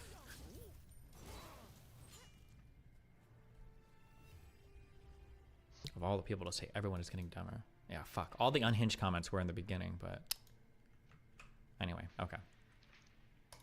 During the stream, I will donate to charity. In the stream, I'm going to be talking I'm going to donate to charity anything that comes from my rape review stream. Why? some very serious topics, including assault, abuse, and things of sexual nature. So if any of these are triggering topics for you, please be... Why do you think it's so taboo to be mean towards ignorant victims of minor sexual assault? I bet we'd have no problem making fun of her if she fell for the Nigerian prince scam. The issue is that it's a reaction. It's a reaction, and the reaction is overboard. So now we have to treat every victim like they're a precious fucking angel. But the reason why it's a reaction is because the society prior to this could be a girl goes to a bar to have fun with some friends, ends up getting roofied and raped by like 3 dudes, and everybody is grilling her over why the fuck were you even at a bar in the first place, or why were you drinking anything, or why didn't you have like a security camera set up 24/7 on your fucking glass? Like that was the issue. The issue before was that the victim blaming stuff of culture was really heavy on the women. It was way too much on the other side. So now the reaction is, well, now we're on the other end where every single time a woman gets touched in a way she doesn't like, she's gonna make like, well, not even every woman too. Keep in mind this is just like influencer culture shit. Yeah. Be aware of that and be cautious. Recently, do you have any response to people disqualifying your opinion about dating since you're divorced? If people don't want to take my opinions on anything, don't take my opinions on anything. That's fine. But it's ironic that people will write up. First of all, this is my second divorce, not my first one, which is already funny enough.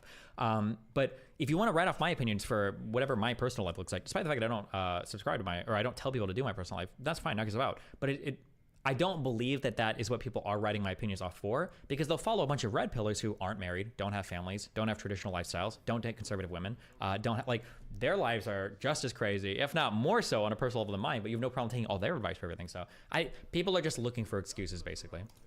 A streamer named Katie Bugs went live and told a story involving me about sexual assault. So in this stream, I'm going to be addressing it. I was originally planning on doing this all live, and that's why I originally tweeted saying that I would be live the day that it happened. But I simply did not feel comfortable doing it live and needed to make sure that I had all the details in place. And why do you think we are typically more comfortable with seeing graphic violence than explicit sexual acts in media? I think that sexual acts that are explicit... Oh, wait, you mean like even consensual sex? I have no idea. Ask my mom. I think it's the opposite in Europe. Just wanted to make sure it was all... Oh, by the way, I do have ads on, and I am accepting subscribers and donations. So if you want to make me money, and I'm not donating any of it to anything, so... Perfect, as it happened. So today, I sat down, talked straight into this camera, laid out all my thoughts, and then essentially just edited out the blank spaces where I was sitting here thinking. Okay. Bro, stop fucking pausing the video. Go watch it on your own then. Damn, why the fuck do you need to watch it unedited on my fucking stream here? Does dating while famous affect dating negatively at all? Do you ever have a thought in the back of your head, like, what if one of my hookups accuses me of sexual assault? Or like, what if I have one convo out of context leak that will make me look like an abuser? I have never worried about that in my entire life. I've hooked up with a lot of people, never worried about that somebody's gonna accuse me of being a fucking rapist. I mean, like, one person already tried to, that Lav girl, and I feel like the DMs there were wild. Like, I'm like such a cuck in these DMs. Hey, just so you know, if you ever want to come on stream, it's okay, like none of our past sexual blah blah blah. Like, Lav was a million times more aggressive in our fucking messages than I was to her. So yeah, no, I'm not worried about that shit. It's dumb. Thinking. But maybe if I fucked more Minecraft girls, maybe it would come up. What to say, and then also added some screenshots for context. And I'm going to be playing that video now.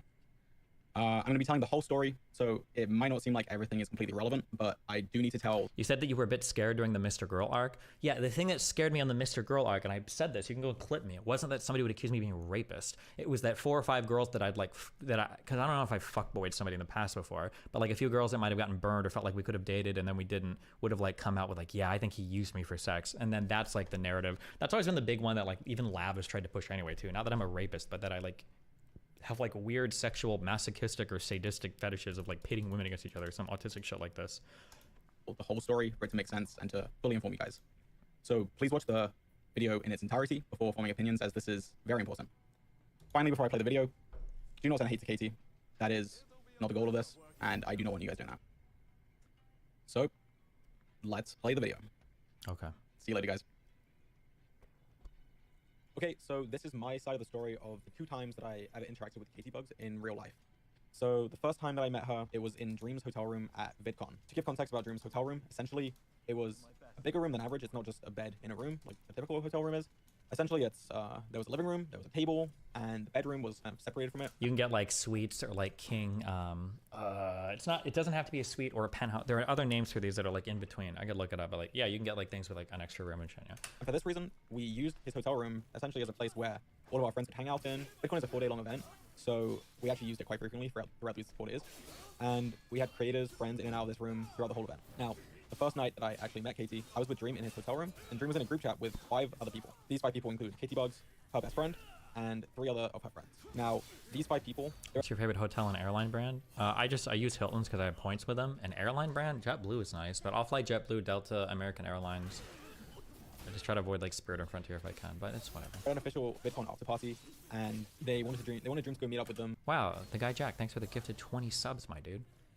And hang out with them. But Dream actually didn't want to hang out with them, and the reason is because at the time he was wearing his Dream Master mask, and he felt uncomfortable wearing it because it's just like the whole mask on your face. So he just didn't want to go to the party particularly. He even suggested that they shouldn't come because he was assuming that they were having more fun where they were. They reassured him that wasn't the case. They were bored and they wanted to come. So now these 5 people do a Boeing deep dive next. I had a friend, I think I said this a while ago. I had a friend who was in town, I think a month or 2 ago, and she told me that like, oh yeah, Boeing 747 Maxes crash a lot, or there's some dumb shit. And I just thought she was like exaggerating.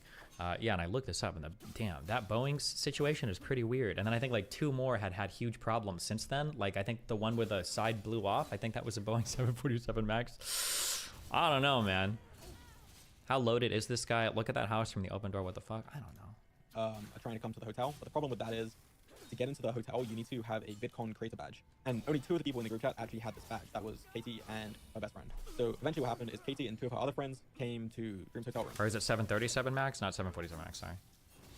Could it just be that there were a lot of them flying? No, the 737 Maxes there was some dumb shit that was inexcusable, at least in the wiki, and then a couple stories I read. It seemed pretty dumb. This was my first time actually meeting them in real life. I didn't even know who they were before meeting. Destiny, you were applying a double standard earlier. Being 18 is seen as a child when the age difference is 26, which is why people would find it weird, even though you are ageist with 18 to 20-year-olds. I don't know what that sentence means. All I'm saying is that the younger the person you're dealing with, the more cautious generally you should be. Like if there was like a 30-year-old girl that wanted to hang out, and she was like, oh, let's go out and get drinks, and then maybe we can hook up afterwards. I was like, okay, yeah, sure, fine. If there was a 21-year-old girl that wanted to like get drinks and hook up afterwards, I'd probably be a little bit more cautious there. I'd be like, okay, well, like, what's your level of sexual experience? Like, how often you drink? Like, that would be just something I'd have like a little bit more caution with. But then you can usually tell when you're hanging out with a person how experienced they are, unless you're not experienced, in which case, you're rolling the rape dice. Good luck. Eating them. And then we essentially just were playing drinking games in the hotel room. We were just having fun, talking with each other. Nothing crazy in particular. Now, one thing Katie said retrospectively, looking back at the scenario, is that I was flirting with her throughout the night and that she was uncomfortable with this because of our age difference. At the time, she was 18 and I was 26. She actually assumed I didn't know her age because she had never said it. But then later, I had actually DM'd her on Instagram. And because of this, she says that it is confirmed that I know her age. To give some context to this scenario and to why I didn't know her age, my perspective of things is that I am with people that are over the age of 21 in a scenario where we are doing things that people that are over the age of 21 are doing, like drinking. And also the people that came from an event where they had very heavy security. This was an official VidCon after party, and with previous VidCon after parties, I even had problems getting into these events. There was one time where they didn't let me in because they couldn't confirm the legitimacy of my UK ID. They said they weren't trained to look at foreign IDs. So they didn't even let me in despite me being 26 at the time. And also since Katie's stream, I've gone back and reviewed texts from the time, and there was actually a picture where it was shown that they had this 21 plus wristband on one of their wrists. So from my perspective, it's a bunch of 21 plus year olds hanging out. And I have no reason to think otherwise, other than her Instagram bio, but I just didn't see it. But anyway, nothing actually particularly happened at this first night that we were hanging out. Everything was very friendly. We went our separate ways, and that's the end of the first night. And then the second time that we hung out was... I don't even like conceding on the age thing. Whether she's 18 or 21, it doesn't make that big of a difference in this story, unless you think that like the underage drinking is a huge point that needs to be dealt with, which I mean, I guess is kind of bad, but... The next night after this. So we wake up the next day, we do VidCon stuff. After we're done, that's the final day of VidCon. So VidCon is now technically over, but we have one more night in the hotel before we need to leave the next morning. And actually at this point, I actually had a friend that I had only known online meet up with me for the first time. And the whole time I'd known him, he lived in a different country. He was actually living in Japan. And I told him I was going to VidCon, and he... What you're trying to do this weekend? Moves on Saturday. I think you're probably good to come, but possibly if we go somewhere, you won't be able to get in, and that would be an LOL. I have an extra bed in my room, so you can stay if you want. I'm busy until like 5 p.m., but should be good after that. Fuck yeah, I'll be there sat. He actually just happened to be in California at the same date, so the dates aligned, and we made plans to meet up. Now, he arrived early evening, I think it was around 5, 6 p.m. We were just hanging out in my room. Dream messaged me, I'm bored, can you come to my room? Let's hang out, essentially. That's what we did. Me and my friend that I just met, physically, I mean, I knew him online, went up to Dream's room, and we were hanging out. And again... Do you think U.S. laws on alcohol make sense, or would you lower it to 18, 16 for some types of alcohol like EU? I don't think the drinking age matters that much, or at least I haven't seen data that it does. I just wish we had a better culture around alcohol in the U.S. I feel like the culture is really bad for young people. The same scenario happens. I think that, like, my broad view is that drugs are a massive, like, bonus enhancer to life. So if you want to get drunk, I like to get drunk in ways I think is super fun. I think MDMA is fun, LSD is fun, mushrooms are fun, smoking can be fun. All these things can be fun. Meth is fun. It can be fun. All these things can be fun, but anytime it becomes like a regular part of your routine, unless it's like a therapeutic drug, like it's prescribed to you for a medical condition, if you feel like you have to smoke every night, if you feel like you have to drink every Friday, Saturday, if you feel like you need to smoke rocks, or if you feel like you have to do like every single day or every weekend, I think that's something that's bad or risky. So when drugs are like a way to enhance parts of your life with an acceptable risk tolerance, right? You know that if you drink a lot, you can have these issues that pop up. If you do this, this can happen, blah, blah, blah, blah, right? Yeah, drugs are just like an enhancer. There's a thing that can make things a lot of fun, and then there's a certain level of risk that you need to learn to have a tolerance for or be ready to counteract. But when it becomes an incorporated part of your life, where every Friday, Saturday, you've got to go and do blow, every Friday, Saturday, you've got to smoke weed, or every night you're smoking weed, or every day you're drinking, whatever, that's, I think, what it's bad, yeah. Cringe. They are trying to get him to go out to another party that they were at, and same story, Dream didn't want to go. Isn't that risk easier to manage as an adult? It might be. But it's probably easier to manage at 24 than 21. It's probably easier to manage at 30 than 25. It's probably easier to manage, but I mean, it's about where we draw the line. Okay, I can't believe you didn't come. This is devastating. The ops are there. Are you still there? L, come. L, L, L. Do people really text like this when they're Zoomers? But was open to them coming here. And again, that is what happened. But this time, their friends were actually all able to get in. I don't know how they did it, but Katie, her best friend, and 3 other of her friends ended up coming to the room, which had me, Dream, and my online friend that I just met. So 8 people total in this room. Not everyone, just like 99.9% of people smoke all day, every day. I mean, a good time. So something I actually want to point out before I continue with the 420, baby. Said that too. Sorry, I gotta let my... Oh. I didn't know until I heard Nathan say it out loud. What did he say? I think I like making your mom jokes at Nathan, because now he's old enough, and then it's his mom. It's fucking funny. He said something like, oh, goofy ah, mom. Or the way that he said it, I was like, holy shit. Goofy ah. That's like goofy ass. Like goofy ass movie. Period, period, I just thought it was like a typo or something. Give me a sec. Probably they are trying to get him to go out to another party that they were at. Make things a lot of fun, and then there's a certain level of risk that you need to learn to have. Drugs are just a part of it. I think that's something that's bad or risky. So when drugs are like a way to enhance parts of your life with an acceptable risk tolerance, right? You know that if you drink a lot, you can have these issues that pop up. If you do this, this can happen, blah, blah, blah, blah, right? Yeah, drugs are just like an enhancer.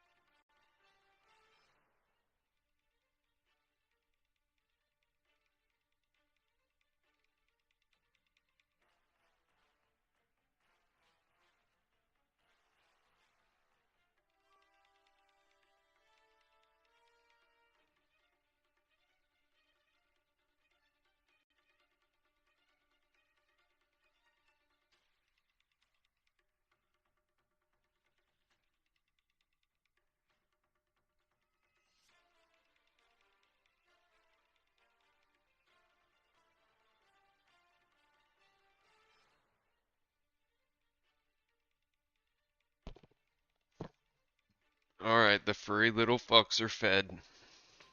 There's a thing that can make things a lot of fun, and then there's a certain level of risk that you need to learn to have a tolerance for or be ready to counteract. But when it becomes an incorporated part of your life, where every Friday, Saturday you've got to go and do blow, every Friday, Saturday you've got to smoke weed, or every night you're smoking weed, or every day you're drinking, whatever. That's, I think, when it's bad, man. It's for the best. All that weed smoking. Sorry, didn't want to go. Isn't that risk Thanks, easier bud. to manage as an adult? It might be. But it's probably easier to manage at 24 Oh, than fuck. 21. It's probably easier to manage at 30 than 25. It's probably easier to manage, but I mean, it's about where we draw the line. Okay, I can't believe you didn't come. This is devastating. The ops are there. Are you still there? L, come. L, L, L. Do people really text like this when they're Zoomers? But was open to them coming here.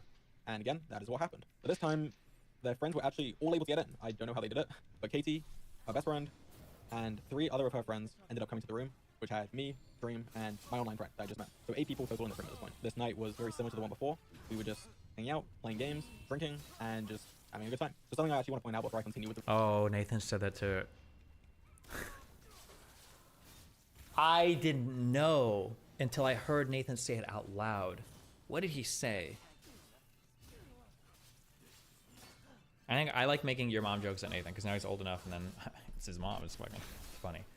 He said something like, "Oh, goofy ah, mom," or the way that he said it, I was like, "Holy shit, goofy ah." That's like goofy ass, like goofy ass movie, goofy ah movie or whatever. I just thought it was like a typo or something. I thought it was like a joke, like goofy ah or whatever. I didn't know it meant goofy ass until when he said it out loud. I was like, "Oh shit, I get it, get it now." The rest of the story is the way that she phrases some things in her story. Instead of saying that her and the rest of her friends actually wanted to come to the hotel to hang out with us, she said that one friend was invited by Dream, but she didn't want to go alone. So then they decided to go along with her because they were willing to go anywhere. I just think it's important to note already that the story is slightly different from the reality of it. And I'll be mentioning this a few more times throughout the rest of the story. Keanu, thanks for you can see in these screenshots membership. from the text at the time that they were all trying to come to the hotel, and it wasn't just oh, we're willing to follow her, essentially. They were all in the group chat and part of the discussion to go to the hotel. I also chose to mention my online friend. It doesn't really add to the story, but she never mentioned him or the 8th person that she brought with. Can you move your chat as So blocking I'm the just saying it screenshots? because Nope. That's how it happened, Too lazy. and I want to make sure the story is straight. Another thing that she talks about is how we insisted that she drinks more. And What are your thoughts on attachment style theory? Pretty sure there's a decent amount of research now to back up attachment style related stuff, right? I don't think it's just like a random like Myers-Briggs thing. I think that's pretty well researched at this point. that we insisted on playing drinking games when this isn't the case. Again, they had already been drinking at this party before they arrived to the hotel room, and they had also been the ones that were asking to play the drinking games. So instead of us insisting that we play, they were actually the ones that were asking us, and you can see that in the screenshots here. They had actually texted multiple times, specifically wanting to play this drinking game that we had played the night before. What's your attachment style? Probably the... Is it called anxious avoidant? Or... Whatever the avoidant one is. There might be multiple avoidant ones. Hold on. Oh, maybe dismissive avoidant?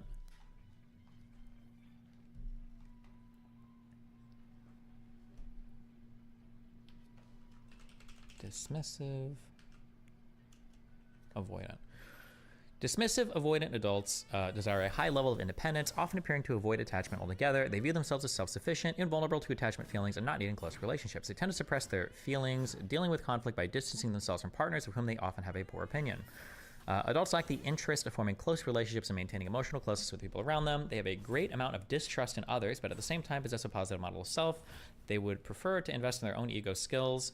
They try to create high levels of self-esteem by investing disproportionately in their abilities or accomplishments. These adults maintain their positive views of self based on their personal achievements and competence rather than searching for and feeling acceptance from others.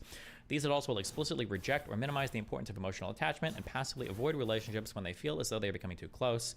They strive for self-reliance and independence. When it comes to the opinions of others about themselves, they are very indifferent and are relatively hesitant to positive feedback from their fears. Dismissive avoidance can also be explained as the result of defensive deactivation of the attachment system to avoid potential rejection or genuine disregard for interpersonal closeness.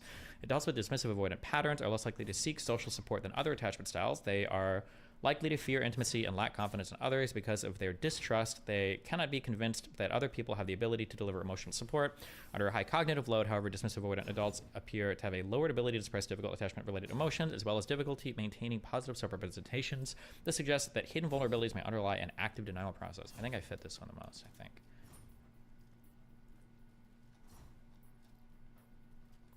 Wouldn't you be more secure since you're not suppressing emotions? I hear that I think people with secure attachment patterns tend to seek out emotional support from others more than I think I do.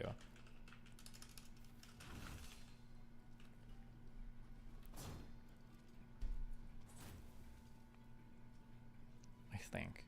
But I don't know, I have to go and check all this shit out again. At this point, I was pretty drunk, and so was basically everyone in this room. It was the last night of VidCon. VidCon's a pretty stressful time, and honestly, a lot of people are happy when it's over. Not that they didn't like it, but it's just a stressful event. There's a lot that you have to do, and when it's over, you're just happy and you want to celebrate. So at this point, we then moved to the couch. There was a couch in the room, and I sit next to Katie. She also says, looking back on the scenario, that she confused her nerves for excitement when I sit next Free to talk for a few minutes. After this, I can. to her. But again, at this moment in time, everything was friendly. Nothing sexual had happened.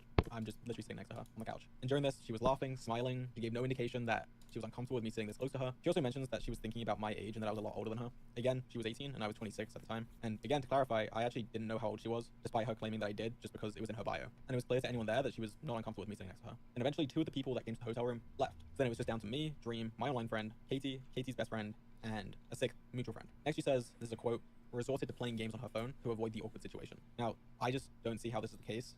She's implying that she is using her phone to essentially escape, you know, in such an awkward scenario that she's in, but that's just not how it happened, and this is why. She brought up the phone game as kind of a point. The game was honestly the central point of the interaction at this part of the night. It was a very social thing, you know, she was moving the passing the phone around. Does consent hold any meaning when there is influence at every corner? I don't know what that question means, but... We were all playing the game and bantering about it, just having fun with the game. So I Jordan Peterson tell you when he's going to upload the interview. Yes, it's on my calendar. They said Thursday at 4 EST. Like, she resorted to it and was like using it in that context. She wasn't being awkward at all. There was no sense of uncomfortability from her. She was laughing and playing with everyone. And yeah, I'm not really sure why she phrased it like this. We actually continued to send each other high score updates even weeks after the event. To add further context to this moment, we were all actually sitting on the This is what I was curious what the DMs looked like afterwards. couch that was in the hotel room playing this game on her phone. Because I feel like with the way that she'd written that script for her stream, that felt like stuff that came from other people. Like she like reverse traumatized or retroactively traumatized herself, or that other people told her she needed to be traumatized. Dusty, you mentioned it earlier, you asked, why would you assume a 26-year-old wouldn't have sex with an 18-year-old? It's because how they're seen as a kid, and you gave further reasons like experience. I think in most environments, if everybody's like chilling and being flirty, I think most 26-year-olds or 25-year-olds would fuck probably 18, 19-year-olds. That's probably generally going to be the case. People on Reddit might give you some soy reason why that isn't the case, but generally speaking, that's going to be the case. And you're safer off in life assuming that that's going to be the case. So, like, most girls will tell you that they start getting hit on by guys when they turn like fucking 11 and 12. So like, just, yeah, that's just something, but most women should be like intuitively aware of that. And during this, me and Katie were at the far end of the couch and we were cuddling together. We had been cuddling for, I'd say, around an hour at this point, playing the game, talking, and just having fun. And for clarity, I had my hand around her waist above her clothes. So with her statement where she's saying that she's resorting to playing games on her phone, I just don't really understand it. And I think that the picture that she's painting is really dark, when in reality she seemed very happy with the situation, was having a good time. I also want to address a fact that she claimed that would confirm that I know her age. She said that she had answered a question about her age during a drinking game, and we were talking about sex, and that she admitted to everyone in the room that she was... One of my friends is 24 like that. It's wild to me, honestly. What do you even have in common with them? I mean, if it's just hooking up, the standards for like, it's not like they're dating. Dating would probably be a lot different. I don't know if a lot of 25, 26-year-old people would date 18-year-olds. That's a much different area. That the picture that she's painting is really dark, when in reality she seemed very happy with the situation, was having a good time. I also want to address a fact that she claimed that would confirm that I know her age. She said that she had answered a question about her age during a drinking game, and we were talking about sex, and that she admitted to everyone in the room that she was 18 and a virgin at the time. I just don't remember this happening. I'm not saying this to just pretend like it didn't happen. I'm not saying it didn't happen. I did not hear it happen. We're not just all sitting down and not moving. It's a chaotic environment. I could have been getting a drink. I could have been talking to someone else. You supported my argument again. Would a guy hit on someone they think is underage? I mean, it depends on the ages and it depends on the environment, but maybe like if you took like a 20-year-old dude at like a bar or at a party and there was like a 17-year-old girl or a 16-year-old girl, probably, yeah, probably in general, I think it can happen. Yeah. I just did not know that was said. Another quote from her stream I want to address. She says, there was more alcohol in the room. I'm not giving you what's right or wrong. I'm just telling you this is like what happens and you should be aware of it. But like I said, I think these internet spaces like poison people's minds, and these internet spaces I think make people seem dumber than they actually are, especially women. I think that most women intuitively know this. I think generally when women are fucking guys that they shouldn't be or getting in trouble in real life, usually it's because they're like infatuated with them or something stupid is happening that they know better than, but they're like for some other reason, right? And then guys act dumb too. But I'm trying to think if like if a woman at 16 or 17 was like, oh, I didn't know this guy had a sexual interest in me at all, usually, fuck, it's been so long since I've been a child. I feel like if a 16, 17-year-old girl is saying shit like that, oh, I didn't know the guy wanted to do this, it's because the guy's either grooming her or love bombing her. Not just because a guy walked up to her and hit on her at a bar. But it feels like when you talk to girls online, like when you're in this e-girl space, the women all become fucking retards. Where the woman will be like, yeah, I was 18 and the guy was petting me and giving me drinks and I didn't know at all that just feels like some retarded shit that people say because it's on stream. I don't know if in the real world, if the average, even young woman thinks or acts like this, but it's been a long time since I've been in that. And like the youngest women I talk to now are usually like 20, 21. So I don't know what like 15, 16-year-olds think. I don't fucking know. I don't know. And then the people that reach out to me are always going to skew in a different pattern than like the normal person anyway, so. And we were encouraged to drink some more as they offered the bottles to us. They said they would join us in drinking and insisted on drinking games. They had already been drinking before they arrived.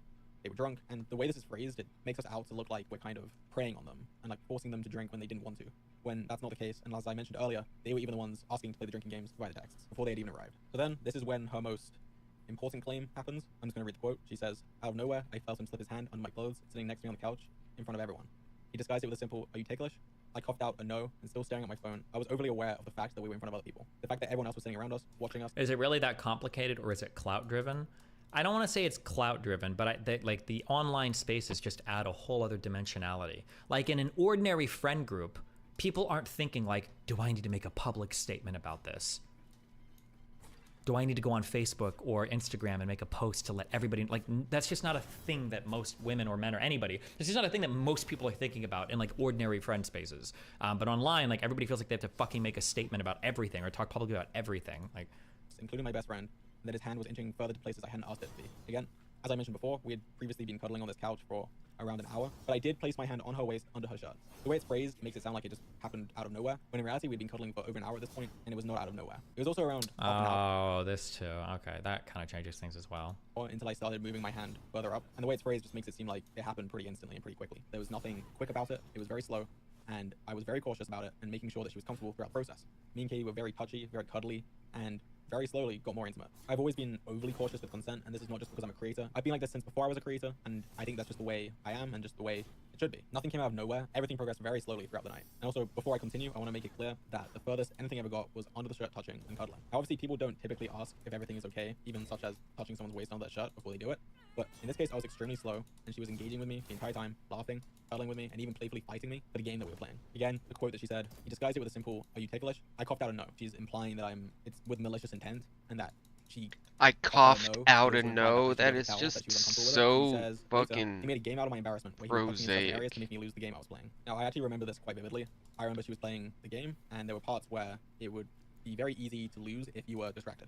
And she's right, I did do that. There were points where she was playing the game, and she was at a point where it was easy for her to mess up, and I would, for example, tickle her or like, squeeze her, and when I did this, she would laugh, she would turn around and smile at me, or she would play fight with me because I just made her lose the game. She also says how, quote, I didn't speak or move. I remember being afraid to even breathe. I stayed there for a while, hoping my stillness could make me disappear. And to reiterate, anytime that I did this, it was met with her either smiling, laughing, play fighting with me, and there was no reason for me to believe that she was uncomfortable with it. She was not moving. She was not speaking. Of course, I don't believe that silence is consent. I just want to make sure that it is abundantly clear. She was visibly and physically responding well to everything that we were doing. I also want to comment on how she said that she had to stand up after many minutes for it to stop. She did get up multiple times throughout the night. For example, to go to the bathroom, to get a drink. Also, when her friends left, she got up to say goodbye to them, and she would come back to the same scenario. I also just want to point out that her best friend was here during this whole process, then afterwards did leave. And I think it is important to note that she made the choice to stay behind for many hours more. And as I mentioned before, she did get up, say goodbye to them, and came back. We were even talking about staying up to wait until 11 a.m., which was the checkout time of the hotel. Since it was the final day, we were like, oh, I don't know, if we want to go to sleep for a few hours, might as well just stay up. But so she's responding positively to his advances, yet later claims it's sexual assault. Destiny, this is the example you were looking for. It always is. This is the consensual act turned grape. I mean, I would just be more explicit. I usually talk about this stuff beforehand because why risk it? But like, I mean, it sounds like he's generally pursuing this as a normal person would, and she's generally being receptive. Like, if she's getting up and coming back over and over again, it's probably he probably has like the physical green light. But it also sounds like nothing even really happened tonight. Like they didn't actually fuck, or he didn't even finger her or anything. So I don't even know. I don't know how this. Yeah, I don't know. That's not what ended up happening. And it's at this time that Katie says that, this is a quote, I went to leave, and the older guy then decided to leave too. This is phrased in a way that makes me look kind of creepy, to be honest. She's basically saying she left, so I decided to leave too, which is not the case. What actually happened is Dream had decided he was too tired, Do you think the YouTube Minecraft space is just not good for anything sexual in public? Probably not. I think because the ages skew so young and the people's like ideas about sex and everything are so retarded, and a lot of the people are virgins that have no experience anyway. It's just not a good community for any of this stuff to be talked about, positively, negatively, or anything at all. And was going to bed. So the night was over, and we all left. He then goes on to tell a story about the elevator and how I joked about it being broken to try to get her to go in with me. So Casey actually... This is gonna be me really negatively loading this, but I'm curious if she tried to date him afterwards and he said no or something. Or I'm curious why, like, who hyped her up to come and out this guy? Somebody hyped her up on this. I'm curious who. Well, she thanked somebody at the beginning. Have to take the elevator. She walked me to the elevator when she didn't have to and said goodnight to me, which was nice of her. I did joke with her about coming in the elevator by pretending that it was broken. I went into the elevator, the doors closed, and I would press the doors open button to make it open again. I did this a few times, and she didn't go along with it, which I respectfully took, obviously, and ended up just going down to my room. Yeah, she didn't have to take the elevator, yet she chose. Chud Logic invented the term yas-lighting for hyping a girl up like that. Yas-lighting? Okay. She's friends with a rival Minecraft group that's been trying to paint this narrative about Dreams group for months now. Ooh, if that's true. Walk with me to the elevator to say goodnight to me, which I think is interesting given how she's saying how she was so upset with it. But also I think these comments are her looking back on the night and not her actual feelings at the time. That's fucking hilarious if that's true. You send your women to the other group to them or do something with them, and then you bring them back with allegations and you like fight that way in the gang of public opinion or in the court of public opinion. Ended up just going down to my room. Yeah, she didn't have to take the elevator, yet she chose to walk with me to the elevator to say goodnight to me, which I think is interesting given how she's saying how she was so upset with it. But also I think these comments are her looking back on the night and not her actual feelings at the time. And that's essentially the end of the story. This is actually the last time I've seen her in person, was just as those elevator doors closed. We messaged for a bit after, through Instagram DMs and Snapchat, and the way that we talked to each other was always pretty banterous. For example, after the first night that we hung out, but before the second, she'd actually texted me and said, "You better not be in Dream's room tonight." If you come to Dreams Hotel again tonight, I'm shooting your leg, so don't. Oh, awkward. I'm in his room now. You're not going to do shit. Thumbs down. Or I'm going to shoot your leg. Obviously, she's not going to shoot my leg. We're just messing with each other. And I'd actually responded to her and said, well, guess what? I'm actually here right now. And yeah, after this, we texted for a bit, sometimes daily, sometimes we take a few days break, even a few weeks at some point. And at some point after VidCon, we were actually both in London at the same time. And she let me know this through her DMs. Now, I will say she didn't come out outright and say, I'm in London. But she did say that she had gone to a place. Shut the way business, I can literally book you. What? Yeah, I'm gonna need $10 for this combo, please and thanks. I'm gonna pay 1 cent for this stupid combo. You are a bad business. Yet you're still talking to my ass dick. Let me know this through her DMs. Now I will say she didn't come out outright and say I'm in London, but you can't say dickhead. That's only for English people to say. I just drank at Spoon's last night. I'd say I'm British enough. Oh shit, maybe you're British. What the fuck? Well, I drank at Simmons Bar last night. You probably don't even know what that is, so you're less British than me. What are you doing in England? Ruth said Simmons Bar was gay, so da da da. I'm living life the British way, partying, clubbing, etc. Using gays insult. She did say that she'd gone to a place that was known to be a London thing, and I commented on that and said, and asked what she was doing in London. And just to clarify, we did not meet her whilst in London, nor make plans to do so. She was always extremely friendly to me. I was friendly to her, and honestly, I was very shocked to hear her say the things that she did say during her stream. When I first opened up her stream, it was after she'd already streamed it, but not long after, so people hadn't yet made the connection that it was relating to me. And when watching it, I was actually interested. I was thinking, okay, what's this going to be about? And then when she started saying more and more details, I realized, wait, this is about me. I was very confused, very shocked, and didn't quite know what to think, given I had no impression of any wrongdoing throughout this whole relationship that I had with her. Not at all. Like, it was, if anything, it was the opposite. I thought we had a pretty good relationship, despite the fact that we actually hadn't talked in a while. I thought if I'd seen her in real life again, everything would be fine and we would be friends. It was actually around this point, after VidCon had finished, and we were messaging about her age. And since then, I never pursued anything going forward, and I essentially stopped messaging her. Her last message to me was August 1st, 2023, and I haven't replied to her since then. After I watched her stream, I was pretty confused. I didn't understand how her account of the story had been so different from what actually happened. A lot of the facts that she said just didn't happen at all, or were phrased in ways that just make me look as bad as possible. Saying things like, I insisted on her playing drinking games, or that she was frozen in place, or that she was scared. She was having fun, she was enjoying herself, she was showing this with her body language, with the way that she smiled, the way that she laughed, and just her overall general demeanor. Now, one thing that I think is very important to differentiate here. How was she convinced to do this? I don't understand how this happens.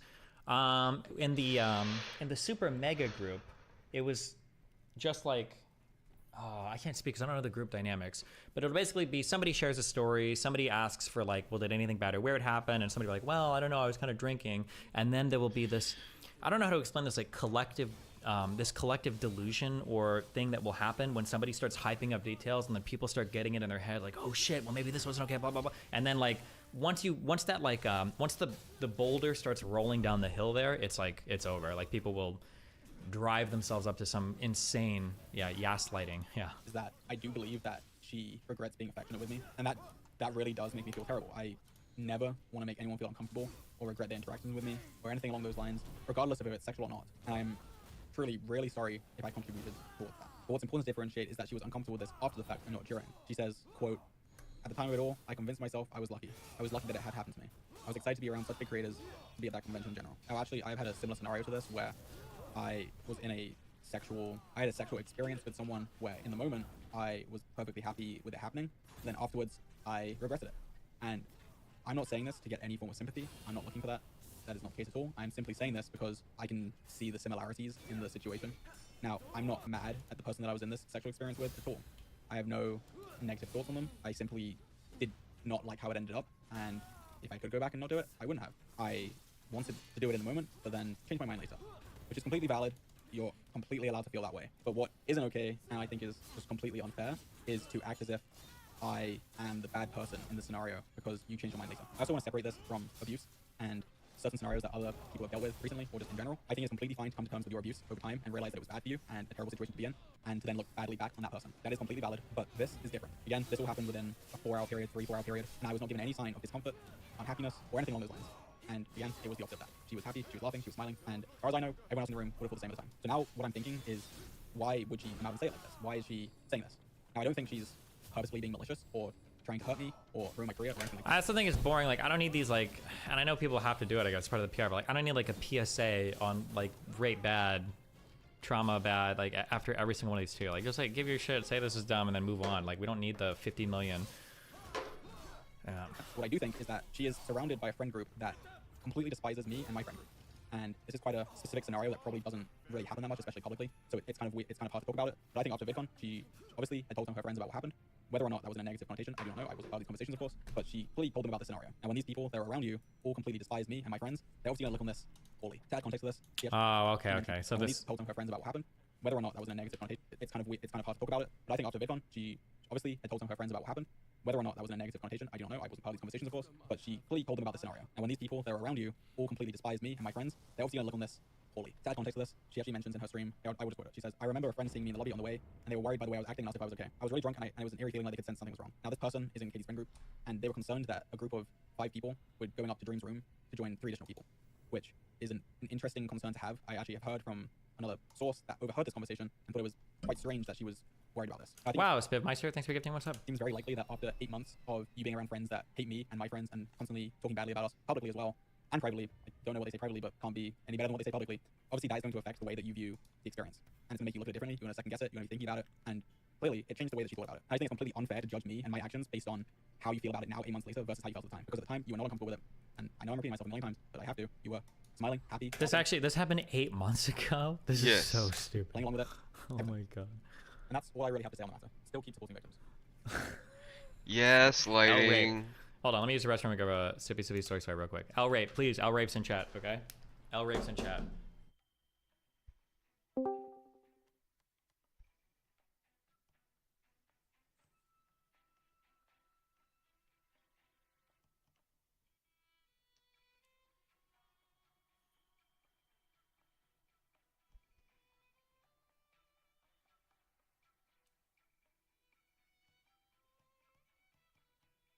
Yo, how's it going, Steve?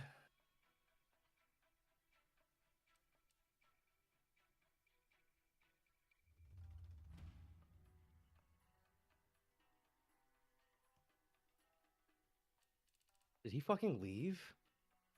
Wait, as soon as I get here, he leaves? Alright, well, that's fine. Destiny just sent me a message. He said, rape good, consent bad. Just want to let you guys know. Oh my god. A little announcement. The Destiny documentary is going to be out on the 20th. It's coming, okay? It's coming. It's done. It's ready to go. I've just got a video to post first.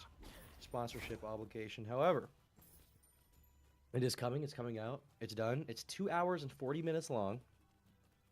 And you guys are going to like it. That being said, can we get some towers in chat? I think you guys know what I'm talking about. You know, just like 1 or 2 towers.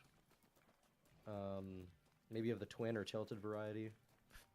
But really, you guys know what I'm talking about, okay? You guys know what I'm talking about. Don't be shy. He's taking a long piss. Was this gay guy washing his hands? Hello? Dude? Wait, who the fuck is Hello? in here? Oh my god. How's it going? Hi. So, dude, okay. I see you watching the fucking... You're doing the rape review right now. Yeah.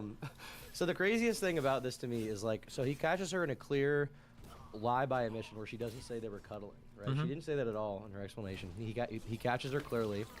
He points out the fact that her friends are, like, coming for him. Like, he has a lot. He has some decent screenshots showing that, like, she continued talking to him after, like... Yeah. In a way that was, like, more than just, like, cordial. Like, it wasn't like she had to message him. She chose to, right? Sure. And this morning, George posted a statement, like, apologizing again, saying, since reading Katie's new post, my perspective on that night and my conclusion has massively changed, as she introduced new information I was not aware of. I have much more I will say, but for now, Katie, I'm sorry. I'm so, so sorry. I really hope you can hear my words and try to understand that I did not have any bad intentions. That does not change the fact you were hurt. I will be saying more soon. Like, this guy yesterday somehow believed he was falsely accused, and after her fucking post, where the only thing that she says is like... Well, wait. I haven't read this still post never yet. asked you for consent. I haven't read this. I can send you the post, but it's fucking... Is it it's what like she retarded. tweeted? Yeah, she tweeted out, like, it's like 3 tweets with, like, 4 pictures in each of her giant text posts. Okay, let me read. Can I do this real quick? Is that okay? Of course. Okay.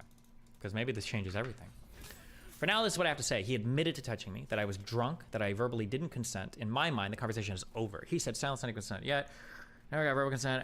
He chose to move to a sexual act on the couch where everyone was hanging out without asking. I don't know how these two facts coexist.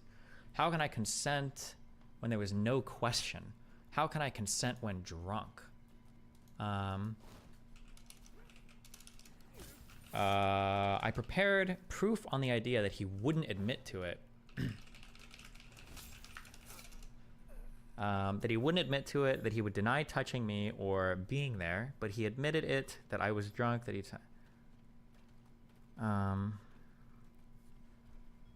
Okay, I don't care about this. Is there anything... Insta DMs. They were all fine, like I said on stream.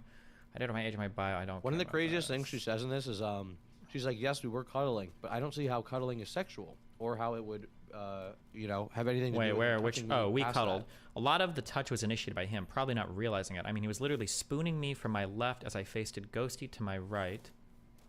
A lot of the cuddling he may have felt was personal, but was just me being drunk. Everyone on the couch was doing the same thing, all drunk, close together. But I get it, I was drunk. I didn't think cuddling automatically meant it to turn sexual.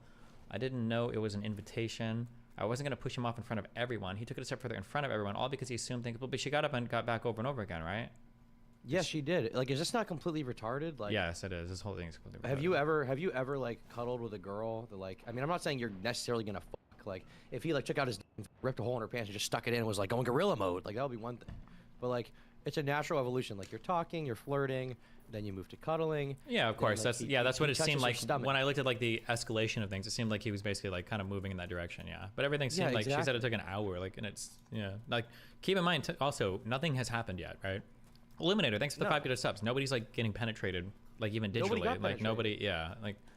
She could have also left at any point in time. She could have just left the room. if Well, was and she got up uncomfortable. and went back over and over again too. Exactly. She got up to use the bathroom and then went back and cuddled with him more. Like, what the fuck? What is wrong with this person? Like, she could have chosen to cuddle with someone else if it really had like no tie to anything, right? But she chose to cuddle with him specifically. Like, this is insane. This is insane. Everybody's calling this like rape or sexual assault, saying he's an abuser, she's a victim, and now he is like cowering in fear subsequently after his response wasn't the best received. And now like fucking Casey Tron's out here going crazy. All these people, like, it's insane. It's insufferable. Tom, you don't understand. If she'd gone and sat next to anyone else, he might have been embarrassed. That's the other thing. Yeah, she's like, well, I didn't want to embarrass him. It's like, okay, well, this is just your fault at this point. Like, this is nobody's fault but your own. I didn't want to embarrass the guy who I felt was sexually assaulting me. Like, what the fuck are you talking about? No, you were fine with it. Honestly, I think what he said in his video is real. I think it was mostly regret. She hadn't been touched by anyone before. She ended up, getting flirty with a big YouTuber. She enjoyed it. Afterwards, nothing really happened. He stops talking to her. She freaks the fuck out. And that's like, you can draw a through line with this. Like, you can clearly see this happening in real time throughout this entire situation. Yeah, Having literally any other take is fucking insane. Why did But he? a lot of Wait, people so do. why did he tweet? Well, now he fucked himself. If he tweeted out some huge fucking apology, why the? Because he's a fucking pussy who deserves to actually be canceled now. For Wait, giving wait. up on Is this. he? Well, hold on. Is he part of like a Minecraft group or whatever? Yes. Then that's probably why. Because that group. Him and Dream are boys. Dream had his back. Oh. Dream had his back. No, he did. Apparently, Dream had a fucking he had a Twitter space. And he Meltdown cried. Twitter space. Yeah. Why did he cry? I still don't understand. Okay, well then, I mean, like, well, I don't feel bad for the guys then, because they all like create this culture as well by feeding into it and apologizing. So it's also their fault. So fuck them all, I guess. Like you're literally creating the monster that's eating you later. So yeah. Yeah, I mean they made their bed. It's just like it's insane to watch this happen in real time. Like, why even defend these people at this point? Like Nick Diorio tweeted out that clip of you when Pokey apologized, being like, "Oh man, she's gonna, cower to the mob." Okay. And that's how it feels like for all of us right now. Like we pick this shit apart. He posts like a good response. We defend him, and then now. Well, there's not even anything to cowers pick the fucking apart. mob. Like even the original accusation is just like kind of weak. It's weak. Super it has no weak. Proof, and Yeah. his response, in my opinion, like pretty much bodies it. Well, no, like even if I just want to be ultra clear, even if what she said originally had happened verbatim, I don't think anything wrong has even happened at that point, except for maybe underage drinking. Even if everything she said, even if there was no cuddling and he was like kind of testing. I think what she said initially was like she was just sitting, and then all of a sudden he put his hand up her shirt. Like that's what she said. Oh, was it? Oh, because I thought she said it happened over an hour. She said that they were like talking over the course of an hour or whatever, and then at some point he just like she's just sitting there next to him To try and mess her up he's in her like, little "Hey, take a look," phone she puts his game. hand up her shirt right away. Oh, okay. I don't know. Like, It just, like that happens. yeah, like that's obviously not. That's not. If you've never touched anyone before, you've never touched someone, you're not flirting at all, which is the way that she's made it seem like it was going down. And then someone puts their hand up your shirt. That is weird, right? Yeah, She that would be also weird. made I it guess seem that like just wasn't how she I. was being forced to drink or being encouraged to drink as an 18-year-old. Oh yeah, but I never. Yeah. I just always assume that's a lie. I hear it. So When maybe I there are wasn't. clearly messages of them being like, "Let's play the drinking game." Yeah, exactly. Oh yeah, it was also that the guys brought up the drinking game, which was a lie. Okay, well, anything else, or because this sounds fucking retarded. But it's It also is their fault retarded, too. but They it's shouldn't like- be like they apologize, so they're empowering these groups to do these same things over and over again in the future. Yes. It's gonna happen again and again. Yeah, of course, These but, communities you know. are fucking retarded. But they have to at some even is point. the point of bowing down. Well, the point is you get to keep a larger audience. But I mean, what they need to do is just say like, hey, listen, some people might disagree with this, or whatever, but like this is some retarded shit. And then you lose some fans, you cultivate a better fan base, and you move on. But when you try to aim yourself to be family friendly, what you're aiming for maximum audience penetration. You want the biggest audience that you can possibly get. And in doing so, you're going to end up making some absolutely absurd compromises, and this is one of them. So as long as they're trying to be essentially sellouts and work a crowd as hard as they can and get as many fans as they can, then yeah, this is the result, which is But if stupid, what you're admitting to is sexual assault, these people aren't going to come back to your channel. They're not going to keep watching you just because you're honest. I mean, That's well, how they but see the apology too. as bad is as an it admission of is, guilt. They don't think it's anything else. As bad as it is, it would be even worse to not accept your mistakes, maybe, right? Would it? To fight? I don't know. Yeah, why would you want to fight against raping an 18-year-old who's getting drunk? Like, Because being falsely accused? yeah, but all people are, she's just going to say over and over again, I was 18 and drunk. I was 18 and drunk. I was 18 and isn't drunk, she and you gonna didn't do ask that for anyway? consent. If you admit to it, especially? Because Well, yeah, but at least once you admit to it, maybe you can move on. That's in their point of view. I don't know. No. Yeah, this guy's fucking done. It's over for this dude, okay? He admitted that he raped an 18-year-old in every Minecrafter's eyes now. In Dream, who just like finished up with a bunch of false allegations that he had to disprove, now he has something on his record these people can point to and be like, your friend did this, you covered it up. Like, it's retarded. Okay, These yeah. people are fucking, they're all, I like, in my mind, I thought they were like smart or something, I don't know. I guess I'm wrong. Your mom was 18 and drunk? True, dude. Case. 1,800 pounds more like in Destiny's case. Alright, yeah, that's about it. I don't know, just cancer. Oh yeah, I was telling the chat, Destiny documentary is going to be out in 1 week. Oh boy. It's done. Wow. It's finished. 2 hours and 40 minutes, okay? You can put it on in the background and leave for 3 hours of your stream. It's going to be hype. Based. Okay, alright, have a nice day. Bye-bye. So yeah, find that, somebody send that dream call to Destiny so I can hear it, okay? Thank you. Bye. What's all this other shit I've opened up? I just made you here with one finger. I could like do with my fist. Okay, get your son. I don't know about it after that one. What? I just made you come here with one finger. I feel like to be with my fist. Oh, God. Here, get your snap. I don't know about it after that one. Jesus. Who is this guy? Right. No, I don't agree. care who you are. If you haven't watched, or if you've watched George's apology, I want you to watch this. And I asked Katie if she thought that this was okay to say. I have complete permission from Katie to speak about this whenever she's drunk. Usually, she's very cheery and she loves her friends. And so when I saw her down, I knew it was for a reason. I walked over to her and I comforted her and I said, Katie, like, what's wrong? Why are you sad? I know, you know, we're with all our friends. What's the matter? And something I'd never really spoken about this is that Katie, as I hugged Katie, like through tears, like tried to cough up that George McFound had assaulted See, her. they said it. And, he said cough up. I never wanted to bring it up to her because I Like, see how sensitive okay, it was. so And why when she did they told it to me both use while she was that under the influence, terminology? but, Like, it's I coughed out a no, it's or she fucking tried to wrong. cough up a. They're trying to use their platform. How have you not done coverage on the Supreme Court ruling on Trump? That's kind of huge. Wait, what Supreme Court ruling on Trump?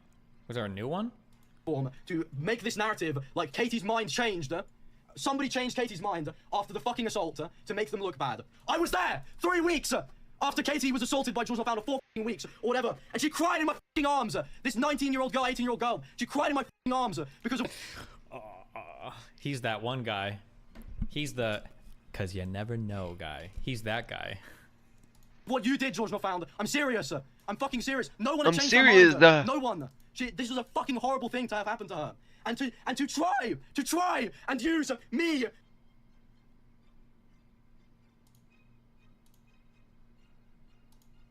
My friends or anybody else as a scapegoat for your fucking sexual abuse is disgusting. It's fucking disgusting. Okay? My friend cried in my fucking arms about this, and you're on stream denying it all, denying the fucking hurt that you caused to her. Isn't this like the? Isn't this you're supposed to do the? What's he gonna say about it? I need one with no.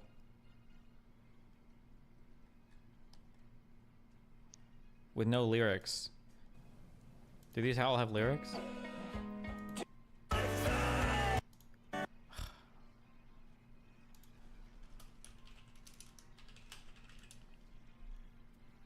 Midwest emo pop punk instrumentals. Close enough.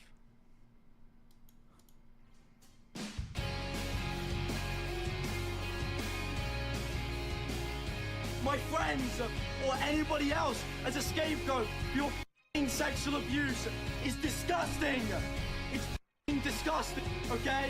My friend cried in my arms about this, and you're on stream denying it all, denying the hurt that you caused to her. You are disgusting people. You and all of your abuse sympathizer friends, you are all horrible. Seriously, you are so wrong. You're trying to displace this this sexual assault onto anyone but yourselves. You are a 26-year-old man, 27 now, trying to put the blame on 18-year-olds that you don't know. What the is wrong? Wow, and it blacks out. Even more dramatic.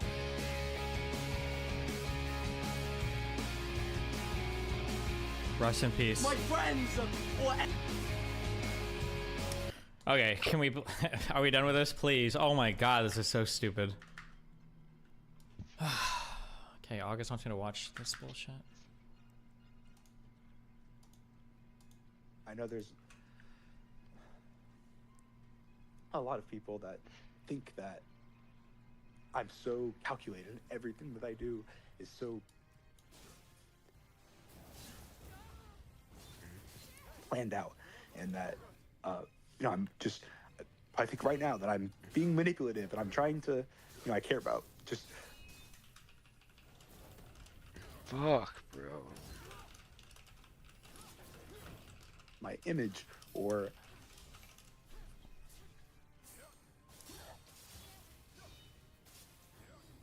but I care.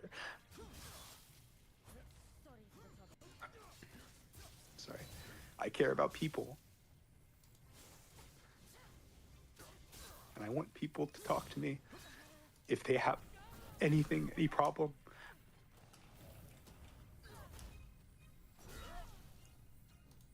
What? 3 more minutes. Okay.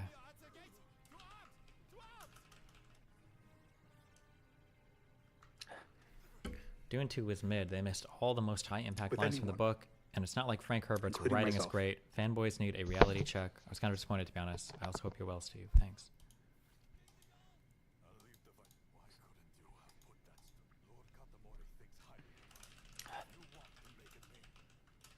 I never want to hurt anybody. I never want to do bad. I never want to do evil. I never want to contribute to anyone's life in a negative way. And I'm sorry.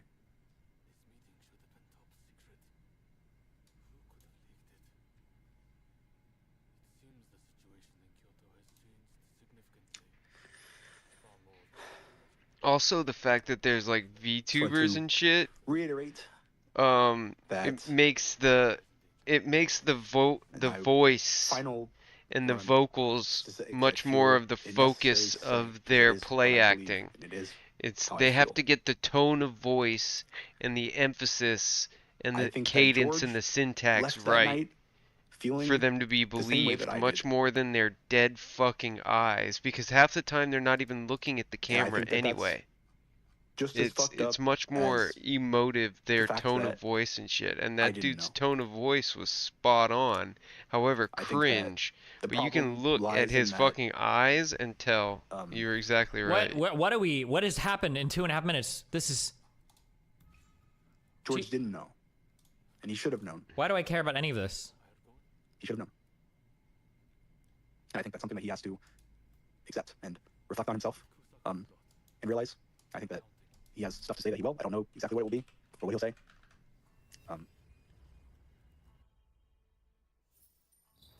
We've got a big drama day today. We do have a big drama day. There's a lot going on. Sometimes I get skibidi on the mic. But we have a big drama today. We have a big drama.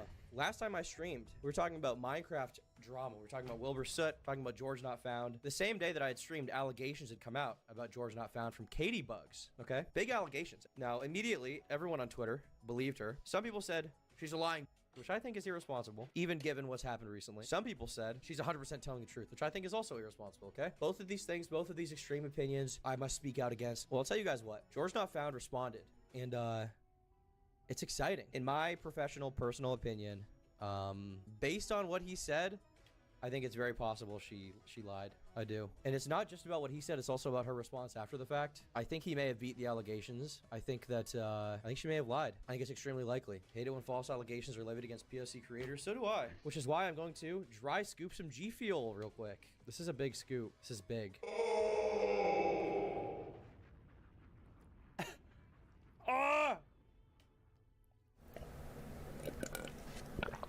Oh!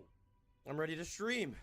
I'm the cult of allegations. Okay, we're gonna start with a little recap, okay? We're gonna start with a little recap. Allow me to close on my gay tabs. We ain't never not the Rizzler, so baby, rock me closer. In the back skibidi toilet. Okay, Katie Bugs, small content creator, not a huge following. She accused George Not Found. She is 19 when the incident she claims happened. She was 18. And essentially the allegation is she went to his hotel room and he... See, but that's my whole contention, is that it's not the most important. It's the most... Also that he it's the most telling if you know what to look for. Okay, that's the allegation. But most people, George said he would respond the other day, aren't staring at someone's eyes and, like, trying to... like from the MCYT community, ascertain whether they're being truthful or not. They're just listening to their voice and believing their emotion. There's one that's literally just him and Dream's like address. It says Dream's name and then George and his name. and then their address. Yeah, And, no, he's wishing for them to you're begin to you're cough. right to look for I've also the seen an abundance of tweets the saying signs they of hope he it, dies. Like a but ridiculous amount saying they hope he's dead half of the because what his people girl who said. are Now, like just because people are saying that doesn't mean that, like you know, looking at that he's video not guilty. are But I think it is worth probably noting like people are taking reading this allegation comments very seriously. or Wishing death on fucking all these people. They are completely driving believing it, or 1000%. fucking doing And I their find it data interesting. I find it entry very job interesting. So I think it's while they important for us to actually fucking watch Jordan's like response. catch half an up on hour. the drama. I've And already so watched it. half the people who And, fucking I heard think it might be a what bit of a that dude game had to changer say for some people. probably Now, I will didn't say, even like look this at response does not his have an abundance eyes of screenshots. as he said it. So It is his it's story your attention to with some detail that circumstantial caught evidence. I will that say, it is more individual like detail, compelling than what that Katie piece has. of it.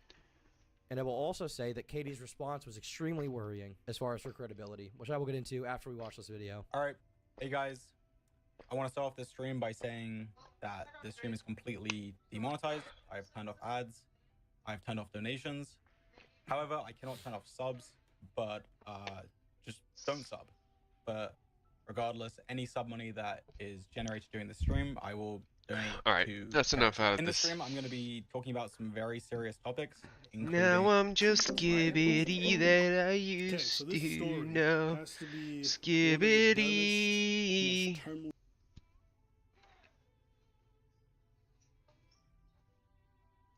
It's actually a conspiracy about me. I swear to God, Twitter is more damaging to your brain than doing whippets. The modern age of the internet being this absolute battleground of brain rot. That is kind of something I'm trying to push back against. Could have easily done with 2 seconds of Googling. This isn't the only individual, obviously, and I did cut the clip short because income and therefore reduces the amount of income tax owed. Now there is something. There's the luck really comes down to like your circumstances in life. It's critical, and this is a video for the whippets kind of contribute to his tax write-offs at all with the commentary stuff. Okay, the idea that any giveaway would contribute to his tax write-offs at all is ridiculous because Critical, shocker, probably makes over $1 million a month, bare minimum. This is really real. Like, I feel like nobody can just like not like something because it's cringe anymore. There always has to be a moral justification now for why something sucks, you know? Like for Critical, for example, it can't just be like he makes cringe videos, he makes bad videos, I don't like his stuff, he's lazy, content, whatever, yada yada yada. Alright, apparently people are mad at Critical for some reason, but he made a video addressing the hate, addressing the haters. So I'm curious to see what he had to say. Catch you know, a little that Critical glazing is hate. always in order. Until the moment when it's not, but I like Critical. The heat of your hate is broiling hot.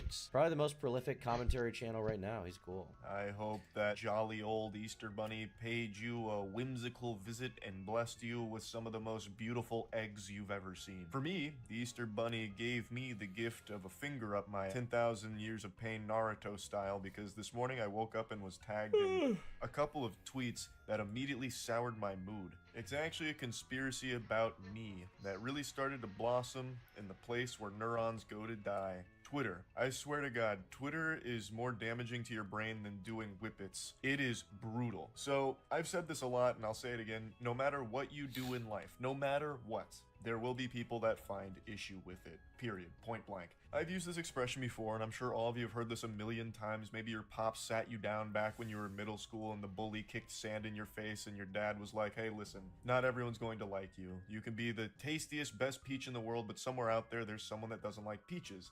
It's educating you on, hey, look, there's so many people out there and not everyone's going to be your friend.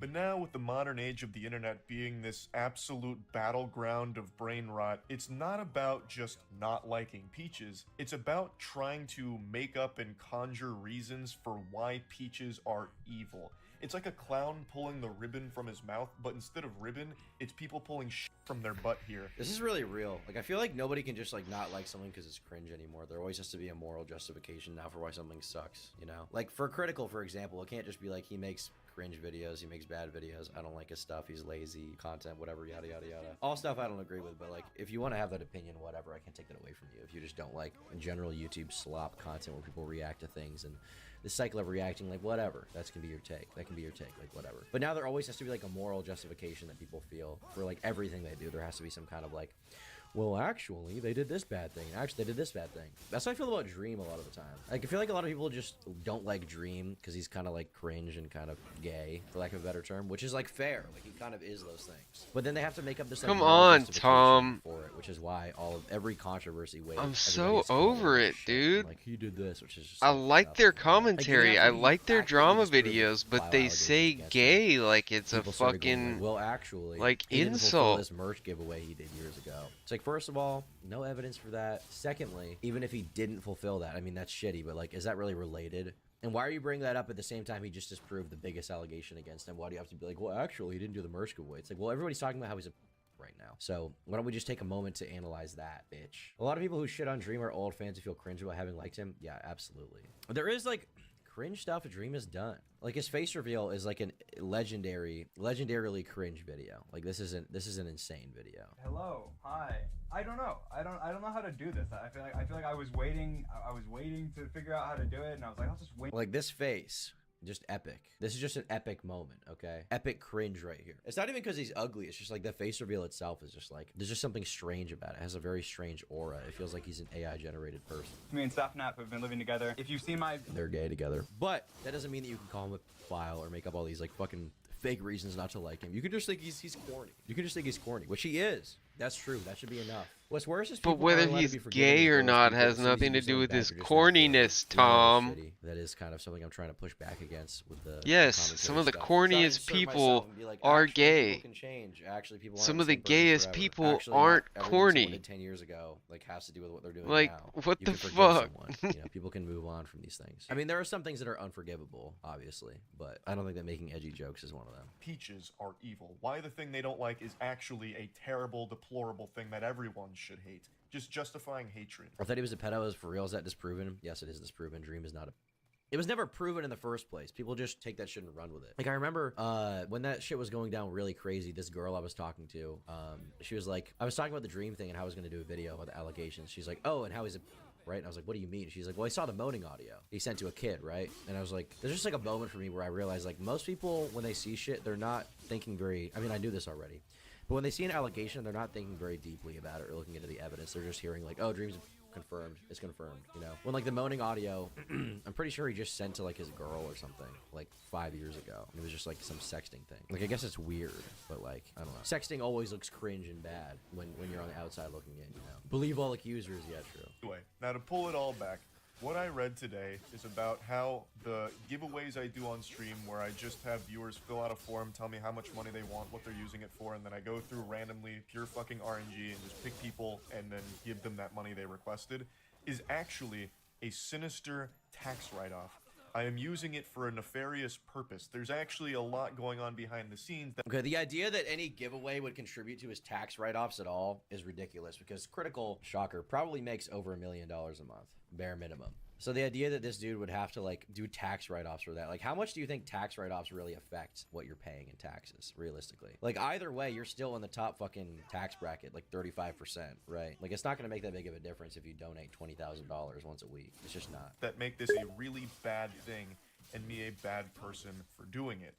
I'll go ahead and play a clip from... Also, that's crazy. He's business expense, so it can't like, be a tax write-off. I don't even consider myself like the most thing you're doing. I don't know if people know like this, but seasoned you can't write off personal expenses. That's just something and like long-standing YouTube viewer, and I even started seeing fucking Critical back in like 2020. Because this is not the only person that has said this. Like I mentioned today, I first saw him when Karen videos first popped off online. How even something as simple as just giving individuals money during streams is now a controversial issue. Hey Charlie, no tax write-off? I mean free money giveaway tonight? So it seems like there's people that think me giving away random amounts of money to random viewers on stream is a tax write-off. Do you not know how that shit works? Do you know how tax write-offs work? Because I can't write those off. I cut the clip short because I did get heated. That legitimately hurts me. Like, I'm not going to try and put up a front where I'm unbothered. I have thick skin, sure, but this actually hurts me. I recognize how lucky I got in life, and I just want to do something nice with it. And then to be attacked, I suppose, by multiple people spamming that same kind of shit about how This guy super sucks. He's actually just doing this for a tax write-off. Wake up, sheep. Even if you are doing it for a tax write-off, let's say hypothetically that did work. That's cool. Fuck taxes. Why do I need to give the government more money? So all the roads can be broken and they can fucking put a missile up a camel's butthole again? Fuck taxes. I don't care. Tax dodge all you want. Epic. Not that I would do that, but it's epic. It's infuriating. So I'm going to go ahead and plant my feet here and lat spread like a fucking bat here. And I'm just going to try and tackle this sequid swarm head on. I will do what you could have easily done with 2 seconds of What do you Googling. want, This isn't woman? the only individual, obviously, and I did cut the clip short because I am a bit embarrassed that I called them out directly. What I do want feel bad woman about you? that, though. Why do you feel embarrassed? They're in your chat publicly posted. Put her Shut up. crown on. Destroy them. Put their username on screen. They can get owned. I don't care. Fuck them. Who cares, dude? They made a public fucking accusation towards it. You can shit on them all you want. You can destroy them. So, I mean, I don't know what you expected. That gets under my skin. That actually makes me really upset because you could easily just look this information up yourself and get the answers. I really feel like the people that keep parroting, the giveaway streams are all just a tax write-off for Charlie. This is fucking foul. I'm pretty sure they just heard that term either from their parents during like an argument or something, or through just doom scrolling on Twitter and they see these are children who don't make any money who are complaining about this. It seems like some people get off on the idea of canceling someone they don't like. It seems to be more about power than preference. Yeah, it's basically bullying. And I'm bullying McGuire right now, so I can talk about this. I have the authority to talk about it. But yeah, people just get off on destroying someone. Isn't that kind of a crazy culture we live in? I mean, to an extent, I'm probably guilty of this too. I mean, I'm a fucking commentary channel, but people just like they jerk off at the idea of like destroying someone's life, seeing them on their knees, apologizing, crying in the camera about racist jokes or something like that, or tax write-off donations. see a bunch of people vomiting, regurgitating these completely wrong things into each other's mouths and just patting each other on the ass for the enlightenment. You can Google this information, and within the first 4 results, get the official response.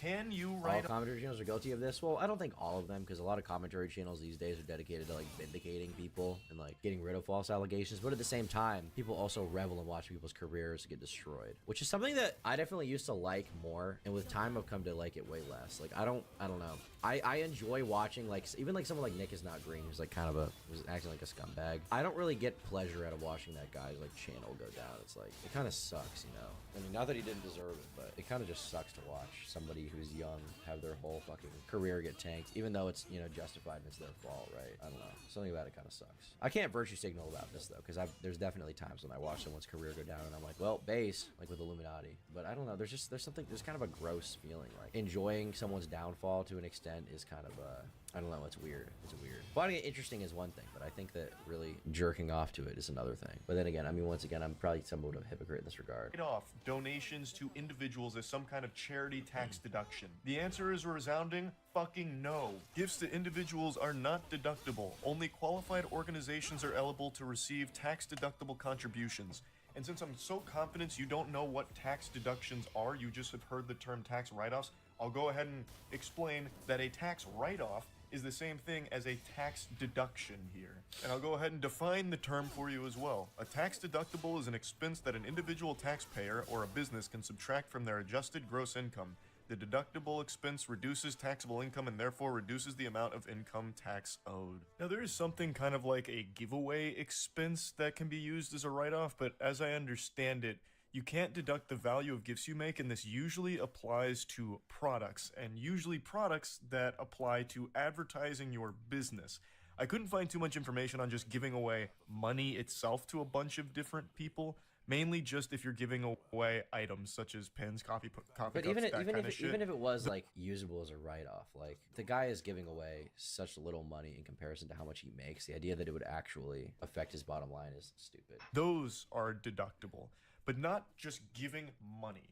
It falls under like giving money to friends and family, which is something you do when you aren't taxed on per se, No, but it's not something you can write off either.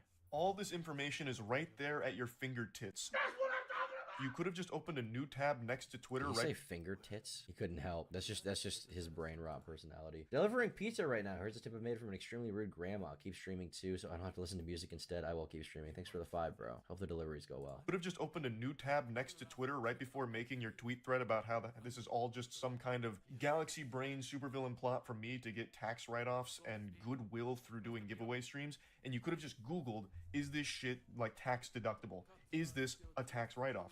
Or if you would just let your synapses fire for just a moment, you could have processed and thought logically, how the fuck could giving amounts of money to random individuals possibly be classified as a charitable tax deductible expense? There would be so many cheats and literally one Google search away from the answer, and these people still say this shit. I will say, I'm curious why Thanks, these buddy. people pissed him off. I will see you around. Great to see you. But at the same time, I don't know. He wants to address it. If he doesn't, it could become a bigger thing where it's like it rolls into a bigger controversy on Twitter and everybody's parroting it, and then he has to address it. So maybe good to get ahead of that in this way, but it just seems like some fucking loser in his chat. I don't know if the video needs to be made, but, keep me you know, posted, bro.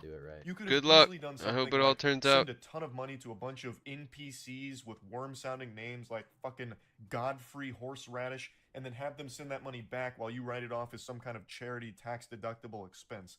And of course, there are plenty of loopholes and exploits with the current system. Absolutely. You see that a lot from like the upper echelon of the elite. 100%.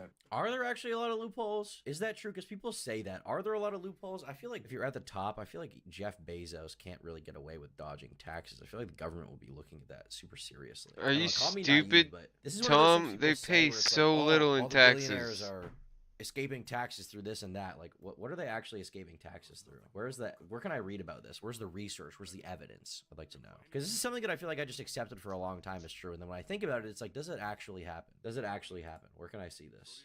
No, obviously, I'm not a tax code expert. The only thing I'm an expert in is getting strikes in bowling, of which I am a goddamn king. There are less loopholes than there used to be. The loophole is that capital gains are taxed at a lower rate than income. Or capital gains that you get through, like, investments, like basically investing in stocks. Is that what that is? When it comes to taxes, all I know is what is available information and then talking to people who are experts. So even if there was a way of being able to write off everything, it's not something that I'm interested in doing. Offshore bank accounts. But if you move money to an offshore bank account, it's still money you took in, which is on record. So it's like the IRS would realize that and just tax you on it anyway, no? Or you get a big tax penalty. Like, what does that really mean? Offshore bank accounts. People always say this offshore bank accounts. Like, you can make an offshore bank account and move money into it, but that doesn't mean the IRS isn't going to see that. Like, if you move money from one bank to another, like, that's on record. If you do That's a wire not the transfer, that's on point. record. That income can still be taxed. Either. I don't Unless do you get it for under that the reason. It's table just that and simple. or I've not said this from a a lot, source but that they everyone know has this about, and desire you to offshore prove it some kind of so that there is deep-seated no record. diabolical motivation behind Damn. everything, even the most simple shit. And it's not always the Tom's case. kind Here of it a really is as simpleton simple as, when I it comes recognize to how this shit. unbelievably fucking lucky I got in life to be where I am at the current moment. And I want to do the I mean, it's luck to a certain extent. It's not really luck, though. I mean, I don't know. It's nice to say that there is some luck involved, but realistically, you know, I'd say Charlie's one of the most consistent YouTubers of all time, and that's the reason why he's as big as he is. So I think you got to give him credit for that. I don't really think it's luck. best I can to be able to help other people from this position. And a really fun way that I've been enjoying doing this is through stream giveaways, where, again, people that are just on stream fill out a Google form, they tell me how much money they want or need, and they tell me what it's going to be used for, they give me their PayPal email, and I just send it. I just go through randomly, send like between like 5 and 10K per stream here, and just try and help as much people as I can. Because I'm in a lucky position to be able to do that, and I want to be able to help other people as much as possible. And maybe this seems like an overblown reaction to it, because I understand it's not the majority of people that feel Luck plays a part. I mean, there's the luck really comes down to like your circumstances in life. Right, like being born into a wealthy family or something like that, or stuff like that. Like that's like the luck. But the luck, like on YouTube, there isn't luck. It's not like random. The stuff happens, right? Like even if you get like a viral moment or something, like that's luck, I guess. Sometimes if it's like some random person notices your shit and then posts it on Facebook and then it blows up, like that's luck, I guess. But ultimately, like to maintain that fame and whatever, you have to like work for it. Like you're not just gonna like get it all at once and it's all luck. Like that doesn't really exist. Like anybody who gets like a lucky moment, like to actually turn it into a career, you have to really grind at it, right? feel this way, but it's not a small amount either. There have been people, And this was during one of the earlier giving away streams. Hard to disagree. A big part of it is just luck. What do you mean a big part of it's luck? A big, like, what part of it is luck? I don't feel like I ever got lucky on YouTube. I don't feel like there was any luck, you know? The way I got lucky is that I got born as, like, you know, an upper middle class family and had all my shit taken care of. So I had a lot of time when I was younger to just make YouTube videos instead of having to worry about other bullshit, you know? That's luck, I guess. But the YouTube algorithm isn't luck, though. The YouTube algorithm, people have this, like, weird misconception about the algorithm. The YouTube algorithm just rewards random people. It doesn't. Like, YouTube, what they do is they serve videos to eyes and show people what they want to see, right? And what people want to see is just what people watch. Like, it's not a random thing where people just get psyoped to the top. Maybe there are, like, exclusive little cases where that happens, but generally speaking, the way that you get popular on YouTube is by, like, making good content that people want to see. So that just doesn't really make sense, like, this whole luck thing. It's all luck. What is luck? If you think everything is luck, then why try it anything in life? Why try it literally anything? Because it's never going to matter, right? That's such a self-defeating mindset to have. Almost nothing is luck, I would say. That have put in entries that call me out for being a piece of shit for even doing it in the first place. They went through the time of filling out the Google form, taking up a spot from someone else just to tell me that I'm a piece of shit for giving away money to viewers. You either got it or you don't, but that's not true either. Because most people who, like, got it or whatever, like, try their fucking best to consistently post videos. Like Charlie, the luck that he experienced was, like, he had that co-op video when he was younger blow up, right? Like that, like, you guys know the Charlie co-op video. It's probably one of the most viewed videos on his channel still to this day. Yeah, this video. Buddy, it's critical, and this is a video for the most difficult game I've ever played in my life. It's called Painful. But the reason this video blew up is because he was funny. Alright, here we go. I'm trying the same Like, technique. it wasn't luck that it blew up. The luck part, I guess, is that, like, it got some views and then it got featured in the Ray William Johnson video, and that's kind of luck. But past that point, like, he continued making videos as often as he could. Like, he really grinded for it. He posted consistently, and that's why you still hear about him to this day 13 years later. Like, that wasn't luck. He had, like, a good moment there when, like, Ray William Johnson happened to see his video when it had, like, I don't know, 50,000 views or something, and then it blew up as a result of him featuring it in the video. But, like, there's no real luck involved past that point. Like, to actually make it work, you have to post. Isn't he lucky he was born naturally funny? Is anyone born naturally funny? I don't think anyone's born natural. What do you think somebody's just born funny? Like, you think somebody is just, like, born, and no matter where they're raised, like, either in Florida or fucking Minnesota or in the fucking jungle, they're all gonna be the same fucking person? No, it's like your experiences and the shit you watch when you're growing up and, like, how you develop as a person. Like, these things are what make you funny. Like, you're not just, I don't think you're born funny. I guess his voice is, like, the luck part, but am I wrong to think he could have succeeded with a sillier voice or with a less deep voice? Like, he could have been fine. Like, the voice obviously is, like, a fun gimmick, but, like, I wasn't really born with, like, a good YouTube voice, and I still fucking figured it out, you know? My videos in the beginning were fucking shit. They were dog shit, and I just kept working at it. I didn't get, like, a lucky moment. Like, how would that not hurt me? And it's all based off this belief that I'm doing it as some kind of fucking tax write-off or doing it just for, like, goodwill. When have I ever done anything like that? I'm doing this just because I enjoy being able to help other people. I've said that since day fucking one. I made a video back in, what, I think it was 2015, maybe even earlier. Some people have random inherent talents. That's true to an extent, I guess, sometimes. But a lot of what you see as talent is, like, the result of years and years of hard work, you know? Like, some people are born with, like, a decent singing voice, but they're not going to become a successful singer unless they really work at it and try really hard, you know? Like, I don't think it's just, like, a luck thing. I don't think that exists. Like 2014, whenever I got into that car accident that, like, actually financially ruined me for a while, I said back then that I wanted to be in a place where I could do something like this, and now I finally fucking am. So I'm absolutely taking the opportunity to do so, and it just hurts to see that this is the kind of response that a lot of people have to it, where it's just as simple as, I'm giving money to random people just to try and help, and somehow that's still being misconstrued as evil and bad motivations behind it. So yeah, I wanted to defend myself against these accusations here, especially when they could have easily been disproven if anyone that even made these tweets or made these fucking Twitch stream, YouTube stream comments just took 2 seconds to Google if it's even a tax write-off in the first place, if it's even eligible to be a charity tax-deductible expense. Because the answer is... Being funny is both genetic and environmental. I don't think there's any genetic component to being funny. That doesn't make any sense to me. Genetically funny? That sounds retarded. I don't think it's genetic. I think it's mostly environmental. Entirely environmental. I don't think you're born funny. That makes no sense to me.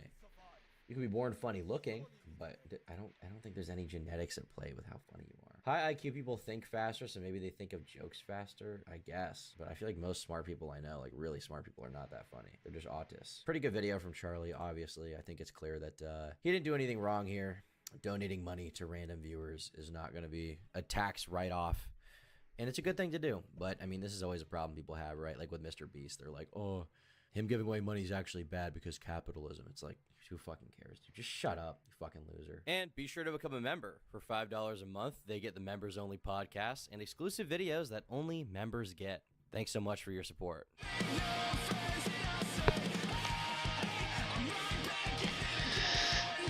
Just like I always said.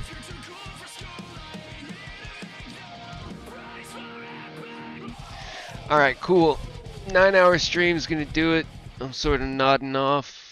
I got some chores to do. I'll probably be back this afternoon, but in the meantime, everybody have a great Friday. Recurring member of our cast. Everyone, please give it up for Ethan is online. Guys, do I look like Schlatt? Yes, ladies and gentlemen, the fourth chipmunk is in fact back in action after his girlfriend lied about Super